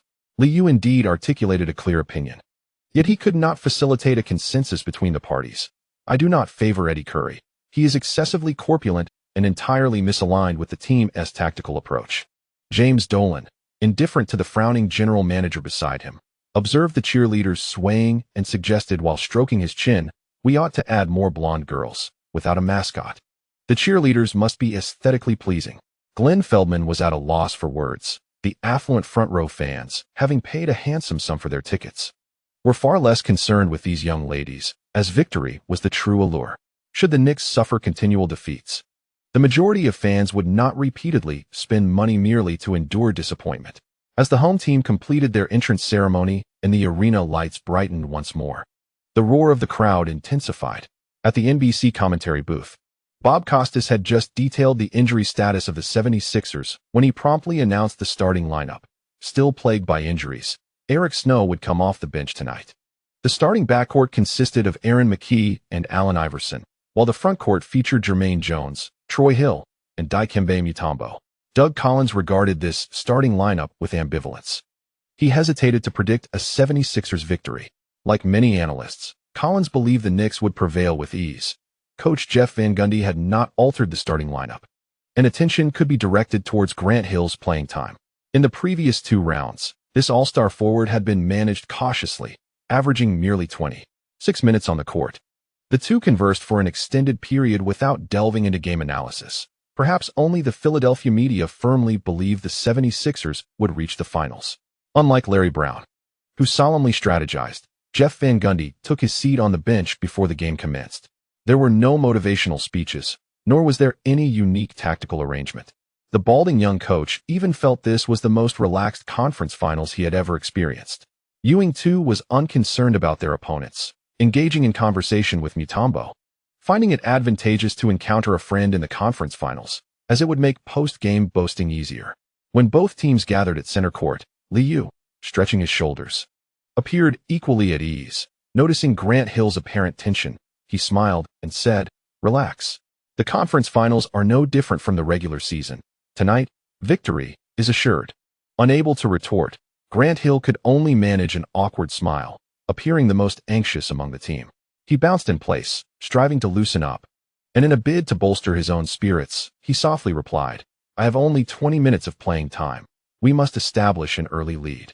Most of the opposing veterans did not react to Liu's words, save for Iverson, who shot him a fierce glare. With Mutombo leaping to seize possession, the arena erupted with shouts of defense. Clutching orange handkerchiefs, the New York fans rose in unison, a ritual now ingrained in the experience of attending games, only settling back down once the Knicks scored. As Aaron McKie dribbled past the half-court, he instinctively exhaled upon realizing that he was matched against Allen Houston tonight. As he advanced to the arc, a frown creased his brow. Liu was closely guarding Allen Iverson. In the right corner, Iverson swiftly darted from right to left along the baseline, while Liu moved up to intercept the passing lane. The ball was passed to the left corner, where Iverson feigned a step towards the top before immediately backpedaling. Liu remained unfazed by the feint, steadfastly guarding his opponent. Aaron McKie failed to deliver the pass promptly, forcing Iverson to step back up the arc to request the ball. Noticing the movement behind him, Allen Houston intensified his defense. Even as Aaron McKie shielded the ball, the pressure affected the quality of his pass, which veered closer to the sideline. Just as Iverson was about to make a difficult catch, Liu seized the opportunity to pounce, colliding with Iverson at the sideline. Staggered by the impact, Iverson bent quickly, attempting to maintain possession with his left hand. But Liu lowered his center of gravity and decisively swiped the ball away, executing a clean steal. This moment unfolded right in front of the enthusiastic front row fans, who erupted in cheers as Liu regained control and swiftly hurled the ball down the court. Aaron McKie tugged at Allen Houston to delay him, while on the other side, Grant Hill accelerated past the half-court line before Jones could react. With a 1-on-0 situation in the front court, Grant Hill, unguarded at the three-point line, charged into the paint. Soaring into the air, he spun the ball in his right hand before executing a powerful one-handed slam dunk. The arena erupted in applause as fans returned to their seats, waving their orange towels, filled with delight at the familiar spectacle. On the sidelines, Coach Larry Brown made several gestures indicating Liu's physical play, clearly dissatisfied with the referee's calls. He nearly knocked down my player, right in front of your eyes. Sensing the officiating's leniency tonight, Larry Brown attempted to exert pressure on the referees, receiving only vague reassurances in return. Grant Hill, retreating, smiled and gave Liu a thumbs up, alleviating some of the tension. Indeed, it felt no different from a regular season game. Allen Houston continued to guard Aaron McKie, slowing the 76ers' offensive momentum. Changing direction, Iverson moved to the right corner and quickly stepped up the arc, finally securing the ball. Mutombo immediately set a screen, while Liu took a step back, positioning himself to navigate the impending pick. Ewing crouched in defense, stationed below the free throw line, as the Knicks effectively abandoned long-range attempts. Despite gaining shooting space, Iverson opted against an immediate jump shot. Instead, he held the ball low, shifting laterally to leverage the screen and shake off Liu's pursuit. With remarkable speed, Iverson halted abruptly after 2 swift dribbles, rising to take a jump shot over Liu's outstretched hand. Bang! The ball clanged off the rim. The rebound bounced fortuitously into Ewing's hands, and Grant Hill promptly responded as the Knicks surged toward their opponent's half. With the ball absent, Liu accelerated along the left sideline, pursued relentlessly by Iverson, igniting fervor among the New York fans. Let's go Knicks! Meanwhile, on the right sideline, Grant Hill, noticing the tactical gestures of Allen Houston at the top of the arc, made his way to the right wing, coming to a halt. Lewis also paused at the left wing, while Liu swiftly glided past the baseline towards the left corner. Utilizing a screen set by Ewing near the left baseline, Liu quickly popped out to the right corner. Grant Hill delivered a precise pass. Just as Liu received the ball, the lightning-fast Iverson lunged forward, attempting a steal. Iverson's audacious defensive maneuver proved fruitless as he barreled past Liu, completely abandoning his defensive position. Seizing the moment with no time for the opposition to react, Liu adjusted his stance slightly, and from the right corner beyond the three-point line, he unleashed a rapid jump shot. Swish! The three-pointer found its mark with effortless grace. The corners were indeed Liu's most favorable spots for three-point shooting. In the commentary booth, Doug Collins shook his head subtly, commenting resignedly, "That was not a wise defensive choice. When facing Lee, the defender's primary task is to maintain their position." Bob Costas began to sense the jubilant atmosphere in the arena, observing the 76ers' seamless ball movement beyond the arc, and could only remark, the Knicks' defense is quite strategic. It seems they switch on screens, which has significantly impacted the 76ers' offense. After a series of handoffs, Iverson found himself matched against Grant Hill. At the top of the arc, after a swift dribble, Iverson suddenly lunged forward, capitalizing on Hill's quick slide to the left, executing a swift between-the-legs dribble, a sudden stop, and a long two-pointer. Bang! The ball ricocheted off the rim, and Mutombo lunged for the front-court rebound. Iverson, quick on the uptake, darted into the paint, regaining control of the ball, and immediately attempted a leaning jump shot. Yet again, the ball rimmed out, and this time, Ewing fought fiercely for position, while Lewis secured the rebound beneath the basket. The 76ers quickly retreated on defense, leaving Liu unguarded as they transitioned into an offensive play. Approaching the left wing, it was only then that JaVale McGee stepped up to defend him. Allen Houston, noticing the defender before him, wasted no time. He advanced diagonally from the top of the arc, skillfully drawing Iverson behind him. In the left block, the two engaged in a tussle, and as Iverson half-circled, desperately trying to regain position, Houston swiftly pivoted, cutting towards the basket.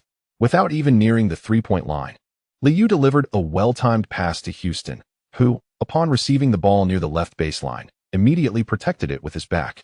With Iverson closing in, attempting to apply pressure with his forearm, Houston cleverly maneuvered, pivoting quickly to execute a fading jump shot. Swish! The mid-range shot was solidly on target. The left low post was also Houston's sweet spot, and after the basket, he wore a radiant smile.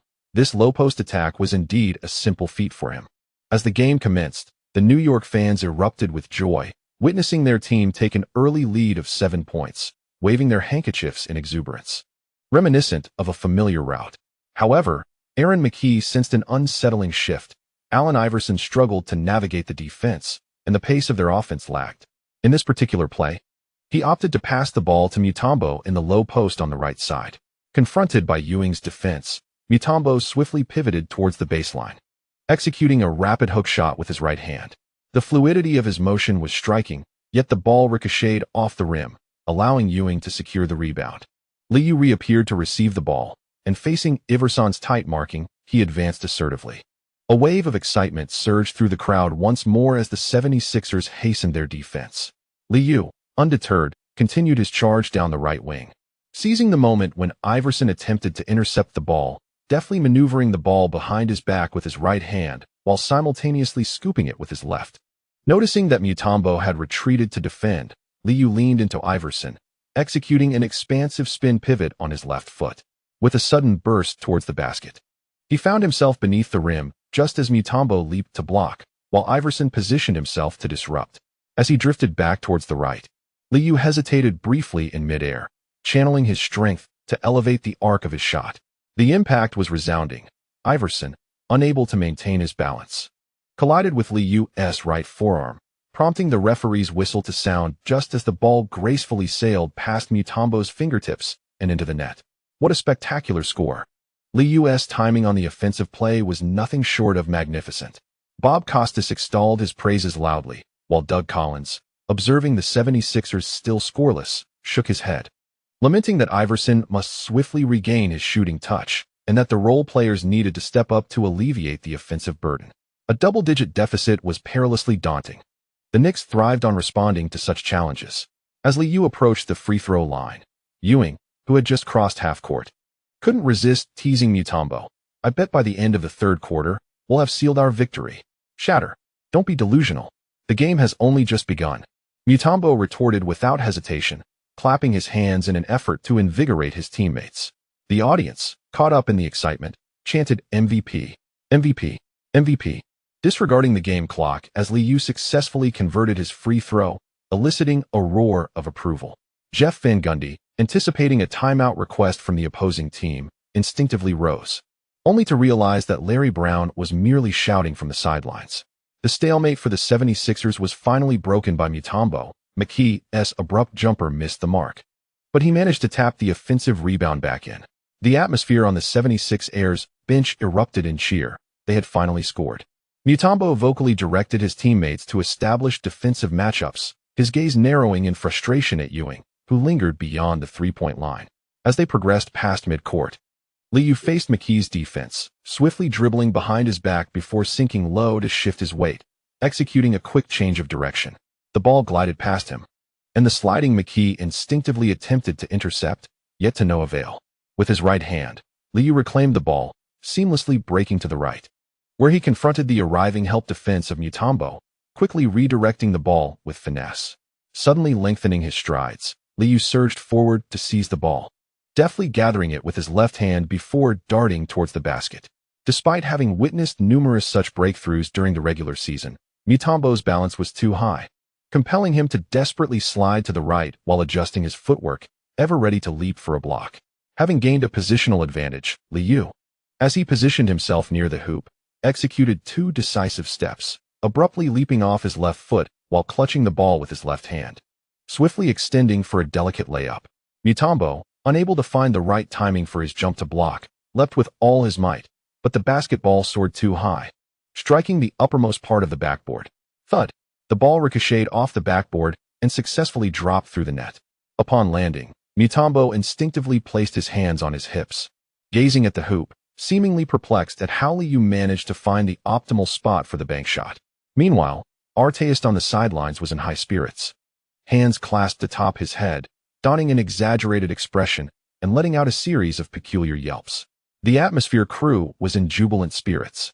Given the current momentum of the game, it seemed everyone would soon get a chance to showcase their talents in the latter half of the third quarter.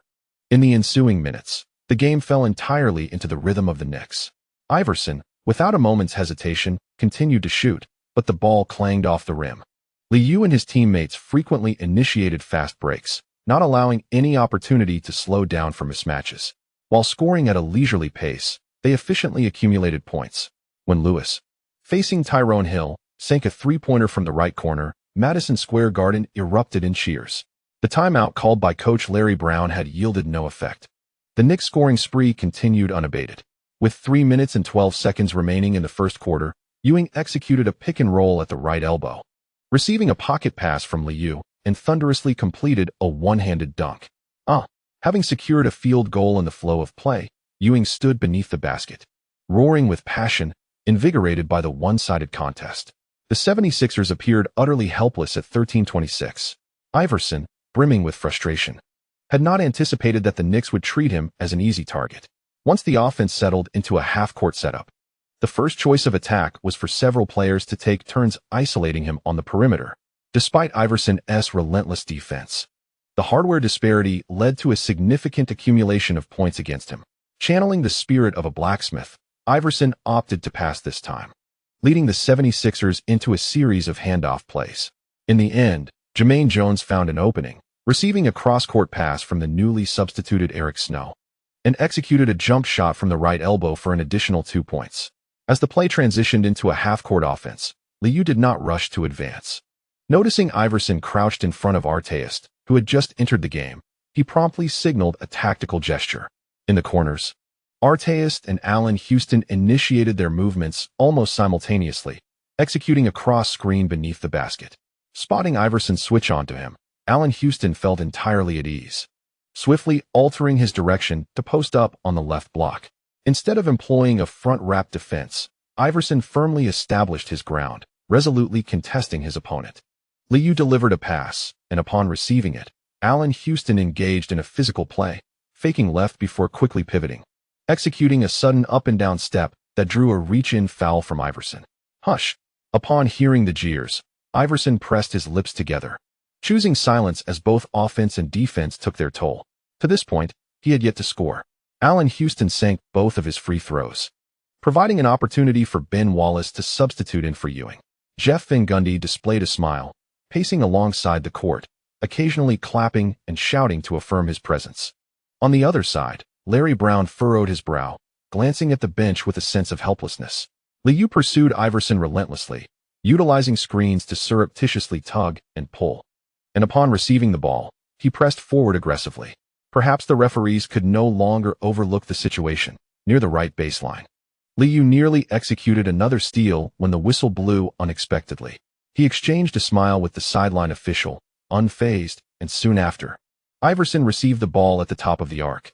This time, Mutombo's screen was exceptionally effective, allowing him to shake off his defender. Ben Wallace opted not to remain in a crouched defense. Instead, he charged forth and quickly slid into position.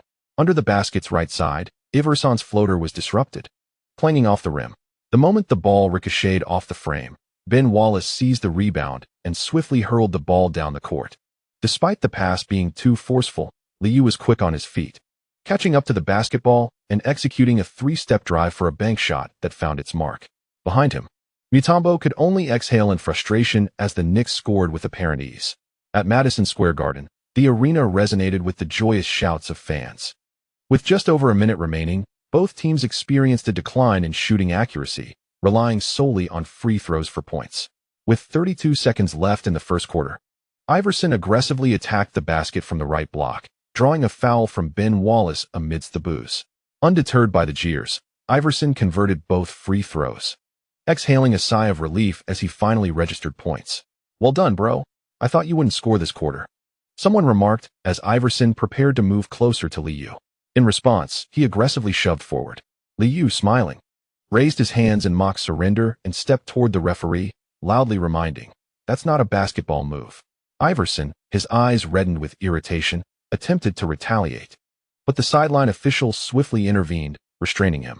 Another referee promptly blew the whistle, issuing Iverson a technical foul. After Liu completed his free throws, he noticed Iverson retreating to the bench as New York fans erupted with chants of "overrated." The volume of the chorus grew, and upon returning to his seat, Iverson's expression darkened, seemingly incensed by the word.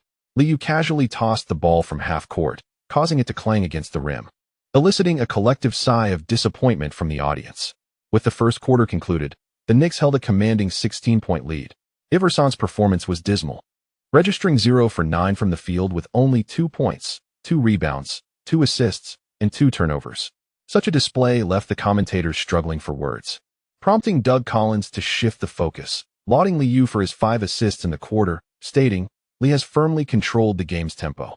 The 76ers defense has posed him no challenge." Over the course of the first quarter, he recorded 4 out of 5 shooting, including 1 out of 2 from beyond the arc, and 4 out of 4 from the free throw line, totaling 13 points, 2 rebounds, and 5 assists with 1 steal. Observing the statistical performance of Liu, Bob Costas noted the Knicks' intent to implement a significant rotation, instinctively commenting, "Perhaps Lee's playing time tonight will be rather limited." In the second quarter, Coach Larry Brown continued to pair Eric Snow with Allen Iverson in the backcourt, while the frontcourt comprised Rodney Buford, Tyrone Hill, and Matt Geiger. On the Knicks side, the more informed Allen Houston entered the game early. In the first quarter, he achieved an impressive 4 for 4 from the field, scoring 10 points, all of which stemmed from low-post offensive plays. Kukoc, having been sidelined from the rotation, could only begrudgingly accept his situation. Grant Hill, seated on the bench, observed Iverson's unwavering resolve despite his missed shots, softly lamenting, "This indeed is not a judicious offensive choice," yet the 76ers have no option but to trust him. The opposing team's configuration appeared illogical. Liu, glancing at the vociferous Larry Brown on the sidelines, remarked in a lighthearted tone, "If failure persists this year, Coach Larry Brown should also part ways with the 76ers. Perhaps in a few years, this old rival will find himself in a rebuilding phase once again." Hearing their discussion, Kukoc felt that the Eastern Conference was utterly finished. The Bucks were disbanding. The Pacers were in a rebuilding phase. The Raptors had limited potential. The Hornets were stuck in mediocrity. The Magic were mere newcomers, and the Heat, having lost Mourning, were likely to bid farewell to the playoffs. In this context, the Knicks seized the opportunity to achieve a seamless transition between the old and the new. As the second quarter progressed, Iverson gradually regained his shooting touch. Yet with Liu's return in the latter half, he ultimately fell short. By halftime, the score stood at 46-62, with the outcome appearing almost inevitable. Such a scenario, where one quarter can dismantle an opponent, is a familiar occurrence for New York fans. Iverson ended the half with 19 points on 6 of 19 shooting, including 1 of 3 from beyond the arc and 3 of 4 from the free throw line. This performance was beyond evaluation. Bob Costas, not one to speak as freely as Charles Barkley, merely discussed the tactical issues facing the 76ers during the halftime break.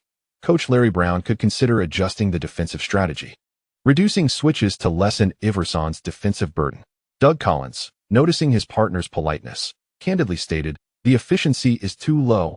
Iverson ought to involve his teammates more," adding some drive-and-kick plays, as Mutombo is capable of handling a portion of the ball sharing.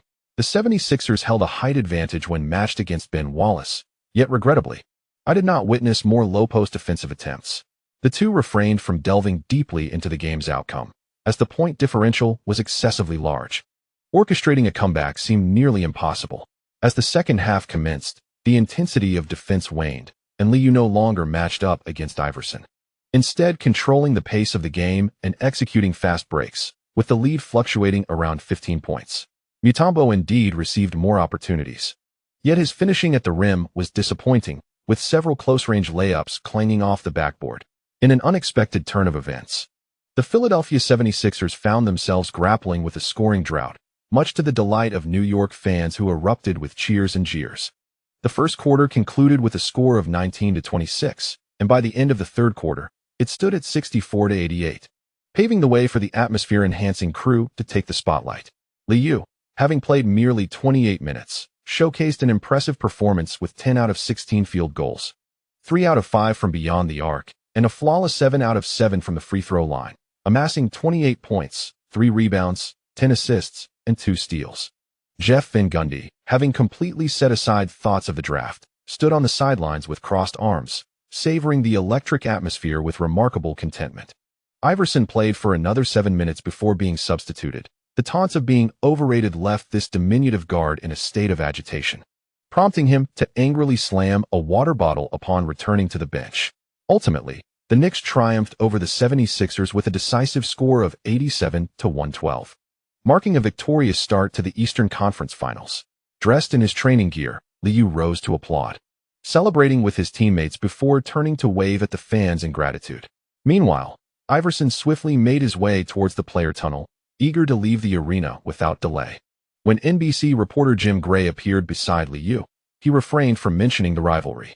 This game starkly illuminated the reality. There existed a significant gap between Iverson and Liu, as well as between the 76ers and the Knicks. Lee, congratulations on your victory.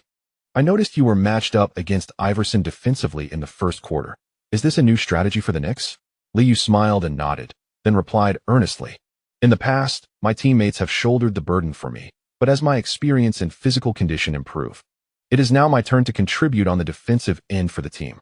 As long as my stamina permits, I will actively guard the opposing team's perimeter core in upcoming games. Jim Gray and the staff were visibly impressed. Should they reach the finals, there might be significant news on the horizon. Thank you to the readers for your continued support. Chapter completed. Chapter 222. Time for reconstruction on May 24, 2001. Following the Lakers' resounding victory over the Spurs the previous day, many sports media outlets began to speculate about the impending matchup between the Lakers and the Knicks. In Game 1 of the Eastern Conference Finals, Iverson performed at a standard level, continuing his trend of inefficiency from the semifinals against the Bucks. He played for 43 minutes, scoring 10 out of 27 field goals, 2 out of 5 from three-point range, and 4 out of 7 from the free throw line, totaling 26 points, 4 rebounds, 5 assists, 1 steal, and 3 turnovers. Such a performance unequivocally underscored the 76ers' defeat, and Iverson's struggles did not go unnoticed by analysts who subsequently overlooked this diminutive all-star. The narrative of rivalry faded as the disparity in skill became glaringly apparent. The New York fan sentiments about being overrated garnered widespread agreement among commentators. With Game 2 of the Eastern Conference Finals approaching tonight, TNT's programming once again geared up for the matchup. In the studio, Ernie Johnson noted the lackluster moods of his two co-hosts and took the initiative to spark conversation, though they suffered a significant defeat. I believe Coach Larry Brown will make effective adjustments. Let us not forget they have just endured a grueling Game 7. Kenny Smith preferred to discuss an alternative set of playoff matchups, for he found it exceedingly difficult to critique Allen Iverson's performance. Confronted by the cameras, he could only utter banal platitudes. Allen Iverson must learn how to elevate his teammates, reducing some of those forced shots may aid the team. Charles Barkley, already exasperated, who could be tenuously regarded as a Philadelphia 76ers legend, candidly remarked, "There is no chance Iverson will continue to lose. When your core player's shooting percentage hovers below 40% while the opponent scores efficiently, defeat becomes inevitable. Iverson may continue to text me, but I must reiterate, he cannot defeat Lee. Tonight, the Knicks will undoubtedly secure an easy victory." Observing the earnest discourse of Charles Barkley, Ernie Johnson sighed, foreseeing a wave of complaints from fans regarding this episode. ESPN's programming bore little distinction from that of TNT. The invited commentators typically shared similar sentiments. Themes of playing through injuries, persistence, and competitive spirit seemed to have been forgotten. In the realm of competitive sports, victory is what truly merits remembrance. Most sports media convey a singular narrative. Michael Jordan faced skepticism and ridicule before achieving monumental victories, and Iverson traversed a similar path. History is startlingly analogous. Should Iverson, after a few years of silence, ultimately lead the 76ers to the pinnacle, public perception would undoubtedly shift. However, continuing on this losing streak would only yield the reputation of an inefficient stat patter. The schedule was not particularly favorable for the 76ers, yet. If they could endure until Game 5, they would gain additional rest. At 8:30 p.m. that evening, the Eastern Conference Finals Game 2 commenced. Iverson, with grandiloquent proclamations before the game, found the Madison Square Garden reverberating once again with jubilant shouts by the end of the first quarter. Overrated. After a full quarter, with a dismal 2 for 8 shooting, including 0 for 1 from beyond the arc and 2 for 2 from the free throw line, he finished with merely 6 points, 3 assists, and 2 turnovers. Returning to the bench, Iverson appeared despondent, seemingly unable to fathom the 16-point deficit. After 2 consecutive games of woeful shooting, Iverson re-entered the fray in the second quarter, slightly reducing his attempts, yet still failing to find the mark, relying solely on Dikembe Mutombo and Aaron McKie for scoring. With a disheartening 0 for 7 in that quarter, the halftime score stood at 39-59, extinguishing any suspense in the contest. As head coach Larry Brown walked towards the player tunnel, he perhaps anticipated such an outcome, his expression impassive throughout. In the NBC commentary booth, Doug Collins exchanged glances with his partner, reluctant to evaluate the game, ultimately resorting to a resigned statement. The disparity between the teams is significant. In certain sequences, the 76ers failed to decisively execute their game plan. Starting center Aaron McKie was thoroughly outplayed by Lee, as excessive one-on-one defense proved ineffective. Bob Costas found himself unable to critique Larry Brown's strategy, suppressing the tedious thoughts of the Eastern Conference Finals, and continued to analyze earnestly. Mutombo secured 10 rebounds by halftime, presenting an advantage for the 76ers. However, to close the scoring gap, they must first enhance their defensive efforts. The Knicks held a commanding 20-point lead, and Doug Collins, observing his partner's serious demeanor, momentarily lost his composure. Perhaps it was wiser to consider safeguarding their home court. Upon returning to Philadelphia, the 76ers found themselves with no retreat. They had to secure victory in this game. In the home team's locker room, everyone was in high spirits. Relishing what felt like an effortless match, Ewing began to pray to God, seemingly in gratitude for the favorable scheduling. In the previous game, Allen Houston had achieved an impressive 21 points from 14 attempts, shooting 9 for 14, with a three-point efficiency of 1 for 3 and perfect from the free throw line. Tonight, he continued his stellar performance, effortlessly establishing himself in the low post near the left block. Perhaps we can conclude the series early, he mused. Relishing the thought of reaching the finals for 4 consecutive years. What a delightful prospect.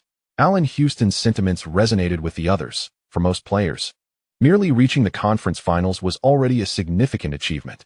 As for the finals, many players devote their entire careers without ever gracing such a stage. Artest was particularly exhilarated, while Ben Wallace appeared to have grown accustomed to this process, exuding calmness. Liu stroked his chin, calculating the schedule and realizing that even with a sweep of their opponents, there would not be much time for rest. The Spurs were struggling from the perimeter. Barring any unforeseen circumstances, the Lakers would likely sweep their adversaries with ease. Let's finish this series quickly. I have a feeling the matchup between the Lakers and Spurs will conclude shortly. Clapping his hands, Liu signaled for everyone to intensify their efforts in the second half. Though 20 points was a substantial lead, complacency was still a danger. Meanwhile, Grant Hill found himself unable to join the conversation, seemingly on a bewildering path to the finals. The 76ers were no match for the Knicks. Iverson, being hindered by Liu's robust defense, would struggle to find an advantage, even if he were in peak condition. After much discussion, Grant Hill noticed that Jeff Van Gundy had quietly returned to the locker room. Was this the coaching philosophy of a championship coach?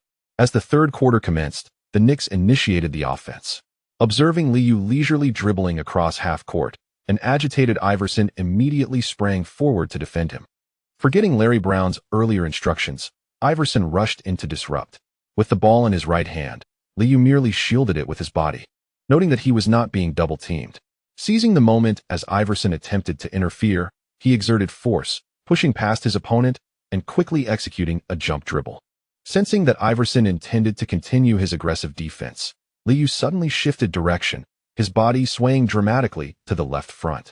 Iverson instinctively slid to the right, but Liu swiftly crossed over, then accelerated his dribbling cadence, completing another crossover before abruptly changing direction again. Iverson, caught off guard, found himself at a disadvantage as Liu transitioned the ball to his right hand and drove towards the basket, gaining half a step. As they entered the paint, Iverson attempted to pull him back, but Liu leaped with determination, fending off his opponent and, without waiting for Mutombo's help, effortlessly launched the ball towards the hoop. Subconsciously leaping to contest the shot, Mutombo could only watch as the ball gracefully glided past his fingertips, precisely sinking into the basket. Wow! Such effortless scoring brought jubilant cheers from the New York fans. The offensive play consumed a mere 12 seconds. Once Liu accelerated, he resembled a formidable tank in comparison to Iverson. On the sidelines, Larry Brown persistently vocalized reminders, gesturing for Aaron McKie to position himself defensively. Calm down. Do not make another mistake. We still have a chance. Although numerous tactics had been devised at halftime, they failed to seize the first opportunity on the court, allowing Iverson to receive the ball on the left wing. After a probing step, he swiftly released the ball with his right hand, lowering his center of gravity to penetrate. As Liu slid to the left, Iverson immediately executed a crossover dribble. Despite having some space for a shot, Iverson opted to change direction again, abruptly stopping and rising, switching back to his right hand to drive straight to the basket. At this moment, Tyrone Hill stationed himself in the right corner, creating space, while Mutombo and Ben Wallace battled for position near the basket. Iverson's speed was blistering, and Liu was quick to react, sliding into position directly in front of the basket. As he advanced, Iverson applied pressure, leaning into Liu, then suddenly retreated significantly within the paint, executing a lean-back jumper. Just as the ball left his hands, Iverson noticed Liu soaring high, precisely altering its trajectory. Rebounding. Upon landing, Iverson shouted a reminder while charging towards the basket, only to find Mutombo still battling Wallace for position. Liu anticipated the ball's descent, converging under the basket to secure the rebound effortlessly. Bob Costas, observing the airball, instinctively commended Liu. "Oh, the ball didn't even touch the rim? Lee must have executed a block. What an exceptional defensive play." With fury in his eyes, Iverson lunged back into action, while Liu promptly passed the ball to the awaiting Grant Hill, who accelerated along the left sideline, swiftly crossing half court. Jermaine Jones retreated just in time, but faced with Hill's rapid directional change at the three-point line, he lost half a step. In this transition offense, Hill drove straight to the basket from the right side at a 45-degree angle, confronting the returning Mutombo. In the paint, he adeptly dished the ball to the left corner. Allen Houston's off-ball screen was brief, yet Liu dashed to the corner position. At the moment of receiving the ball, Iverson immediately closed in, choosing to stay tight on defense against Liu's feigned move. After securing the ball, Liu protectively held it to his left side, simultaneously executing a quick probing step with his right foot. Instinctively adjusting his defensive stance, Iverson took a slight step back to the right. Liu seized the opportunity, exerting force beneath him, and, while entangled with Iverson's arm, swiftly released a jump shot. "My bull." As the crowd erupted, the ball swished through the net, and, noticing Iverson's raised hand, the referee blew his whistle. "Hey, I didn't foul. You can't do this to me. You're ruining this game." An agitated Iverson suddenly stormed towards the referee, vociferously protesting, but thankfully, his teammates swiftly pulled him back. Liu shook his shoulders, flashed a smile at the excited Iverson beside him, and then stepped towards the free throw line. Anger had led Iverson to disregard certain defensive principles. Placing his hands on Liu's arms would likely result in a foul. The prospect of a miracle had vanished. Perhaps Coach Larry Brown should consider replacing the starting lineup early. With more than a day's rest, they would soon return to their home court. Preparing for Game 3 in advance was not necessarily a disadvantage, as Iverson also needed to recalibrate his performance. Doug Collins spoke candidly, observing Liu's successful free throw without contradiction from Bob Costas, who instead concurred, stating that adjustments were necessary on both ends of the court. With the support of the Philadelphia fans upon returning home, he believed the 76ers could secure victory. With a successful four-point play, Liu widened the gap to 39-65. The 76ers, hoping to accelerate their offensive rhythm, found it challenging to create favorable scoring opportunities, consuming nearly 22 seconds on each possession, often resulting in rushed jump shots. Iverson's open three-point attempt clanked off the rim, while only Aaron McKie maintained a decent performance, aiding the 76ers in accumulating points. The Knicks flourished with a diversified offensive approach, until the late stages of the third quarter when Artest entered the game, which marked the beginning of their struggles. The arena was filled with the cheers of fans. And after observing a significant portion of the quarter, Coach Larry Brown opted to return to the bench, watching quietly. The third quarter concluded with a score of 20-27. And after 3 quarters, the score stood at 59-86, leaving no suspense in the game. As Iverson walked towards the bench, his spirits were low. It seemed difficult for him to accept such a result, with 2 consecutive significant defeats suggesting deeper issues. Struggling to suppress thoughts of continued failure, he returned to his seat, covering his face with his hands, retreating into himself. With a shooting performance of 5 for 19, 0 for 4 from beyond the arc, and 4 for 4 from the free throw line, totaling 14 points, 4 rebounds, 7 assists, 1 steal, and 3 turnovers, Iverson found it nearly impossible to lift his head. Jeff Van Gundy beamed as he patted Liu on the shoulder. The 27-point lead was firmly established, securing their goal of protecting both home games with ease. The coaching staff also signaled to Longley, encouraging the lethargic center to stretch a bit, as whenever Longley entered the game this season, it typically signaled garbage time. The prematurely substituted Grant Hill stood up and exchanged fist bumps with his teammates. Observing the silence enveloping the 76ers bench, he quietly remarked to Liu, "Ending the series early is a positive outcome." Liu merely smiled and nodded, while Grant Hill empathized, recalling his own frustrations when media scrutiny accompanied his multiple first-round exits. In the final quarter, the 76ers refrained from deploying their starting lineup, patiently waiting for the clock to run out. Ultimately, the score settled at 80-108, with the Knicks continuing their dominance over the 76ers, bringing the series score to 2-0. As the game concluded, Ewing embraced Mutombo with a grin, savoring the end of the last home game in the Eastern Conference Finals, relishing the moment.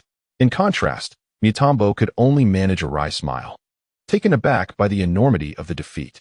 After a brief exchange, NBC reporter Jim Gray approached, calling out, "Pat, congratulations to the Knicks for successfully defending their 2 home games. What are your expectations for the upcoming matches?" Ewing is still waving to the fans and, upon hearing the question, confidently responded, "We will conclude the series promptly, allowing us more time for rest. The team is prepared for the forthcoming finals. This is the final season of my career, and I remain fervently eager for a championship." In Game 2, Liu played for 29 minutes, achieving 8 out of 16 from the field, 3 out of 7 from beyond the arc, and 5 out of 5 from the free throw line, accumulating 24 points, 4 rebounds, 13 assists, 1 steal, 1 block, and 2 turnovers. During the press conference, the majority of sports media refrained from inquiring about the 76ers, instead eagerly warming up for the finals. "Lee, if you encounter the Lakers again in the finals, how will you contain O'Neal? This season, your interior defense seems to have lost its dominance." An ESPN reporter posed this question, only to receive disapproving glares from several Philadelphia journalists. Noticing the discordant atmosphere, Liu did not provide a serious response. "The series is not over yet. I will not contemplate finals matters. Perhaps the team's interior defense has indeed allowed more points, but our perimeter defense remains commendable. In this series, I believe the Knicks have successfully suppressed the backcourt of the 76ers." The ESPN reporter nodded in satisfaction, while Liu faced further disdain from the Philadelphia media. Although he seemingly evaded the question, he offered an apt response. Stephen A. Smith, seated alongside several Philadelphia reporters, expressed sympathy for the young player's predicament while silently wishing him well. Perhaps the Knicks' entry into the finals will make the series even more thrilling. With a relatively packed schedule, the Knicks will need to pack their bags the following day for a direct flight to Philadelphia. Many New York fans, not yet satiated, plan to purchase tickets for Game 4 on Saturday, as they must forego Game 3 on Thursday. The Lakers returned home to triumph over the Spurs with a resounding victory. In Game 2, the Lakers also secured a narrow win by 14 points, decisively clinching the series lead, and calls for the Lakers championship are growing louder. The series is devoid of suspense. The dynamic duo has sealed the outcome. Kobe Bryant played for 40 minutes, achieving 14 out of 27 from the field, 2 out of 4 from three-point range, and 6 out of 9 from the free throw line, amassing 36 points, 9 rebounds, 8 assists, 1 steal, and 3 turnovers. Shaquille O'Neal played for 35 minutes, with 16 out of 23 from the field and 3 out of 9 from the free throw line, contributing a staggering 35 points, 17 rebounds, 3 assists, and 4 turnovers. Together, they scored 71 points, nearly equaling the total points of the entire Spurs team, an astonishing statistic that left commentators exhilarated. Tim Duncan managed only 3 out of 14, recording a mere 9 points, prompting San Antonio fans to once again chant for Popovich's dismissal. On the verge of sweeping their opponents, a previously subdued O'Neal in this year's playoffs regained his confidence post-game, stating in an interview, "We will achieve 110 in the Western Conference, and after the finals, it will be 150. Indeed, I will break the record set by the Knicks last year." The best historical performance belongs to the Lakers. The Los Angeles media in attendance displayed expressions of delight, resonating with the confidence projected by Shaquille O'Neal. There was a unanimous consensus that this year, the Shark would dominate the Knicks' interior defense. O'Neal, with a broad grin, boasted, "I haven't even exerted myself yet. In truth, I prefer to play the full 48 minutes. Even if the league alters its rules, it cannot confine me."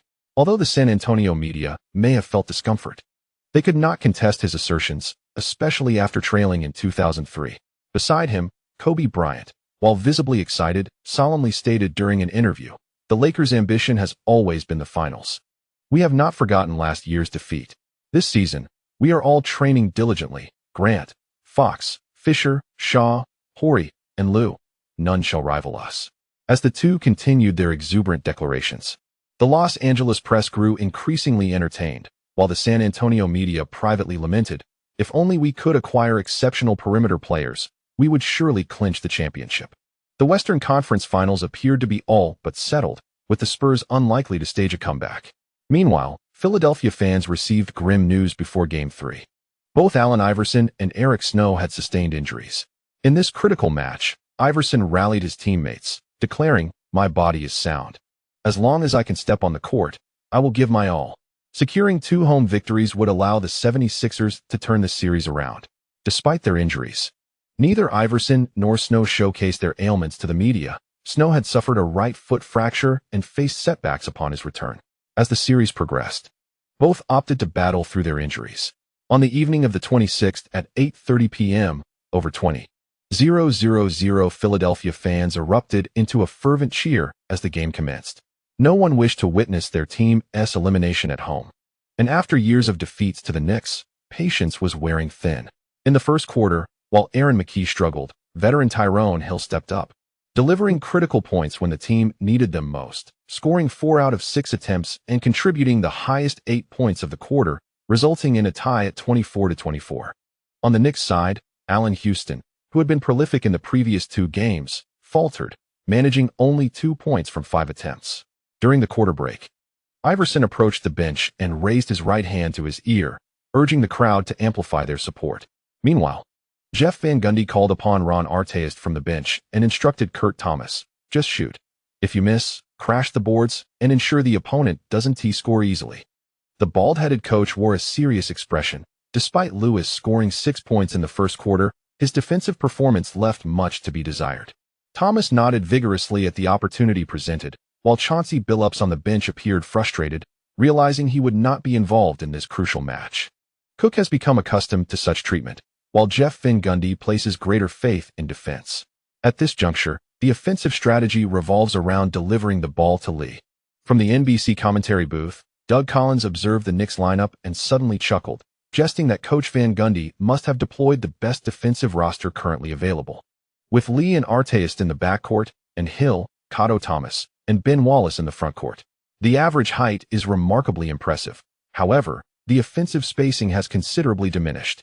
Though this will not significantly impact Lee, Bob Costas noted that the 76ers merely substituted Lee for JaVale McGee, with Eric Snow continuing to play, evidently intent on challenging the starters. Allowing the injured Eric Snow to remain on the court suggests that the 76ers have further narrowed their rotation this evening. With a 6-man rotation, the two exchanged glances, ultimately choosing not to comment. Even if they secure victory in this game, it is likely that their stamina will be depleted by Game 4. Defense. The rallying cry for defense resounded once more. Receiving the inbounds pass, Lee signaled the play, then surged forward, overpowering Eric Snow's defense and swiftly advancing past half-court. Following the directive, Artest positioned himself at the free throw line while Grant Hill maneuvered to the right corner. Cato Thomas remained stationary, entangled with Tyronn Hill near the left baseline. As soon as Lee crossed half-court, Wallace promptly moved to the three-point line. Setting up for a high screen, Lee made no unnecessary movements. Halting his steps, he executed an in-and-out dribble, feinting left and driving right, lowering his center of gravity before bursting through on the right side. Although Wallace's screen was of mediocre quality, it successfully delayed the pursuing Eric Snow. At this moment, Mutombo arrived for a significant delay, just as he began to assist on Lee's left.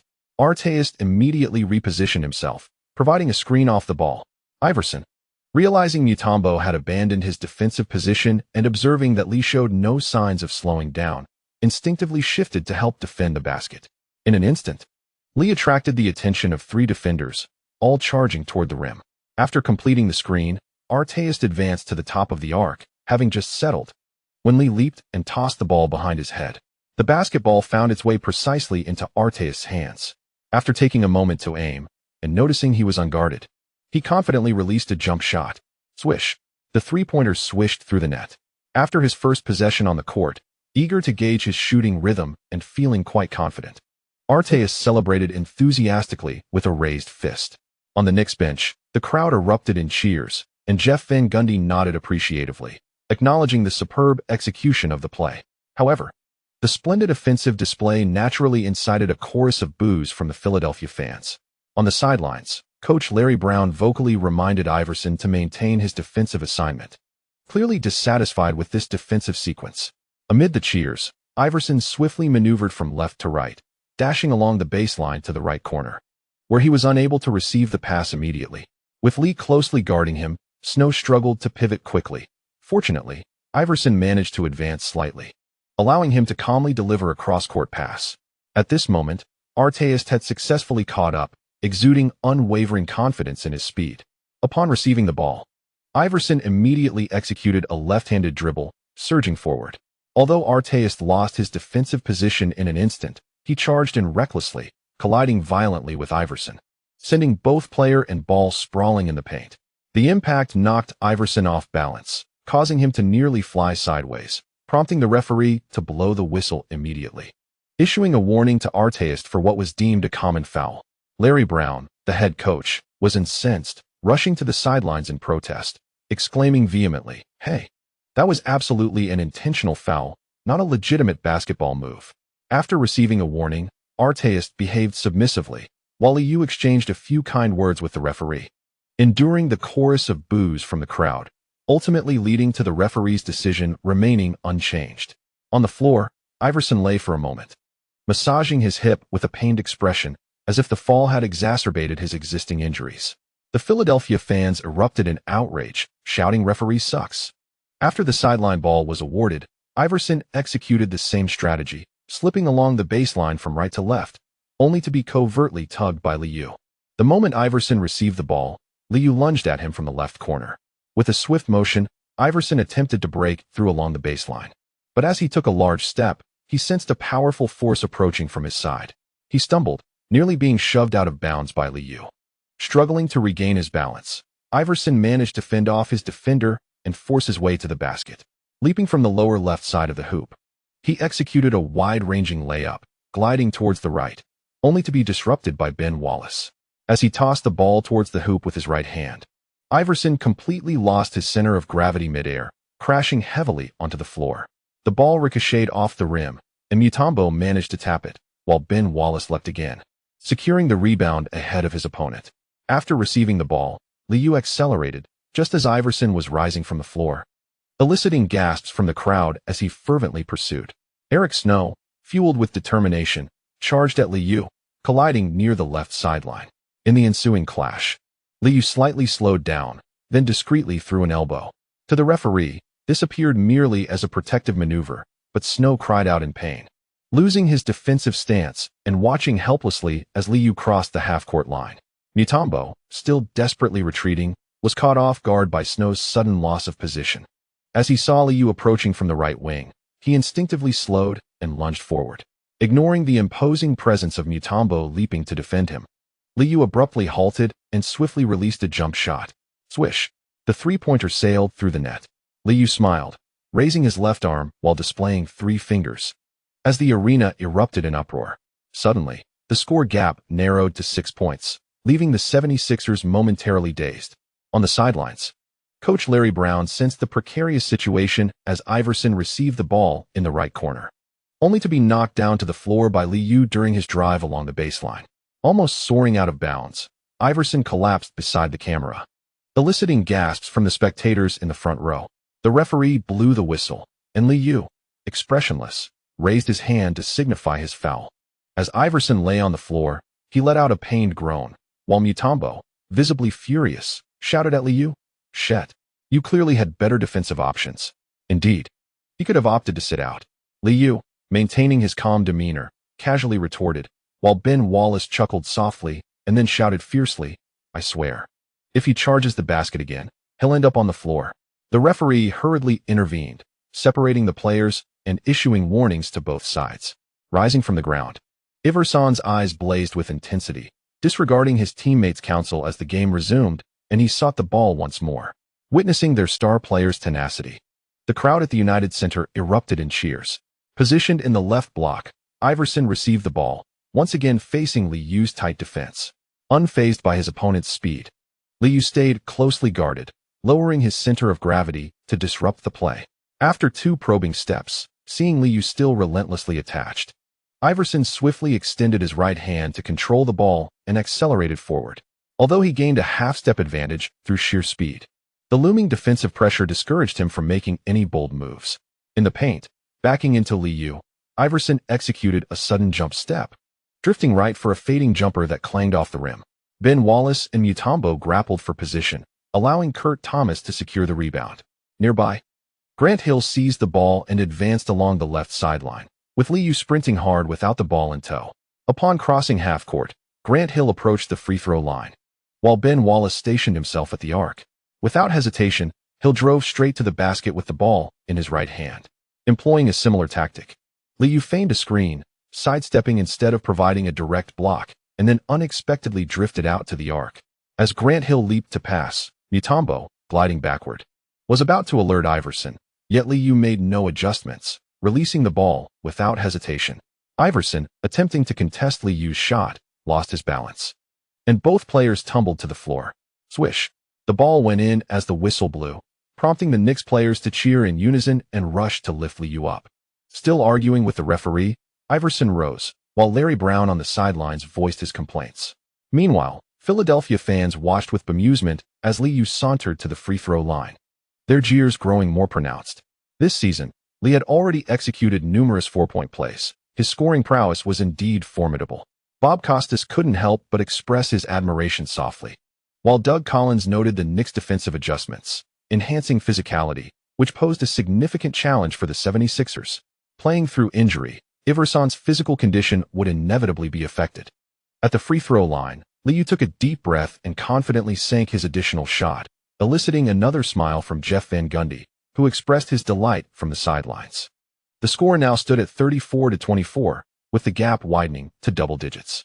As Liu stepped forward to confront Iverson, he noted the fury in his opponent's gaze and immediately quipped in a hushed tone, "Take a break, bro. Lose early and recover well." Enraged, Iverson let out a furious shout before demanding the ball again. Soon, he attempted a jump shot from beyond the 3-point line on the right wing, only to miss. The long rebound fortuitously fell into Liu's hands. Without waiting for his adversaries to catch up, he swiftly launched the ball across half-court. Grant Hill, positioned at the 3-point line, caught the pass, took a large step, leaned against Jermaine Jones, and successfully executed a layup. As the score gap widened, the cheers from the United Center faded. The resolute Iverson, sensing his shooting rhythm was off, began to drive aggressively towards the basket. However, the excessive physical contact and the multitude of defenders in the paint thwarted his efforts. The game gradually fell into the Knicks' preferred tempo, the opponents missed, and swift counterattacks ensued. With 4 minutes and 0.1 seconds remaining in the first half, Courtney Thomas received a pass from Liu in the left block and sank a mid-range jumper. The timeout called by Coach Larry Brown had some effect, as the 76ers' defense became more rapid, but they were unprepared for the half-court offense, allowing Courtney Thomas to score consecutively. Liu celebrated with Courtney Thomas, joyously bumping chests. Shortly thereafter, Artest committed his second personal foul, sending Iverson to the free-throw line. After 2 missed free throws, a wave of gasps erupted from the crowd. Beyond the 3-point line, Liu received the ball and charged, disregarding Mutombo's defense. He maneuvered past Eric Snow, penetrating directly to the basket from the left wing. Near the left corner of the basket, Liu leaped, colliding with 2 defenders. Amid Mutombo's interference, he briefly suspended in the air, exerted force, and with his left hand, he grasped the ball, twisting his body to toss it towards the backboard. To the astonishment of the Philadelphia fans, the ball struck the backboard, ricocheted twice off the rim, and ultimately fell through. A chorus of boos erupted, and as Eric Snow stumbled upon landing, he stood in stunned silence, watching Liu stride towards the free-throw line. Liu showcased his explosive power, a feat of incredible precision in such a state, finding the basket with remarkable accuracy. Bob Costas, equally astonished, realized that Liu's scoring was no mere fluke. With a score of 47-33, Liu successfully completed a 3-point play, reducing the deficit to 14 points. Doug Collins, noticing that Iverson had gone 0 for 7 in the second quarter without scoring, could only comment helplessly that perhaps bringing in Aaron McKie would have been a wiser choice. Iverson needed to calm himself and rediscover his shooting touch. In the final moments, Iverson continued to call for the ball, apart from one successful 21-point play. His subsequent attempts resulted in further misses. Mutombo also failed to convert his free throws, and as the half drew to a close, the arena was filled with a cacophony of noise, the Philadelphia fans on the brink of despair. On the last possession of the half, as Liu assisted Ben Wallace for an easy basket, the Knicks bench erupted in cheers. With the score at 56-40 and a 16-point deficit glaring, Iverson lowered his head in silence and turned towards the players' tunnel. In a disheartening performance, Allen Iverson managed only a meager 3 points, shooting a dismal 1 for 10 in the quarter, leaving his devoted Philadelphia fans utterly disillusioned. Meanwhile, Liu and his teammates strolled towards the players' tunnel, sharing laughter, while Ewing and Jeff Van Gundy reveled in their imminent victory, with the team on the brink of securing the series. In the commentary booth, observing Coach Larry Brown fixated on the score, Doug Collins momentarily empathized. This is the essence of a superstar. Lee can seamlessly adapt to any lineup. And the Knicks indeed showcased exceptional defense during this quarter. Regardless of the coach's tactical strategies, the current roster of the 76ers simply could not contain Lee. It was a comprehensive domination in terms of physicality, technique, and game experience. Bob Costas also recognized the deficiencies in the 76ers lineup, pondering without arriving at a solution on how to strengthen the team around Iverson. What adjustments must the 76ers make to break through the Eastern Conference? Doug Collins exchanged a glance with his partner, hesitating to articulate further. Resorting to platitudes, adding some three-point shooters to create better offensive space for Iverson is all I can think of. He quickly signaled to his partner, unwilling to linger on the topic, as he heard the Philadelphia fans erupt in discontent, silently mocking. Should we continue to strengthen? Perhaps a rebuild is in order. Thank you to the readers for their subscription support. Chapter complete. Chapter 223. Higher Aspirations, Daily Chapter. On the evening of May 26, 2001, at the United Center, Philadelphia fans could only watch in frustration as the point differential widened. Despite leading by 16 at halftime, the Knicks did not relent. Rather, their fierce defense completely stifled the 76ers' offense. Fans hoping for a resurgence in the second half were left disappointed as Iverson erupted in the third quarter, shooting 3 for 8 from the field and 5 for 7 from the free throw line, tallying 11 points. Unfortunately, the quarter ended with a score of 27-20, and after 3 quarters, the score stood at 83-60, leaving the 76ers without a viable path to victory. Securing the series was merely a matter of time, and no miracles awaited. Referee sucks. Many Philadelphia fans continued to vent their frustrations at the officiating as the excessive physicality of the game disrupted Iverson's shooting rhythm. In the commentary booth, Bob Costas noted that Jeff Van Gundy began to field more substitutes, signaling the Knicks were preparing to seal their victory. Given such a disparity in the score, a comeback victory for the 76ers seemed nearly impossible. With the Knicks poised to secure the series in Game 4 2 days hence, their time for adjustments was limited. At this juncture, Doug Collins felt constrained in his commentary. He believed the 76ers' advancement to the conference finals was already a significant achievement. However, Philadelphia fans were clearly dissatisfied with such a result, as the series appeared decided. Leaving only the possibility of optimistic projections, Iverson performed admirably on the grand stage of his first conference finals. Both fans and management must exercise patience. The path to a championship is often riddled with setbacks, serving as a valuable lesson for young players. During the intermission, the New York Knicks began to celebrate their triumph in the series.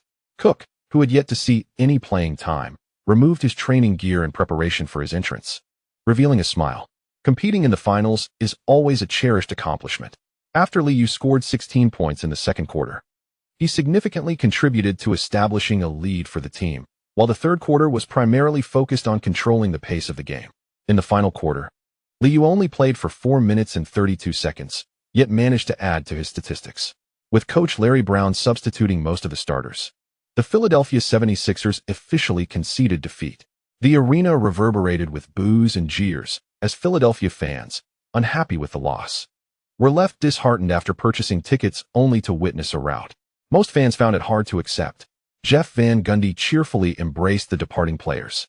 The bald-headed coach had once again set records with his young team, undoubtedly the strongest championship coach in the league. Good job, Liu patted Artest, who was about to re-enter the game. While his scoring efficiency was lacking, his defensive tenacity was unmatched on the team. This disparity in competition was evident. Grant Hill, despite still recovering from an ankle injury, leveraged his extensive game experience and ball handling skills to maintain a competitive edge over the rookies. Encouraged, Artest was in high spirits. He had always longed to play this way, but often found his shooting to be disappointing, resulting in limited opportunities. In the next game, I'll show them what I'm capable of. I can lock down that sixth man of the year. Aaron McKee had an impressive performance, hitting 3 of 5 from beyond the arc, and he and Artest frequently exchanged heated words during the game. Artest, holding a grudge, deemed his opponent weak and was ready to strike hard in Game 4. Liu nodded, aware of Artest's desire for attention, which was indeed commendable. On the other side, Allen Iverson and Eric Snow emerged from the game with vacant expressions, having fought through injuries, seemingly earning little respect. The scattered boos directed at the home team signified disbelief in the impending sweep, with many fans starting to question the core players. As the final 3 minutes of the game swiftly passed, the score reached 109-89, marking a significant victory for the Knicks as they attained match point. Draped in a towel, Iverson walked towards the player tunnel without looking back. This was not the Eastern Conference Finals he had envisioned. Over 44 minutes, he shot 10 of 30, failed to score from three-point range, made 9 of 13 free throws, and accumulated 29 points, 4 rebounds, 6 assists, 1 steal, and 3 turnovers. Coach Larry Brown, glancing at the statistics, sighed internally and turned to see the beaming Jeff Van Gundy approach, unable to suppress a remark. Lucky guy. The two esteemed coaches exchanged cordial handshakes, while the ever-affectionate Ewing did not forget to console his friend Mutombo. You've done your best, bro. No need for self-reproach. I've got your tickets ready for the finals. With 5 of 13 shooting, 5 of 8 from the free throw line, and 15 points, 14 rebounds, and 1 block, Mutombo felt a tinge of disappointment despite his efforts. Upon hearing the comforting words from the gorilla, he promptly delivered a couple of playful punches to Ewing. Iverson declined a sideline interview, leaving NBC reporter Jim Gray to interview Liu instead. The two gentlemen were old acquaintances, and seizing the moment before the camera lights flickered to life, Jim Gray and Liu embraced, exchanging heartfelt greetings. Standing on the grand stage of the finals for 4 consecutive years is indeed a remarkable achievement. In response, Liu chuckled, playfully overlooking Game 4, and remarked, "This is the Eastern Conference. I relish such a competitive environment." A few staff members nearby joined in the laughter, having witnessed the Knicks' impressive performance in the playoffs. In Game 3, Liu played for 39 minutes, achieving 12 out of 23 from the field, 4 out of 8 from three-point range, and 7 out of 8 from the free throw line, amassing a commendable 35 points, alongside 5 rebounds, 10 assists, 2 steals, and 1 turnover. Jim Gray refrained from maliciously comparing Allen Iverson's statistics to Liu's, predominantly sticking to official inquiries and polite conversation during the interview. When asked about the upcoming matches, Liu calmly responded, "The Knicks are well prepared. We intend to conclude the series promptly and then focus on our work in the finals." On the morning of May 27th, most sports media began to build anticipation for the finals. That evening, during Game 4 between the Lakers and Spurs, commentators unanimously predicted a sweep. The Lakers, playing at home, did not disappoint, exhibiting overwhelming momentum from the outset and dominating the game throughout. Ultimately, they triumphed with a score of 82-111, sweeping their opponents and claiming the division championship. A dispirited Tim Duncan managed only 15 points on 5 of 10 shooting, while David Robinson contributed 12 points on 5 of 16 shooting. Lakers' Derek Fisher exploded from beyond the arc, playing 41 minutes and scoring 28 points on an impressive 11 of 13 shooting, including 6 of 7 from three-point range. Shaquille O'Neal added a double-double with 26 points and 10 rebounds, while Kobe Bryant filled the stat sheet with 24 points, 6 rebounds, 11 assists, 2 steals, 1 block, and 2 turnovers. The Lakers fans were elated, and in the playoffs, O'Neal fulfilled his promise. At the Staples Center, as O'Neal raised the division championship trophy, the crowd erupted in joyous applause. Phil Jackson, witnessing his team hitting their stride, clapped appreciatively from the sidelines. In the presence of nearly 20,000 fans, O'Neal took the microphone and handed the trophy to Kobe, his expression serious as he proclaimed, "This is merely the beginning. This year, "We aim to bring the MVP home. The era of the Lakers has arrived."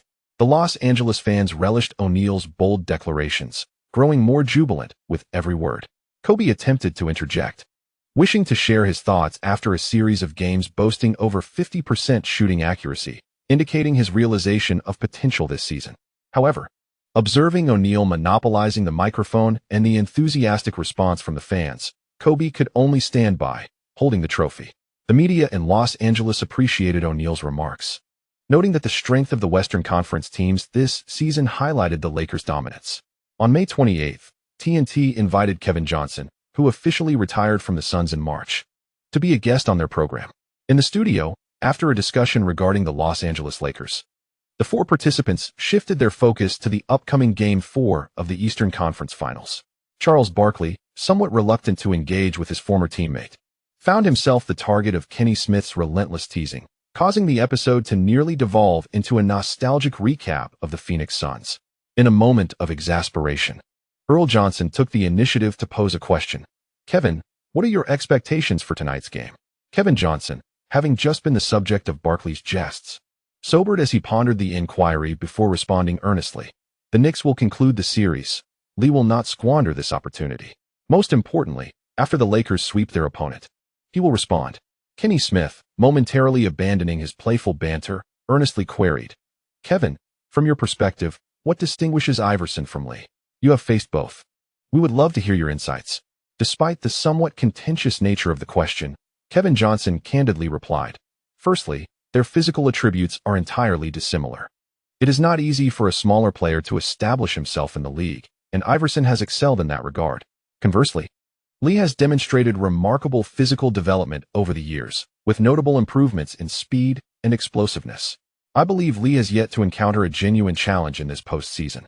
Perhaps his statistics will surge once he graces the final stage. Furthermore, there are differences in their understanding of the game. The Knicks' offensive strategies are diverse, with many plays reportedly incorporating Lee's input. In terms of pick and rolls, fast breaks, and mismatched isolation plays, Iverson's execution does not match Lee's, magnifying his shortcomings. Yet I deeply admire his fighting spirit." At this juncture, Charles Barkley reverted to his usual outspoken self, seizing the opportunity to interject with a booming jest. "There's nothing to analyze. Lee has thoroughly dominated Iverson. In fact, one might say Lee has outclassed all backcourt players in the league. I hold deep respect for players who exert effort on the court, but that's the nature of the NBA. No one pities the weak. If I were Lee, I would double down on mocking my opponents and utterly dismantle them. Lee has already obliterated all current challengers. I believe he aspires for something greater. After Michael Jordan triumphed over you in '93, he could have continued his championship pursuits." As Kenny Smith's words faded, the other two men chuckled heartily, prompting Charles Barkley to quietly add, "Jordan had reason to feel weary. The Eastern Conference was formidable at that time, and he bore immense pressure. However, the situation is entirely different now. The Knicks, led by Lee, can effortlessly secure 60 wins in the Eastern Conference. I doubt he feels any pressure at all. Year after year, he reaches the finals, receives adulation from the New York media, and earns substantial sums of money. My goodness, is there anything better than this?" As Barkley's voice crescendoed, he ultimately gestured in mock jealousy, inciting laughter from the trio. After sharing a smile, Kevin Johnson joined the conversation, stating, "I believe Lee indeed has different aspirations. As an investor, he earned a substantial fortune last year. Subsequently, he invested in just one property without any ostentation, although that property was undeniably expensive. He maintains a commendable rapport with the municipal authorities of New York and actively engages in various political endeavors, all while pursuing his studies at law school. I believe Lee serves as a role model for the players. I have always sought to challenge the stereotypes surrounding athletes, which is why I intend to further my studies in political science after retiring. Basketball players are not solely defined by their on-court performances. This is undoubtedly a societal prejudice." At this juncture, Charles Barkley interjected, "Don't tell me you plan to enter politics in the future? That's truly astonishing news." Noticing all eyes were on him, Kevin Johnson responded with a grin, "Why should that be surprising? It is merely a life choice." That evening, prior to the commencement of Eastern Conference Game 4, Iverson found himself once again overlooked. The pre-game interviews were lackluster, and it seemed the Philadelphia media was prepared to concede. The focus shifted to discussions surrounding the rematch between the Lakers and the Knicks. Mutombo assumed the role of the veteran in the locker room, striving to uplift spirits. He gazed into the eyes of each teammate, vociferously encouraging, "We can create miracles. We need to win a game for our supportive fans." When Coach Larry Brown entered the locker room, he spoke little. In previous games, he would meticulously address details and set higher expectations for his players. However, in recent days, most training was conducted by assistant coaches. While Larry Brown offered motivational words, his heart seemed resigned to the prospect of defeat. At 8 p.m. sharp, the United Center was filled with anticipation, yet Philadelphia fans were soon met with disappointment. They watched as Iverson was relentlessly targeted, facing overwhelming physicality on offense and being aggressively pursued on defense, the brutality of the game causing discomfort among some fans, leading to an eerie silence. After a dismal performance of 2 for 10 in a single quarter, contributing merely 4 points, Iverson trudged toward the bench, despondent. With a score of 33-21, the atmosphere at the United Center became somber. During the rotation phase, Eric Snow could only endure 3 minutes due to a right foot injury, while the highly anticipated Aaron McKie found himself trapped in Artest's ferocious defense. As predicted by analysts, Lee began to assert himself in the second half, seamlessly transitioning between driving and shooting, effectively dismantling the opponent. Game 4 mirrored the previous 3 encounters, with the Knicks entering the second half boasting a 20-point lead. In the NBC commentary booth, Doug Collins reminisced about the scenes from Game 4 of the Western Conference Finals, choosing not to critique the game but instead discussing the impending championship matchup. What lies ahead will be a clash of super teams, as the Knicks continue to showcase their dominance in the playoffs. He pondered aloud, which team will falter first? Bob Costas observed that the Philadelphia fans had lost their enthusiasm and ceased discussing the game. He interjected, stating that the data from the regular season held limited significance. Although the Knicks had triumphed over their opponents, the Lakers roster at the time was not complete. In the second half, Allen Iverson struggled to find his shooting rhythm, leading his team to a third-quarter score of 28-19, which ushered the game into garbage time. Despite a valiant effort by the 76ers in the final quarter, time proved insufficient. As the final buzzer sounded with a score of 112-88, the Knicks swept the 76ers and advanced to the finals once again. Liu, who had long been seated on the bench, rose to applaud, exchanging high-fives with teammates preparing to enter the game. Jeff Van Gundy, suddenly animated, celebrated his 4th consecutive trip to the finals, solidifying his status as the most formidable champion coach currently in the league. Striving to maintain a serious demeanor, the smile on his face was unmistakable. The bald-headed coach adjusted his suit before confidently striding toward the technical area. Larry Brown afforded Van Gundy no opportunity for pretense, offering only a brief handshake before turning away in silence. He could hardly bear to witness the other's satisfaction. Iverson sat alone on the bench, cradling a towel in his hands, tears silently streaming down his face, while Eric Snow could only offer a comforting pat to his leader. The Philadelphia fans bore no resentment towards Iverson for his struggles, as he scored 20 points on 8 of 26 shooting, clearly having given his all.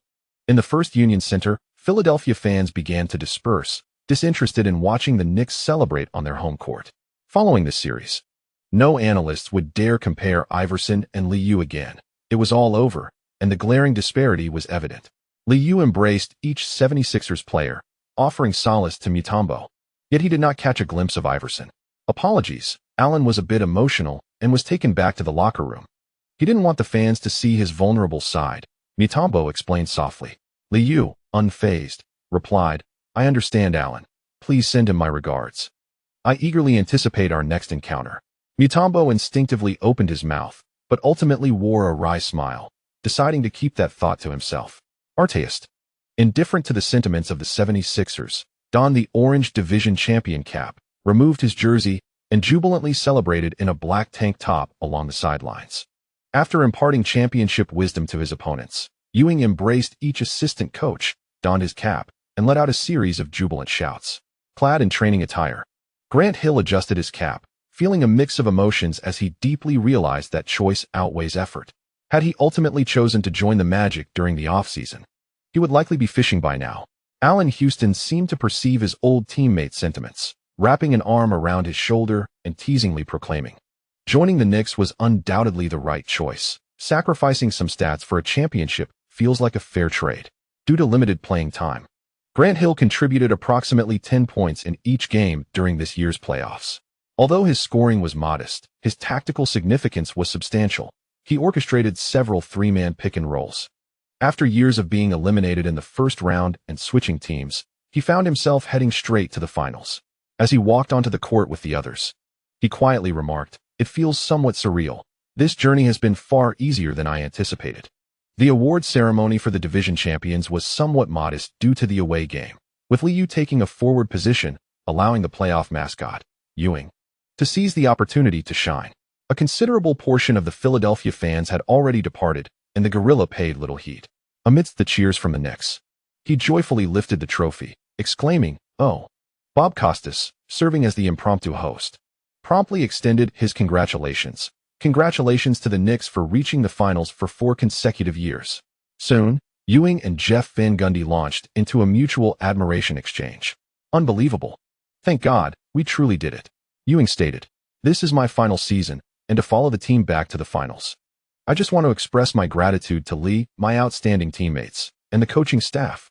Ewing, who had feigned a starting position to achieve economic double-doubles throughout the season, left a lasting impression in his final year. The gorilla, speaking with tears in his eyes, seemed to resonate with Ewing's sentiments. Van Gundy, understanding Ewing's emotions, embraced him and continued, "This victory belongs to New York. We thank the fans for their unwavering support of the Knicks." Liu, smiling, gently touched the trophy before passing it to Grant Hill, for whom the accolade held little allure. A division championship was insufficient. He sought loftier aspirations. The balding young coach reflected on past struggles while the others admired the trophy. Seizing the moment, Liu summoned his talent panel, and with a thought, received the prompt, "Allen Iverson's exceptional steal awareness. Thank you to my readers for your continued support. Yesterday's chapter caused some discomfort for certain readers, so I have revised the content today.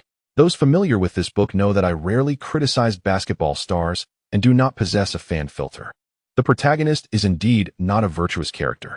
I have previously hinted at this, and while I understand the concerns regarding character development, I must maintain the established narrative. Thank you for your understanding." End of chapter. Chapter 224, Diverging Thoughts. On May 30th, 2001, as the finals approached, NBC and the league began to build anticipation for the match.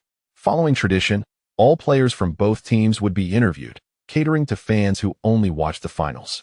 The roster structures of the Lakers and Knicks bore slight similarities. Ron Harper served as the mascot for the Lakers, while Ewing fulfilled a similar role for the Knicks. Shaquille O'Neal and Kobe Bryant held maximum contracts, just as Liu and Grant Hill did. Under the new labor agreement, even if Ewing retired next season, the Knicks' salary cap would be entirely constrained if they signed Allen Houston using the Larry Bird exception. The situation for the Lakers has not improved significantly. Shaquille O'Neal's salary is substantial, and acquiring another all-star player is no simple endeavor. The championship windows for both teams are theoretically diminishing, especially as Liu and Kobe are likely to continue signing hefty contracts, with re-signing also impacting the salary cap. Fortunately, both teams boast a youthful roster, and as long as they maintain good health, they can continue to dominate the league. On the morning of the 30th, NBC reporter Rashad began interviewing the Lakers players one by one. After more than 2 days of rest, Phil Jackson showed no signs of relaxation. The training continued without compromise, as he sought to maintain the players' competitive edge.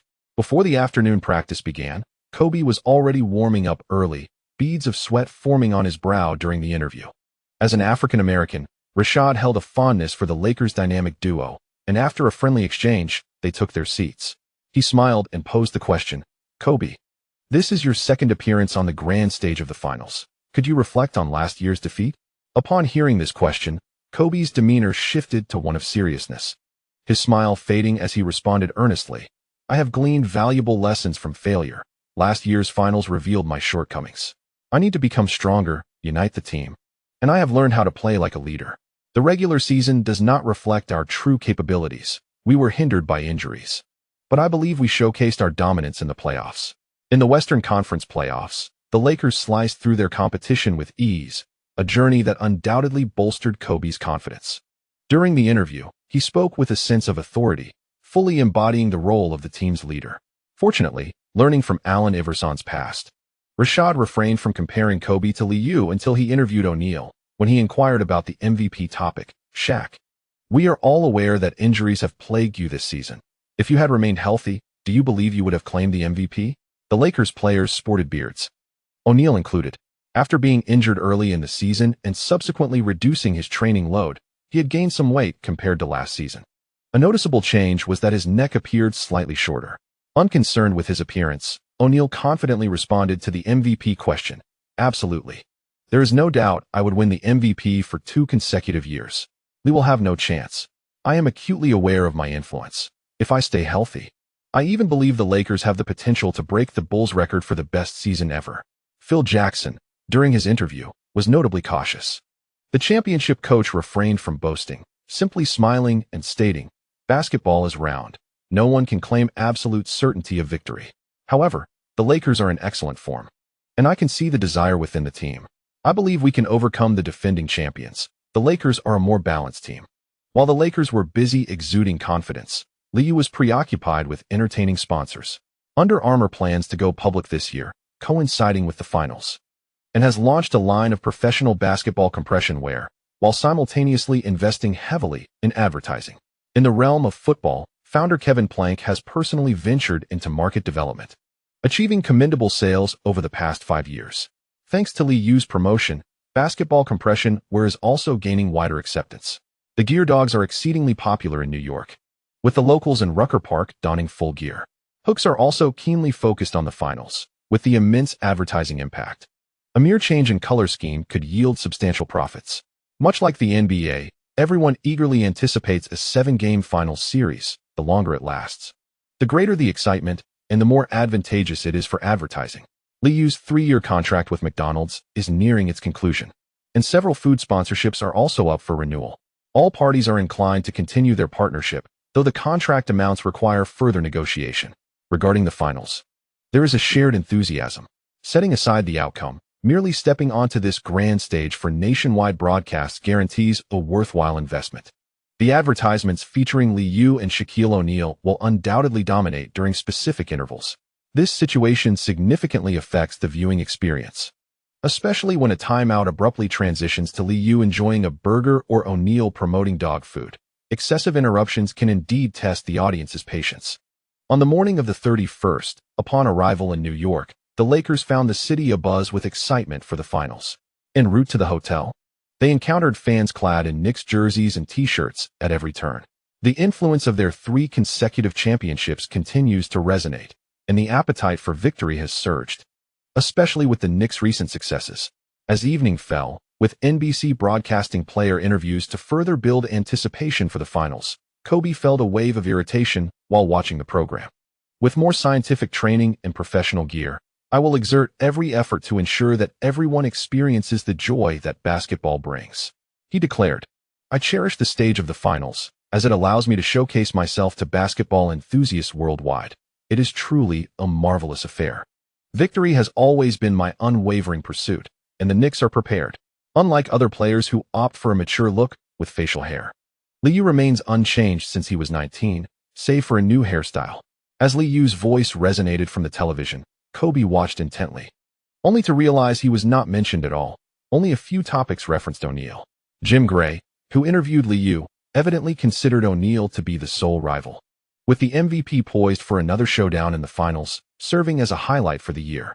Phil Jackson knocked on the door and entered, observing Kobe's discontent. He suddenly remarked, "Kobe, this is reality. If we continue to lose, we will face ridicule in the off-season. No one will remember you. Look at Allen Iverson. Does anyone still discuss him? If you aspire to achieve greatness like Mike, you must secure victories, for only triumph will etch your name in memory."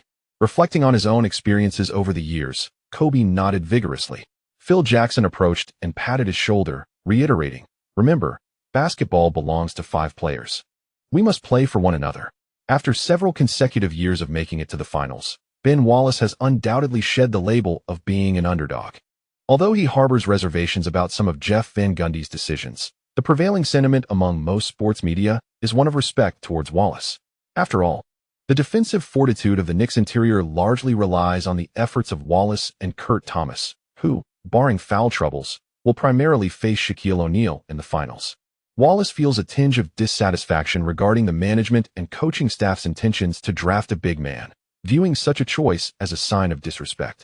The media's incessant calls for the next Ewing have never once considered him, further contributing to his discontent. As an undrafted player and a smaller stature athlete, he continues to face prejudice. Gundy has never regarded Wallace as a core component of the frontcourt, with everyone aware of the coach's preference for Tyson Chandler. Upon reaching the finals once again, Wallace took the opportunity during an interview to assert himself. I am acutely aware of the immense effort I have invested to attain my current level. In this year's finals, I hope everyone can reevaluate my capabilities.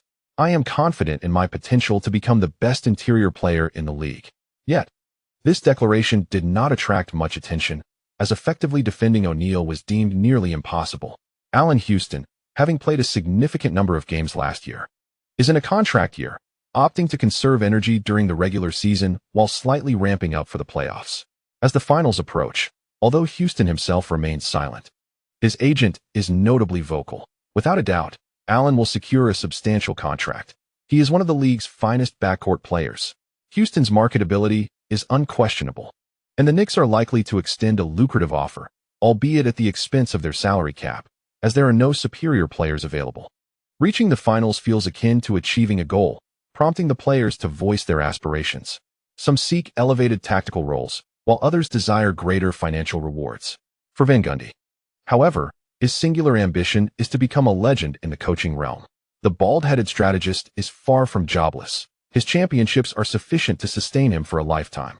The trifecta of 3 consecutive championships, a high winning percentage, and being a white coach ensures that all teams in the league would welcome him with open arms. Should he achieve a 4th consecutive title, Van Gundy would surpass Phil Jackson in an accomplishment that remains unattained by his peers. With a year left on his contract, he remains unfazed.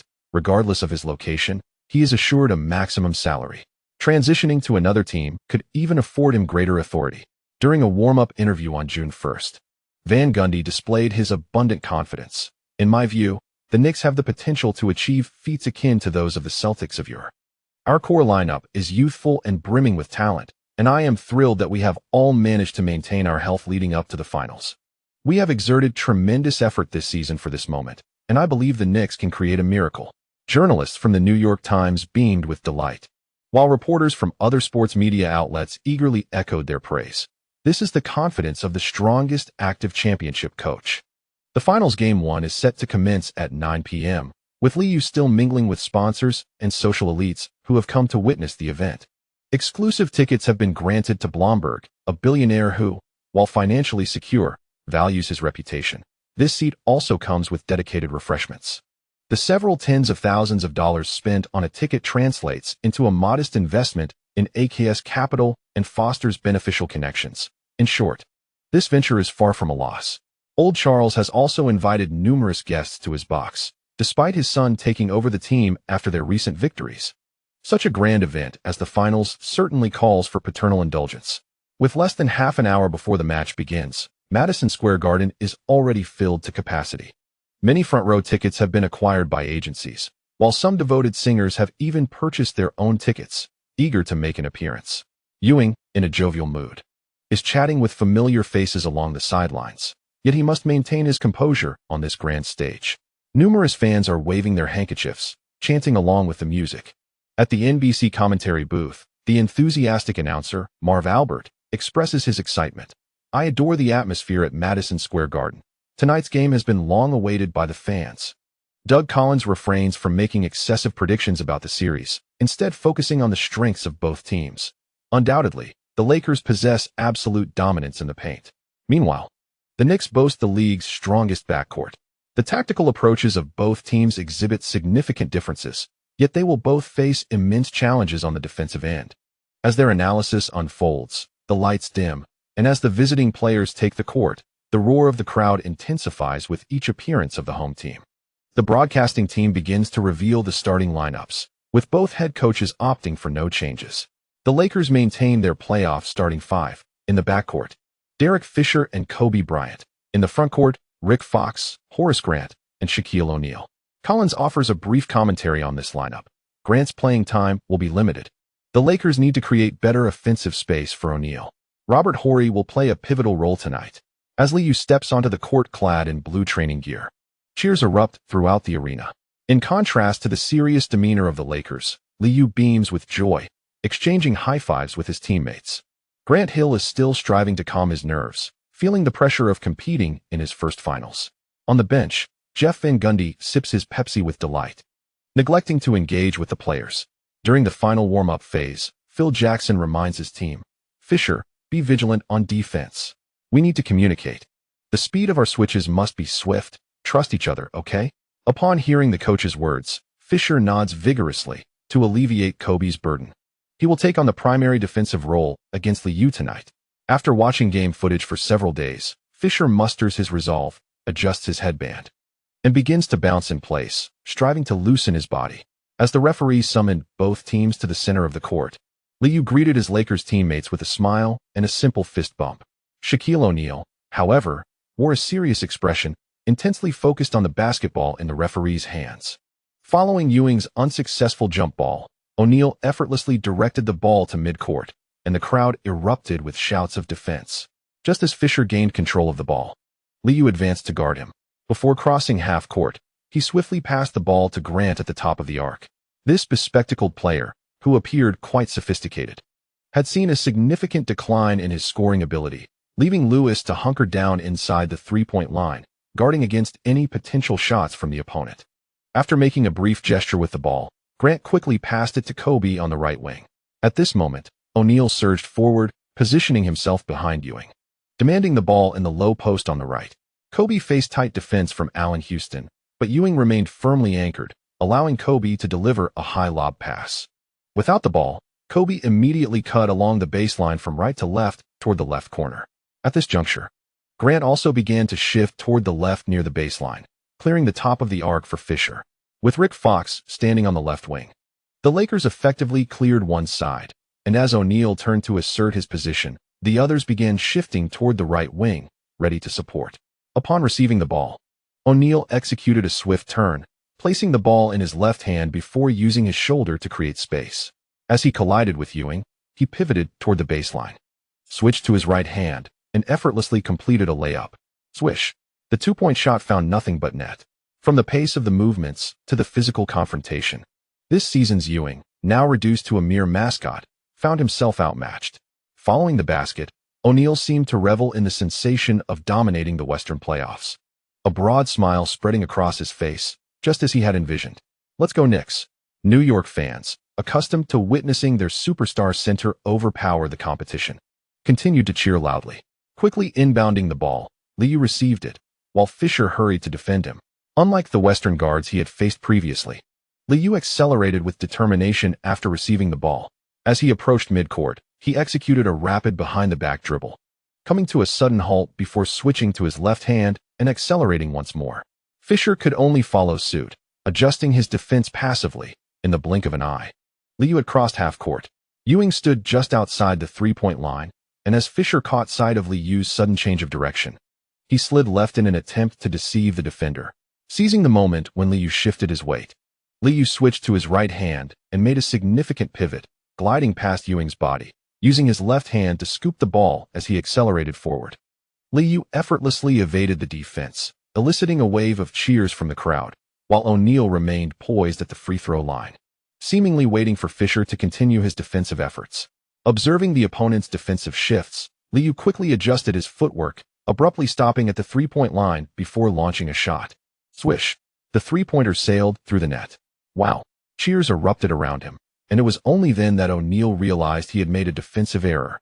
Perhaps accustomed to dominating lesser opponents, the Shark remained entrenched in his defensive stance, while his position at the free-throw line held some defensive value for Liu. Such opportunities were likely mere gifts. On the sidelines, Phil Jackson furrowed his brow, in contrast to the Spurs' perimeter play, which allowed them to wait for their opponents to falter. Facing the Knicks backcourt required a different approach. Fisher, push through. Shaq, defend. Within the Lakers, only Phil Jackson would vociferously demand O'Neal's defensive efforts. Casting a frustrated glance at Lee, it was evident that O'Neal was not fond of defending against pick and rolls. Soon, having crossed half court, he shifted direction to the left low post. seeking the ball with his back to the basket. The ball was swiftly circulated, and this time, Rick Fox, holding the ball in his left hand, arrived at the left wing. Faced with Grant Hill's aggressive defense, he could not execute the pass immediately.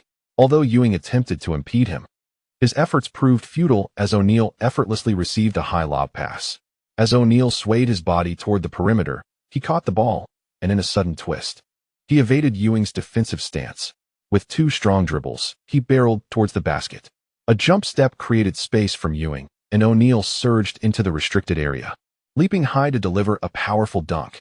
His extraordinary athleticism was on full display. Shaq had indeed broken through to the rim with a spectacular slam, showcasing a remarkable offensive exhibition. His agility belied his size, leaving Marv Albert in awe, while Doug Collins noted Ewing's physical condition, offering a subtle reminder Coach Van Gundy might consider an early substitution. As O'Neal let out a primal roar, the arena began to echo with boos. Yet the Knicks remained unfazed, quickly initiating a baseline play. Upon receiving the ball, Lee did not hasten. With his left hand, he progressed slowly along the left sideline. Fisher refrained from unnecessary pressure, occasionally glancing back, wary of losing his defensive position. At that moment, Lewis swiftly maneuvered from the left corner to the sideline, faking a screen before quickly shifting laterally to the left wing. Grant followed suit, intending to trap Lee alongside Fisher, but before they could encircle him, Lee, with the ball in his left hand, suddenly lowered his center of gravity and executed a rapid behind-the-back dribble, accelerating the rhythm of his dribble. The ball passed through his legs and unexpectedly appeared before him on the right side. Fisher and Grant were caught off guard as Lee surged forward, snatching the ball with his right hand and weaving through them. Gasps filled the air as Lee completely evaded his defenders, driving toward the basket. Faced with the oncoming O'Neal, he did not hesitate, but instead leaped up after a quick step. O'Neal, a mass of muscle, failed to achieve full elevation, and as their bodies collided midair, sensing the impossibility of separation, O'Neal resorted to pulling him down. With his left hand gripping the ball, Lee exerted force in midair, twisting his body to launch the ball towards the backboard while shouting, "My bowl." The referee's whistle blew simultaneously as the basketball ricocheted off the backboard and into the hoop, igniting a frenzy in Madison Square Garden. Lee's breakthrough was astoundingly swift. By the time Shaq registered the play, he had already exerted his utmost effort. Indeed, I would also recommend that Coach Phil Jackson contemplate an early rotation, as Grant's defense against the pick and roll was not a favorable option. The Coach Albert jest, eliciting a soft chuckle from Doug Collins, who noted the striking similarities between the two teams. Fisher's eyes widened at the three-point line. The pace was indeed intimidating, and he failed to discern how the basketball maneuvered through the defense. Liu effortlessly sank his free throw, prompting cheers from the atmosphere crew on the sidelines. As the Lakers' perimeter defense proved lackluster, with 2 rounds played, the Knicks held a slight lead. Defense. The exuberant basket by Liu amplified the rallying cries of the New York fans. Shaquille O'Neal, in fine form, intended to demand the ball in the low post, but Ewing suddenly veered in front from the left block. Upon receiving the ball on the left wing, Kobe sensed the lack of viable passing options and promptly signaled O'Neal to set a screen. Abandoning his low post attack, O'Neal stepped up to the elbow.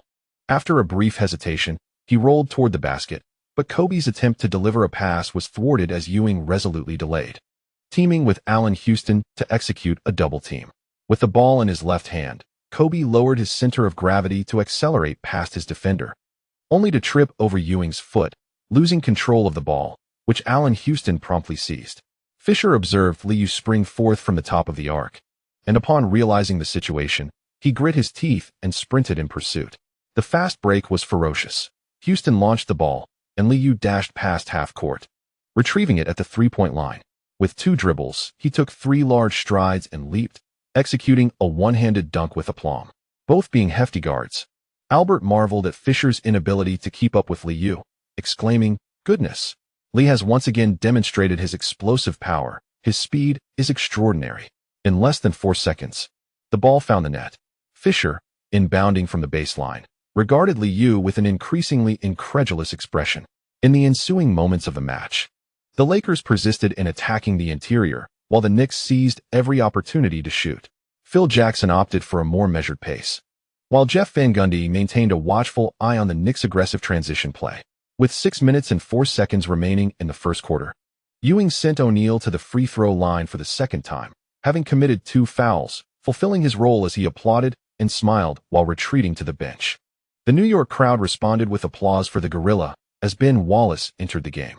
After a prolonged moment at the free throw line, O'Neal, with a pronounced stance, missed his second attempt.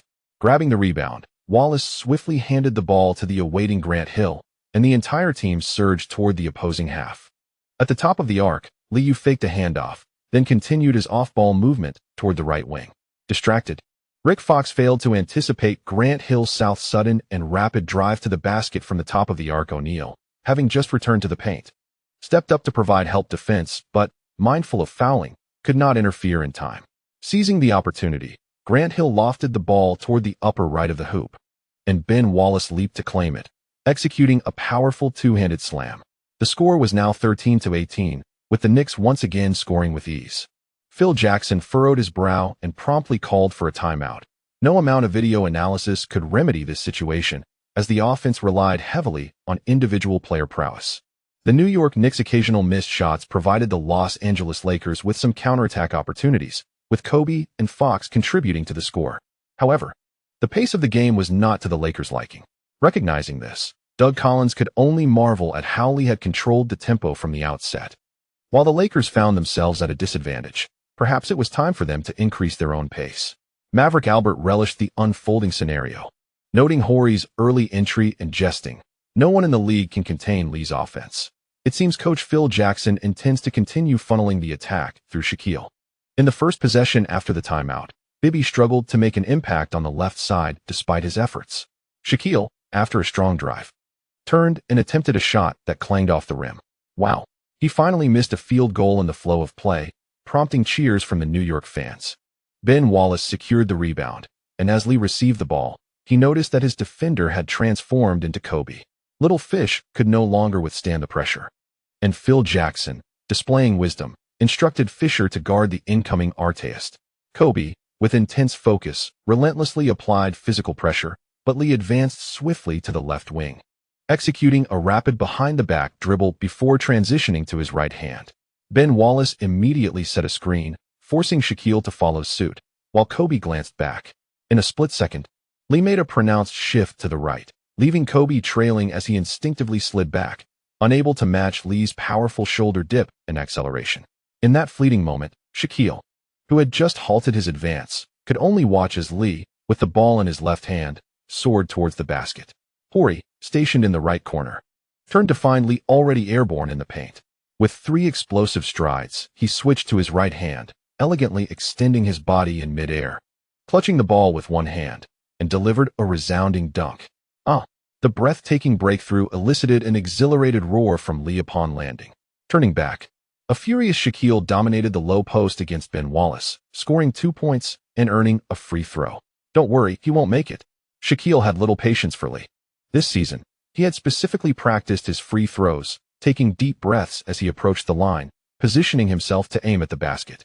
However, the prolonged free throw routine failed to guarantee his accuracy, as the basketball rattled against the rim twice before Wallace successfully secured the defensive rebound. Flashing a grin at Shaquille, it seemed that his free throw performance was reminiscent of the previous season. As the game transitioned into a half-court offense, Lee, having crossed the midcourt line, awaited his teammates to properly position themselves. Ben Wallace once again swiftly elevated, while Fisher followed Artest to the vicinity of the free throw line, instantly grasping the tactical intent. Executing a high screen, although unable to completely shake Kobe's relentless pursuit, Lee, with the ball in his right hand, displayed remarkable speed. First sidestepping to draw the defense before noticing Shaquille's delayed arrival, prompting him to accelerate through the gap. At this moment, Artest executed a lateral movement to set a back screen, momentarily delaying Shaquille and quickly rolling to the perimeter. Kobe swiftly repositioned himself, while Fisher promptly intercepted Liu's passing lane. Shaquille O'Neal continued his pursuit, though his defensive position was compromised due to the delay. The trio exhibited an exceptionally harmonious defensive synergy, evidently a result of rehearsed tactical drills. Yet, seizing the opportunity, Liu unexpectedly extended his stride, leaping with his right foot after 2 steps, his body leaning forward as he elegantly executed a layup. The basketball soared over O'Neal's outstretched fingers, arcing toward the backboard before precisely dropping into the net. After completing the layup, Liu flashed a subtle smile at his opponents and jogged back to half-court after a brief detour along the baseline. Phil Jackson, observing from the sidelines, shook his head at the awkwardness of the layup. Liu's exaggerated coordination made it exceedingly difficult for defenders to anticipate his shooting timing. With a score of 15-22, the gap began to widen, igniting excitement among New York fans, whose shouts for defense grew increasingly fervent. The Lakers' offensive tempo was sluggish, and this time, Ben Wallace could only watch as O'Neal skillfully pivoted and, after receiving the ball beneath the basket, executed a powerful dunk. Kobe, who delivered the assist, exhaled in relief. Such a pass carried significant risk, but once it reached the paint, it was bound to yield points. The scores began to alternate again, as the Knicks' man-to-man strategy proved ineffective. Even when unable to receive the ball comfortably, O'Neal leveraged his size advantage to dominate and score. With 2 minutes and 2 seconds remaining in the first quarter, Liu missed his first field goal attempt, an errant three-pointer from the right wing. The long rebound was collected by Fox, who immediately launched the ball toward half-court. Fisher, anticipating the play, sprinted quickly to the three-point line to retrieve the ball, oblivious to the situation behind him, and charged toward the basket. Kobe shouted a warning, and as Fisher turned, he saw Liu leaping into the air. Instinctively evading, he released the basketball towards the hoop upon descending. With a resounding thud, the airborne Liu remained unfazed, using his left hand to deliver a volleyball-style block, swatting the ball down. As Fisher landed, he stumbled and was knocked to the ground by the ball. Liu quickly retrieved it and hurled it forward. Allen Houston, upon receiving the pass, came to a sudden stop at the right wing, disregarding Fox's defense, and launched another jump shot from beyond the arc. Swish. After a series of misses, Houston finally scored from the field, celebrating his success with a triumphant fist pump. The New York fans had barely savored the moment when, following consecutive ball movements, Fox responded with a strong three-pointer from the left wing. Liu suddenly accelerated the pace of the offense, shaking off Kobe and driving hard towards the basket from the backcourt, drawing a foul from Kobe and stepping up to the free throw line. He sank both shots effortlessly. Kobe, undeterred, positioned himself on the right side, facing Houston's defense. After backing down, he pivoted towards the baseline but misfired. With no time to vent his frustration, Liu swiftly initiated a fast break, racing back to protect the rim. O'Neal, striving to defend, noticed Liu charging down the center court, approaching the three-point line with increasing speed. In a desperate move, Fox pulled him back, sending him to the free throw line once more. Wow. Liu converted both free throws as the first quarter drew to a close. As Fisher's long-range three-pointer failed to find its mark, the score settled at 24-31. Having played the entire first quarter, Shaquille O'Neal showcased his prowess with 12 points, shooting 5 out of 7 from the field and converting 2 of 5 at the free throw line. Aside from his relentless attacks and half-court offense, O'Neal also engaged in erratic running alongside the Knicks. Similarly, Liu also played the full first quarter, scoring 16 points with 5 out of 6 from the field, 1 out of 2 from beyond the arc, and a perfect 5 from the free throw line. Throughout most possessions, the Lakers opted not to double-team, resulting in Liu recording only 2 assists in the quarter. At Madison Square Garden, with the Knicks in the lead, the New York fans erupted with joy, the atmosphere growing ever more fervent as many waved their orange handkerchiefs. Observing the statistics, announcer Marv Albert noted that both Kobe and Allen Houston were shooting poorly at 1 for 4, while it was Horry and Lewis who emerged as secondary scoring options, indicating both teams had adequately prepared to mitigate each other's secondary scores. Doug Collins remarked that in the second quarter, the Lakers seemed to have substituted only Fisher for Brian Shaw, signifying their commitment to their starting lineup. Phil Jackson remained unfazed by the deficit. After several seasons of refinement, the Lakers were no longer a team that played nice. As the players returned to the court, Jackson signaled emphatically while loudly reminding them, "Be tough. We need strong defense." On the opposing bench, Jeff Van Gundy fervently advised the incoming Kurt Thomas and others, "Do not allow them easy scores. We are in the lead. Show them our strength." Liu observed the animated, fist-pumping young coach and patted Billups on the shoulder, saying, "Bro, if you want that big contract, showcase your abilities in the finals." Billups, who had been somewhat of an underdog throughout the season, nodded vigorously, ready for the challenge. "I am prepared. Thank you to the readers for your subscription support." Chapter complete. Chapter 225. fast breaks as fierce as tigers on the evening of June 1, 2001. As the game progressed, Phil Jackson's furrowed brow deepened. Unlike teams from the Western Conference, the Knicks opted to forego double-teaming O'Neal. With 7 minutes and 15 seconds remaining in the first half, following another successful field goal by Kobe, the score stood at 36-42. With the Lakers still trailing by 6 points, Jeff Van Gundy chose to give Liu a breather, while Billups, Allen Houston, Artest, Kurt Thomas, and Ben Wallace continued to perform admirably. Their tactics were simple yet effective. Pick-and-roll jump shots, providing Allen Houston with screens for catch-and-shoot opportunities and occasional low-post isolations. If shots missed, they would crash the boards. If they failed to secure the rebound, they would retreat defensively. The strategy was straightforward and clear-cut, yet the Lakers, who were off their game, failed to capitalize on the opportunities presented. In his first appearance on the final stage, Billups struggled to find his rhythm. The 35-year-old Brian Shaw, facing the young opponent's defense, faltered offensively and did not meet expectations, being replaced by Fisher after less than 3 minutes. Standing on the sidelines with a smile and his arms crossed, Jeff Van Gundy applauded as Billups, utilizing a pick, finally sank a quick jumper from the foul line, exclaiming, "Wow." Phil Jackson called for a timeout, eliciting a tremendous cheer from Madison Square Garden. With a modest tally of 1 out of 3 shots made, securing 2 points and delivering 2 assists, Chauncey Billups completed his task, visibly relieved as he returned to the bench. This season's experience garnered during garbage time proved beneficial, granting Billups insights into controlling the tempo of the game. Kobe, making his way to the bench, felt a sense of frustration, while Allen Houston, tirelessly running without the ball, began to regain his shooting touch under the pressure of some post plays. What further irked Kobe was that Ron Artest could share the defensive burden. The rookie, though not making a notable impact, spent numerous possessions trailing him. Shaquille O'Neal had effectively reduced Ben Wallace to a mere shadow of himself, sitting back in his seat and observing Jackson in silence. This was not the game he had envisioned. Realizing the intentions of the Knicks, Jackson understood they aimed to accelerate the game's pace, exhausting O'Neal's stamina and waiting for him to miss shots while occasionally interrupting his rhythm with fouls. Cursing inwardly, Jackson suddenly recalled that this was a strategy he had previously employed.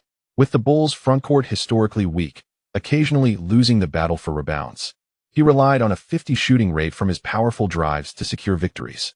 Reflecting on the Knicks' efficient performances this season, Jackson felt compelled to mutter again, that inept imitator, Jeff Van Gundy, oblivious to the disdain Jackson harbored for him, remembered the Bulls as the Knicks' old adversary during his time as a junior assistant.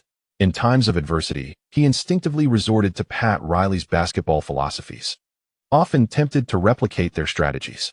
Assistant coaches Tom Thibodeau and Johnny Davis were diligently reviewing the Lakers' offensive patterns on their tactical board, while he stripped off his training gear to stretch. The bald-headed young coach was in high spirits, as the opposing sharpshooters struggled, providing the Knicks with an opportunity to regroup. He patted Liu on the shoulder. Their understanding was unspoken. Grant Hill and Patrick Ewing also provided encouragement, as the team faced no foul crisis, planning to take the court in the latter part of the second quarter and play for half of the third. At the NBC commentary booth, Doug Collins continued to analyze the Knicks' strategies. Coach Van Gundy is astute. This reminds me of the 1993 finals. As long as the Knicks have role players capable of alleviating some of Lee's offensive pressures, they stand a chance to suppress their opponents. O'Neal faced challenges akin to those once experienced by Charles Barkley. Although he might accumulate respectable statistics, he could not alter the dynamics of the game. Fan favorite Marv Albert, a devoted Knicks supporter, maintained neutrality but couldn't help but sound more upbeat. I admire Ron's defensive attitude. In his second year, he has showcased remarkable defensive potential. The New York fans cherished him even more, as playing for their hometown team always imbued them with extra motivation. Upon returning from the timeout, the Lakers retained Derek Fisher and Robert Horry on the court. The aging Brian Shaw and Grant are likely to be excluded from the rotation. The shouts for defense resonate once more. After a brief respite from the game, Liu does not hold back his energy, continuing to guard the baseline against Fisher. Despite his efforts to accelerate, Fisher finds himself unable to evade Liu, who remains steadfast and avoids excessive movements. Before crossing half court, Fisher passes the ball to Kobe, who is already in position to receive. After the exchange, Fisher jogs to the left corner while Liu trails him closely.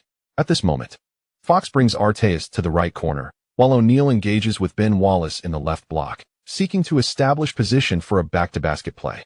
In a typical offensive setup, Kobe would navigate to the left wing to deliver a pass, followed by an off-ball cut towards the middle, with no opportunity to move towards the right corner.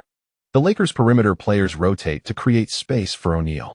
Following a timeout, the Lakers swiftly adjust their strategy. Horry suddenly moves up from the right elbow to set a screen for Kobe.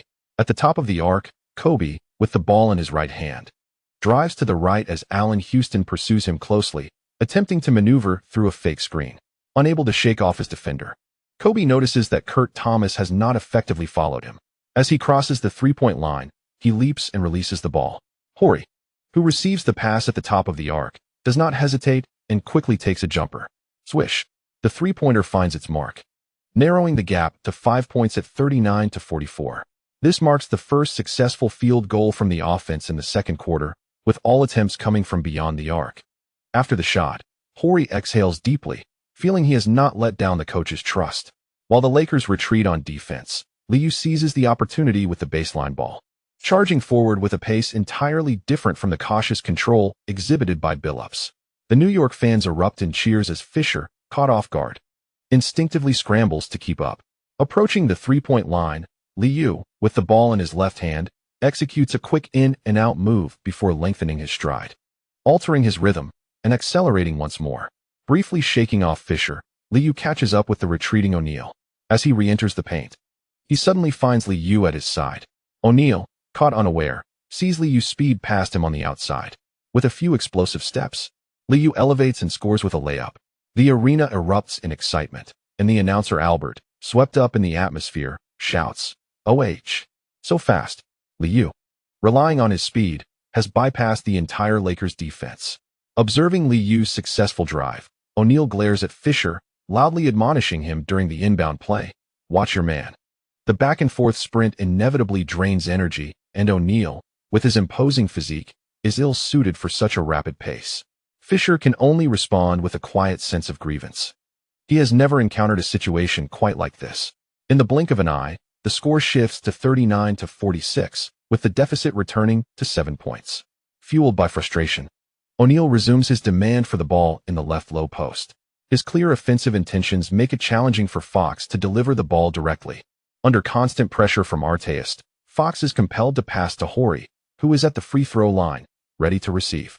O'Neal executed a deft spin. Seizing the moment as Ben Wallace retreated, he abruptly halted his movement, effectively pinning his opponent behind him. Horry swiftly delivered a pass, and a simple high-low collaboration positioned O'Neal perfectly to receive the ball beneath the basket. With an advantageous offensive stance, Ben Wallace's defense became futile as he watched O'Neal receive the ball and pivot, positioned directly in front of the hoop, where he effortlessly converted a right-handed layup. Although the offensive sequence consumed considerable time, O'Neal let out a triumphant roar after scoring, directing Kobe to mark Liu. Once again, they executed a quick baseline inbounds play. Upon receiving the ball, Liu surged forward with the ball in his right hand. Performing a rapid behind-the-back dribble mid-stride, he abruptly halted, creating a sliver of space. Transitioning to his left hand, he swiftly shifted direction with a low dribble, shouldering forward to accelerate past half-court with ease. At the top of the arc, Kurt Thomas set a screen and immediately shifted to the left block, while Horry teamed up with Kobe to trap Liu. Near the free throw line, Liu suddenly came to a halt, leaning into Kobe, and took advantage of Horry's sliding defense with a concealed pocket pass. The bounce pass effortlessly sliced through the defense, allowing Kurt Thomas to receive the ball in the left block.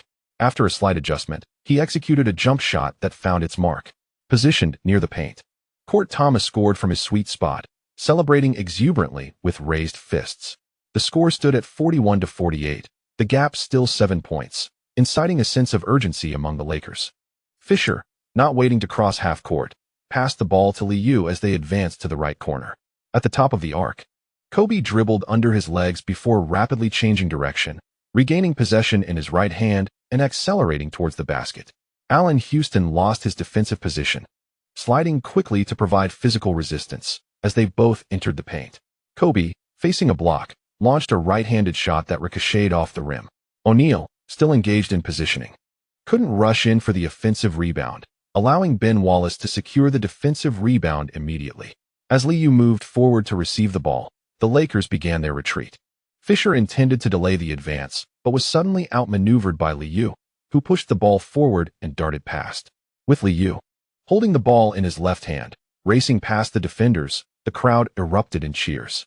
The Knicks typically spread the floor during their fast breaks, with Allen Houston and Arteas stationed on the wings while Ben Wallace charged towards the three-point line, continuing his drive into the paint. Court Thomas had already reached the left baseline, and in his pursuit of Fisher, could only instinctively follow. At the top of the arc, Liu leaned forward, feigning acceleration before executing a swift crossover step back. Abruptly stopping, Fisher found himself completely out of position, and in a moment of inertia, struggled to regain his balance. Standing near the free throw line as he watched Liu catch the ball and swiftly launch a jump shot from beyond the arc. Swish! The three-pointer sailed through the net. The score now stood at 41-51, marking the first double-digit lead of the game, igniting a fervor at Madison Square Garden with cheers that seemed endless. Phil Jackson furrowed his brow and called for a timeout. As the opponents were halted, Liu raised his arms, smiling and encouraging the crowd to amplify their roar. While the atmosphere buzzed with joy, contrasting sharply with Kobe's visibly darkened expression after yet another missed shot. The athletic prowess on display is truly astonishing. Liu's remarkable control over the ball, while moving at high speed, is nothing short of extraordinary. Beyond the confines of double-teaming defense, I can scarcely envision any means to impede his performance. The rapidity with which he outpaces all other players left Doug Collins in awe, while after examining the technical statistics, Marv Albert lamented, Liu's efficiency is unparalleled. Employing Fisher to guard him is evidently not an optimal matchup. On the Lakers bench, Phil Jackson, after dispensing his motivational wisdom, cast a glance at the dazed Tyronn Lue, silently shaking his head, aware that substituting him would yield no benefit. As the final minutes of the first half approached, the Lakers brought in Grant, while the Knicks reinstated their starting lineup. Shaquille O'Neal and Grant positioned themselves at the free throw line, transitioning from defense to offense. While Liu earned an opportunity for a free throw, Fisher, believing that stepping away from Liu would rejuvenate his performance, was reminded by Allen Houston not to underestimate him, as the ensuing plays consistently initiated from Liu's low post position. With just 47 seconds remaining in the half, O'Neal missed his second free throw after a prolonged deliberation. Frustrated, he slapped his thigh, finally grasping the critical importance of scoring from the foul line. Ewing secured the rebound, and upon receiving the ball, Liu crossed half court and passed it to Grant Hill at the arc's apex. Kobe followed Liu as he dashed toward the left corner, ever vigilant of the unfolding action. In a V-shaped offensive maneuver, both Liu and Allen Houston crouched in the corners, observing as Grant Hill and Ewing executed a pick and roll from the right elbow. Lewis, stationed at the left elbow, swiftly maneuvered to the arc's summit, while Ewing established his position at the free throw line, eyeing Grant Hill, who held the ball in his right hand, ready to penetrate the lane post screen. O'Neal, having crouched low, saw Grant Hill swiftly return the ball and hurriedly shifted his stance to contest Ewing at the foul line. The gorilla caught the pass, and Lewis immediately darted to the left wing, setting an off-ball screen for Liu, who then sprinted toward the left corner.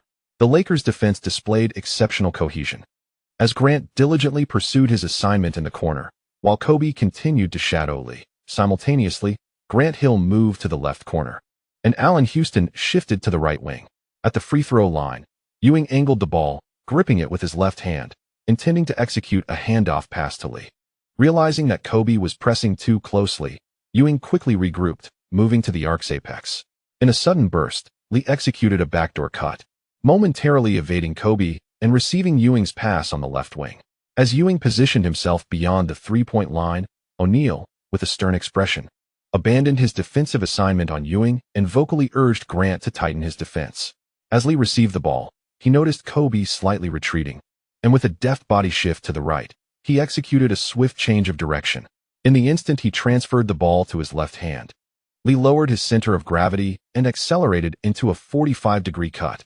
Kobe, having misjudged the defensive angle, found himself out of position before he could react. O'Neal, quick to respond, relinquished Ewing and slid desperately to the right, simultaneously alerting Grant to collapse on defense. Burdened by his own movement, Grant struggled to slide, while Liu, in the left block, collided with O'Neal, subtly applying pressure to the ball before deftly maneuvering past the defense. With a slight distance separating him from O'Neal, Liu endeavored to maintain his grip, yet he surged forward in 3 powerful strides.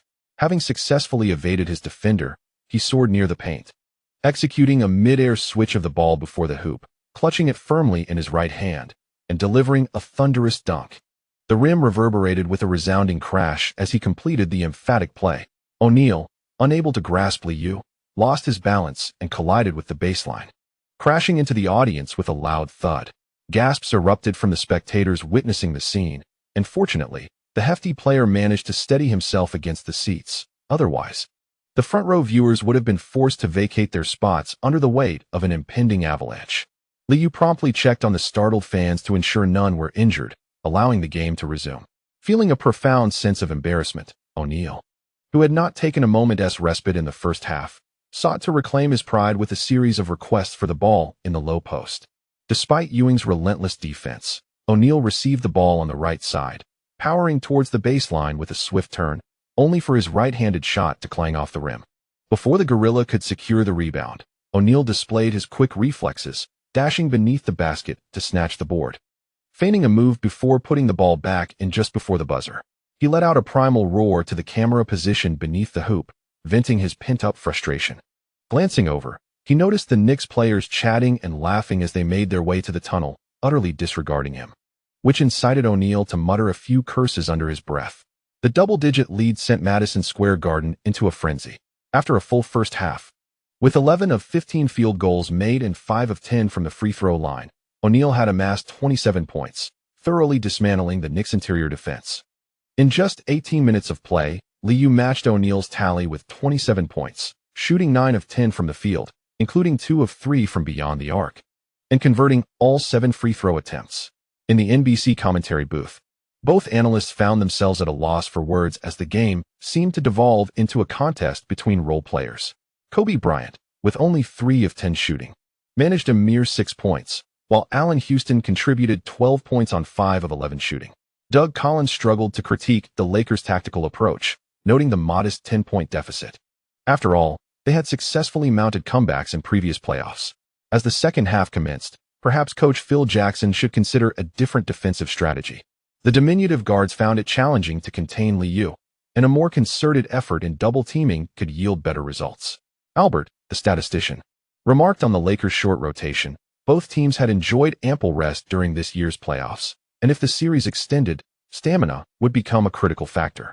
After much deliberation, the Lakers indeed adjusted their defense as the third quarter began, with the crowd's cheers crescendoing in support of the home team's first-half performance. Let's go Knicks. In the initial offensive sequence, Lewis and Ewing positioned themselves at the elbow, and as Liu arrived on the left wing, Lewis set a screen before popping out toward the arc. Grant completely abandoned his assignment on Lewis, allowing Kobe to quickly double-team. Liu, holding the ball in his left hand, wasted no time. He executed a behind-the-back pass, swiftly delivering the ball to the newly positioned Lewis. As Lewis received the pass, O'Neal had an opportunity to defend, yet Lewis made no adjustments, simply lifting the ball and shooting. The Shark watched as the ball swished through the net, a three-pointer. In the first half, he made 2 out of 4 attempts from beyond the arc. Despite limited playing time in the second quarter, Lewis maintained his shooting rhythm. Wow! He hit a three-pointer right off the bat, eliciting even louder cheers. On the sidelines, Phil Jackson frowned, signaling his players to adhere to their defensive strategy. The score widened to 48-61. Turning back to the Lakers' offense, Fisher guided Liu to the right corner, while Grant swiftly moved to the left wing to set a screen. Without hesitation, Lewis immediately teamed up with Allen Houston to trap Kobe. Grant, left unguarded, received Kobe's bounce pass and made a mid-range jumper from the left elbow. Hushed murmurs filled the air, but Phil Jackson clapped in encouragement. Executing the desired play on the first attempt was indeed a promising sign. However, in the following possessions, Grant's attempts in the low post repeatedly failed to yield results, only assisting O'Neal with rebounds. The Knicks methodically executed their pick and roll, and although some of their attempts also missed the mark, Allen Houston's strong three-pointer over Fisher brought the deficit back to 10 points. Lewis, unable to exploit the soft spot, failed to capitalize, and O'Neal grew impatient, demanding the ball in the low post. This time, O'Neal established a deep position, and as he received the ball on the right block, he swiftly turned towards the baseline, jumping and overpowering Ewing to slam the ball home. prompting the referee to blow the whistle. O'Neal celebrated with 2 emphatic slaps to his chest, drawing a chorus of boos from the New York fans, though somewhat disheveled. Ewing managed to smile after committing his 4th foul, acknowledging the crowd with applause as he made his way to the bench. With 6:05 remaining in the 3rd quarter, Jeff Van Gundy chuckled as he patted the gorilla and substituted in Ben Wallace. Lewis, having struggled with his shooting, was replaced by Kurt Thomas, while Grant Hill, in good form, remained on the court. At the free throw line, O'Neal gestured dramatically but missed again. The score narrowed to 60-68, and the Lakers quickly transitioned to defense. Ben Wallace secured the rebound, and Grant Hill advanced swiftly, noticing that the opposing team had settled into their defensive positions before slowing down at the arc. At this moment, Liu Yu, who had already sprinted to the right corner, suddenly dashed from right to left across the baseline. Kobe attempted to defend by moving around to the front, but as Liu Yu suddenly changed direction towards the basket, he bounced outwards. As he maneuvered past Kurt Thomas in the left elbow, Liu Yu received a cross-court pass from Hill just as Kobe caught up. Grant hesitated for a moment, opting not to immediately assist with the trap, instead following Kurt Thomas down to the left side near the baseline. Still positioned defensively, O'Neal observed Ben Wallace swiftly maneuvering into position for a screen, muttering under his breath as he adjusted his stance, just as Wallace aligned himself to the right of Liu Yu. The latter made a sudden feint to the right before executing a crossover drive with his left hand. O'Neal, caught in motion, could only watch as Liu Yu deftly changed direction and surged toward the basket, unable to recalibrate his defensive stance in time.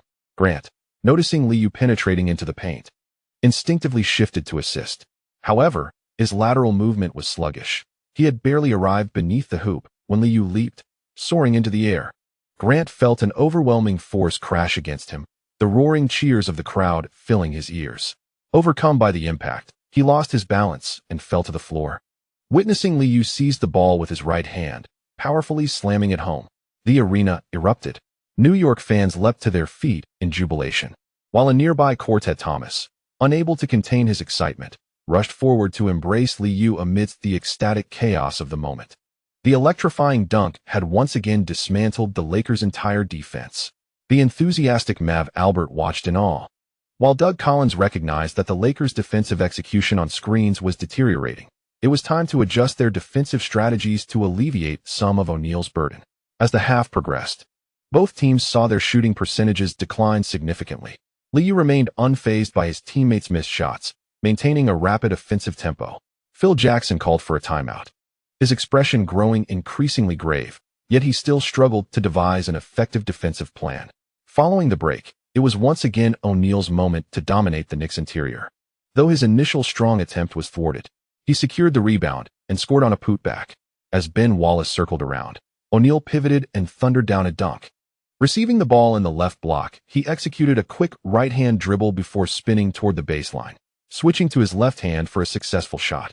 Despite his continuous scoring, the deficit remained unchanged. When Artest entered the game, he executed a 3-man pick-and-roll, receiving a pass from Liu Yu and sinking a 3-pointer from the top of the arc. In a high pick-and-roll, Kobe failed to navigate the screen in time, allowing Liu Yu to seize the opportunity and, in a semi-transition, hit another 3-pointer from the arc. With a flurry of twos and occasional threes, the intensity escalated in the latter half of the 3rd quarter, thrilling the New York fans. The quarter ended with a score of 27-24, and after 3 quarters, the score stood at 75-82, with the gap narrowing to within 10 points. The explosive O'Neal shot 7 for 10 in the quarter, made 4 of 7 free throws, and racked up 18 points while contributing 4 offensive rebounds. Such a performance left him gasping for air upon returning to the bench. Despite the Knicks' struggles, they had managed 22 possessions, and the excessive sprinting had begun to take its toll on O'Neal, who had not rested for a single minute throughout the 3 quarters. As the 4th quarter commenced, O'Neal reluctantly took a seat on the bench to catch his breath. Yet, as he watched Grant miss a layup by a considerable margin, frustration overcame him, and he crushed the bottle of oral solution in his hand. Liu Yu's counterattack was rapid, accelerating along the left sideline, while the pursuing Kobe remained oblivious to the fact that Grant had been left far behind by Wallace. As Liu Yu approached the right flank, he decelerated before swiftly executing a behind-the-back dribble. At the precise moment he shifted the ball to his left hand, Ben Wallace positioned himself alongside. It was then that Kobe realized his teammate had yet to retreat defensively, failing to navigate the screen in time. Liu maneuvered laterally to shake off his defender, drawing near the arc's pinnacle before coming to a sudden halt and launching a three-point jump shot. Swish!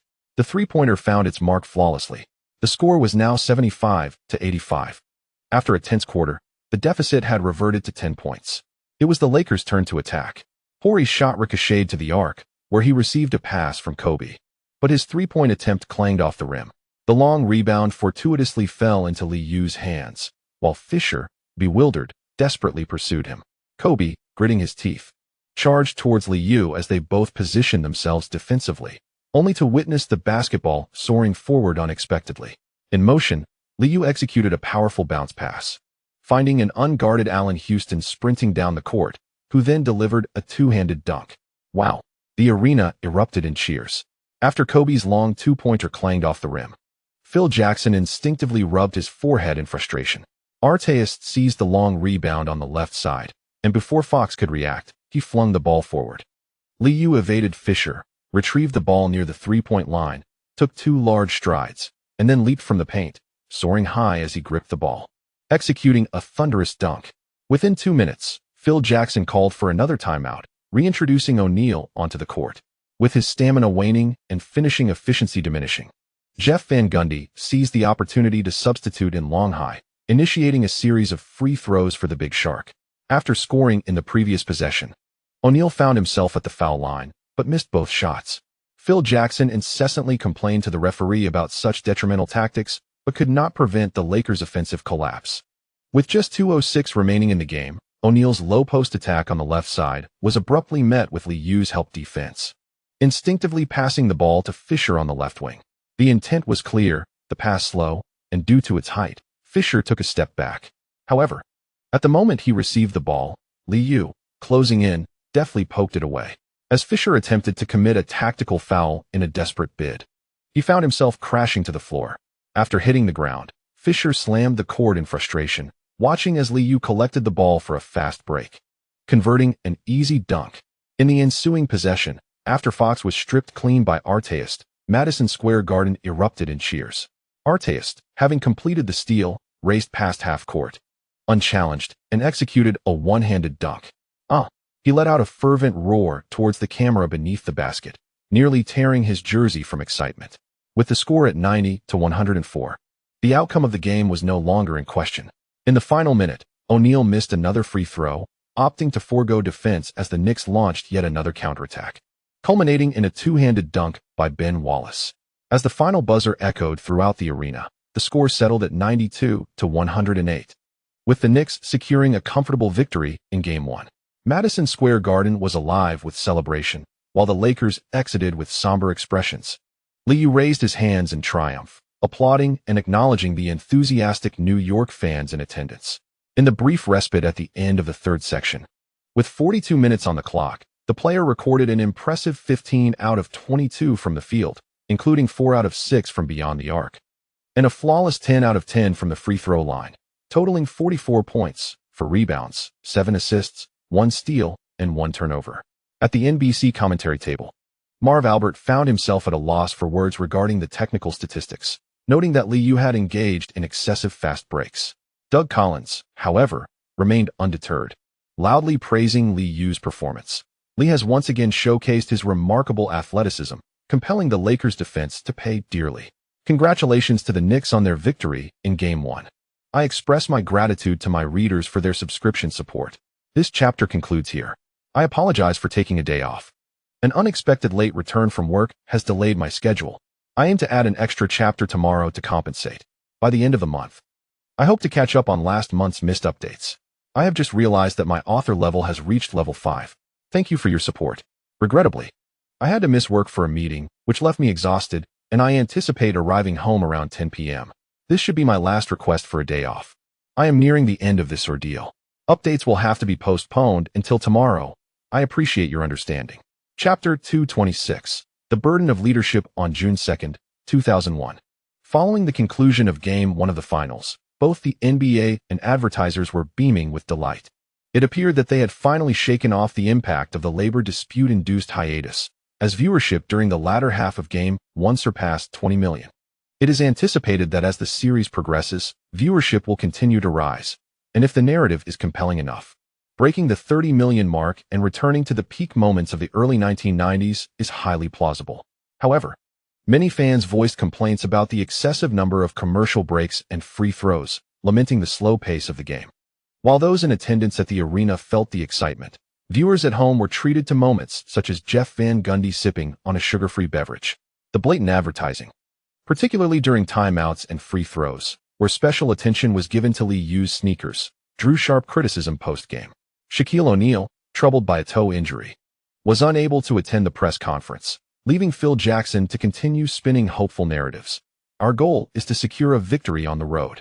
The notion of achieving 150 points was long gone. As the game concluded, analysts noted several issues. The Lakers' rotation seemed insufficient. The nearly 36-year-old Horace Grant appeared to be merely a bystander, and despite his bulk, he failed to convert in the low post, leaving Lakers fans bewildered by his lackluster performance. Veteran Brian Shaw also had minimal impact, while Ron Harper didn't see a single minute on the court. The team relied heavily on a 7-man rotation, with only Horry performing adequately. Before the Lakers players could voice their thoughts, Magic Johnson, a legendary figure of the franchise, seized the opportunity for an interview upon the team's arrival in New York. A large contingent of media had failed to catch O'Neal at the hotel, so securing an interview with Magic was a pleasant surprise. I did not see the desire to win in the Lakers. They played far too softly. Throughout the game, the opponents maintained control over the tempo. In this era of showtime, our ability to outrun our opponents and the intensity of our defense have regrettably dissipated.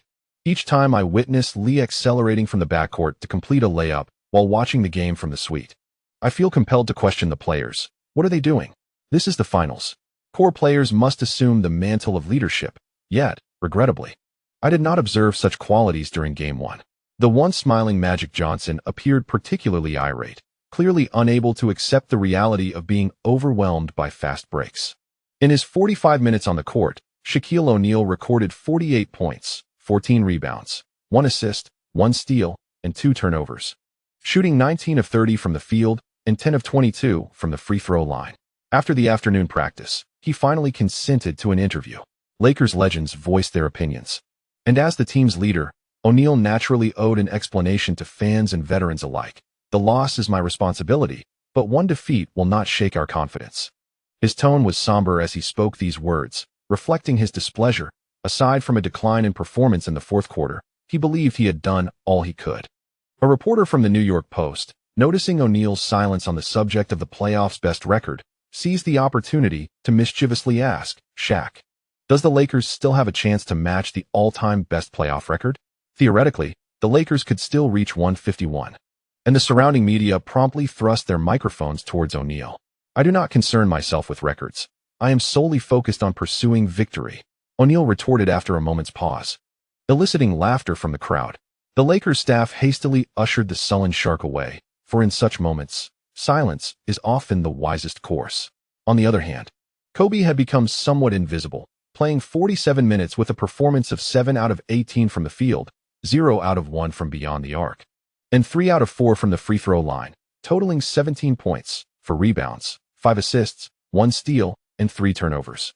Naturally dissatisfied with such a showing, Kobe recognized that the Lakers' offensive tempo was sluggish, with only 77 attempts throughout the game. With O'Neal dominating the ball, others were relegated to the periphery, from beyond the arc. The trio of Fisher and others had lost their previous magic, making only 4 of 15 attempts. When Kobe finally addressed the media, he could not resist murmuring his frustrations. "We need to accelerate our offensive pace. Perimeter players must step up to share the scoring burden. In the next game, we cannot allow our opponents to score so easily." Despite Phil Jackson's repeated motivational speeches, Kobe questioned the team's offensive strategies in his heart after the loss. No one relishes feeding the ball to a giant in the post when they must also exert effort on the defensive end. This season, following O'Neal's injury, his training intensity had waned, and his weight had increased, resulting in a diminished participation in fast breaks. The entire team catered to the needs of their leader, and Kobe, frustrated with his own performance, was swiftly pulled away by team staff. The finals have become a hot topic, with analysts already speculating about internal conflicts within the Lakers. Winning Game 1, the Knicks coaching staff dared not grow complacent, especially given that O'Neal had displayed a shooting percentage of 60%, a level of efficiency likely to persist throughout the series. Jeff Van Gundy does not expect Liu to perform efficiently in every match. For perimeter players, a shooting percentage of 50% is already exceptional. The interior defense has been significantly lacking, rendering the game a mere mathematical conundrum. The bald-headed young coach yearns for a defensive-minded big man, achieving a balanced configuration of inside and outside players, which would enhance their defensive prowess. This is the ideal team he envisions. After the afternoon training session, Van Gundy took the time to encourage Ben Wallace. The lack of depth in the front court has left them with no choice but to rely on inexperienced players, and even veterans may struggle with rebounding.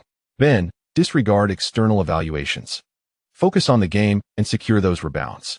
Defense has never been a solo endeavor, so do not burden yourself too much. It's a challenge, but you will prevail. If all goes as anticipated, O'Neal will relentlessly attack the paint throughout the series, and the tough days for little Ben are still ahead. Most sports analysts have not given Ben Wallace favorable reviews, with the most prominent article in the New York Times proclaiming, "Lee shatters the Lakers' fantasies." Many commentators have praised Lewis's performance, noting he shot 4 out of 9, including 3 out of 6 from beyond the arc, securing the third highest score of 15 points for the team. Despite the coach's words, Ben Wallace still felt a tinge of disappointment, even though the Knicks showered him with encouragement. He could not lift his spirits.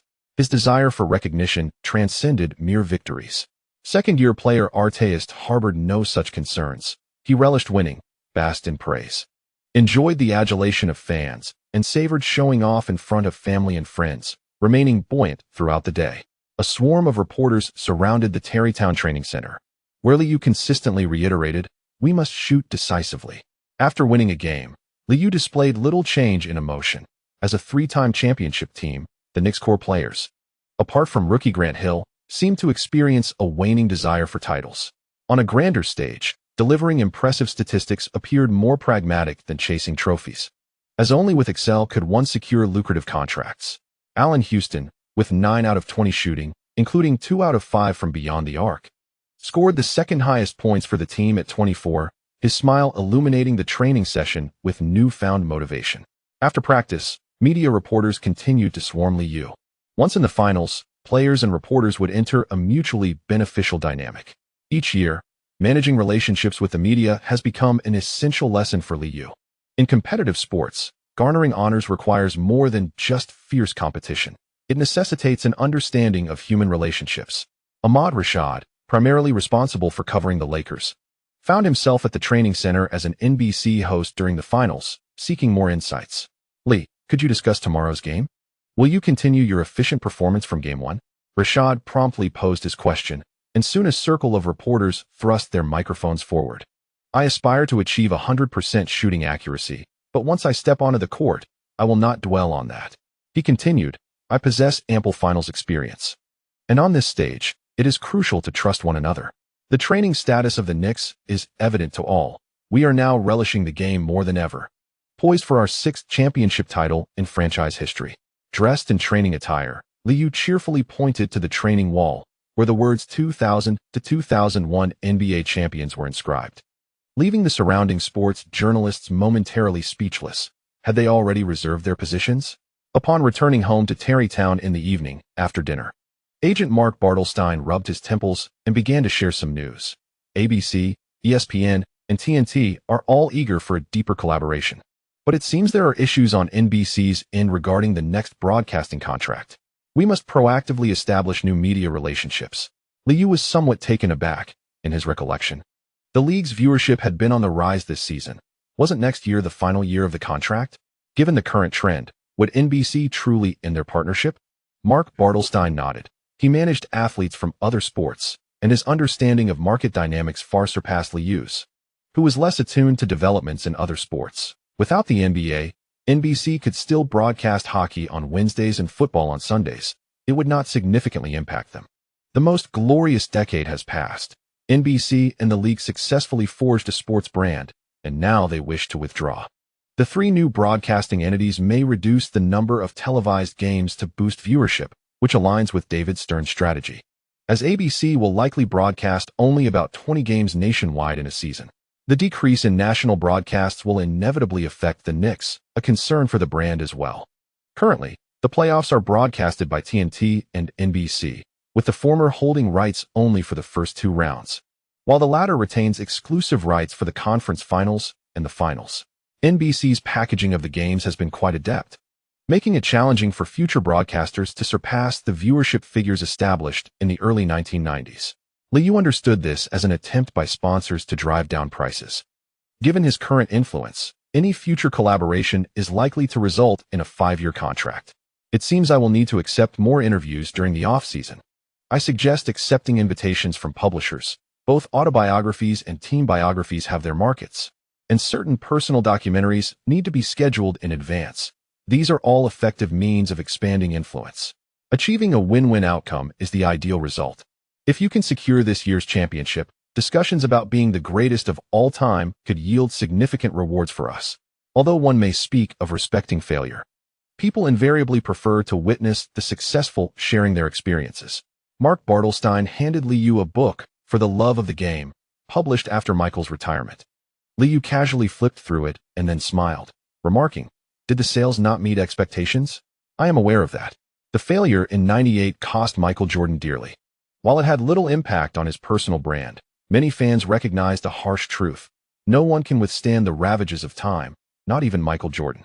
Mikau remains a globally renowned athlete, yet discussions surrounding the GOAT have become increasingly contentious, for numbers do not lie.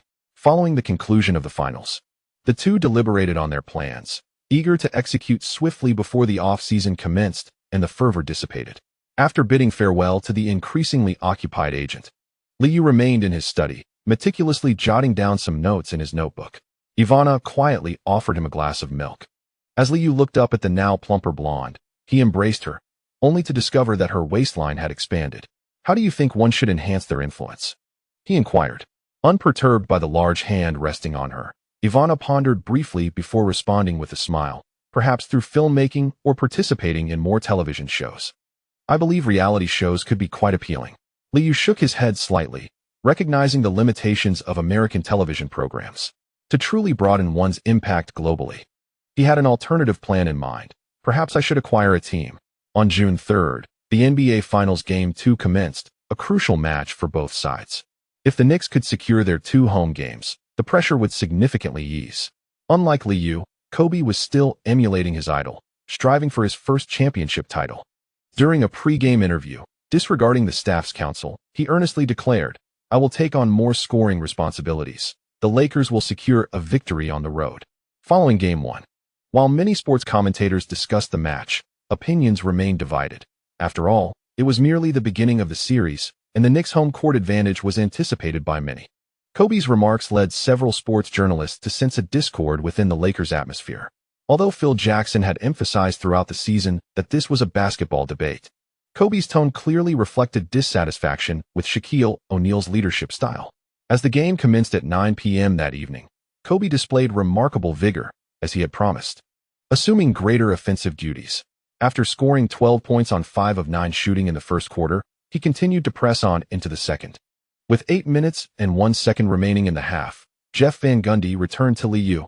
In less than 4 minutes, the Knicks managed only 5 points. The Lakers, too, failed to seize their opportunities, as the substitute Brian Scott struggled, and with Kobe unproductive, they relied solely on Shaquille for a mere 4 points. "Let's go Knicks," echoed through Madison Square Garden, as nearly 20,000 spectators rallied in fervent support. Fisher, devoid of defense, adjusted his headband, noticing Liu approaching midcourt, and tugged at his loose shorts. On the left side, Allen Houston called out to Artest in the left corner to clear space by cutting baseline. As Liu neared the three-point line, Kurt Thomas remained stationary on the right side near the baseline, while Ben Wallace swiftly moved up to set a screen. Kobe, tasked with guarding Allen Houston, hesitated before ultimately choosing to shadow him to the left corner, while Shaquille lowered his center of gravity, ever ready to switch defenses. Amidst the cheers, Ben Wallace at the top of the arc merely made a brief appearance, seizing the moment as Liu, with the ball in his right hand, dribbled behind him and swiftly moved down the court. Shaquille O'Neal entirely relinquished his defensive stance, teaming up with Derek Fisher to converge upon Liu, both intent on executing a double team beyond the three-point line. Anticipating their approach, Liu promptly sidestepped laterally. As the two defenders were about to close in, he suddenly lowered his center of gravity, utilizing the interference from their outstretched arms to deftly maneuver the ball through his legs with his left hand. Observing the basketball glide beneath him, Fisher, having learned from previous encounters, immediately committed a foul, grabbing and pulling at Liu, prompting the referee to sound the whistle. As play resumed with a sideline inbounds, NBC's commentator, Marv Albert, quickly noted, having accrued his second personal foul, Fisher must be cautious of his foul count. Doug Collins seemed to have discerned the Lakers' game strategy, commenting, "Clearly, the Lakers intend to disrupt Lee's offensive rhythm tonight, yet so far, it appears to be of little effect. Lee's advantages in matchups are considerable, and he possesses unique methods for countering defensive pressure." At the arc, Liu, noticing Fisher tightly guarding him, couldn't help but jest, "Buddy, 6 fouls might not suffice." However, Fisher was too preoccupied to respond, his gaze fixed on Allen Houston, who was poised to inbound the ball, while his hands remained in motion. As the play commenced, Liu first swatted Fisher's arm away, then accelerated suddenly. Regaining control of the basketball at the top of the arc faced with Fisher's renewed defensive pressure, Liu, protecting the ball with his back to the defender, swiftly lowered his right hand, pushing against the defense as he accelerated straight ahead. With no other options, Fisher was compelled to slide defensively, attempting to engage physically. As they tangled near the free throw line, utilizing his body positioning, Liu executed an under-the-leg retreat. The abrupt halt left Fisher struggling to maintain his balance, and he swiftly lost his defensive position, watching as Liu released a jump shot from the free throw line. Swish! The two-point shot found the net effortlessly. Wow! A splendid basket ignited raucous cheers from the New York fans, while on the sidelines, Phil Jackson immediately signaled for his players to continue the double team. Defense. O'Neal dashed across half court, oblivious to Fisher, positioning himself for the ball on the left block. Meanwhile, Kobe awaited a pass from Fisher at the top of the arc. Pressured by Liu's tight defense, Fisher struggled to find an opening. Upon crossing half court, he hesitated as he observed the movements of his teammates. As he reached the left wing, Wallace desperately attempted to prevent O'Neal from receiving the ball. In a moment of instinct, Fisher passed the ball to Kobe at the nearby arc.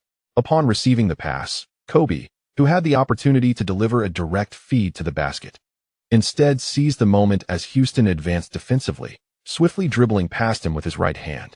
O'Neal, already under the basket, sought to create space, but Kobe's movements were quicker than anticipated. Approaching the right elbow, he leaned against Houston, pivoted, and immediately gathered the ball.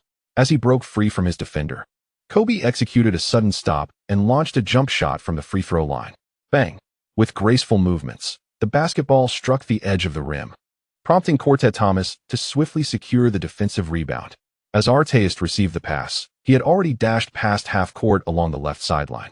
Fox, retreating in defense, made a valiant effort to disrupt the play, but Liu quickly positioned himself at the top of the arc to receive the ball. Shaquille O'Neal, having just returned to the paint, observed as Liu, with a deft left-hand dribble, maneuvered past Fisher, prompting him to loudly call for Horry on the other side. Help on defense.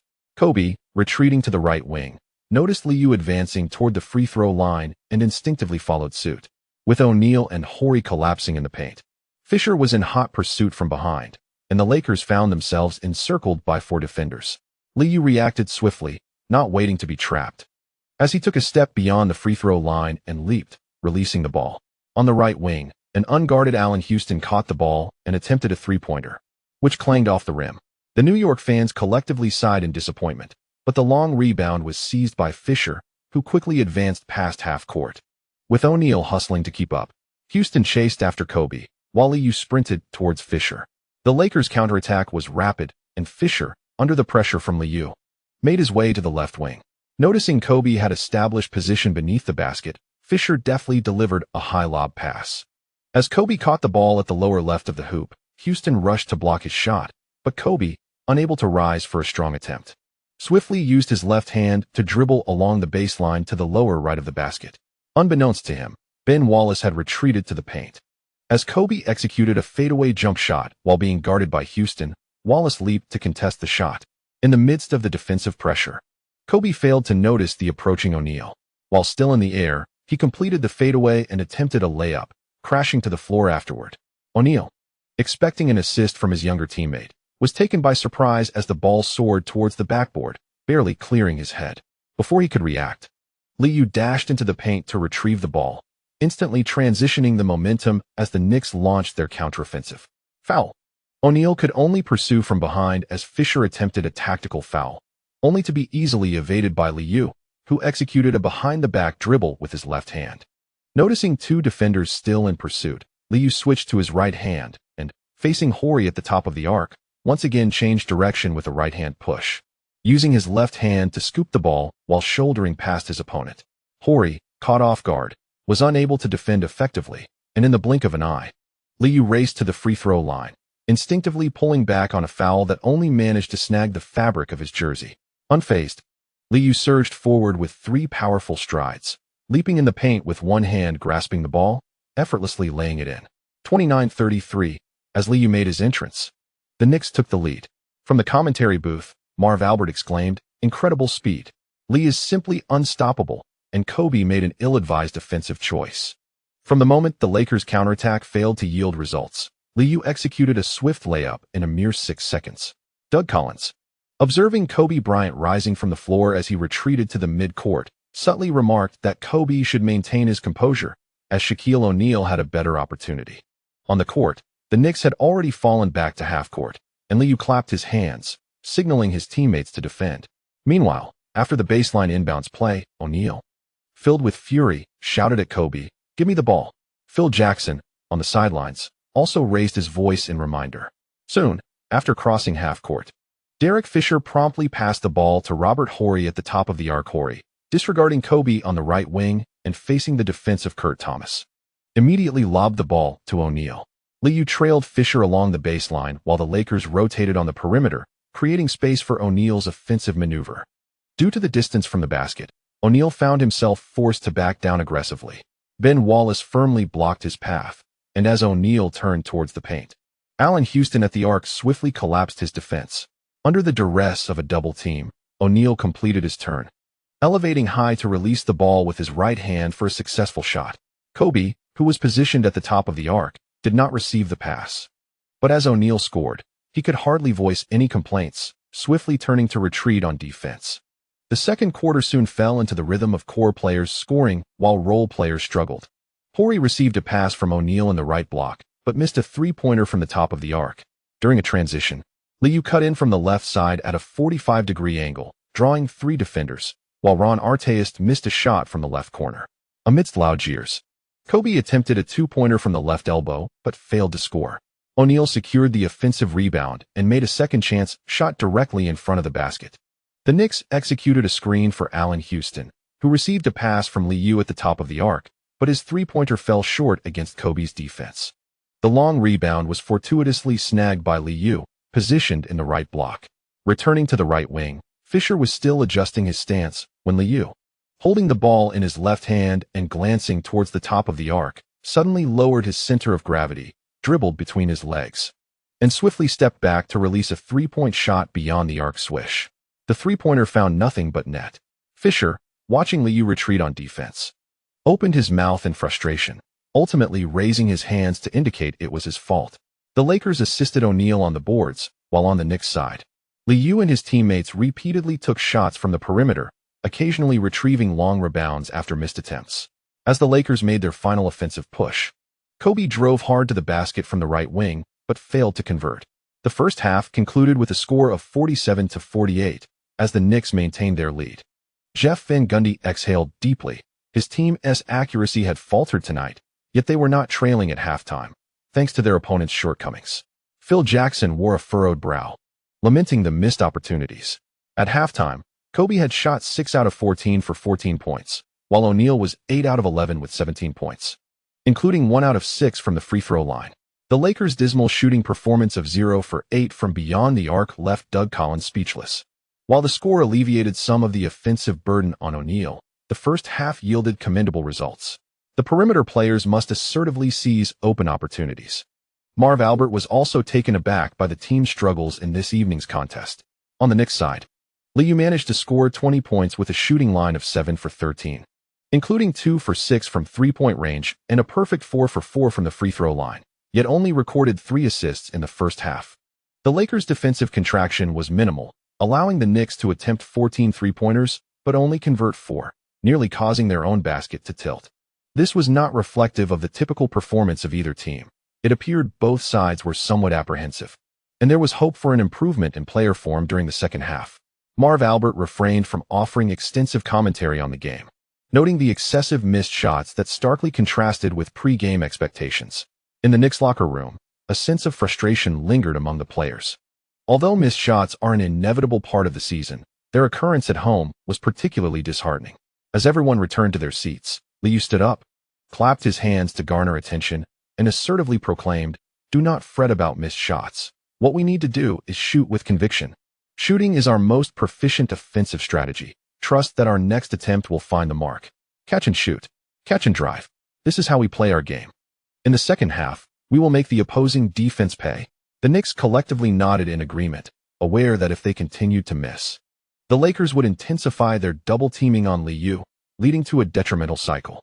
This scenario had been experienced during the regular season, but given their current limited offensive options, it was preferable to unleash their shooting rather than rely solely on low-post play. As the team faced adversity, Ewing could only scratch his head upon entering the game. Aside from committing fouls and executing jump shots after screens, he found himself largely uninvolved. Do not worry about the trivial critiques from the media after the game. As long as we can win the series, we shall be deemed heroes. Upon hearing Ewing's words, the team responded with laughter, knowing that if they were to lose, the blame would ultimately fall on their leader. Liu felt a sense of relief. The monotonous offensive strategy forced the Knicks to continue shooting despite their struggles. Whether they could find success in their shooting would be left to fate. The atmosphere in Madison Square Garden remained electric, as O'Neal dominated the paint. Yet the home team maintained their lead, which was certainly cause for celebration. Dressed in a large orange bandana, Spike Lee wandered along the sidelines, greeting familiar faces. Beneath the basketball hoop, James Dolan and David Stern sat together, occasionally exchanging hushed remarks, seemingly satisfied with the unfolding game. As the second half commenced, cheers erupted once more throughout the arena. "Let's go Knicks." Receiving the inbounds pass along the baseline, Liu noticed his defender had transformed into Kobe, indicating that the Lakers had adjusted their strategy. The second quarter's missed shots had turned Kobe into a defensive specialist. The true star would not endure such treatment. Would he pursue me relentlessly in the second half? Liu leaned against Kobe at the baseline to receive the ball, casually jesting about the opponent's treatment. Kobe, holding his breath, desperately slid his feet, continuously engaging in physical confrontation, yet found no opportunity to respond to Liu. As Allen Houston received the ball at the top of the arc, Fisher immediately adhered to him, almost clinging to the opponent. Upon catching the ball, he promptly initiated the play, moving towards the left wing, while Grant Hill began to shuffle away from the three-point line, and the two executed a seamless handoff. Grant Hill began to call out the play, and Kobe noticed Ewing starting to step up, while Liu, moving without the ball on the left wing, seemed intent on slipping down the baseline, instinctively shadowed by Kobe. As Ewing maneuvered towards the free throw line, Liu feigned acceleration before abruptly reversing his course, pivoting back to the three-point line. With Fox defending from behind, Grant Hill found it easy to deliver a cross-court pass. At the moment of receiving the ball, Liu, positioned on the left wing, faked a move, causing Kobe, who was trailing, to instinctively lower his center of gravity. Kobe raised his right hand and approached without hesitation. Before the defense could close in, Liu held the ball in his right hand, lowered his stance, and pretended to drive. Seizing the moment as Kobe slid leftward, Liu took a decisive step, quickly retreating back to the three-point line, slightly drifting to the right, and launched a swift jump shot. With multiple fakes, Kobe was left with no choice but to exert himself in defense, simultaneously needing to control his movements to avoid colliding with Liu. His attempt at a block proved futile, and as he halted, the cheers of the crowd filled the air. Swish! The three-pointer found its mark. 4,751. The Knicks extended their lead once again. As it was the Lakers' turn to attack, Fisher continued to pass swiftly, then led Liu towards the left corner. At the top of the arc, Kobe received the ball, and Grant hurriedly set a screen near the right baseline. The quality of the pick allowed Kobe, holding the ball in his right hand, to easily shake off Allen Houston's defense. Meanwhile, although Lewis had switched onto him, he relinquished a two-point opportunity. Lingering near the free throw line. Faced with such a splendid opportunity, Kobe opted not to take a jump shot. Instead, he drove straight to the basket with the ball in his right hand. As he moved, he utilized Grant's descent to deliver a pocket pass. Upon receiving the ball, Grant found himself directly in front of the hoop, and noticing Ewing's return on defense, he decided to gather the ball early and smoothly tossed it towards the basket.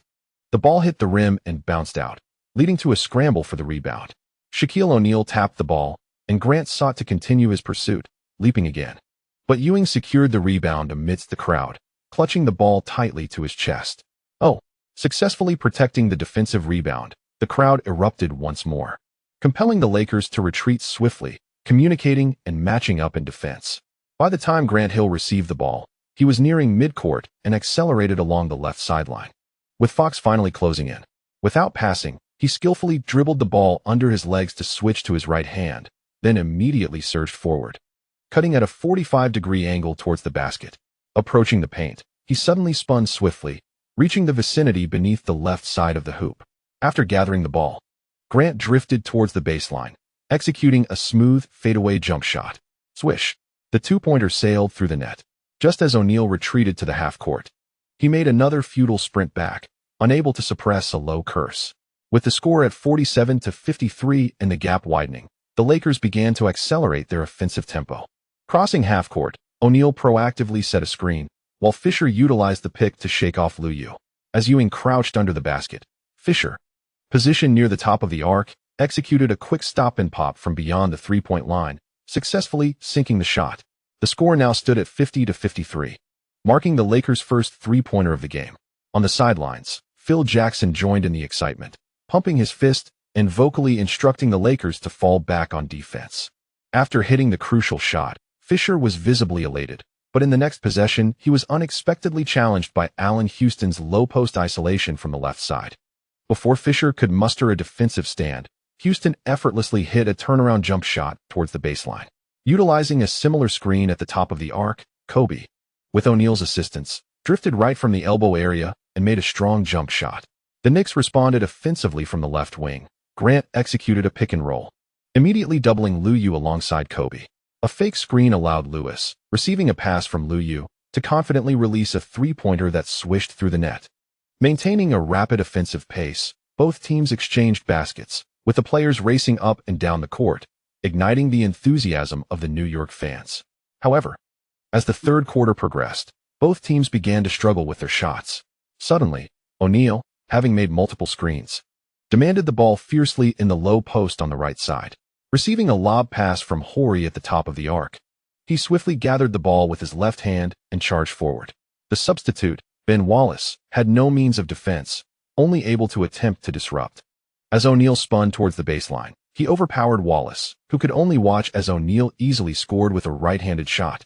The arena erupted in boos, and after the basket, O'Neal let out a fierce roar, having made sacrifices by contributing to more screens during this quarter.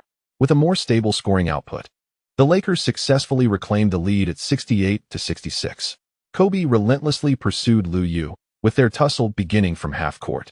As Yu, wielding the ball in his left hand, accelerated past the midcourt, he approached the three-point line before abruptly stopping. With a left-handed dribble, he adjusted his footwork and executed a swift crossover. Kobe quickly shifted his defensive stance, sliding left while Yu, now using his right hand, surged forward. Near the free-throw line, Yu made a sudden behind-the-back dribble, switching to his left hand and taking a significant step back, ignoring Kobe's renewed defense, and launched a jump shot from the top of the arc. Swish! Another three-pointer found its mark as the score shifted to 68-69 with 2 minutes and 36 seconds remaining in the third quarter, with the Knicks regaining the lead. Kobe, panting heavily, felt his efforts were in vain. O'Neal, now visibly fatigued, received a pass in the left low post. Spotting Fisher darting along the baseline, he promptly delivered a bounce pass. Upon receiving the ball, Fisher dashed towards the basket, noticing Yu's defensive pursuit behind him, and maneuvered to the lower right side of the hoop, aiming to evade the defense for a reverse layup. As the basketball left his fingertips, before it even soared towards the hoop, Yu leapt high, swiftly swatting the ball away.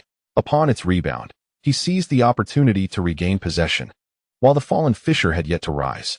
Approaching midcourt, Liu noticed Fox closing in for a double team and promptly passed the ball to Arteis stationed on the right wing. Uncontested, Arteis launched a three-pointer, which clanged off the rim, eliciting a collective sigh of disappointment from the New York fans. The long rebound bounced out, fortuitously landing in the vicinity of Allen Houston near the left elbow, prompting Kobe to hastily apply defensive pressure.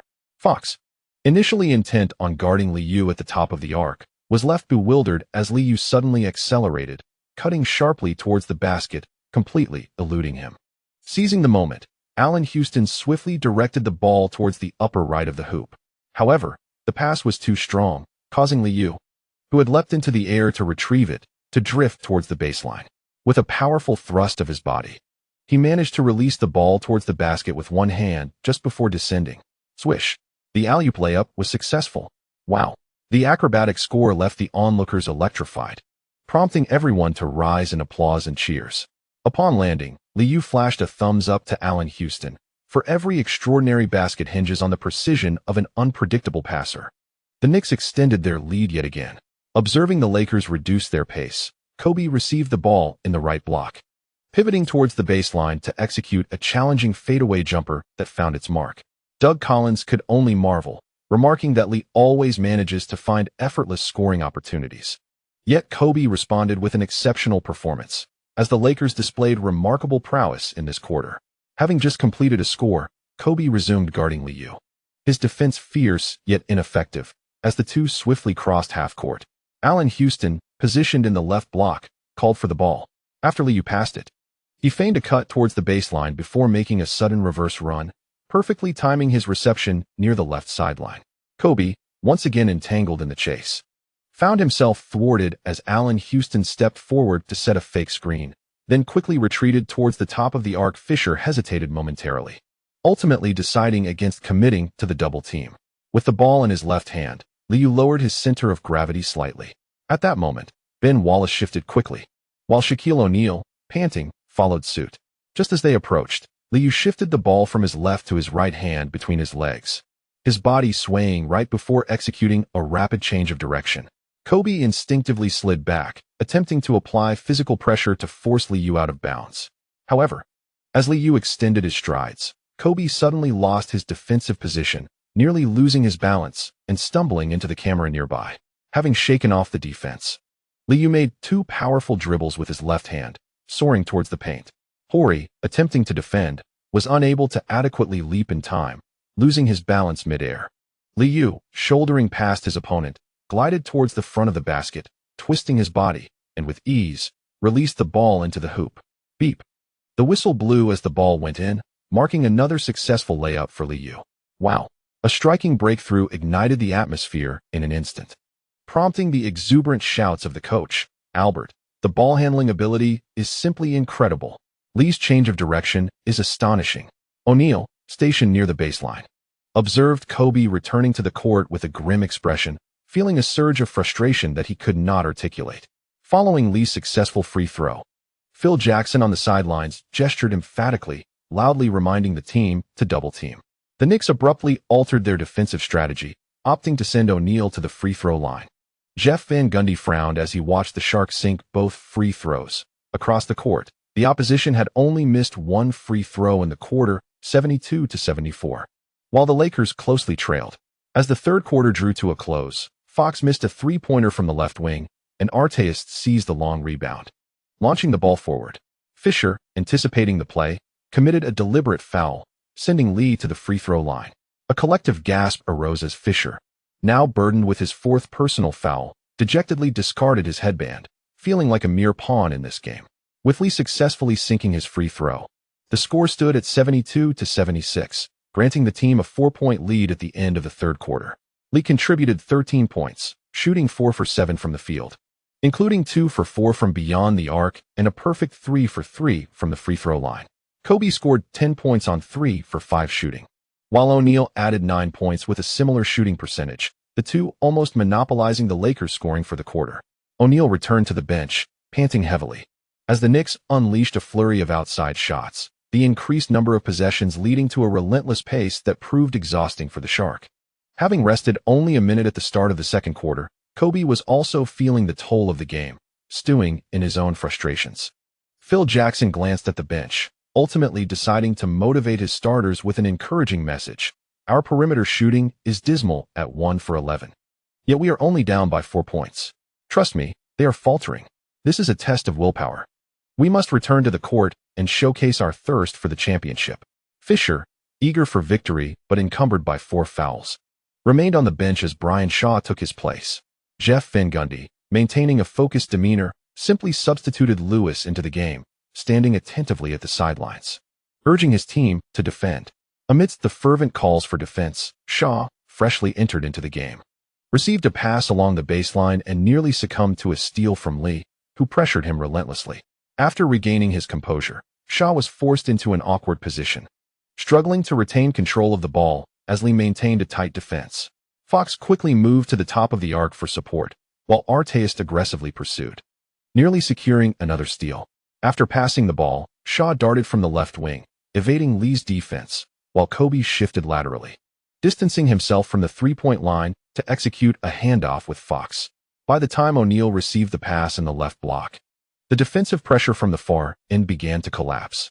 In the midst of the game, Ben Wallace steadfastly held his ground, while Shaquille O'Neal, with the ball in his right hand, began to assertively push forward, keenly observing the dynamics on the court.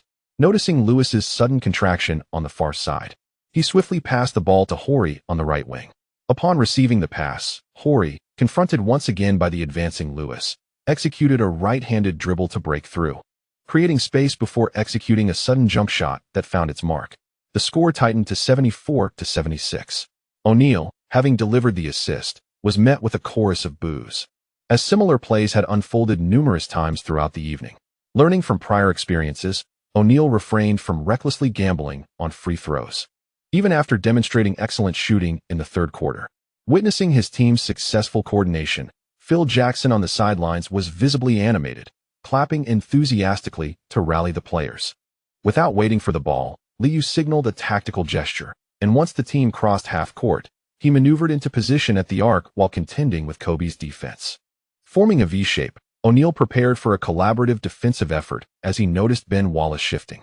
Kobe, spotting Wallace's elevation in the left elbow area, promptly adjusted his position to obstruct Liu's right hand, while O'Neal, lowering his center of gravity and swiftly sliding, accelerated towards the ball handler's left side. Sensing the impending double team, Wallace preemptively descended before the screen was fully set. Liu, in response, flicked his wrist, threading the ball through the defenders and delivering a bounce pass to Wallace in the paint. As Wallace prepared to elevate for a dunk, he was met with an anticipatory foul from Horry, sending him to the free throw line. Jeff Van Gundy furrowed his brow. Indeed, Wallace missed both free throws, prompting a wave of cheers from the Lakers bench. O'Neal, rejuvenated from securing the defensive rebound, passed the ball to Branshaw, who surged across half court at full speed. Just as he crossed the midline, an immense cheer erupted as Liu executed a face-to-face steal near the three-point line. Turning his head, O'Neal caught sight of Branshaw stumbling to the ground, while Liu cut in from the right wing, unguarded, and soared for an emphatic right-handed slam. The front-row fans erupted in delight, rising to applaud enthusiastically. Frustrated, O'Neal muttered under his breath and loudly directed Kobe to return to half-court for the ball. Phil Jackson immediately beckoned to Fisher on the bench, realizing the veteran was faltering. The score shifted to 74-78, with the margin reduced to 4 points once more. The Lakers' offensive rhythm was stifled again. On a baseline inbounds play, Branshaw took a couple of steps before passing to Kobe, who, unable to cross half court, sent the ball to Fox on the left wing. O'Neal had already established position in the left block, but upon receiving the pass, Fox faced immediate pressure from Artest. As he attempted a high lob pass, Artest trailed the ball to O'Neal's side. Just as O'Neal received the ball, he instinctively lowered it, only to be confronted by Artest's aggressive grip, followed closely by Wallace's advance. Surrounded by the two, O'Neal found himself ensnared by a flurry of arms, and in a fit of anger, he committed a foul. As Artest was knocked to the floor, he sprang back up, while O'Neal remained momentarily bewildered. Both Ben Wallace and Artest rushed in, forming a tangled mass with the referee at the center. The referee, caught in the fray, blew his whistle repeatedly as the crowd quickly intervened to separate the three. Such remarkable defense. It appeared that the Knicks had developed a strategy for thwarting O'Neal's receptions. The atmosphere was electric, and commentator Marv Albert began to commend the defensive performance, while Doug Collins shook his head, revealing his disappointment. The passing intentions were all too evident. With O'Neal's stamina waning in the fourth quarter, should he fail to secure a deeper position, he would continually face such predicaments. Jeff Van Gundy expressed his discontent with the referee's call, vocally lamenting to the sideline official, "We executed a steal, yet were penalized with a flagrant foul." The referee only issued a standard foul against O'Neal and signaled for the game to continue. Boo! The New York fans voiced their dissatisfaction, having missed the commotion and gained no advantage, erupting into a chorus of boos. Kobe, feeling anxious, urged his teammates to swiftly retreat on defense. Gasping for breath, O'Neal returned to half court and noticed Ben Wallace stationed at the right elbow, his expression darkening further. "Let us go Knicks." Allen Houston initiated a baseline play, and Lee Uliu immediately accelerated with the ball in his right hand. Noticing Brian Shaw closing in, he quickly passed the ball back to Allen Houston near midcourt. The two coordinated seamlessly, advancing past half court to the left wing, where Allen swiftly returned the ball to Lee Uliu before sprinting toward the left corner. At the left elbow, Lewis set a screen, executing a high pick and roll. With the ball in his right hand, Lee Uliu began dribbling behind his back, evading the double team from Horry. As Lewis feigned a screen, he rapidly shifted to the top of the arc, allowing Lee Uliu to slip through the gap, snatching the ball with his right hand and driving straight to the basket. As he penetrated the paint, O'Neal slid over to help defend, and Lee Uliu, having gained position, leaped from directly in front of the hoop. In the midst of three defenders, he avoided contact. In midair, he swiftly executed a layup, releasing the ball toward the top of the arc just as he was met with physical contact. Upon landing, Lee Uliu tumbled to the floor, while Lewis, receiving the ball at the arc, aimed for the basket and released a confident jump shot. Swish! The second three-pointer of the game found its mark. Lewis, elated, raised his arms triumphantly before joining his teammates to lift Lee Uliu from the ground. 74-81. Phil Jackson immediately called for a timeout, visibly frustrated as he pounded his thigh. At crucial moments, the Knicks always seem to deliver such crucial shots. Jeff Van Gundy, brimming with excitement, fervently declared, "Even when we miss, we can still win. Hang in there, they can't keep up. Victory is within reach." The tactical board had long been discarded, and the balding coach shouted with fervor. Madison Square Garden resonated with increasing fervor. Victory was tantalizingly close. Capturing 2 home games would guarantee the series. Defense. The defensive shouts echoed once more as Fisher received the ball and immediately passed it to the awaiting Kobe to circumvent Shaquille's free throws. The Sharks were compelled to initiate a pick and roll in the first play after the timeout.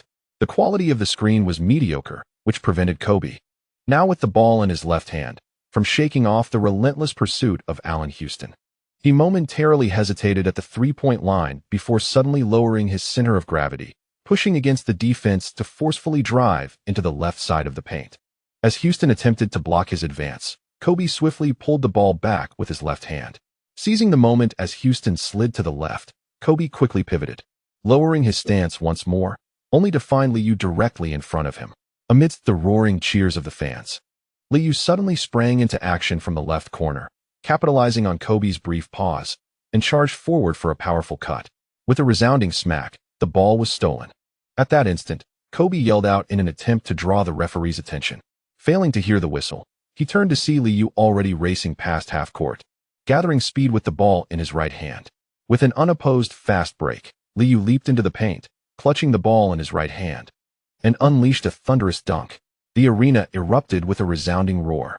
After completing the dunk, Liu landed with a triumphant laugh, gliding along the baseline and high-fiving the front row spectators in celebration.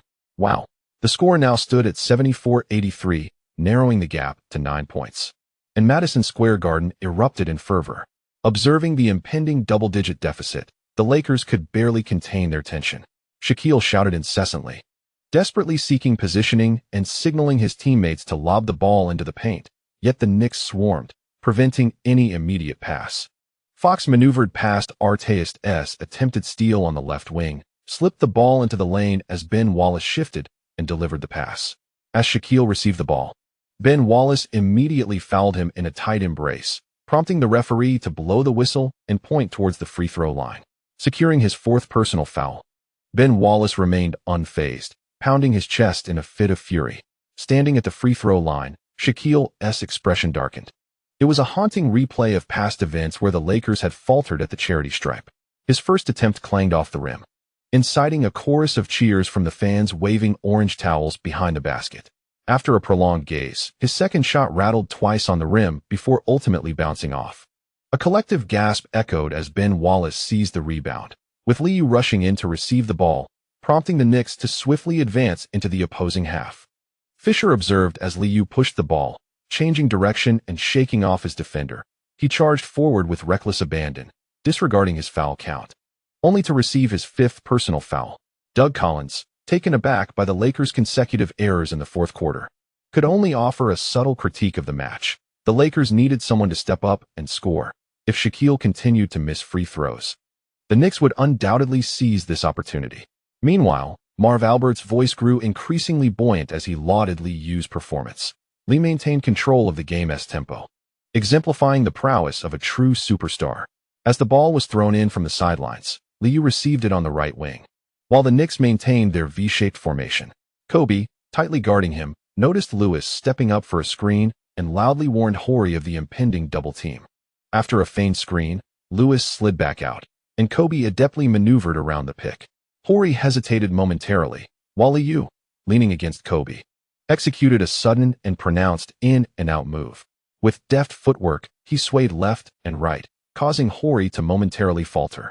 Seizing the moment, Liu pushed off Kobe, swiftly wrapping the ball behind his back with his right hand. The basketball threaded through the narrow gap, and Liu lunged to retrieve it, driving straight into the paint. Kobe nearly collided with Horry, failing to form the intended double team, and by the time they tried to recover, it was too late. Shaquille O'Neal, reacting swiftly, dashed toward the lower right side of the basket. After a jump step, Liu soared into the air. The two collided midair, and as Liu twisted his body 90 degrees, turning his back to the hoop, he flung the ball towards the backboard with his right hand, all the while shouting, "My ball!" The referee blew the whistle, and the crowd gasped in unison as the basketball struck the rim and, after a few bounces, tumbled into the net. Wow!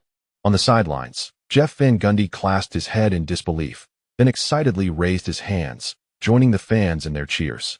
Doug Collins was equally astonished, instinctively raising his voice and quickening his pace to exclaim, "Incredible!" Lee, with his back to the basket, managed to score. "My God, this is truly astonishing." O'Neal, bewildered, had put all his strength into the foul, nearly catching Liu, now left only to watch as the Knicks gathered around Liu in jubilant celebration. With a smile, Liu approached the free throw line, and the ecstatic New York fans began to chant, "MVP, MVP, MVP," with the additional free throw successful. The lead ballooned to a substantial 12 points, the largest of the game, at 74-86. Phil Jackson, arms crossed on the sidelines, chose not to call a timeout and ceased his loud exhortations. The Lakers broke the scoring drought courtesy of O'Neal, who received the ball just inside the free throw line and executed a long-range shot, denying the Knicks any opportunity for a foul. However, this evasive tactic only heightened the crowd's excitement. It was evident that the Sharks seemed apprehensive about stepping to the free throw line. Both teams fell into a rhythm of missed shots as the game clock dwindled, with the Lakers growing increasingly anxious. Kobe and Fisher, clutching the ball, charged toward the basket, and after reaching the free throw line, turned back to see Allen Houston and Artest cutting in for consecutive free throws. Missed shots, free throws, save for one successful three-pointer by Kobe. The other players' attempts from beyond the arc allowed the Knicks to seize opportunities for counterattacks. With just 1 minute and 13 seconds left in the game, Fisher delayed Liu's counterattack and committed a foul, earning his sixth and final personal foul. Bowing his head as he walked toward the bench, Phil Jackson patted Fisher's shoulder, sighing inwardly. Once Liu sank both free throws, Madison Square Garden erupted, with everyone rising in celebration for the impending victory. In the stillness of the game, Kobe, unwavering in his determination, swiftly netted 2 points. Under relentless pressure, he then facilitated a trip to the free throw line for Artest. As time continued to wane, the Lakers bench fell into a contemplative silence. Following Horry's missed three-pointer, Liu seized the rebound, and all players remained motionless, awaiting the clock to run out. The final buzzer resonated, sealing the score at 94-104 as the Knicks defended their home court, advancing the series to a 2-0 lead. With a smile, Liu handed the ball to the referee, noticing Shaquille O'Neal stride purposefully towards the players' tunnel, which uplifted his spirits even further. In the NBC commentary booth, observing the jubilant celebrations erupting from the Knicks bench, Marv Albert couldn't help but smile, exclaiming, "Could Lee lead the Knicks to create a miracle? A fourth consecutive championship seems to beckon them." Doug Collins, scrutinizing the technical statistics, candidly assessed, the Lakers must resolve their scoring issues in the fourth quarter. Shaquille ought to relinquish control of the ball, allowing his teammates to steer the game. This was not the caliber expected from the Lakers. Henceforth, they must safeguard their home court. The dynamic duo of the Kobe and Shaq alliance logged 47 minutes each. Kobe's performance included 11 of 23 from the field, 1 of 3 from beyond the arc, and 7 of 8 from the free throw line, culminating in 30 points, 6 rebounds, 6 assists, 1 steal, and 3 turnovers. Shaquille, with 13 of 22 from the field and 5 of 14 from the free throw line, amassed 31 points, 13 rebounds, 2 assists, 1 block, and 4 turnovers. Together, they contributed over half of the team's points, showcasing commendable efficiency, yet the Lakers still faced defeat. In light of this outcome, Marv Albert refrained from harsh critiques, merely stating, "I trust Coach Phil Jackson will promptly adjust the game strategy upon returning to Los Angeles. The series has merely begun." Liu, having played 44 minutes, recorded 14 of 27 shooting, 4 of 10 from three-point range, and a flawless 10 of 10 from the free throw line, totaling 42 points, 6 rebounds, 8 assists, 3 steals, 1 block, and 2 turnovers. His consecutive 40-point games electrified the New York fans, who lingered in the arena post-game, enthusiastically chanting his name. NBC reporter Jim Gray, witnessing the fans' unwavering adoration for Liu, reluctantly turned to interview the ever-enthusiastic Ewing. "Oh, just one victory away from a fourth consecutive championship." The exuberant giant, clutching the microphone, began to boast, while Jim Gray could only smile, instinctively glancing at the 5 championship banners hanging above, marveling at their extraordinary achievement. Having played for over 2 hours, the post-game press conference approached midnight. Shaquille, having suffered 2 consecutive defeats, bore a solemn expression. Upon taking his seat, an ESPN reporter promptly inquired, "Shaq, how would you evaluate your performance in the fourth quarter? We did not witness you stepping up as a leader." Kobe, overhearing the question, maintained a stoic demeanor. Avoiding eye contact with Shaquille, fixated on the microphone. "I failed to respond in a timely manner. The loss is indeed my fault. Upon returning to Los Angeles, we shall jointly reflect upon this match. With 3 home games at hand, the Lakers are poised to seize the series advantage. No one holds Kobe accountable. The issues at hand are rather conventional." However, when a TNT reporter inquired about the team's adjustments, Kobe earnestly responded, "We need to trust one another. Phil is correct. In the forthcoming games, when the moment is crucial, I shall take command of the team. As the leader, it is my duty to do so." Many in attendance chuckled softly at this statement, for it is well known that a team can only have one alpha. Clearly, Kobe had reservations. As the two departed, there was no exchange between them. When Liu appeared at the press conference, the crowd transformed into a chorus of echoes. The New York Times journalist, rather than discussing the evening's game, jestingly queried, "Lee, as you face off again in the finals, how would you assess Shaquille's performance? He seems to have developed a fear of free throws." The Los Angeles journalists glared in disapproval, while Liu, draped in a towel, simply chuckled, "No player is flawless. I know Shaq has given his all as a leader. Perhaps the Lakers could consider altering their strategy. I have great admiration for Kobe. As you know, we both trained at Tim Grover's camp, and I am well aware of his potential." The New York media erupted in laughter, suggesting that the MVP should assist the younger players, a notion that Shaquille could not easily accept. Liu, maintaining a jovial demeanor, noted the displeased expressions on many Los Angeles journalists' faces, secretly relishing their discomfort. "Being a leader is indeed a formidable challenge. I extend my gratitude to my readers for their subscription support. Tomorrow, I shall continue to provide further updates." Chapter 227, an unfriendly away game on June 4, 2001. The Knicks embarked on their journey to Los Angeles, where the next 3 matches would unfold at the Staples Center. Game 3 is set to commence tomorrow evening at 7:30 p.m., leaving little time for both teams to recuperate. The Knicks, arriving at JFK International Airport, were laden with an abundance of luggage, accompanied by an entourage of staff, and were promptly besieged by media personnel. Liu, in contrast, carried only a small backpack, donned classic canvas shoes, light denim jeans, and a simple white graphic t-shirt. Had it not been for his striking physique, one might easily mistake him for a traveling student. Liu graciously entertained inquiries from reporters, with a journalist from the New York Post seizing the opportunity to provoke the Lakers upon arriving at the away venue. The referees are sure to lend a hand. Lee, we are all rooting for you. The league will undoubtedly refrain from excessive officiating. The championship belongs to New York. Accompanying him were numerous reporters from the New York Times, many of whom were newcomers, perhaps still naive enough to believe that the NBA lacks a script.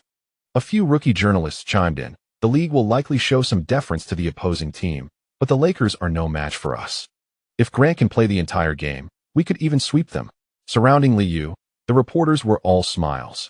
While a four-peat has been achieved before, no team has accomplished such a feat in modern basketball since 1985. The closest parallel can be drawn with the Chicago Bulls, led by the legendary Michael Jordan. Had he not retired, the achievement in question would likely have been within reach. Speculation surrounding this topic has persisted, yet it may find closure after this year. The New York Knicks also harbor risks. Once the 3 max contracts saturate the salary cap, attracting all-star players becomes a formidable challenge. The young talents within the team, upon the expiration of their contracts, are likely to seek alternatives, having already secured a championship. Aspirations beyond mere titles beckon. Who, after tasting leadership, would willingly sacrifice their statistics to play a supporting role? The New York media is acutely aware that the window for championship contention is narrowing. Once Liu's next max contract comes into effect, sustaining 3 max salaries will prove increasingly difficult. The prospect of salary reductions is out of the question. Based on Liu's accomplishments with the Knicks, he is essentially on a trajectory of max contracts until retirement, regardless of what lies ahead. The prevailing sentiment is to relish the present moment, as uncertainties abound. Maintaining a high attendance rate in recent years is already a stroke of divine favor. Keep pushing, bro. Worry not about the game. Even if we falter on the road, we can always return to Madison Square Garden. Spike Lee approached Liu for an embrace. Having watched the games for so long, this seasoned fan anticipated the difficulty of away matches. Liu chuckled and patted him on the back, steering the conversation away from the game, instead jesting, "If we clinch the championship on the road, you'll surely regret not traveling with the team." Laughter erupted among the group. Regardless of the outcome on the road, securing 2 victories at home offered the greatest assurance, and spirits remained high. As they boarded the plane, cameras continued to capture the moment, sparking discussions among fans. The viewership for Game 2 surpassed 20 million, turning the finals into a grand celebration for sports media. Upon boarding, Jeff Van Gundy engaged in hushed discussions with the coaching staff regarding their upcoming game strategy. The bald-headed coach has recently been riding high, with numerous sports media outlets hailing him as the greatest coach in modern basketball. Surpassing previous milestones of 1,000 wins seems merely a matter of time. No one questions his prowess any longer, and accolades abound.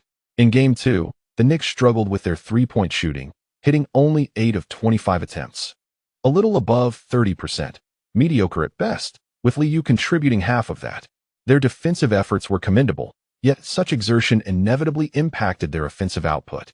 The Lakers' outside shooting faltered significantly, lagging behind in both production and accuracy, while the Knicks held a substantial lead. Assistant coach Thibodeau noted Van Gundy's distracted demeanor and quietly reminded him, "We must keep the players mindful of fouls, especially in the paint. Controlling foul counts is crucial. Rebounding remains paramount, and we need to prepare for more interior rotations." Jeff Van Gundy snapped back to attention and nodded in agreement, already mentally prepared for a potential loss. "We needn't place excessive pressure on the players. If we can secure just 1 victory, we significantly increase our odds of concluding the series." Meanwhile, assistant coach Don Chaney, taken aback by the bald coach's confidence, pondered the challenges of a 3-game road stretch. The longer the series drags on, the more arduous it becomes, and the coaching staff feared the league might intervene, yet this coach remained unfazed. Perceiving the expressions of those around him, Jeff Van Gundy adjusted his tone and earnestly remarked, "When necessary, we can certainly increase Lee's playing time. It's not an issue for him to play the entire game. This playoff season, we have expended very little energy. The coaching staff exchanged glances, initially expecting a brilliant strategy, only to find themselves entangled in a stubborn debate. Assistant coach Tom Thibodeau found the idea quite reasonable, instinctively nodding in agreement, internally marveling. Indeed, this is the hallmark tactic of a championship coach. Although TNT cannot broadcast the finals, they have not overlooked this major topic in their recent episodes, where the trio has been discussing why Shaquille O'Neal has often faced sweeping defeats. After 2 consecutive losses, Charles Barkley has become somewhat of a fence-sitter, presenting a startling viewpoint on the program. I firmly believe I am correct. The era of the supercenter has passed. Mekon triumphed over those giants, and Lee has done the same. Modern basketball is evolving, and past strategies can no longer secure victories. Shaq finds it challenging to defend against pick-and-rolls, unless he returns to the physique he had during his time with the Magic. Lee can exploit pick-and-rolls to wear him down. As the series progresses, he cannot maintain a 60% shooting percentage indefinitely. Kenny Smith refrained from theatrics, but upon hearing this theory, he retorted, "Perhaps you have a point. But there is only one Mekon in the league, and currently, there is only one Lee.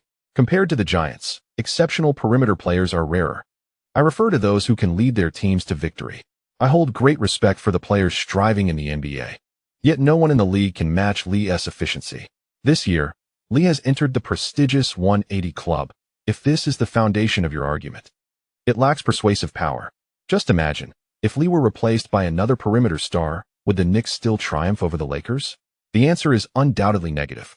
The trio has deliberated this matter extensively over the past few days. Kenny Smith's reference to perimeter stars pertains to those all-stars with slightly above 40% shooting accuracy. Engaging in deep discussions can easily offend fans, prompting host Ernie Johnson to shift the topic once more by stating, "Basketball is round. Anything is possible." Which is why we love watching the NBA. If the Knicks achieve a four-peat, will Lee become the greatest player in history? Charles Barkley, eager to continue discussing the previous issue, could only express, "I would still rank Lee second in history, at just 23 years old. With a few more years and additional accolades, surpassing Mekon is merely a matter of time. However, maintaining the current roster will be challenging for the Knicks. While they have amassed considerable talent, ball distribution and statistics are limited. New York may disregard luxury taxes, yet they cannot resolve the issue of tactical positioning. This is Lee's team, and that will not change for many years to come." Kenny Smith chuckled softly and provocatively countered, "Will Lee become an impediment to the Knicks roster? I believe many enjoy playing alongside him." Charles Barkley, unperturbed by the prospect of offending others, flashed a grin before adopting a serious demeanor and continued, "Lee's success is predicated on the concessions of others. I prefer not to collaborate with dominant players. I relish the authority in the locker room. There can only be one leader on the team. Why shouldn't it be me?" The Los Angeles Lakers, returning home overnight, were hardly inclined to watch TNT's gossip segment. Phil Jackson found himself in a quandary. Indeed, it revolved around basketball, as Kobe sought a more prominent tactical role. Liu's playful remarks during the game were not unfounded. Core players do not simply become defensive pawns. Coaching staff typically alleviates the burden on superstars, even if core players excel defensively. They may only take charge of defense in crucial moments. Although Kobe remained silent during the game, he had already formed dissenting opinions, yearning for the shooting opportunities he had during the Western Conference playoffs. For the Lakers coaching staff, most perimeter players in the Western Conference tend to be high risk, high reward. With the Spurs perimeter a prime example. Fisher thrived in the Western Conference Finals, even achieving a career playoff high, yet faltered in the finals. Phil Jackson preferred to see Shaquille dominate the competition consistently, while a sporadic explosive performance from Kobe would suffice. The alteration in their tactical roles left the coaching staff questioning their chances of victory. Following the morning's film session, Phil Jackson offered Kobe some motivational words. Attempting to soothe the perimeter core, "Championships demand sacrifice. We all understand that possession is limited. When some focus on offense, others must dedicate themselves to defense. The task Shaq cannot fulfill, we must rely on you, Kobe. Trust me, once we secure the championship, all external doubts will dissipate. Our goal now is to play for one another. After reviewing the footage, I believe you recognize our capability to win." The championship coach rambled on, even citing examples from Michael Jordan's career. Although Kobe felt somewhat reassured by the encouragement, he ultimately stated his conditions. "I wish to take control of the game in the second and fourth quarters. I am not concerned about fouls. As long as I reach the free throw line, I guarantee I will make every shot. Observing Kobe's earnest expression, Phil Jackson eventually nodded slightly. This arrangement could indeed compensate for Shaquille's shortcomings. The primary player faced frequent targeting from opponents, leading the team to consistent losses, and upon Shaquille's return to Los Angeles, he naturally faced scrutiny. Coupled with his earlier experiences of being swept in the early years of his career, ESPN recently collaborated with Lakers legends to stoke the fire. Since Magic Johnson joined ESPN, he too exhibited a propensity for outspoken commentary, and Shaquille, often the subject of jest, found himself increasingly strained. The Lakers' afternoon practice centered primarily on stretching and recovery. Afterward, Kobe declined interviews, disinterested in the repetitive critiques from those he deemed uninformed about the game. Numerous sports media outlets encircled Shaquille O'Neal, with an ESPN reporter promptly inquiring about the upcoming game. "Shaq, if the Lakers lose Game 3 at home, their journey in the finals will come to an end." Before the question could be fully articulated, O'Neal impatiently interjected, "We will triumph in all 3 home games and secure the series lead. While I am not fond of receiving awards on the road, the championship undoubtedly belongs to the Lakers." A journalist from the Los Angeles Times posed a considerably friendlier question. "What adjustments will the team make for the upcoming home game?" "Shaq, could you share insights from this morning's film session?" Upon hearing this, O'Neal recalled Phil Jackson's reminders and the need to distribute the ball to his teammates, which left him somewhat uneasy. "That falls under Phil's purview. You may inquire with him. I give my all in every game for victory and accept any arrangements made by the coaching staff." Before the onlookers could pose further questions, Lakers staff ushered O'Neal away. A Yahoo Sports reporter, somewhat disgruntled, could not help but voice his frustrations to fellow journalists, exclaiming, "Lee never declines our interviews, while the Lakers always maintain their aloofness." On the afternoon of June 5th, the Knicks began their warm-up at the Staples Center. Los Angeles media seized the opportunity to observe Lee use pre-game rituals. While they proclaimed their allegiance to Kobe, the local media equally admired the flamboyant style of Lee. During warm-ups, Lee consistently introduced new tricks, occasionally showcasing his signature logo three-pointer. As he effortlessly sunk a shot near the players' tunnel, the assembled media gasped in unison, followed by animated discussions. Grant Hill, who was accustomed to Lee's remarkable shooting range, chuckled during an interview on the sidelines, joking, "If one day I see Lee's long-distance three-pointer become a staple of his offensive repertoire, I would not be the least bit surprised." In practice, Lee's shooting accuracy approached 40%. Upon hearing the collective gasp, Hill remarked earnestly, "I am not exaggerating. Lee is a transcendent athlete," providing a novel approach to the game for future smaller players. The mustachioed Grant Hill remained a favorite among the media, even with limited playing time, as they preferred to interview him. Despite Ron Artest's commendable defensive performance, most sports journalists, aside from those from New York, overlooked the rookie.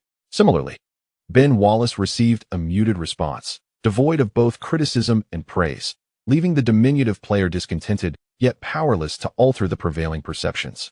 The labels of an undrafted player, undersized center, and utility man still clung to him. Upon arriving in Los Angeles, Ewing did not forget to continue his ostentatious display, acting as an assistant coach during warm-ups, vocally exhorting his teammates while sharing insights on low-post footwork with the young giants of the Atmosphere crew. Meanwhile, Allen Houston, being interviewed, suddenly transformed into an earnest speaker. When asked how to defend against Shaquille O'Neal, he candidly replied, "We have exhausted all methods, yet Shaq always manages to score. In such circumstances, we can only strive to defend our perimeter players to the best of our abilities." A journalist from Yahoo Sports, intrigued by this response, interjected with a question about how the team would contain Kobe, who had scored 30 points in the previous game. Allen Houston stroked his chin, seemingly contemplating the answer, before casually responding, "Kobe is exceptional, but we do not have a specific defensive strategy for him. He can score, but he cannot alter the dynamics of the game. The Knicks are not the Spurs. Our perimeter defense is superior. Perhaps he may score 40 points in a game, but from the perspective of the series, such an outburst falls within the team's acceptable limits. Having faced the Mavericks, Kobe's current efficiency will not alter our defensive approach." Allen Houston chuckled as he commented on the Lakers' perimeter, inciting a wave of indignation among the Los Angeles reporters, who exclaimed, "This is too much." Commissioner David Stern also flew to Los Angeles, and by 7 p.m., just before the game commenced, the Staples Center was filled to capacity. The commissioner wore a constant smile as he sat in the front row alongside the venerable Jerry Buss, engaging in lively conversation. The league was undoubtedly pleased with the viewership ratings from the first two games, although NBC appeared poised to withdraw from the next broadcasting contract.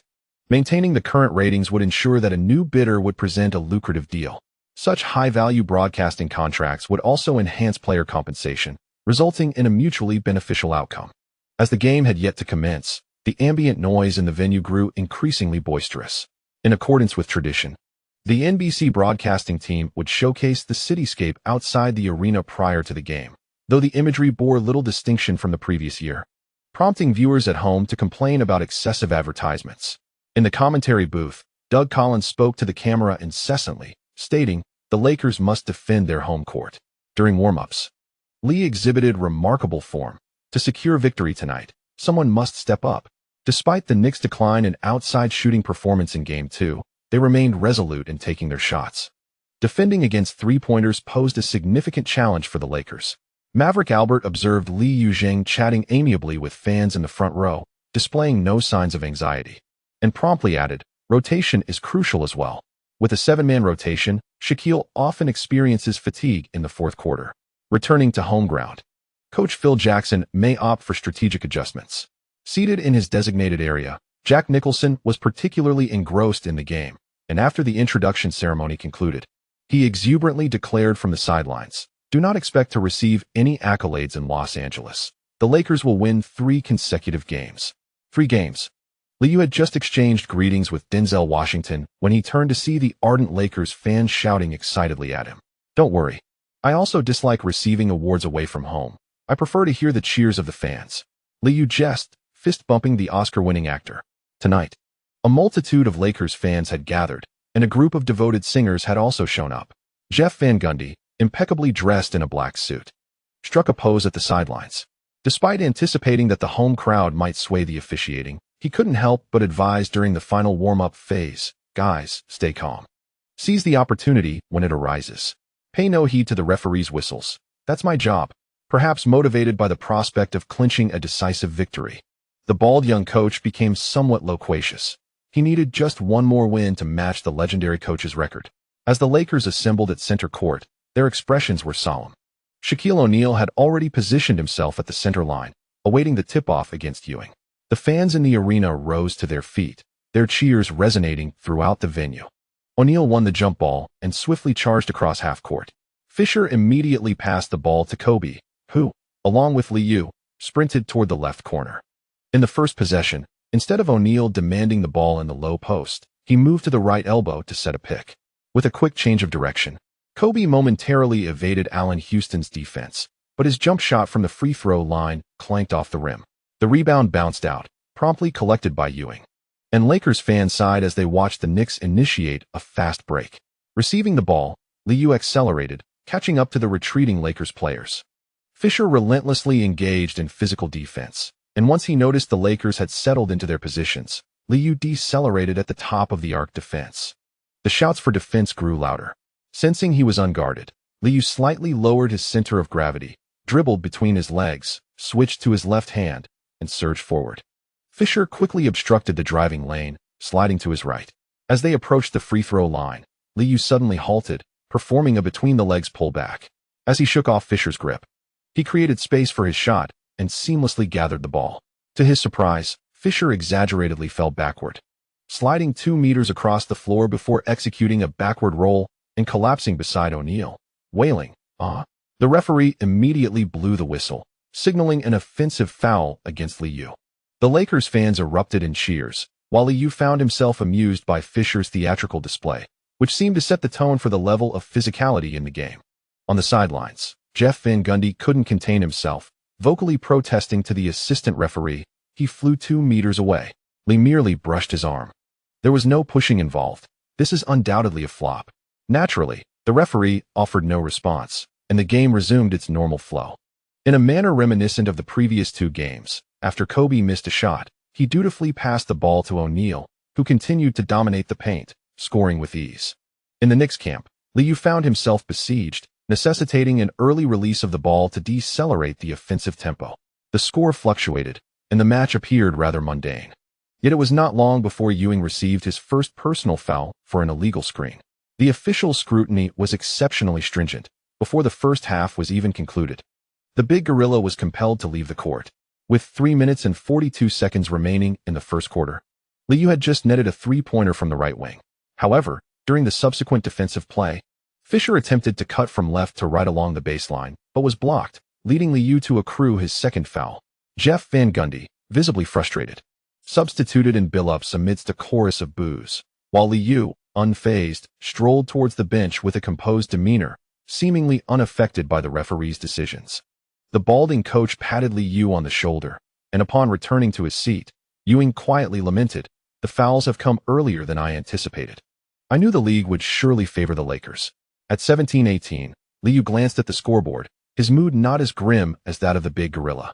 He whispered, "Unless the opposition finds their shooting rhythm beyond the arc, based on our current scoring efficiency, even if the game reaches its final moments, the deficit remains within a manageable range." As the critical battle unfolded, O'Neal's free throws began to find their mark. The Lakers had expected to establish a substantial lead following Liu's exit, yet with Billups and Arteas stepping onto the court and sinking three-pointers, the gap could not be widened. The first quarter concluded with the score at 24-25, with the Lakers holding a slender one-point advantage. O'Neal's performance was outstanding, shooting 4 for 6 and converting 6 of 7 from the free throw line, amassing an efficient 14 points in the quarter. As the second quarter commenced, it was Kobe's turn to shine, hitting successive mid-range shots to aid the Lakers in their scoring spree. At the top of the arc, Kobe executed a pronounced shift in direction, switching to his left hand for a step before halting abruptly for a jump shot just inside the three-point line, sinking it. The Staples Center erupted in a frenzy as Kobe, grinning broadly, pumped his fist vigorously, channeling his exhilaration. The Lakers played with fervor, but the Knicks responded adeptly, seizing opportunities to retaliate from the perimeter. By halftime, the score stood at 50-55, with only a 5-point margin, leading to a palpable diminishment of enthusiasm among Lakers supporters. With a shooting line of 9 for 15, Kobe had tallied 22 points by halftime, prompting a smile of satisfaction from Phil Jackson. In the NBC commentary booth, Marv Albert subtly remarked that Lee needed to be wary of fouls, as unnecessary infractions could impede his playing time and, consequently, his game rhythm. At halftime, the Lakers exhibited an unwavering resolve to triumph, with Phil Jackson promptly implementing adjustments. Doug Collins refrained from excessive commentary, noting that the officiating had been somewhat flexible. A 5-point lead was not secure, and for the Knicks, it might only take 2 possessions to reclaim the advantage.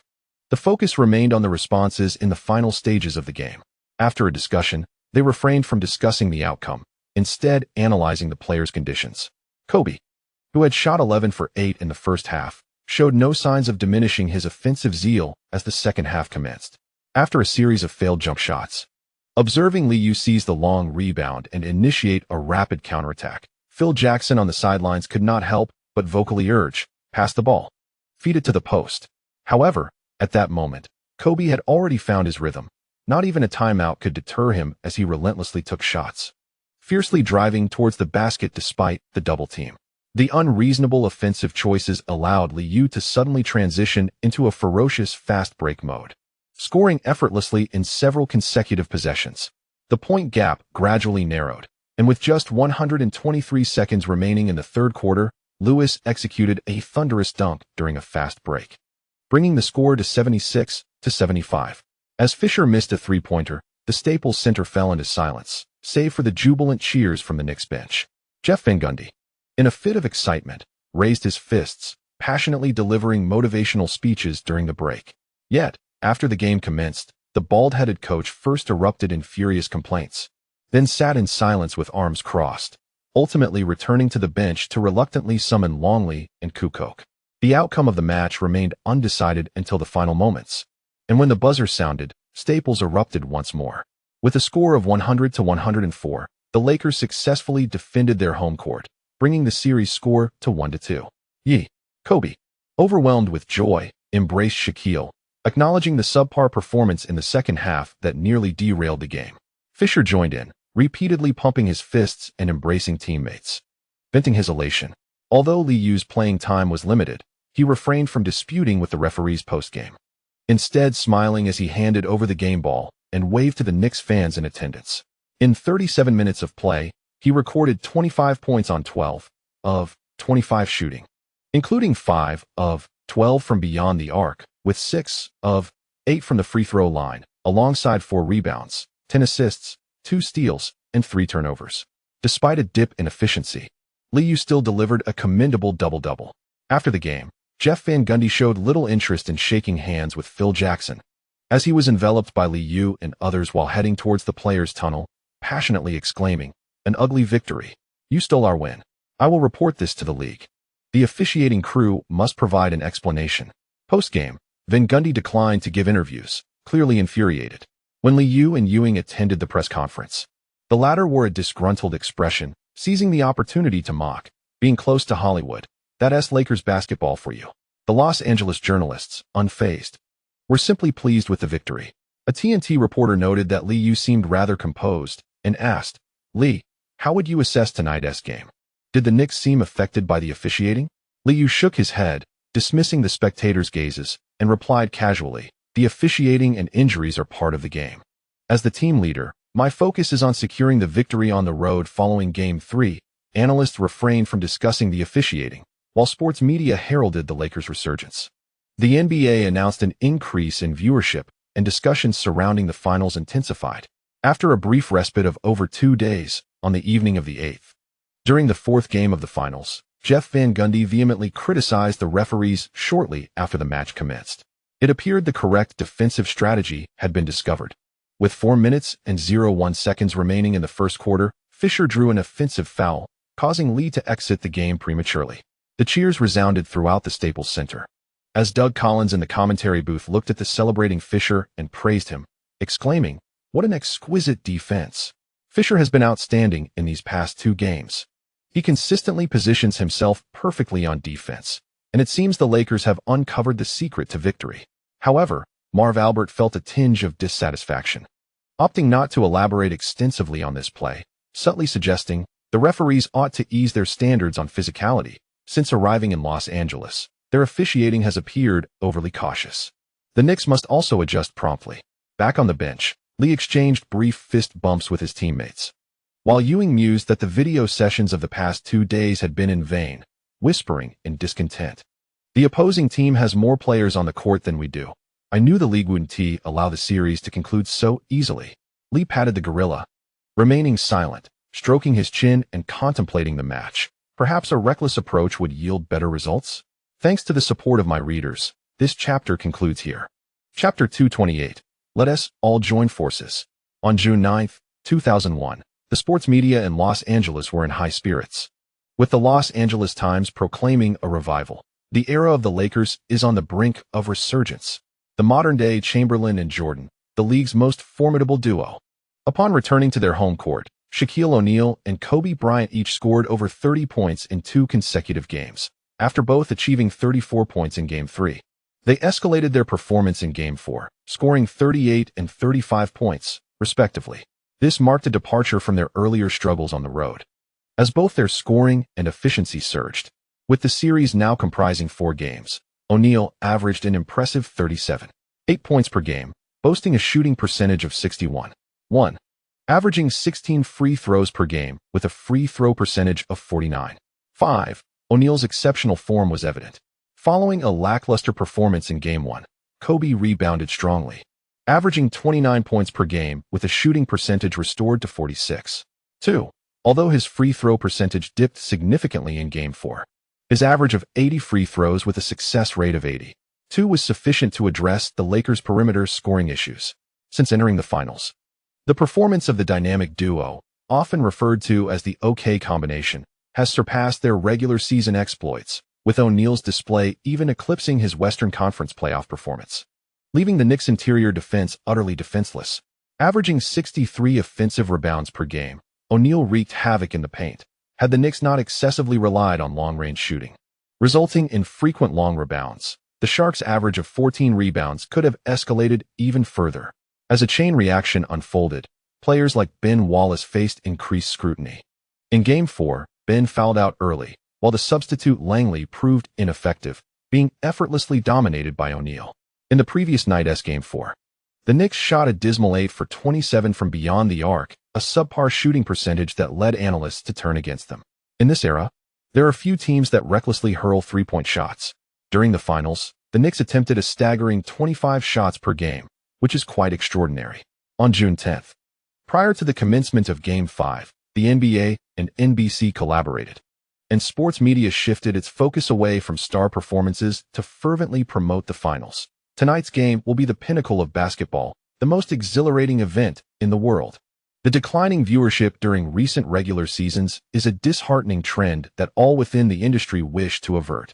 As the season's grand spectacle unfolds, the whistles and the stars become inconsequential. The collective aspiration of all professionals is to revive the fervor reminiscent of the early 1990s. Both Jerry Buss and James Dolan frequently engage in interviews, while Commissioner David Stern even held a small press conference before the game, not only introducing the star players, but also articulating to international sports media the basketball philosophy upheld by the NBA. The NBA welcomes players from around the globe to compete within its ranks, where they can partake in the purest and most elite basketball experience. From the perspective of basketball development, this is a mutually beneficial choice. We embrace diverse cultures, and the league aims to deliver the most thrilling basketball to fans worldwide. The North American market serves as a solid foundation, while the overseas market continues to amplify the league's influence. David Stern, ever smiling, relishes the anticipation of the pivotal match. The Knicks rookie players may voice their grievances, yet Liu, who recently spoke to reporters, beams with joy, seemingly unperturbed by the significant equalization of scores by their opponents. At 8 p.m., a multitude of media reporters continued to interview Liu in the visiting team's locker room. Fully equipped, Liu sat comfortably, engaging in light-hearted banter with the journalists before him. "Lee, in the last game, you made 5 out of 13 three-point attempts. Will you continue to shoot tonight?" A reporter from the Los Angeles Times seemed eager to provoke a reaction from Liu, who simply responded affirmatively. "Of course. I have already stated that I will keep shooting from beyond the arc. It compensates for my free throw numbers." Upon hearing his words, many chuckled softly. But Liu paid no heed, noticing reporters from Spain in the background and waving to them. "Gentlemen, let the folks in the back have a chance. It's rare to see sports media from around the world, and I relish such moments." Perhaps due to the impending arrival of Spain's prodigious talent in the NBA next season, European sports journalists were also present for this crucial game. Lee, at the end of the month, Pau Gasol will officially enter the draft, and it seems the Knicks have extended an invitation for a tryout. Have you been keeping up with news about Gasol? With the 4th overall pick, the Knicks have invited several promising big men for tryouts this year, and upon hearing the question, Liu promptly replied in Spanish, "I have been following young players closely. Gasol is indeed a talent, and he is destined for a successful professional career." The sports journalist from Yahoo Sports squeezed in, quickly posing a question. "This may be the most pivotal game of the series. Lee, how will the Knicks restrict the OK duo? Their form seems to be improving." Upon hearing the question, Liu smiled once more, shrugged his shoulders, and jest, "I plan to focus on defending Fisher. In the last game, he hit 4 three-pointers. And my sole task tonight is to play the entire game. Shaq is uncontainable, and Kobe is performing exceptionally as well. However, we can accept their combined contribution of 80 points and are prepared for that. The Knicks will do a better job of protecting the boards tonight. I believe in Ben. You underestimate him. He is undoubtedly a gifted player. We also intend to make more three-pointers. The Knicks will unleash a barrage from beyond the arc. That is our game strategy." Suddenly, the sports reporters, encircled both inside and out, exchanged glances, observing closely that Liu seemed earnest. Many internally voiced their skepticism. After all this, has Van Gundy agreed? Unlike players who solely pursue championships, Liu prefers to expand his influence through the finals. Such matters rely on the league.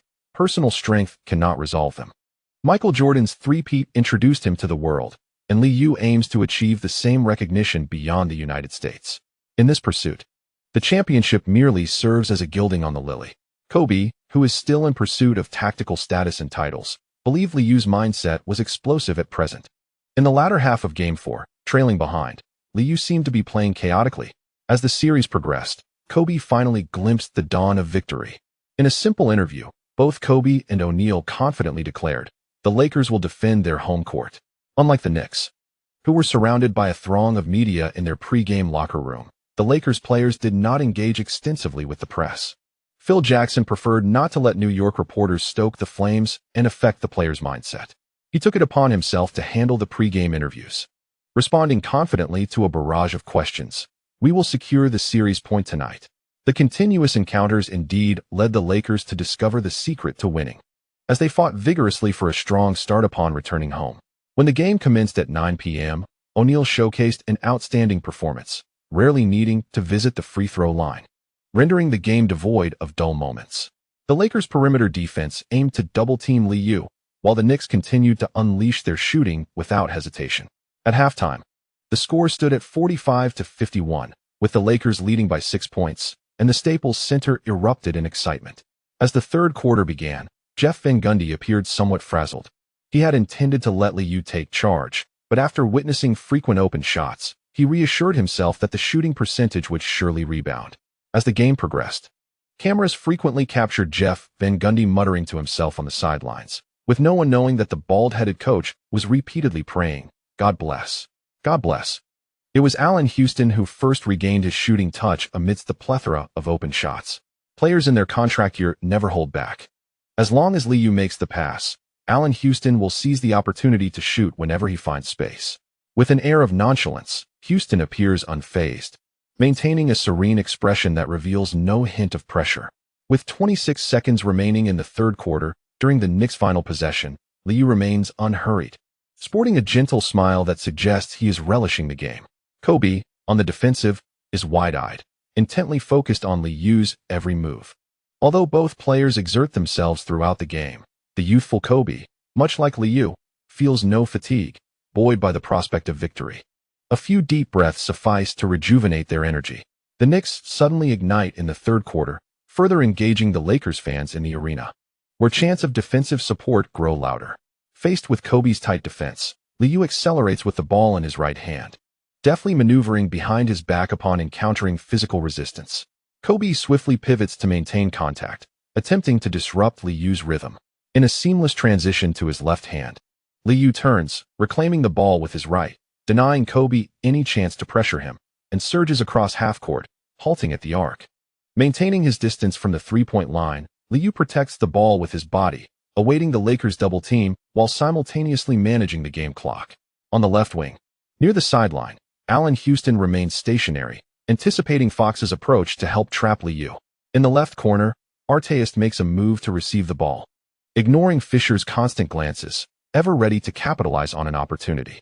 Near the baseline, Kurt Thomas and Ben Wallace show no intention of moving up, instead positioning themselves for a rebound.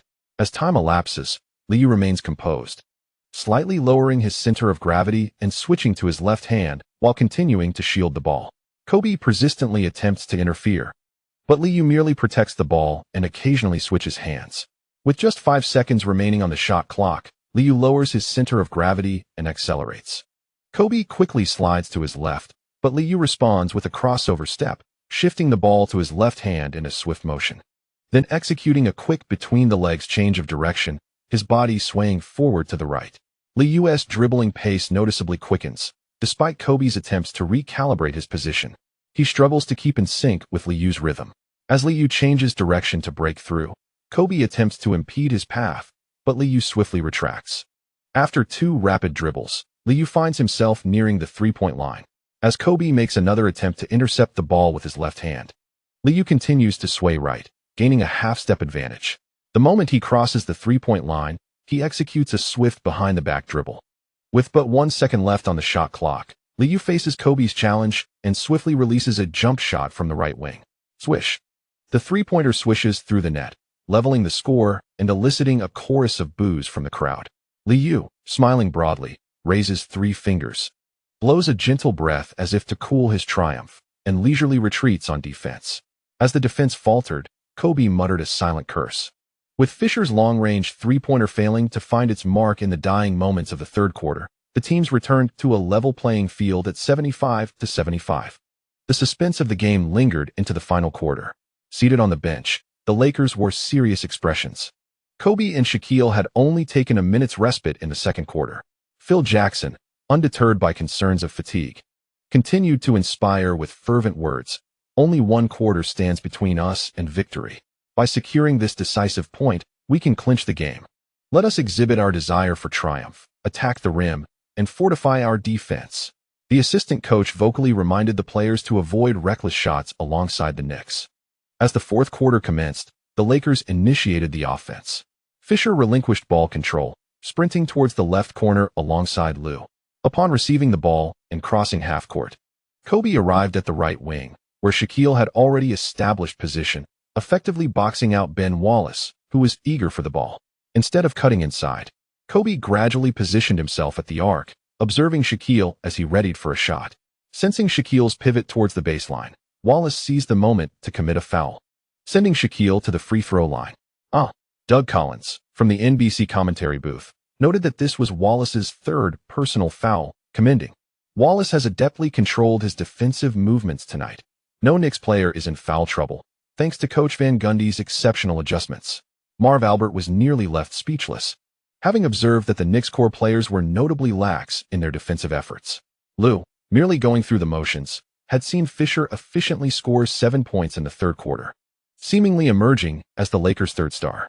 The Knicks could afford to reduce their outside shooting, as their scorers struggled to shake off their defenders and might explore more driving opportunities.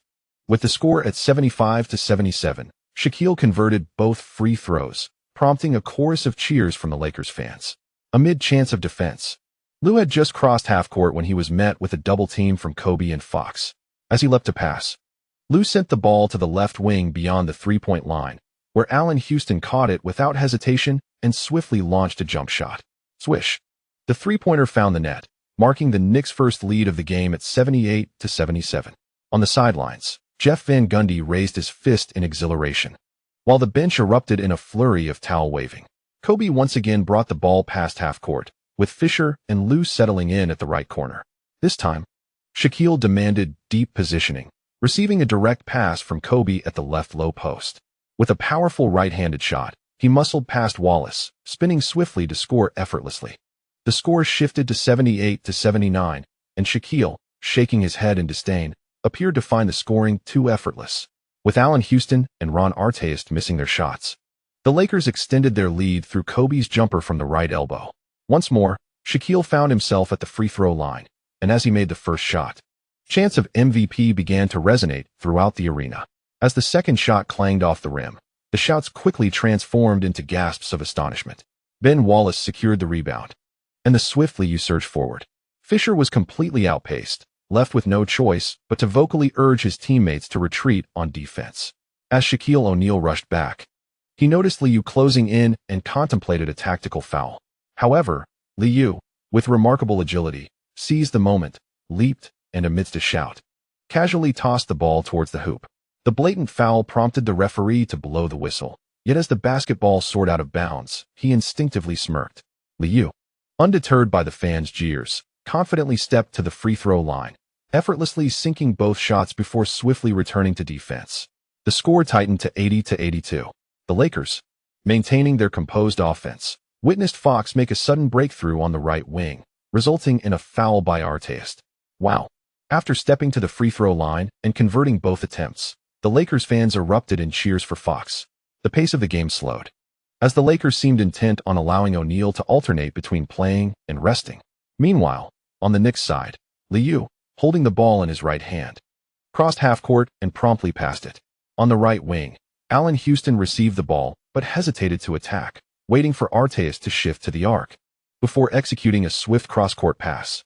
Liu, having initially cut through the middle without the ball, subsequently bounced to the left corner, where he encountered the screen from Quartet Thomas, who refrained from overcommitting, thus proving ineffective as Kobe continued to pursue. Approaching the left sideline, Liu did not halt his advance. He feigned a dash from left to right along the baseline, drawing Kobe's weight onto him, then accelerated towards the top. Near the left wing, the quality of his pass was subpar, but upon receiving it, Liu adjusted and faked a shot, causing Kobe to instinctively raise his right hand in defense. Failing to deceive his opponent, Liu protected the ball on his left side, then executed a series of rapid, large step fakes to the left. Kobe merely shifted slightly, his hands incessantly moving, wholly focused on disrupting the play, oblivious to the nearby referee. After a prolonged exchange, With the shot clock winding down, Liu suddenly narrowed his stride, took a probing step right, and swiftly released the ball with his left hand, creating space with a powerful retreat. Kobe reacted swiftly, yet Liu, capitalizing on the ball's rebound, leaned back slightly against the defense and launched a quick jump shot from beyond the arc swish. The three-pointer found nothing but net. Kobe glared at Liu's retreating figure, infuriated that such tight defense could still yield points, muttering under his breath, "Damn three-pointer." The score now stood at 83-84, with the Knicks relentlessly pursuing. In the next possession, a furious Kobe, utilizing O'Neal's screen, cut into the lane from the right wing, drawing a foul from Coach Adelman. Jeff Van Gundy could no longer contain himself, vociferously complaining to the referee. "He didn't even have the ball. We committed the foul beforehand. This should just be an out-of-bounds play." Liu moved to the sidelines, gesturing for the bald-headed coach to calm down, and stood beside the referee, playfully remarking, "Our head coach is a bit emotional. He truly respects the officials' work." Kobe Bryant sank both free throws, eliciting exuberant cheers from the Lakers fans, the noise crescendoing in intensity. The Knicks employed a similar strategy, albeit from a different angle. Yet Ben Wallace's screen proved ineffective. As Liu received the ball near the sideline on the right wing, Kobe clung to him tenaciously. Under tight defensive pressure, Liu first raised the ball above his head, then swiftly executed a horizontal sweep, taking a lateral probe step with his right foot, lowering his center of gravity while releasing the ball with his left hand. With a powerful push from his feet, he executed a sideways retreat, dribbled once, then seamlessly transitioned to a leftward drift, forcing a jump shot. Swish. The three-pointer found nothing but net. The Knicks had once again leveled the score. After scoring, Liu let out a wild shout, raised his right hand, and flashed 3 fingers, bouncing back to half court with a broad grin, exuding palpable excitement. On the bench, Ewing, clad in a towel, raised both hands in jubilation as Liu released the shot, and after the basket, he embraced Grant Hill, exclaiming, "That imitator can't stop Liu. No one can halt Liu from scoring." Shaquille O'Neal's eyes widened. He clearly saw Kobe's hand right over Liu's face, obscuring his view of the hoop. Yet the ball still found its mark. As the game progressed into a phase of back-and-forth exchanges, Liu felt his rhythm intensifying. O'Neal, positioned on the left block, deftly pivoted, maneuvering past Ben Wallace to receive a high lob from Kobe, completing an alley-oop dunk that ignited the arena. Turning back, after a series of passes beyond the arc, Liu received the ball on the left wing, where Kurt Thomas set a feigned screen and quickly cut down. Drawing a double team from Horry, Liu executed a bounce pass, assisting Kurt Thomas for a jump shot from the left elbow.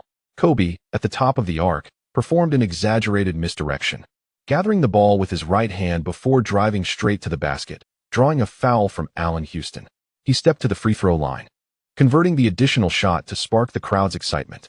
When it was the Knicks' turn to attack, Liu swiftly darted from right to left along the baseline, catching a pass from Allen Houston in the left corner.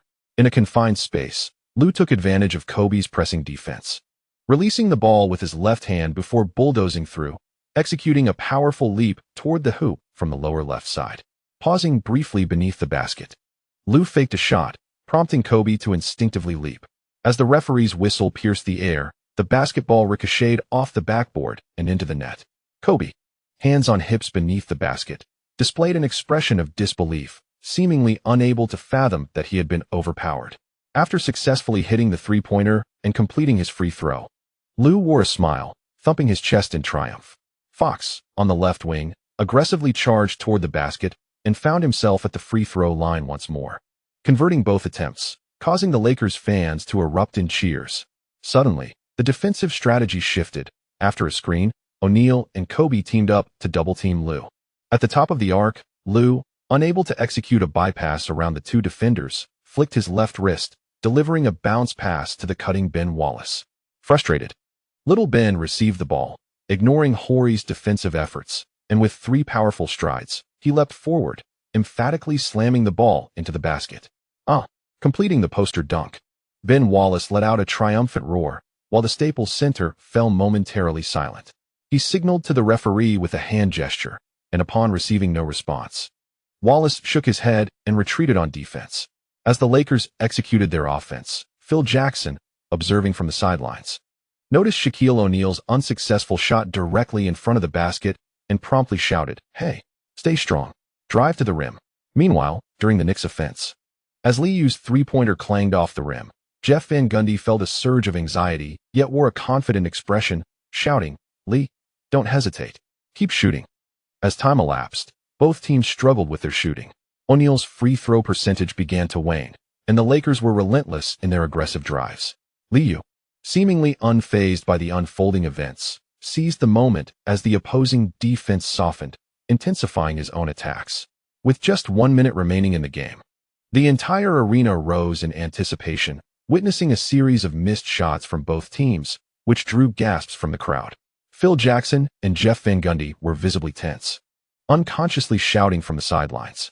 However, Liu, who had just missed a shot, wore a smile, continuously clapping his hands and vocally urging his teammates to defend. O'Neal struggled to secure a defensive rebound with just 27 seconds left in the game. The score stood at 102-103, with the Lakers narrowly leading by 1 point. At this moment, Shaquille received a fortunate boost against fouls, while the Lakers were out of timeouts. All eyes glued to Kobe as he carried the ball across half court. The prospect of victory was palpable, with many Lakers fans unable to contain their excitement, erupting in loud cheers. Taking a deep breath, Kobe, positioned just beyond the three-point arc, controlled the ball with his right hand, managing the clock, while Artest, situated on the three-point line, lowered his center of gravity, intently watching the opponent's movements. Liu, stationed at the left corner, offered words of comfort to the anxious Fox beside him. "Relax, buddy. You lack the initiative, but I sense this game will go into overtime, and I will sink a three-pointer from the left wing. Be sure to send my regards to Shaq and Kobe." Fox, wearing a serious expression, rested his arm on Liu's shoulder, too preoccupied to respond, occasionally glancing towards the top of the arc, silently praying. With just 5 seconds left on the shot clock, Kobe, dribbling the ball under his left hand, swiftly made a move to the right, attempting to break free from Artest's defensive stance. As he entered the paint, he pivoted sharply on his left foot. Seizing the opportunity, Artest lunged for the ball, only to be met with the referee's whistle. "Ah!" Artest exclaimed in frustration, covering his face with his hands, not bothering to argue with the referee, instead casting a disappointed glance toward Liu. The Staples Center erupted in fervor as Kobe approached the free throw line with a smile, prompting the Lakers fans to chant, "MVP, MVP, MVP." Liu, Gundy's tracked by the electric atmosphere, approached the sideline to comfort the fouled-out Artest softly. "Good job, bro. Tonight, we will win this game." Despite feeling drained by the team's star player, Artest accepted the sentiment, embracing Liu before standing by the sidelines, joining the crowd in an attempt to distract Kobe during his free throws. Returning to the court, Grant Hill, with a slight sheen of sweat on his palms, observed Liu, who was focused on the clock with his hands on his hips, acutely aware of the palpable difference between them. In a pivotal moment, Kobe Bryant confidently sank 2 free throws as Jeff Van Gundy called for his final timeout. The Lakers fans erupted in fervent cheers, while Phil Jackson quietly pumped his fist in triumph. As Kobe approached the bench, his expression was fierce, oblivious to any fatigue, as he roared and embraced each of his teammates. Shaquille O'Neal, panting heavily, set aside his MVP aspirations and smiled, understanding that securing the victory and clinching the series was paramount. On the Knicks bench, Liu took the tactical board, gesturing to Ewing while exclaiming, 36 seconds. Ample time for a play, Pat. Position yourself at the arc for the catch. Allen, once you receive the ball, create space along the left sideline. I shall initiate from the right wing, running back to receive your pass. Don't worry about distance, just deliver the ball to me. The opposition is fatigued, tonight. We seize our moment. Grant Hill, bewildered, listened as Liu laid out the strategy, while Jeff Van Gundy shouted encouragement from the sidelines. Ewing, undeterred, stripped off his warm-ups and patted his chest, signaling his readiness. As a perplexed Grant Hill returned to the court, his nervousness dissipated, and he internally questioned, what is happening? In the Staples Center, every seat was abandoned as anxious Lakers fans leaned forward, shouting fervently, defense. Allen Houston took a deep breath, preparing to inbound the ball. While Grant Hill positioned himself in the left corner, Ewing stationed in the paint, and Liu leaned on his knee, tightly guarded by Kobe. Observing the Knicks formation, O'Neal instinctively thought Ewing would move to the arc to set a screen for Liu. Both he and Phil Jackson shouted reminders. Set the screen. Shaq, help out. On the sidelines, Jeff Van Gundy was at a loss, silently praying as he, along with the Knicks, focused intently on the unfolding play. As the referee's whistle pierced the air, the noise in Staples intensified. Hill swiftly dashed along the baseline, while Ewing surged towards the arc. Liu, a fraction slower, broke free from Kobe's grip and executed a quick lateral move. The Knicks' inbound play unfolded seamlessly as Allen Houston swiftly passed the ball to Ewing, who had just reached the arc and immediately darted towards the left corner, drawing Fox away. In that instant Ewing received the ball, O'Neal momentarily lost focus. Suddenly, Liu, who had been near the imposing figure of the Big Diesel, made a sudden stop, feigning a cut to receive the pass. The Lakers fans erupted in screams as Kobe, momentarily taken aback, instinctively adjusted his weight. Seizing the opportunity, Liu exploded towards the left wing. Despite being a couple of steps away from the three-point line, Ewing instinctively delivered the pass. With only 36 seconds to spare, Liu, without hesitation or adjustment, lifted the ball and let it fly. Kobe's eyes widened as he gritted his teeth, exerting every ounce of effort to execute a block. He flew horizontally through the air, only to watch helplessly as the basketball soared towards the hoop, ultimately landing flat on the floor. As the ball lingered in midair, the final buzzer resonated, transforming the Staples Center into a library, with everyone fixated on the direction of the rim. As the basketball traced a magnificent arc, it descended with precision into the net, prompting Lakers fans to instinctively scream, "Ah!" In the commentary booth, Marv Albert stood up, leaning forward, grasping his suit at the chest with his left hand as the ball swished through the hoop, roaring, "He got it! He got it! Yes, Clay Lee. He is my hero." This ardent Knicks fan momentarily cast aside his neutrality, bellowing with fervor. Eventually, he tossed his headset onto the commentary table, covering his face and shouting uncontrollably, "Ah! 105-105, the Knicks have tied the game again, and we are heading into overtime." Liu leapt onto Ewing, laughing heartily and celebrating with raised fists. The gorilla initially froze, then embraced Liu, letting out a roar as they sprinted back to the Knicks bench, where everyone soon joined in a jubilant embrace, reveling in the game's extension. Jeff Van Gundy appeared to revert to a mere assistant, shedding his authoritative demeanor. He covered his head with both hands and bounced jubilantly along the sideline, his hair standing on end. Like many Lakers fans, Kobe, sprawled on the floor, was momentarily dazed, only to be pulled up by his teammates, instinctively turning to gaze at the spot where Liu had shot. Did that really go in? Shaquille O'Neal gaped, fixated on the Knicks bench, still seemingly in disbelief as he was led away. Phil Jackson internally lamented the situation, yet maintained an outward composure, projecting confidence as he bellowed, "Stick to our game plan, drive through, attack the opponent, and fight like men. Look at the fans here supporting us. Everyone yearns for the championship, and now, we are just 5 minutes away from victory."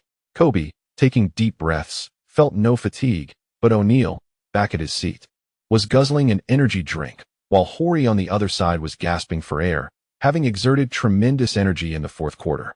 In the commentary booth, reviewing the statistics, Doug Collins lauded Liu's performance. At the most critical moment, Lee shot 6 for 9 in the quarter, hitting 4 of 5 from beyond the arc and going 5 for 5 from the free throw line, racking up 21 points and delivering 4 assists. This is not the first time Lee has saved the team with his miraculous three-pointers. It reminds me of the Eastern Conference Finals in '98. An astonishing display. Perhaps this will be the turning point of the series. Taking a breath to compose himself, Marv Albert exhaled with excitement. "I apologize. I found it difficult to contain my emotions just now. This is what a superstar does." Lee practically single-handedly dragged the game into overtime. They continued to rave, oblivious to the fact that it was the Lakers' home court. Seated in the front row, James Dolan's face flushed with excitement as he fervently punched the air, oblivious to the scornful glares from surrounding Lakers fans. As the players returned to the center court for the jump ball, Ewing exchanged a knowing grin with O'Neal. A true moment of serendipity. After sinking a clutch equalizer, Liu, initially exhilarated, resumed his cheerful demeanor and even found the time to jest with Fox, inquiring, "Hey, didn't TU inform them of the news? Why are you so unprepared?" Fox merely smirked, reluctant to engage with Liu, feeling that any response would only heighten the opponent's enthusiasm. Observing Liu's carefree attitude amidst the intensity of the game, Kobe felt a surge of fury. Fixated on Liu, Kobe seemed to wish his glare could vanquish his adversary, only to be met with Lee Yu's dismissive smirk. Frustration simmered not only in Kobe but also in O'Neal, who muttered expletives under his breath as the referee tossed the ball high into the air. The towering O'Neal swiftly tapped the ball back to his half of the court. Defense. The Lakers fans erupted as Lee Yu seized control of the ball. Without hesitation, Kobe aggressively closed in on him, but Lee Yu remained composed, engaging in a series of physical exchanges before confidently dribbling past the midcourt line. Allen Houston sprinted to the left corner, loudly signaling for the re-entering Lewis to shift to the right corner. Ewing, having no intention of setting a screen, moved to the right baseline, offering a stationary screen for Lewis. On the left wing, Hill remained stationary, while Fox, his defensive counterpart, hesitated before ultimately opting to collapse into a tighter defense. Despite Kobe's ferocious defensive maneuvers, they proved ineffective. Lee Yu merely shielded the ball with his body, continuously engaging in contact while executing deceptive feints. At the top of the arc, with the ball in his right hand, Lee Yu noted that his teammates had fully positioned themselves. Suddenly, he leaned forward with his shoulder, prompting Kobe to instinctively shift left. In that instant, as Lee Yu twisted his body, he seized half a step, dribbling 2 large strides closer to the three-point line. Kobe adjusted his balance, desperately sliding to the right rear.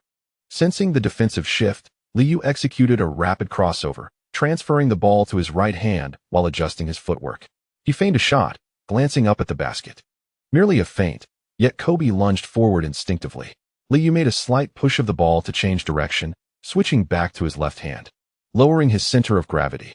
Kobe, momentarily bewildered, found himself dancing in place as he hurriedly shuffled to the right rear.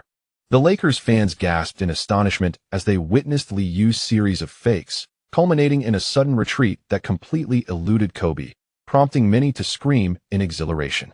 At the top of the arc, Lee Yu, undeterred by Kobe's renewed defensive effort, swiftly launched a three-point shot from beyond the arc swish.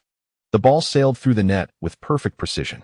Completely out of sync, Kobe's attempt to block was futile as he watched Lee Yu, grinning, retreat on defense, his frustration manifesting in a furious slap on his thigh. The Lakers initiated their offense, and once again, it was O'Neal in the low post on the left, seeking the ball. Ewing, with superior stamina, nearly pushed the Shark out of his comfort zone. As Kobe dribbled past half court, he ultimately opted for a lob, and upon receiving the pass, O'Neal backed down aggressively towards the basket, pivoting towards the baseline as he neared the paint. The pace slowed, and Ewing seized the opportunity, directly hitting O'Neal's hand to deny an easy score. The referee's whistle pierced the air, and the gorilla was called for his 5th personal foul, his face darkening as he trudged to the free throw line. In the fourth quarter, he managed to hit only 6 out of 10 attempts, missing crucial shots in the latter half of the game, prompting the Lakers fans to pray for a turnaround, but O'Neal missed both free throws again. A collective sigh escaped the fans as Ewing secured the rebound and swiftly passed to Grant Hill, who charged forward, quickly dribbling past half court. Off the ball, Lee Yu raced to the left corner, unable to shake off Kobe, and accelerated along the baseline from left to right. On the right wing, Allen Houston sidestepped and faked a handoff with Hill before darting towards the left wing. The players rotated seamlessly, and Lewis had already established himself in the left corner, positioned closer to the right baseline. Lee Yu maneuvered around Ewing, suddenly accelerating outward. Kobe, in pursuit, attempted to close the gap, but was briefly outpaced by the quicker Lee Yu. At the top of the arc, Grant Hill promptly delivered a cross-court pass. As Lee Yu received the ball on the right wing, he twisted his body and faked a shot. The convincing feint caused Kobe, who was chasing him, to leap in defense, allowing Lee Yu to smoothly release the ball with his right hand while shifting laterally. Upon landing, Kobe lunged at him again, but Lee Yu quickly lowered his center of gravity, accelerating past as Kobe slid leftward. With a series of cross steps, Lee Yu left Kobe momentarily off balance, his body and mind misaligned, causing him to stumble and fall to the floor. The front-row Lakers fans attempted to disrupt the shot with their shouts, but what they witnessed was Lee Yu, with a smile, effortlessly sinking a jump shot from the right wing. Swish. A three-pointer went in, 111-105, in overtime. The Knicks led by 6, transforming Staples into a library. Lee Yu let out another wild shout, raising 3 fingers and playfully tapping his head, bouncing back towards half court. Seeing the light of victory, the commentator, Marv Albert, echoed the excitement, his pace quickening. It's absolutely insane. Lee continues his scoring exhibition. Kobe, now standing, had eyes ablaze with fury.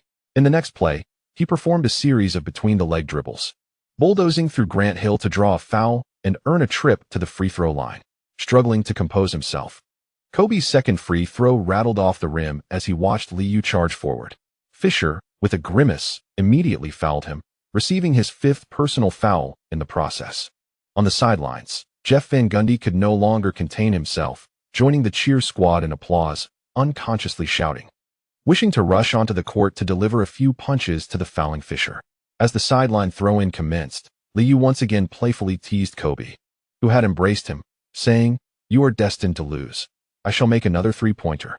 "Damn you," Kobe shouted in anger, seizing the moment to disrupt Liu as he received the pass. Fueled by rage, Kobe, while gliding past half-court, was oblivious to Ewing stationed beyond the three-point line.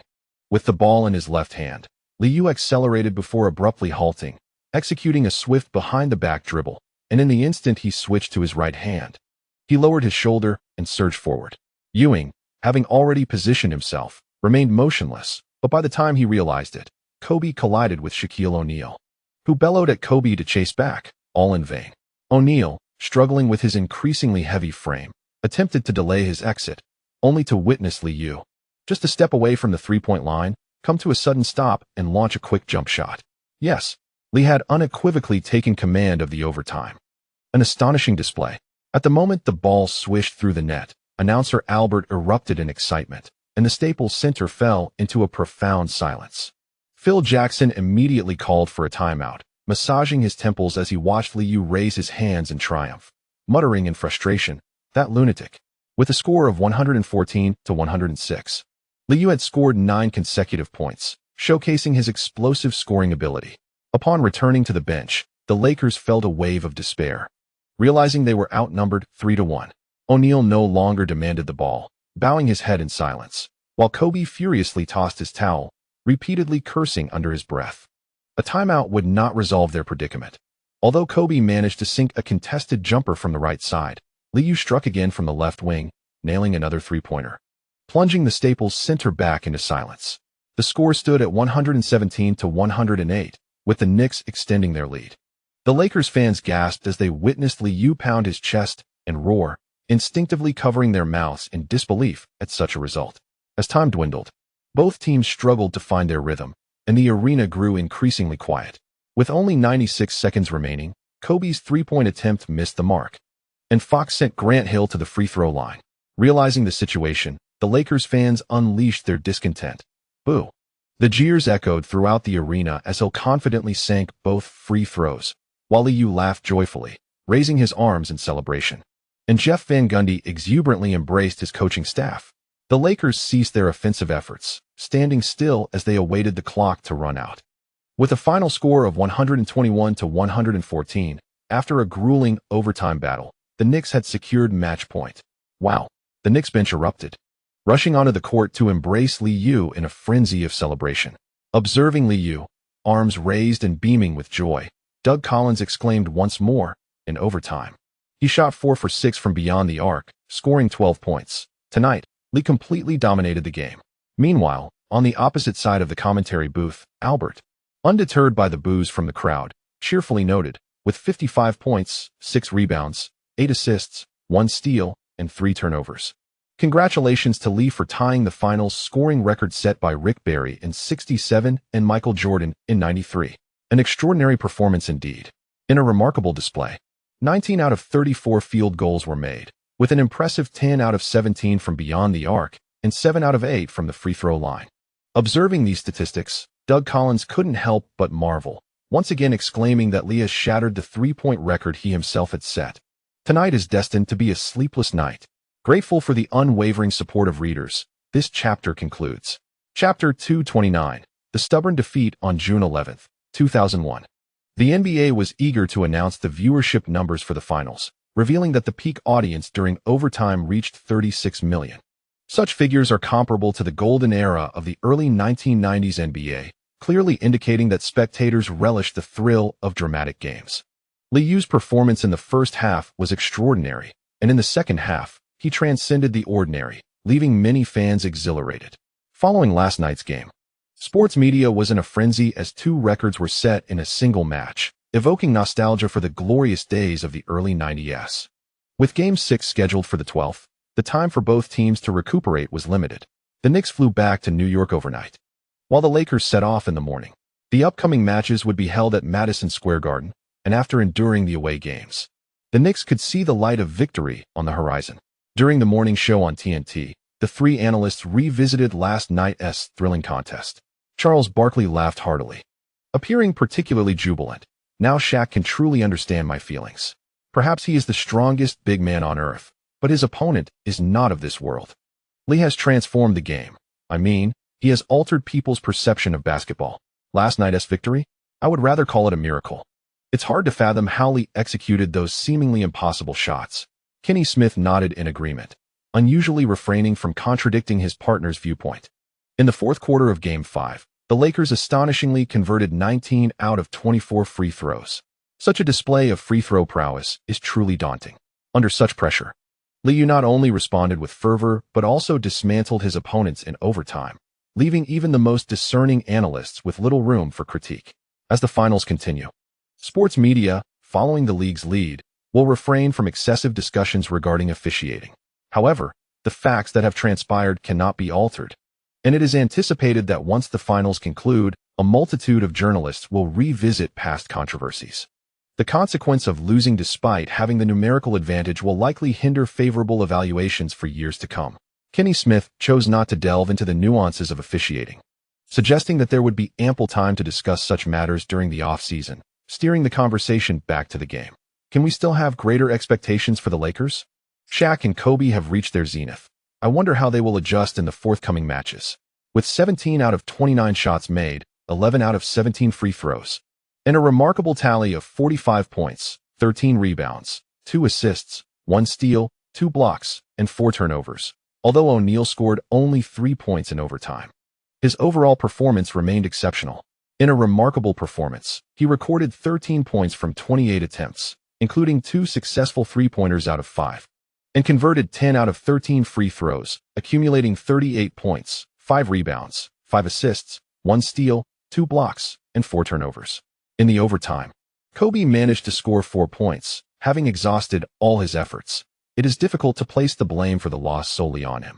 Earl Johnson had already noted that the Lakers played exceptionally well in this game, yet he refrained from commenting on potential adjustments, acknowledging that upon returning home, the Knicks would gain certain advantages.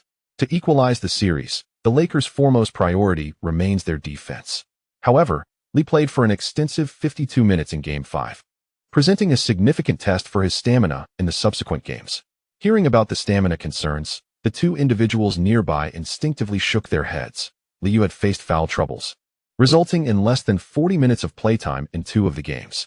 Although reluctant to discuss officiating, Charles Barkley seized the moment to jest about the Lakers. They failed to seize their opportunity at home, losing a crucial game. Now on the road, I believe Lee will respond. My greater concern lies with Shaq's physical condition. This fellow has gained quite a bit of weight this year. Last night's defeat nearly shattered the Lakers' collective spirit. Phil Jackson lost his composure as a seasoned coach, opting to leave without acknowledging Jeff Van Gundy's exuberant celebration.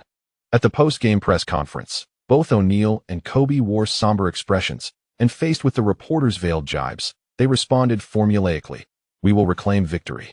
The Lakers will secure the championship." Upon flying to New York, the Lakers refrained from engaging in extensive interviews. Yet they were incensed upon reading a column in the New York Post. Basketball does not lie. Despite praising the Knicks' performance, the article subtly derided their opponents for their numerical disadvantage.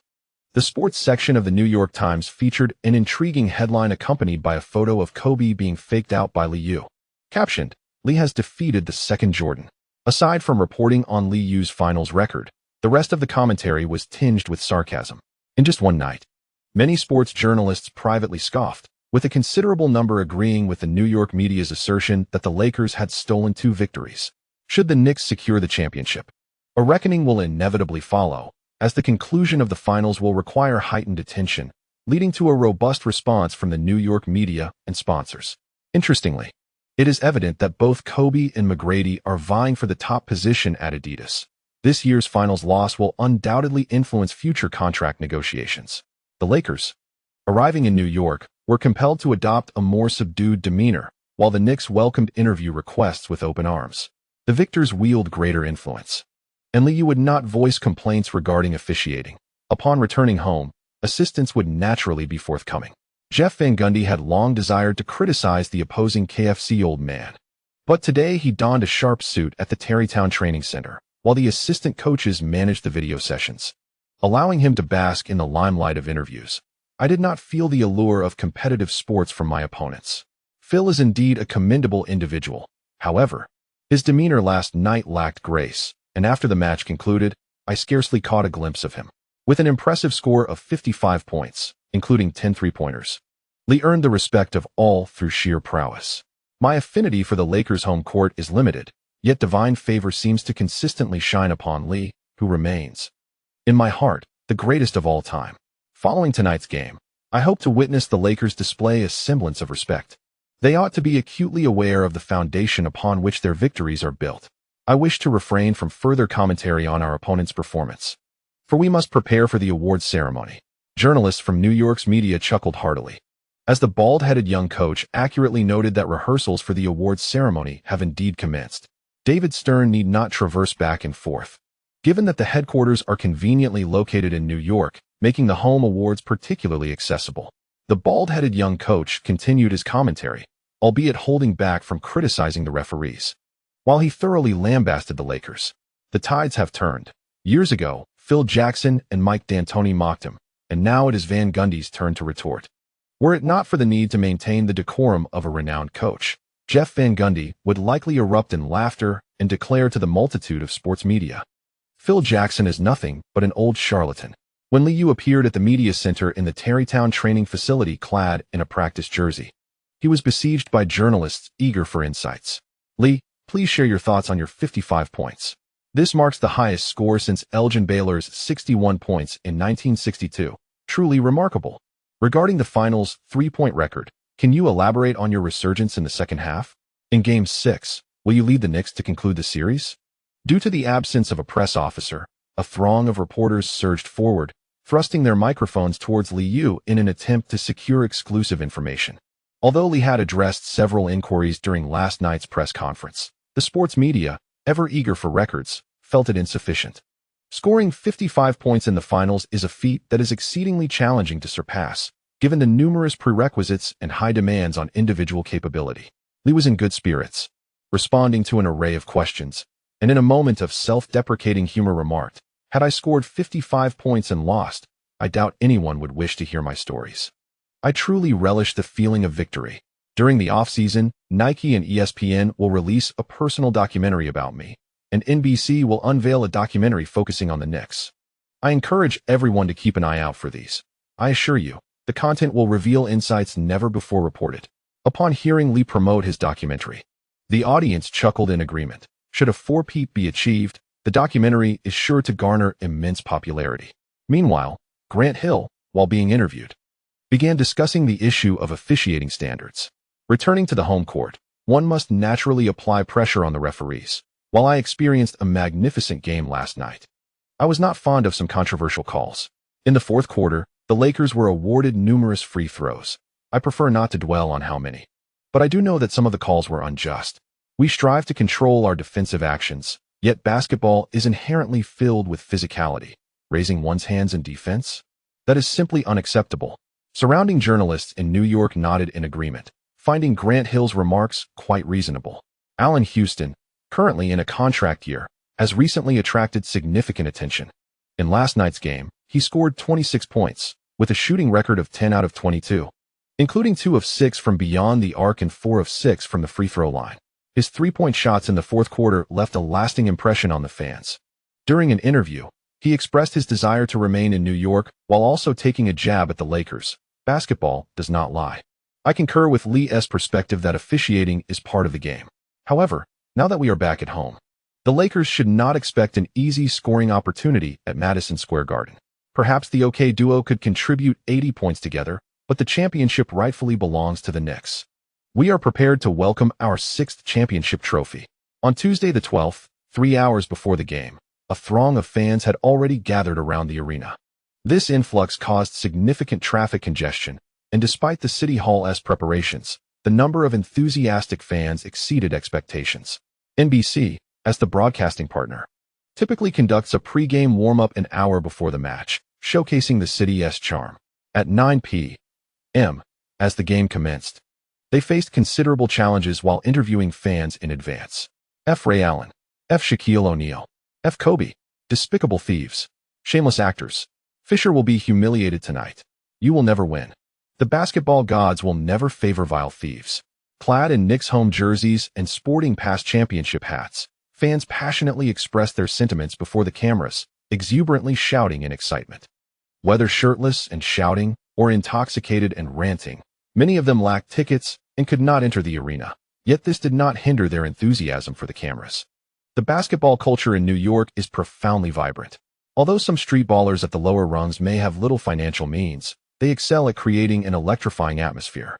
Many could be seen holding speakers and microphones, while chains adorned fans fervently chanting against the Lakers, drawing in even more revelers. While some may not appreciate Lee's demeanor, everyone cherishes victory and respects the allure of $1. In essence, all aspiring players yearn for the achievements Lee has attained. The chaotic revelry outside left NBC's broadcasting team somewhat overwhelmed, ultimately leading them to cut that segment from the broadcast. An hour before the game commenced, Ray Allen entered early. After greeting Lee, he was interviewed and candidly addressed questions regarding Kobe, stating, "I've long said that the backcourt in the Western Conference is weaker than most realize. Western teams simply do not understand Lee's prowess. Kobe may have achieved a shooting percentage of 50 in the Western Conference Finals, but look at his current performance. It remains at a regular season level. If he were not playing alongside Shaq, he would not have attained his current success. I fail to comprehend why he garners more attention. The Eastern Conference also has numerous backcourt players worthy of recognition. He is not Michael Jordan. Perhaps his moves resemble those of Jordan, but he lacks Jordan's impact. In my view, he has consistently been overestimated. To engage in discussions with Lee, he must first secure an MVP trophy." Ray Allen's serious demeanor elicited quiet laughter from the New York media. Despite his commendable statistics and remarkable efficiency during this year's playoffs, which ended in defeat against the 76ers, his performance has gone largely unacknowledged in the days since the Eastern Conference semifinals. Feeling somewhat sour, Allen seized the opportunity to voice his thoughts, leaving the Los Angeles reporters visibly uncomfortable. Lee's close associates, including Oakley, Larry Johnson, and Starks, gathered around Ewing, exchanging banter. "Pat, with your 4th championship. Any future discourse on the elite centers will undoubtedly see you overshadow those softies." Starks' remark, delivered in his floral shirt, prompted laughter among the group. Dressed casually in a white t-shirt and denim shorts, Larry Johnson rubbed his bald head and remarked, "This is divine favor. Had Pat chosen to leave New York, he would not have garnered such accolades. Truly, God has a fondness for us." Oakley, having endured a devastating loss with the Wizards, felt rejuvenated with the prospect of the draft alongside Mike. Spotting Ewing's cheerful face, he encouraged, "Those damn referees always attempt to manipulate the game. And the league is no different.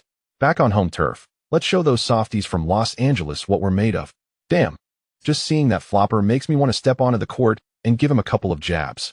As Lee and Allen Houston finished dealing with reporters and approached, they overheard Oakley's intention to confront the smaller player. Embracing his older friends and playfully punching the side of the giant, Lee responded with a relaxed demeanor. Times have changed. Although just a few years have passed, the league certainly does not wish to see the finals devolve into a boxing match. However, Charles is right. Tonight, we must teach them a lesson.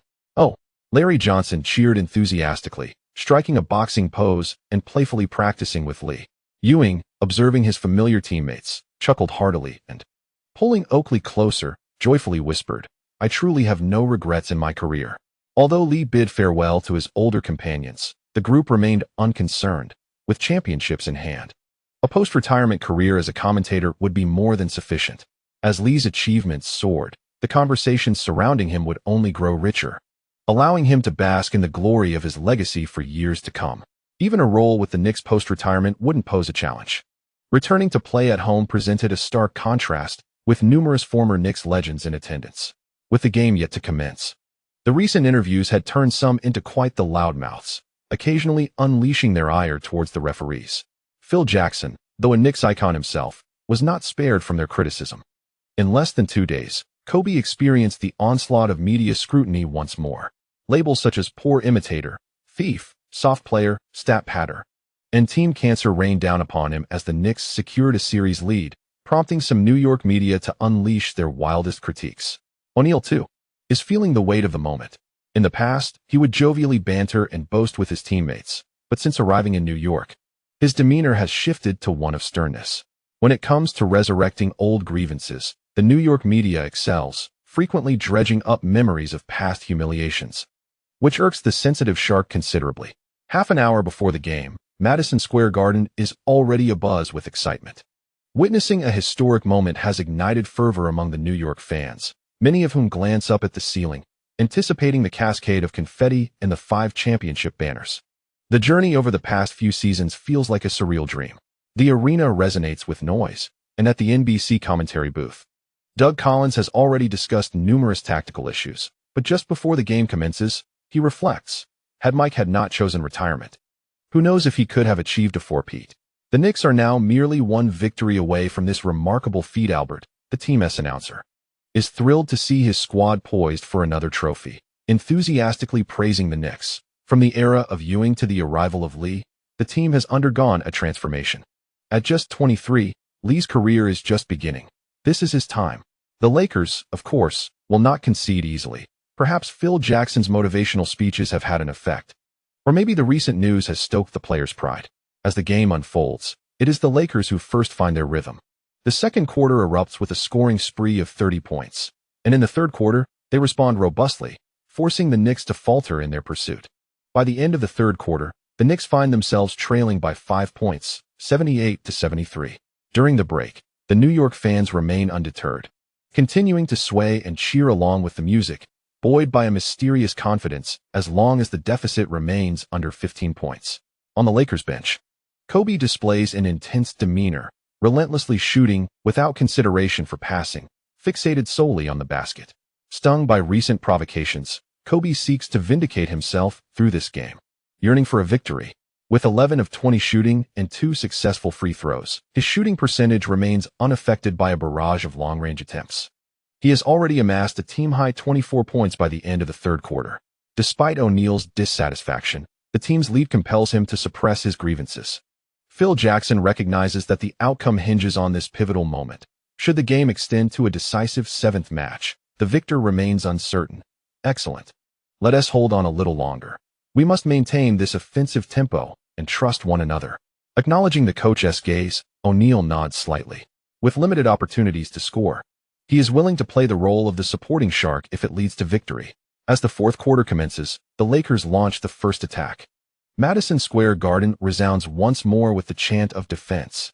Wearing a headband, Fisher receives the ball at the baseline and, without waiting for Lee's defense, passes it to Kobe on the opposite side, then swiftly drives towards the left corner with Lee in tow. Cortez Thomas observes Horry stationed motionless at the right corner, while Ben Wallace notices that O'Neal is not aggressively demanding the ball. As 2 players simultaneously shouted loudly to remind the defending Allen Houston of the impending one-on-one situation. On the right flank, Artest kept his focus on Fox while remaining vigilant of Kobe's movements at the top of the arc. The moment the opposing player, with the ball in his right hand, made a drive, he was poised to intervene. Clenching his jersey, Kobe exuded confidence as he approached the three-point line, swiftly executing a crossover dribble. In a fleeting moment, he transitioned to his left hand, taking a slight hop before accelerating with a lowered shoulder. Allen Houston desperately slid to his right, and as their bodies collided, before even nearing the free throw line, Kobe abruptly halted, immediately faking a shot. Allen Houston, advancing to defend, merely raised his hands without lunging forward, inadvertently creating space for Kobe to shoot. With a twist of his body, Kobe forced a jump shot. Swish. Another 2-pointer found its mark. The score stood at 80-73, and as the gap narrowed to 7 points, the atmosphere on the Lakers bench erupted in celebration. Amidst the chorus of boos from the crowd, Kobe, having scored yet again, felt a surge of bravado. Seizing the moment while the Knicks prepared for a baseline throw-in, he called out, "Hey, you should double-team me."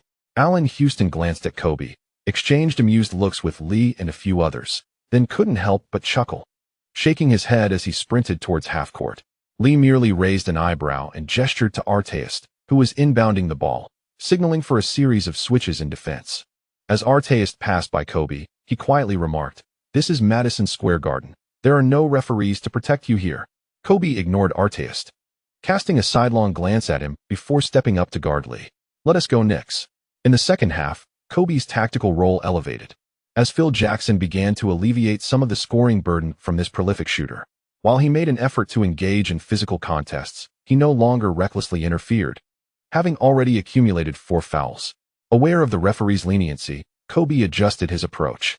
With the ball in his right hand, he accelerated, and as Lee approached the three-point line, he suddenly stopped, executing a quick behind-the-back dribble and shifting to his left hand while raising his center of gravity. Noticing Lee's right hand poised to receive the ball, Kobe instinctively lunged forward, only for the basketball to glide seamlessly past him. Lee's deceptive change of direction was significant, and the ball soared toward the right front, prompting him to reach out for it.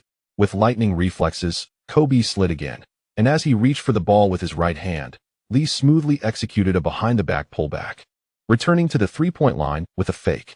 The shooting motion momentarily distracted Kobe, who realized mid-air that he had been faked out. He awkwardly twisted his body to avoid a foul, while simultaneously losing his defensive position. Creating space for his shot, Lee briefly paused to adjust his shooting rhythm, effortlessly launching a three-pointer from the arc. Swish. The three-pointer cleanly swished through the net. The score reverted to 80-76, with the gap reduced to 4 points. The arena erupted into exuberant cheers once more, and the announcer, Albert, with a smile, proclaimed, "It seems Lee has rediscovered his shooting touch beyond the arc," which is undoubtedly excellent news for the Knicks. Doug Collins observed that Kobe's defender had transformed into Artest, and he couldn't help but marvel at the bold decisions made by the bald-headed coach. On the grand stage of the finals, the daring employment of a rookie had paid off, showcasing the faith of head coach Van Gundy. Compared to the away game, Artest's defensive aggression had noticeably intensified, and Kobe, while maneuvering without the ball, once again felt the pressure of tight defense. Fisher, under the leadership of Lue, struggled to find his footing, pivoting and shielding the ball. And by the time he crossed half-court, 8 seconds had already elapsed. Shaquille O'Neal, aware of his younger brother's good shooting form, positioned himself at the right elbow, signaling for Kobe to curl in for the catch. From a distance beyond the three-point line at the top of the arc, Lue also took note of the Lakers' formation and observed Fisher beginning to pivot to his right hand. Lue swiftly retreated, creating some space for a potential pass. As Kobe quickly launched from the right baseline, moving upward, the New York fans erupted into a cacophony of shouts. Defense. With the aid of O'Neal's screen, Kobe shook off Artest and approached the free-throw line, extending his arms in preparation to receive the ball. Seizing the moment as Lue stepped back, Fisher hurriedly delivered a cross-court pass. Just as the basketball left his hands, Lue executed a sudden, fierce steal, deftly nudging the ball forward with his left hand, propelling his body forward and crashing into Fisher. The impact sent Fisher stumbling, who, accustomed to falling, exaggeratedly tumbled a meter away on the floor, crying out in dismay while raising his hands. No whistle was blown, and the cheers of the crowd filled the air. From the floor, Fisher witnessed Lue complete the steal and dart across half-court. In a fast-break scenario, Lue surged past the three-point line and entered the paint, leaping with both feet off the ground. In midair, he spun the ball around in a grand gesture, grasping it with one hand to execute an emphatic windmill dunk. Wow! The score of 80-78 and the spectacular dunk significantly ignited the atmosphere in the arena, prompting many fans to rise from their seats and celebrate alongside Lue, raising their fists in jubilation. On the Knicks bench, the players pointed and laughed heartily at Fisher, as his teammates helped him to his feet. Fisher caught sight of O'Neal and Kobe glaring at him, leaving him with no choice but to raise his hands in acknowledgement, signaling that he bore some responsibility. The Lakers initiated another offensive play, shifting direction to employ the same strategy. This time, Fisher's pass was flawless. However, Artest, instead of setting a screen, had anticipated the play and jumped out of bounds to block Kobe's catch-and-shoot attempt. The elevated trajectory of the shot proved ineffective, as the basketball ricocheted off the rim, bouncing high into the air. Ben Wallace, stationed in the paint, secured the rebound and immediately flung the ball forward. As Lue raced across half-court to retrieve it, the Lakers were desperately trying to catch up on defense. On the left wing, Lue, holding the ball in his left hand. Paused slightly before decelerating and executing a crossover dribble, switching to his right hand while barreling past the pursuing Fisher. Upon reaching the free throw line, Fox moved into contest, attempting to interfere with a steal. In motion, Lue deftly passed the ball to the unguarded Artest on the right wing. As Artest received the pass, Fox failed to close in on time, allowing Artest to halt suddenly and launch a jump shot. Swish. The three-pointer sailed effortlessly through the net. In the match, the first three-pointer was made, which allowed the team to take the lead. Artest, overwhelmed with excitement, erupted in a fierce roar. On the sidelines, Phil Jackson began to frown, pacing back and forth while loudly urging his players to remain composed. The Lakers did not call for a timeout, and Kobe, showing no mercy, immediately demanded the ball in the low post against Liu. After Fisher delivered the pass, the Lakers spread out, while Liu raised his right forearm to brace against his opponent, simultaneously observing Kobe's movements. With the ball in his left hand, Kobe initiated a series of strong moves, bumping twice against Liu, who kept pace behind him. Realizing he was drifting away from the paint, Kobe, without hesitation, pulled the ball back with his left hand, swiftly pivoted after a shoulder fake, and executed a graceful fadeaway jump shot against Liu's defense. However, the shot clanged off the rim. Shaquille O'Neal managed to touch the rebound, which was ultimately secured by Coach Thomas, who successfully protected the defensive board. As Liu caught the ball, Kobe's expression darkened, glaring fiercely as he lunged forward, swiping at the ball twice, prompting the referee to blow the whistle. Stay calm. Hey, everyone, calm down. Phil Jackson regretted not calling a timeout in the previous play and could only shout reminders from the sidelines. In this critical moment, Liu played with ease. Coach Thomas set a screen, and Horry immediately shifted to provide help defense. On the left wing, Coach Thomas faked a screen and quickly moved to the left elbow, where Liu's bounce pass was perfectly timed. In sync with the shooting rhythm, Coach Thomas caught the ball and swiftly hit a jump shot. With the score at 80-83, Phil Jackson exhaled in frustration and promptly called for a timeout. Liu raised his hands in celebration, high-fiving as he walked towards the bench, while the Atmosphere team joyously approached to celebrate. In this moment of reclaiming the lead, confidence surged among all. Jeff Van Gundy, brimming with excitement, tossed aside his clipboard and continued to dispense motivational words, appearing more anxious than the players, incessantly chattering away. After the timeout, Liu patted the bald-headed coach's shoulder with confidence, saying, "After tonight, a legendary coach will emerge in this league. Enjoy this moment." Embracing Liu tightly, Jeff Van Gundy's eyes glistened with emotion as he couldn't help but whisper, "Lee, I believe in you. I believe in you." Liu controlled his rising excitement, clapping his hands to gather his teammates' attention to defense, reminding them that maintaining composure was crucial in pivotal moments. In the first play after the timeout, the Lakers opted for the safest offensive strategy, giving the ball to O'Neal, who fulfilled expectations by maneuvering into the paint from the left block and successfully scoring. The defensive strategy immediately shifted, as Liu faced a double team upon crossing half-court. Allen Houston, receiving the ball on the left wing, faked a drive against the rapidly returning Fisher, then stepped through with his left hand to score a jump shot from the paint, igniting a celebration as everyone raised their fists in joy, their cheers nearly shattering the arena. As time passed, Kobe regained possession but struggled to find his rhythm again. As Liu, encircled by defenders, passed the ball, he found himself supported by his teammates. The Lakers' primary scorer struggled, while the Knicks played with fervor. Kobe, with fiery determination, showed no intention of passing, fully immersed in a state of incessant shooting, where each attempt seemed to yield only more misses. Only Fisher managed to deliver a few passes to O'Neal, but under Liu's interference, the quality of those passes suffered, and O'Neal found himself unable to receive the ball in his preferred position. Phil Jackson, not sparing any timeouts, refrained from substituting out the struggling Kobe, perhaps still hoping for a resurgence in his main scorer's touch. However, as the game clock ticked away, the Knicks role players erupted, gradually extending their lead, leaving the Lakers bench in hushed despair. With just 1 minute and 58 seconds remaining in the game, Kobe, facing Liu, aggressively drove to the basket, swiftly pivoting in the paint. After gathering the ball, he attempted a left-handed layup, but in the whirl of his rapid turn, he ultimately lost control, watching helplessly as the basketball veered out of bounds. The Knicks maintained an 8-point lead at 92-100, and as Liu prepared to inbound the ball, A smile finally graced his face, his hands raised, urging the crowd to amplify their cheers. Kobe glared intently at Liu, seemingly unable to accept the unfolding events. Committing another error in defense, he fouled Liu after crossing half-court, sending him to the free-throw line. As Liu approached the line, he playfully remarked to the red-eyed Kobe, "Thanks, bro. I never expected to win a championship this easily." Kobe, rendered speechless and fuming, continued to fixate on Liu, attempting to vanquish his opponent with a mere stare. "MVP, MVP, MVP," echoed throughout Madison Square Garden as Liu stood at the free-throw line, the cheers nearly overwhelming. Shaquille O'Neal, stationed beneath the basket, appeared resigned, his head bowed, exuding an air of defeat.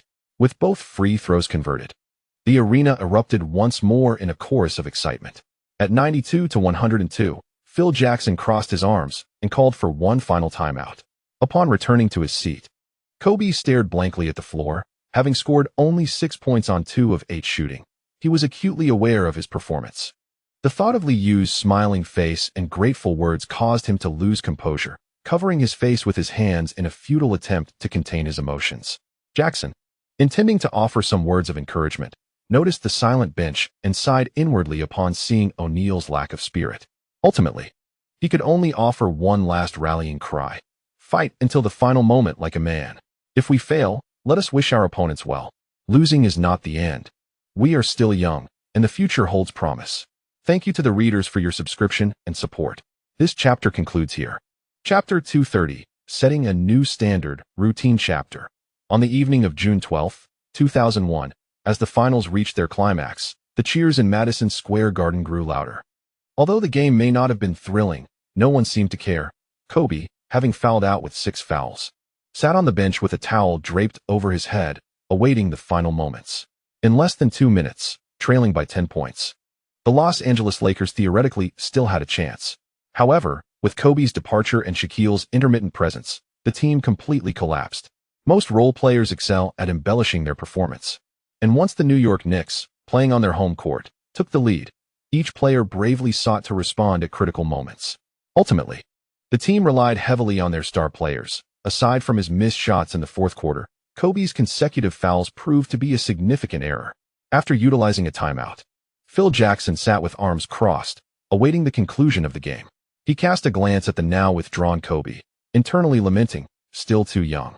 The referees, initially turning a blind eye to less conspicuous fouls, were reluctant to call penalties unless the infractions were glaringly obvious. The physicality of the game, which could have been an advantage for the Lakers, who thrived on scoring in the paint, ultimately worked against them. The jump shooting squad, relying on rhythm, faltered under increased pressure, resulting in a plethora of missed shots. Regrettably, the flow of the game deviated entirely from the referees' expectations, and the Lakers found themselves aimlessly throwing away opportunities. Instead of adhering to a predictable script, it was the Lakers who faltered in the final quarter. With only 12 seconds remaining, David Stern, seated in the front row, felt a twinge of regret, realizing that just one more quarter stood between the series and a decisive Game 7. Beside him, James Dolan, flushed with excitement, was embracing everyone in sight as the birth of a true dynasty unfolded. As the final seconds ticked away, colorful streamers cascaded from above the arena. No one cared about the score anymore. Jubilantly, everyone raised their hands, celebrating amidst the vibrant shower of confetti. Shaquille, hands on hips, tilted his head towards the scoreboard, questioning the absurdity of the situation. How could they possibly lose after such a performance in the series? Liu passed the ball to legendary referee Dick Bavata, also a New Yorker born in 1939, who, to some extent, had officiated with a hint of bias. Enjoying the moment, Bavata was unconcerned about how the Los Angeles press would critique him post-game. Accepting the ball with a smile, he embraced Liu, quietly congratulating him. "Congratulations, Lee. I am delighted to witness the emergence of a four-peat in modern basketball. I adore this Knicks team. This is your era." Fellow referees Joe Crawford and Bernie Fryer also approached to extend their congratulations, eager to avoid any potential post-game critiques from Liu regarding officiating. In a buoyant mood, Liu graciously accepted the well wishes from the 3 referees, providing them with a sense of reassurance. The Knicks players jubilantly leapt into the center of the court, mirroring the crowd's enthusiasm, arms raised high in celebration under the descending streamers. Media reporters quickly surrounded Liu, and before the cameras, he raised 4 fingers in a signature pose, allowing the flood of photographers to capture the moment. Compared to last year's championship, Jeff Van Gundy exhibited immense excitement, yet managed to maintain better composure. As a victor, the bald-headed coach took the opportunity to flaunt his success, adjusting his suit and straightening his tie, a triumphant smile adorning his face as he strode purposefully toward the scorer's table. On the other side, Phil Jackson no longer ignored his former protege, approaching the technical area with a stoic expression to offer a handshake. The past 2 years of the finals have been nothing short of spectacular.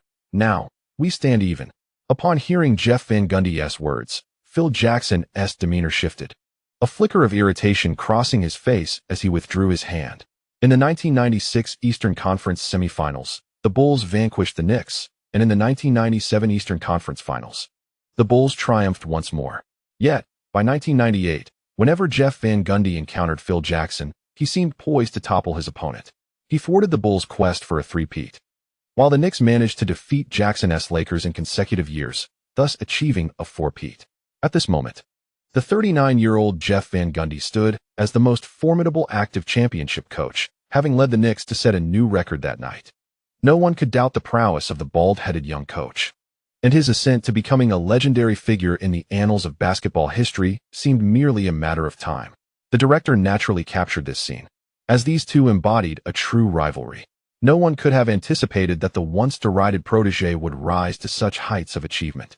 The colorful streamers still descended from the arena's ceiling, a sight that surely weighed heavily on the Lakers' spirits. Kobe remained shrouded in a towel, seated on the bench without rising, while Fisher embraced everyone in sight. Though they had lost, he felt he had given his all. Approaching Liu, the two shared a warm embrace, after which Fisher humorously remarked, "Congratulations, Lee. I swear, I never intended to feign fouls, but that was your best defensive tactic. You are a true superstar. It has been a pleasure to compete against you. I have learned so much." Liu dismissed the notion of such defensive maneuvers, accepting that as long as it wasn't a malicious foul, it was fair game. He patted the smaller player on the back and laughed heartily. Astute defenders will wisely exploit the rules. Do not concern yourself with others' opinions. You performed splendidly, bro. In this era, most players cultivate a tough guy persona. And if Liu were to publicly deride Fisher post-game, the label of softy would undoubtedly be affixed to him. Soon, Fox approached to exchange pleasantries, and the atmosphere grew somber when Harper, accompanied by Grant, appeared before Liu, only able to muster a wistful smile. Shaquille O'Neal, despite his formidable presence, could not rival the dominance he once exhibited. Having played only 2 minutes throughout the series, Tyronn Lue was nonetheless exuberant as he embraced Liu, having gained much from this playoff experience. Surrounding sports media followed Liu closely, as Ewing conversed animatedly with O'Neal, imparting championship wisdom. O'Neal, in a foul mood after yet another defeat, found little joy in mutual flattery, and while they had avoided a sweep, the backlash was palpable. "Congratulations, Lee. I will reach the finals again. I can feel that the championship is but a step away." With a performance spanning 45 minutes, shooting 12 of 20 from the field and 8 of 12 from the free throw line, O'Neal amassed 32 points, 14 rebounds, 2 assists, 2 steals, 2 blocks, and 4 turnovers on this night. Upon hearing the words of his counterpart, Liu nodded in affirmation. After a brief pause, he jestingly remarked, "If you manage to shed some weight next season, perhaps the hope for the championship will be greater." Indeed, breaking through from the Western Conference is no simple feat. Acknowledging the dominance of the West over the East, Liu candidly accepted the reality, a demeanor that left O'Neal visibly vexed. He even mused that had he remained in the East back in the day, he might have already secured a championship title. The two men embraced in a gesture of respect. Liu refrained from mocking his rival, who had demonstrated an impressive shooting percentage of 60% throughout the series, effectively overpowering the Knicks' interior defense. Such performance undeniably earned him the admiration of many, and during this year's finals, even his free throw percentage had seen an upward trend, a testament to O'Neal's earnest efforts. Around them, sports journalists clicked their cameras incessantly, capturing the moment as the two exchanged fist bumps once more. Setting aside the outcome of the game, both players held mutual respect for one another, with O'Neal acutely aware of Liu's prowess. After exchanging pleasantries with Van Gundy, O'Neal, head bowed, made his way toward the players' tunnel, suddenly recalling the Los Angeles media's hypothetical. If the Lakers had drafted Liu in the '96 draft, would the championship have already been within their grasp? The noise within the arena was unrelenting, and on the bench, Kobe quietly shed tears. The fourth quarter had unraveled the team, and despite professing indifference, in that moment of defeat, Kobe could no longer contain his emotions. The bitter sensation of having squandered the game weighed heavily on him, especially as he pondered how commentators would evaluate his performance in the wake of the finals. As he approached Liu, Kobe's eyes remained reddened, and facing his adversary, he offered no warm sentiments. Instead, it felt more like a self-affirmation, as after their embrace, he began to declare, "I will reclaim victory. I have no regrets about my shots. In the next finals, I will continue to shoot." Liu, unfazed by Kobe's demeanor, showed little interest in forging superficial brotherhoods. Noticing Kobe's despondency, he casually offered encouragement. "Keep striving, bro. Perhaps you have yet to fully master the intensity of the game. With diligence and training, rewards will surely follow." Perhaps genuinely believing in this philosophy, Kobe nodded in agreement. The two exchanged handshakes once again, and as Liu observed the sudden resurgence of determination in Kobe, he silently reflected, "Tim Grover truly possesses remarkable skills. Collaborating with him on a book during the off-season could be worthwhile." Achieving a fourth consecutive championship undoubtedly augmented Liu's influence, but it also elevated Tim Grover's reputation.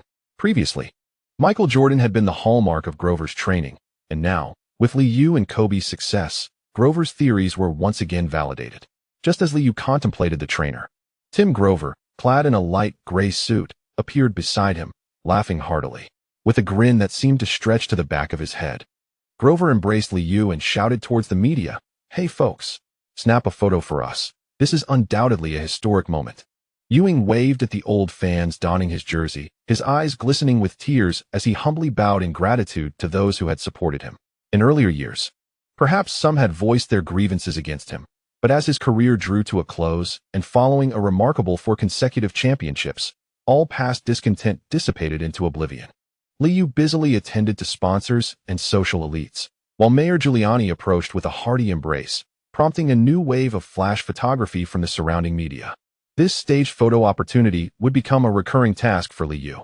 Ben Wallace, observing the interaction between Ewing and the devoted fans, felt a tinge of envy. Despite being a championship center, he had not garnered much recognition from New York fans, and in the eyes of the media, the interior was deemed the team's Achilles heel. Meanwhile, Lewis, having just celebrated with friends, noticed the look of yearning on Ben's face and quietly remarked, "Ben, this is New York. It's time to return to the locker room." Ben Wallace remained speechless before shaking his head, watching Arteis joyfully celebrating with his close circle, and softly replied, "This is New York." Following the championship, players exhibited varying mindsets. Grant Hill, basking in his glory, was particularly elated. He returned to the locker room early, donned a white championship t-shirt, and donned a cap, embracing his parents with warmth. He also expressed gratitude to the dedicated staff who had supported the team, and many staff members felt a sense of comfort witnessing Grant Hill's courteous embraces. Although the successor to Jordan had played a minimal role, he was quite popular within the team. New York fans firmly believed he could regain his former prowess. With a minimum of 20 points in at least one game expected, the New York media also favored Grant Hill, insisting that a championship team should boast the finest small forward in the Eastern Conference. Moreover, Grant Hill's charming looks contrasted with Ben Wallace's less favorable reception, perhaps contributing to the latter's limited popularity. The award ceremony was a familiar affair for New York fans, with the Knicks championship t-shirts being straightforward yet bold, featuring 4 championship trophies encircling the team logo. When Allen Houston approached the podium, he radiated confidence. It was a contract year. Another championship would beckon a lucrative deal. The Knicks players beamed with joy, with Liu and Jeff Van Gundy positioned at the forefront, while James Dolan continually waved to the fans. Cheers erupted, and the curly-haired owner laughed heartily, reveling in the moment. Jeff Van Gundy gazed at the trophy before him, his eyes suddenly misting. He had evolved from an assistant to the undisputed strongest coach in the league, achieving a success he had never envisioned.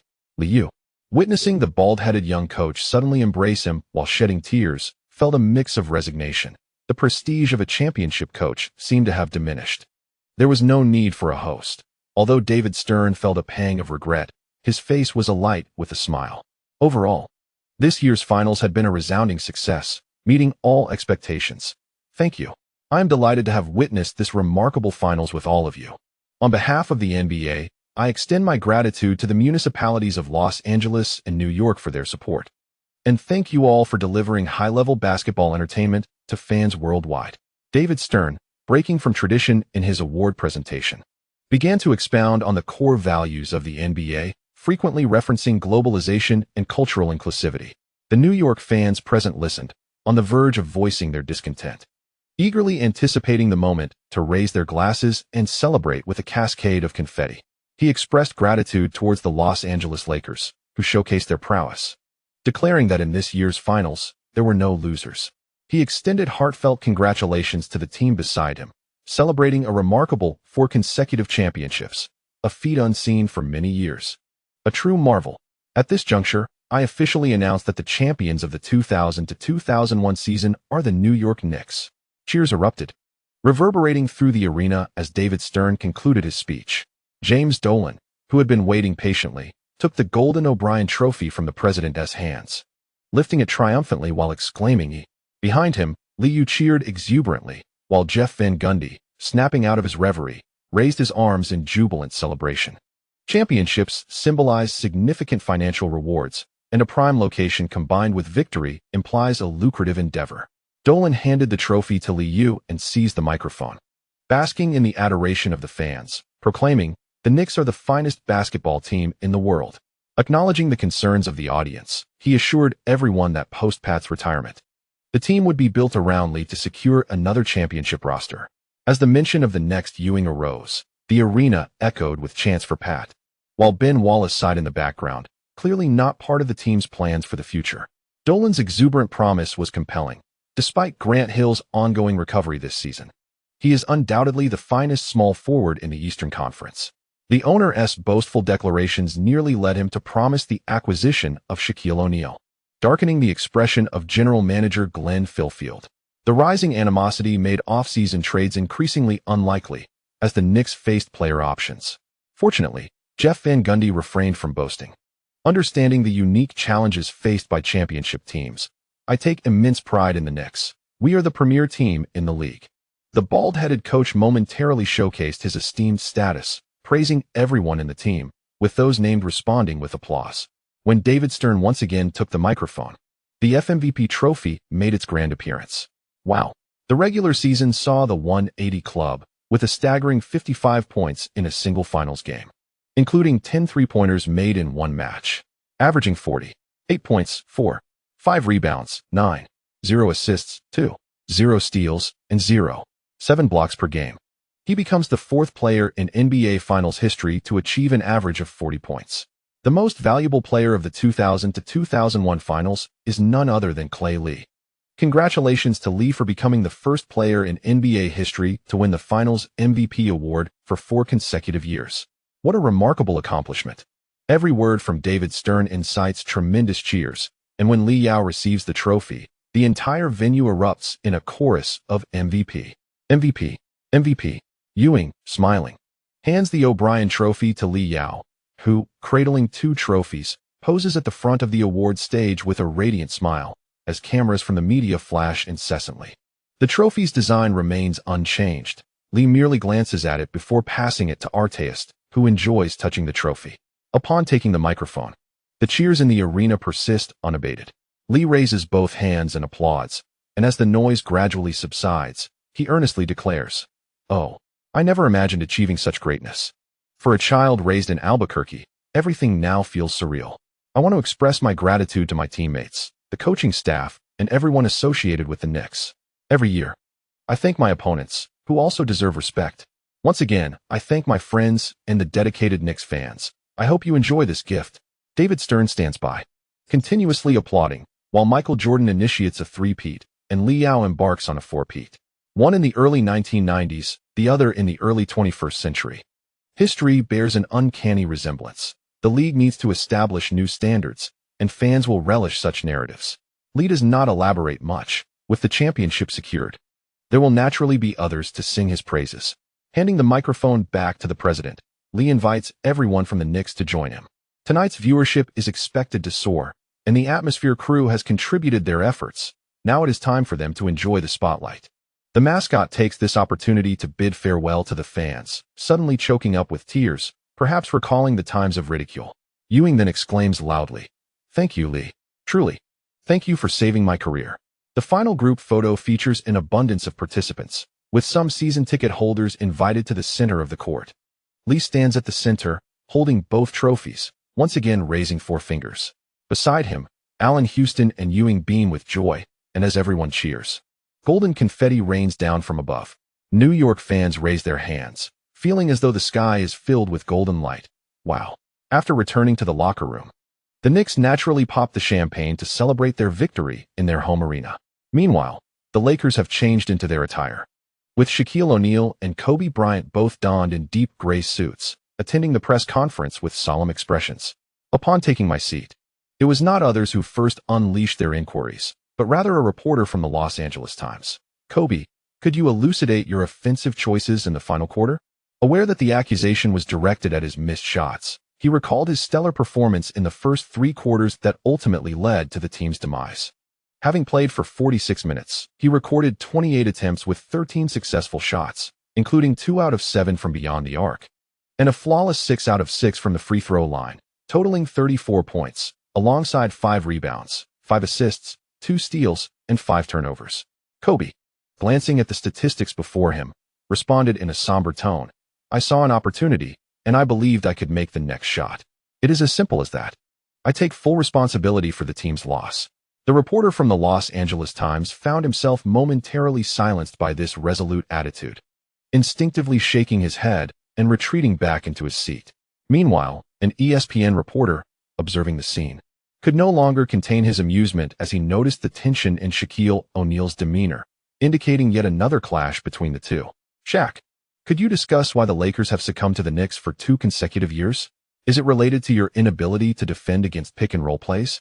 O'Neal, feeling quite perturbed, was haunted by painful memories as he replied, "I can defend against pick-and-rolls. My defense is exceptional." If you were to examine the final statistics, it would be evident that no one in the league can contain his pick-and-roll offense. With a shooting percentage of 52.9 and a three-point accuracy of 47.2, he is a veritable monster. I concede that I cannot limit him, and next season, the team will require more perimeter defenders. His candid admission, tinged with frustration, elicited quiet chuckles from numerous New York media members. O'Neal clearly felt exposed, openly acknowledging his inability to defend against pick-and-roll plays while inadvertently voicing a request to the Lakers management. Kobe cast a glance at O'Neal, cognizant of his displeasure with the defensive outcomes.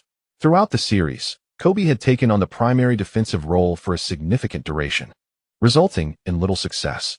As the reporters continued to pose questions, both Kobe and O'Neal broke their silence. "I will persist in shooting. Missed shots will not deter me.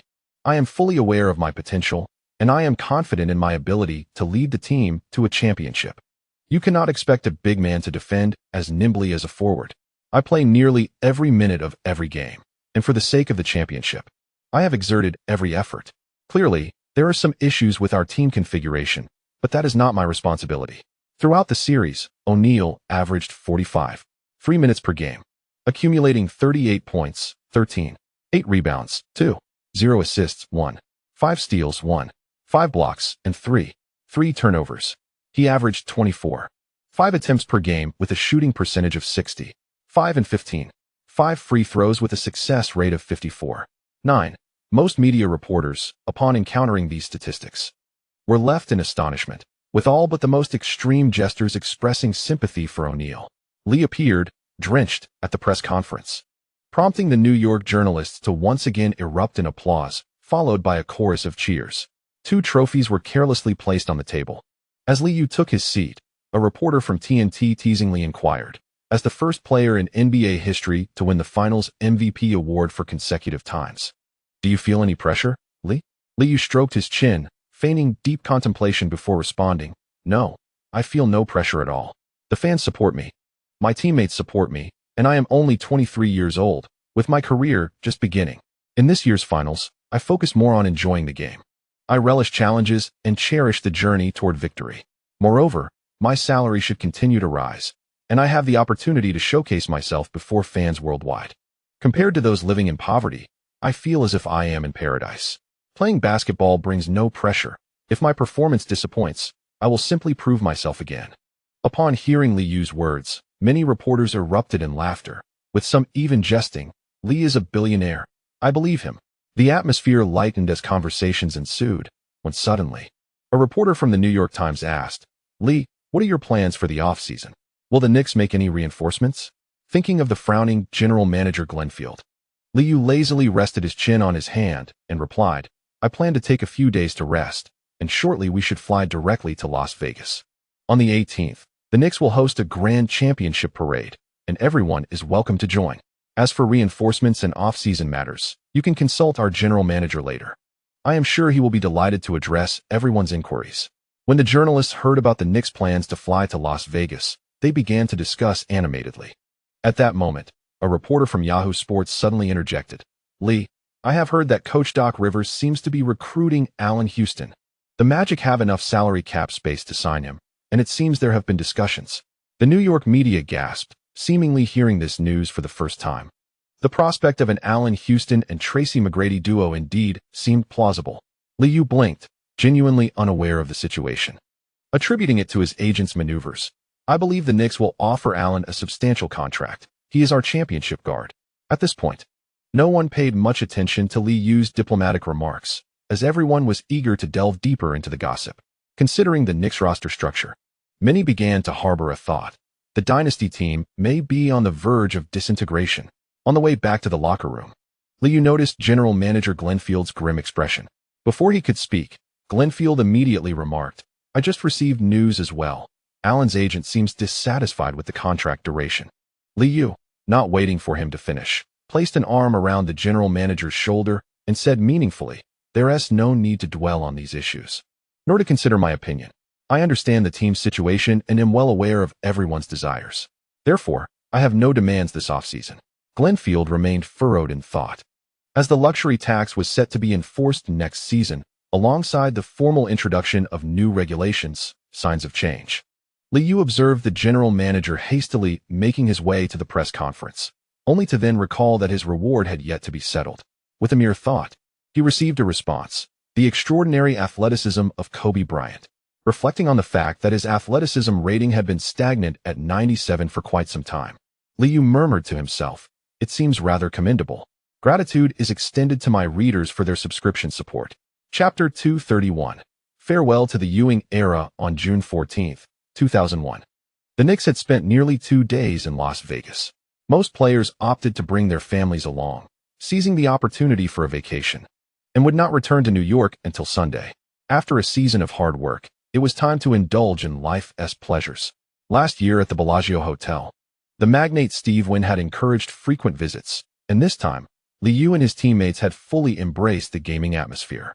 Aside from the vacationing indulgence, Li Yu also sought to assist his agent, Mark Bartelstein, in expanding his business. After signing the prodigious high school talent Hubie Brown, Mark Bartelstein felt a sense of pride, as this marked his first #1 draft pick.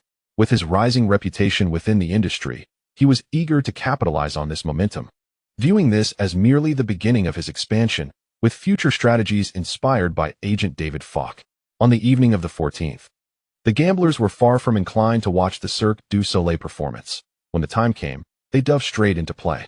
The same VIP room from last year was even more crowded this time, with many engaging in a game of Texas Hold'em. Only Michael Jordan appeared wholly engrossed, occasionally interjecting with banter to distract his companions, though luck was not on his side, as he had incurred considerable losses over the past 2 days, rarely one to fold. He intended to see this hand through to the end, prompting his friend Oakley, who had already folded, to remark in jest, if this continues, we might just end up sleeping at the poker table. This year, I lack the time to participate in the Texas Hold'em tournament, so I must play to my heart's content. Michael Jordan retorted, unfazed, taking a sip of his drink, embodying a demeanor of unabashed enjoyment. Ewing remained a passive observer.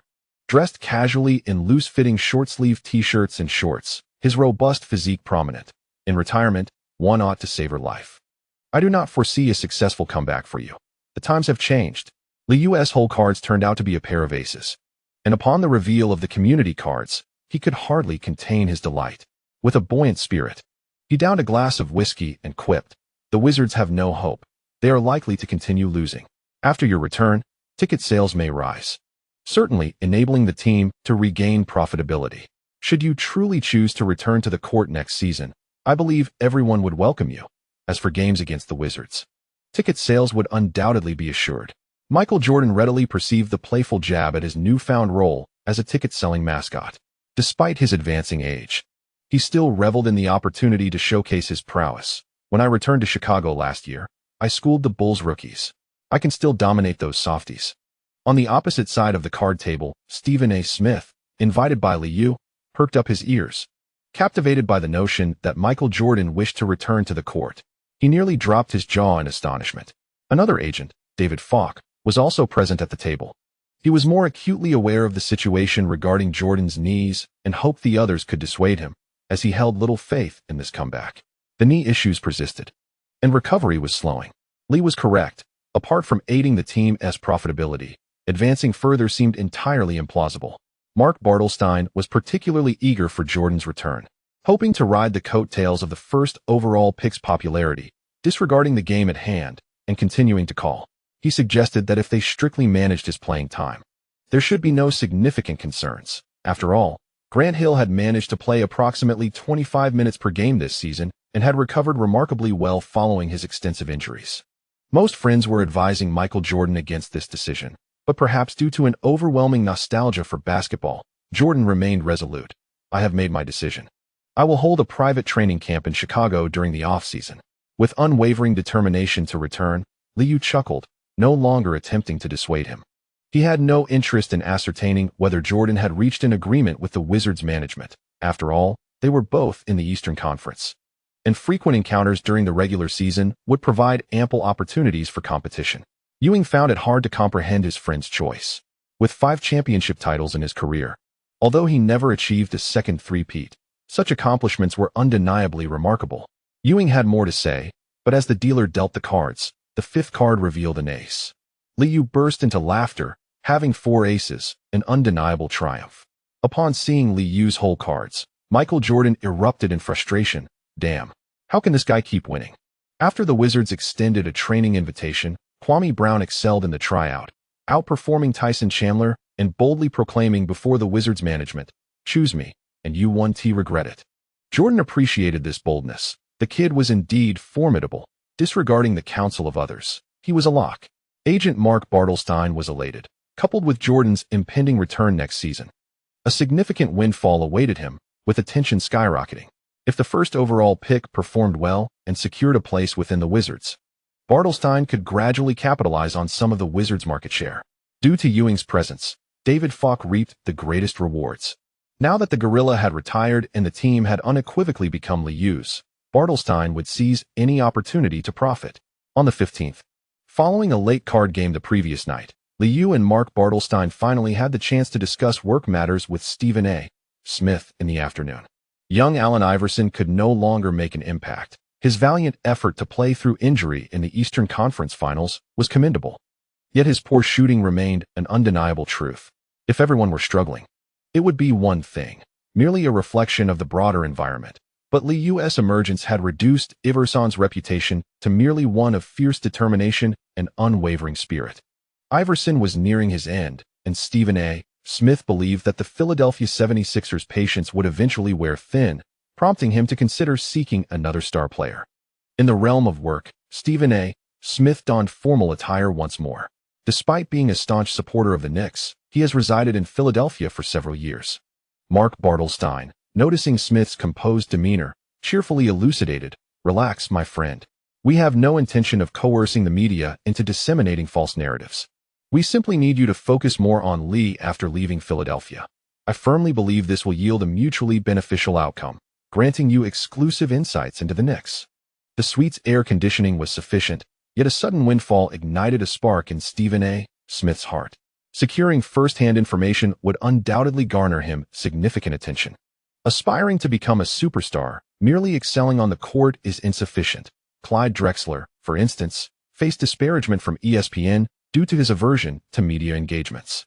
During the MVP voting in his prime, despite boasting superior performance, the Glide failed to receive a single first-place vote. not even making it into the top 5 of the MVP rankings. In contrast, one can observe Michael Jordan, who cultivated deep collaborations with major networks such as NBC, ABC, and CBS throughout his career. The esteemed journalist Ahmad Rashad consistently possessed exclusive insights into Jordan's exploits.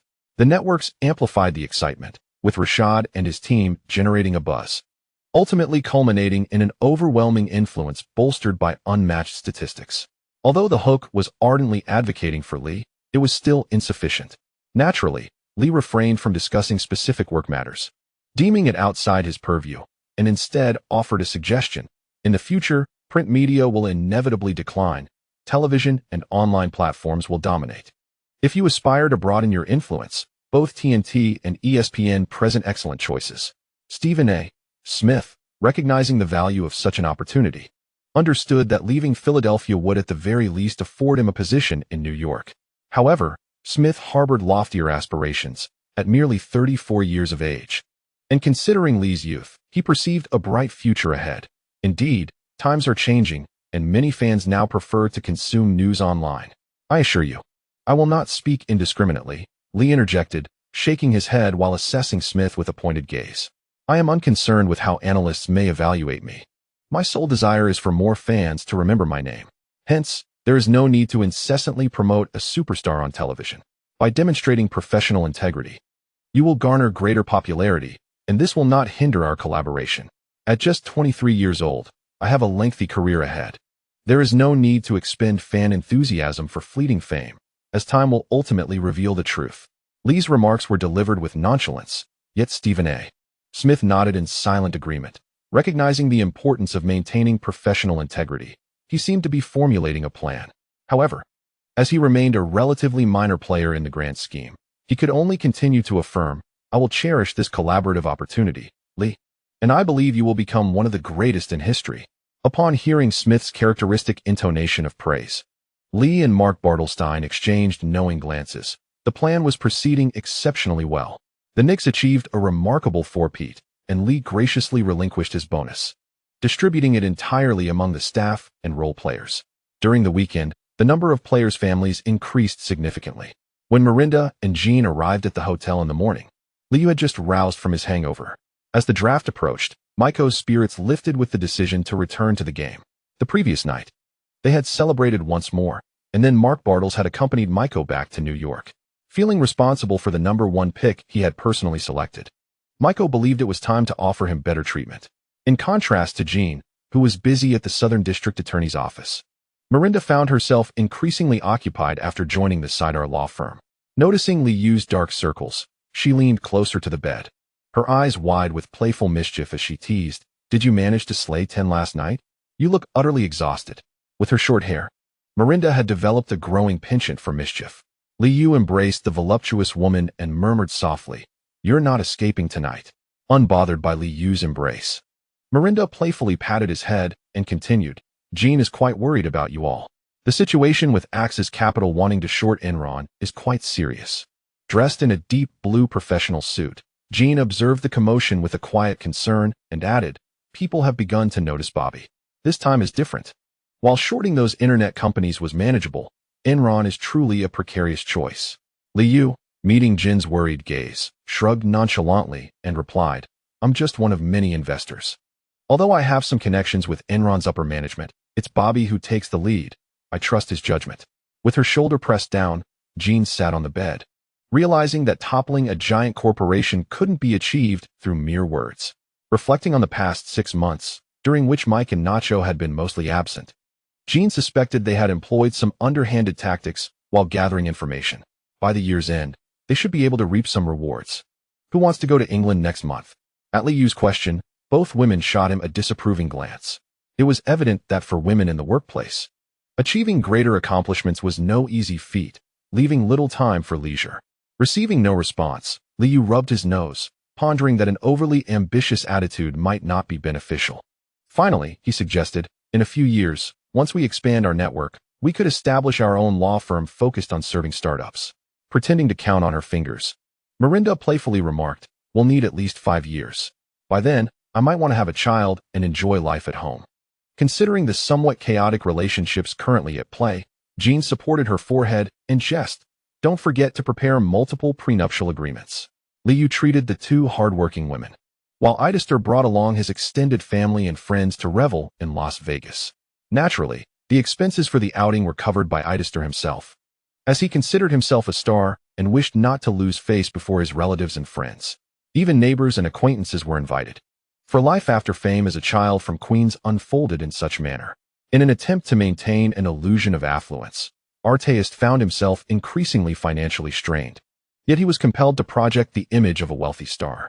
Upon returning to the hotel, a wave of discomfort washed over him as he contemplated the cost of his return flight, leading him to realize that he would need to request an advance on his salary. When Coach Thomas approached Artist, he noted his companion's low spirits and quietly lamented. Ron seems eager to leave the team. He feels disrespected in New York, and I share that sentiment. Upon hearing this, Artist's mood lifted considerably, nearly prompting a laugh. Once he regained his composure, he simply replied, I understand, bro.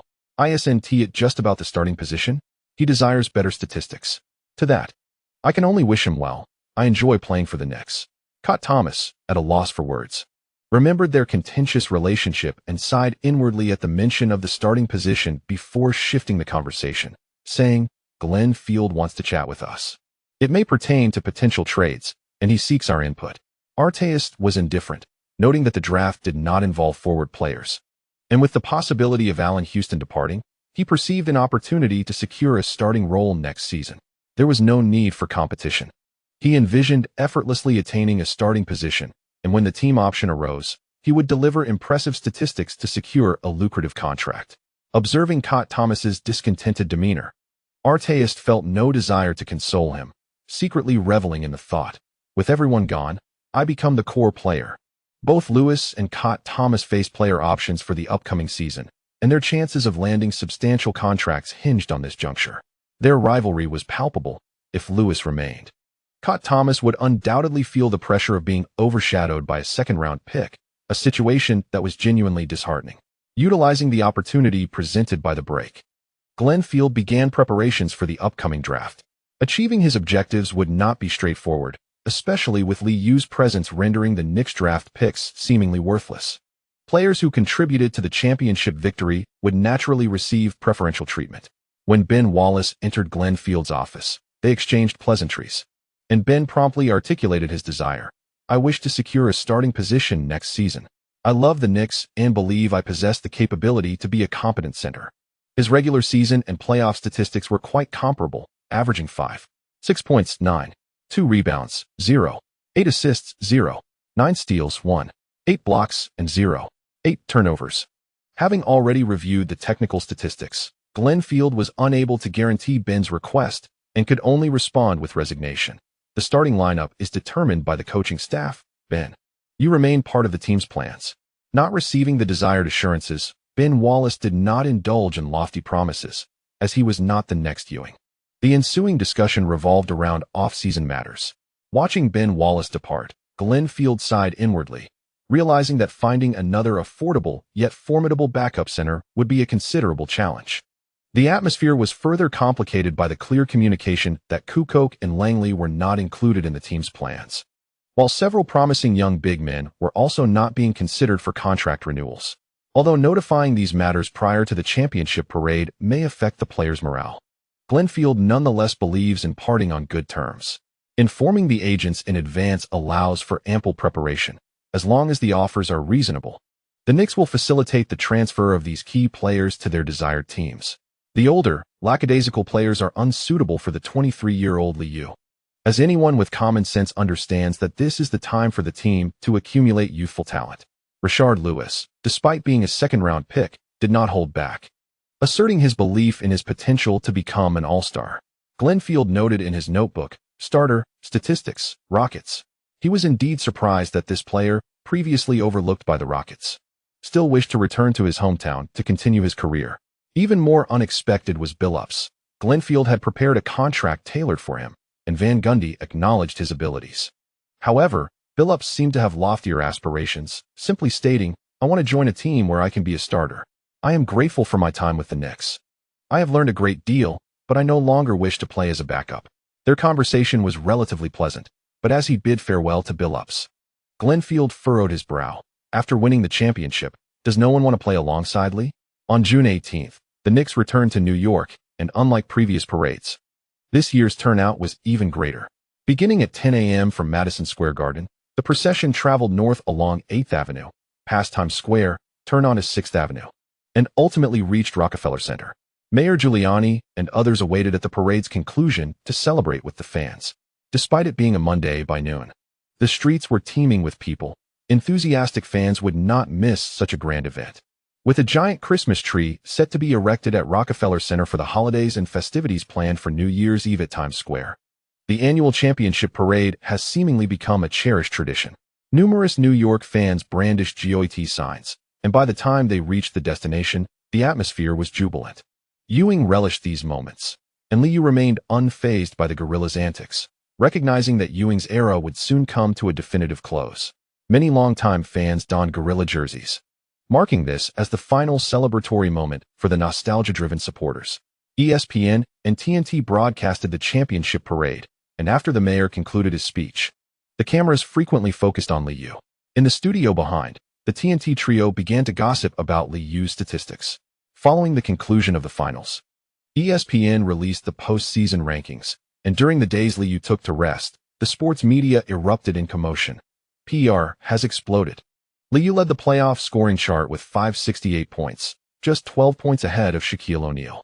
In 17 playoff games, Liu averaged 35.7 minutes on the court, contributing an impressive 33 points, 9 rebounds, 3 assists, 0 steals, 4 blocks, and 8 turnovers per game.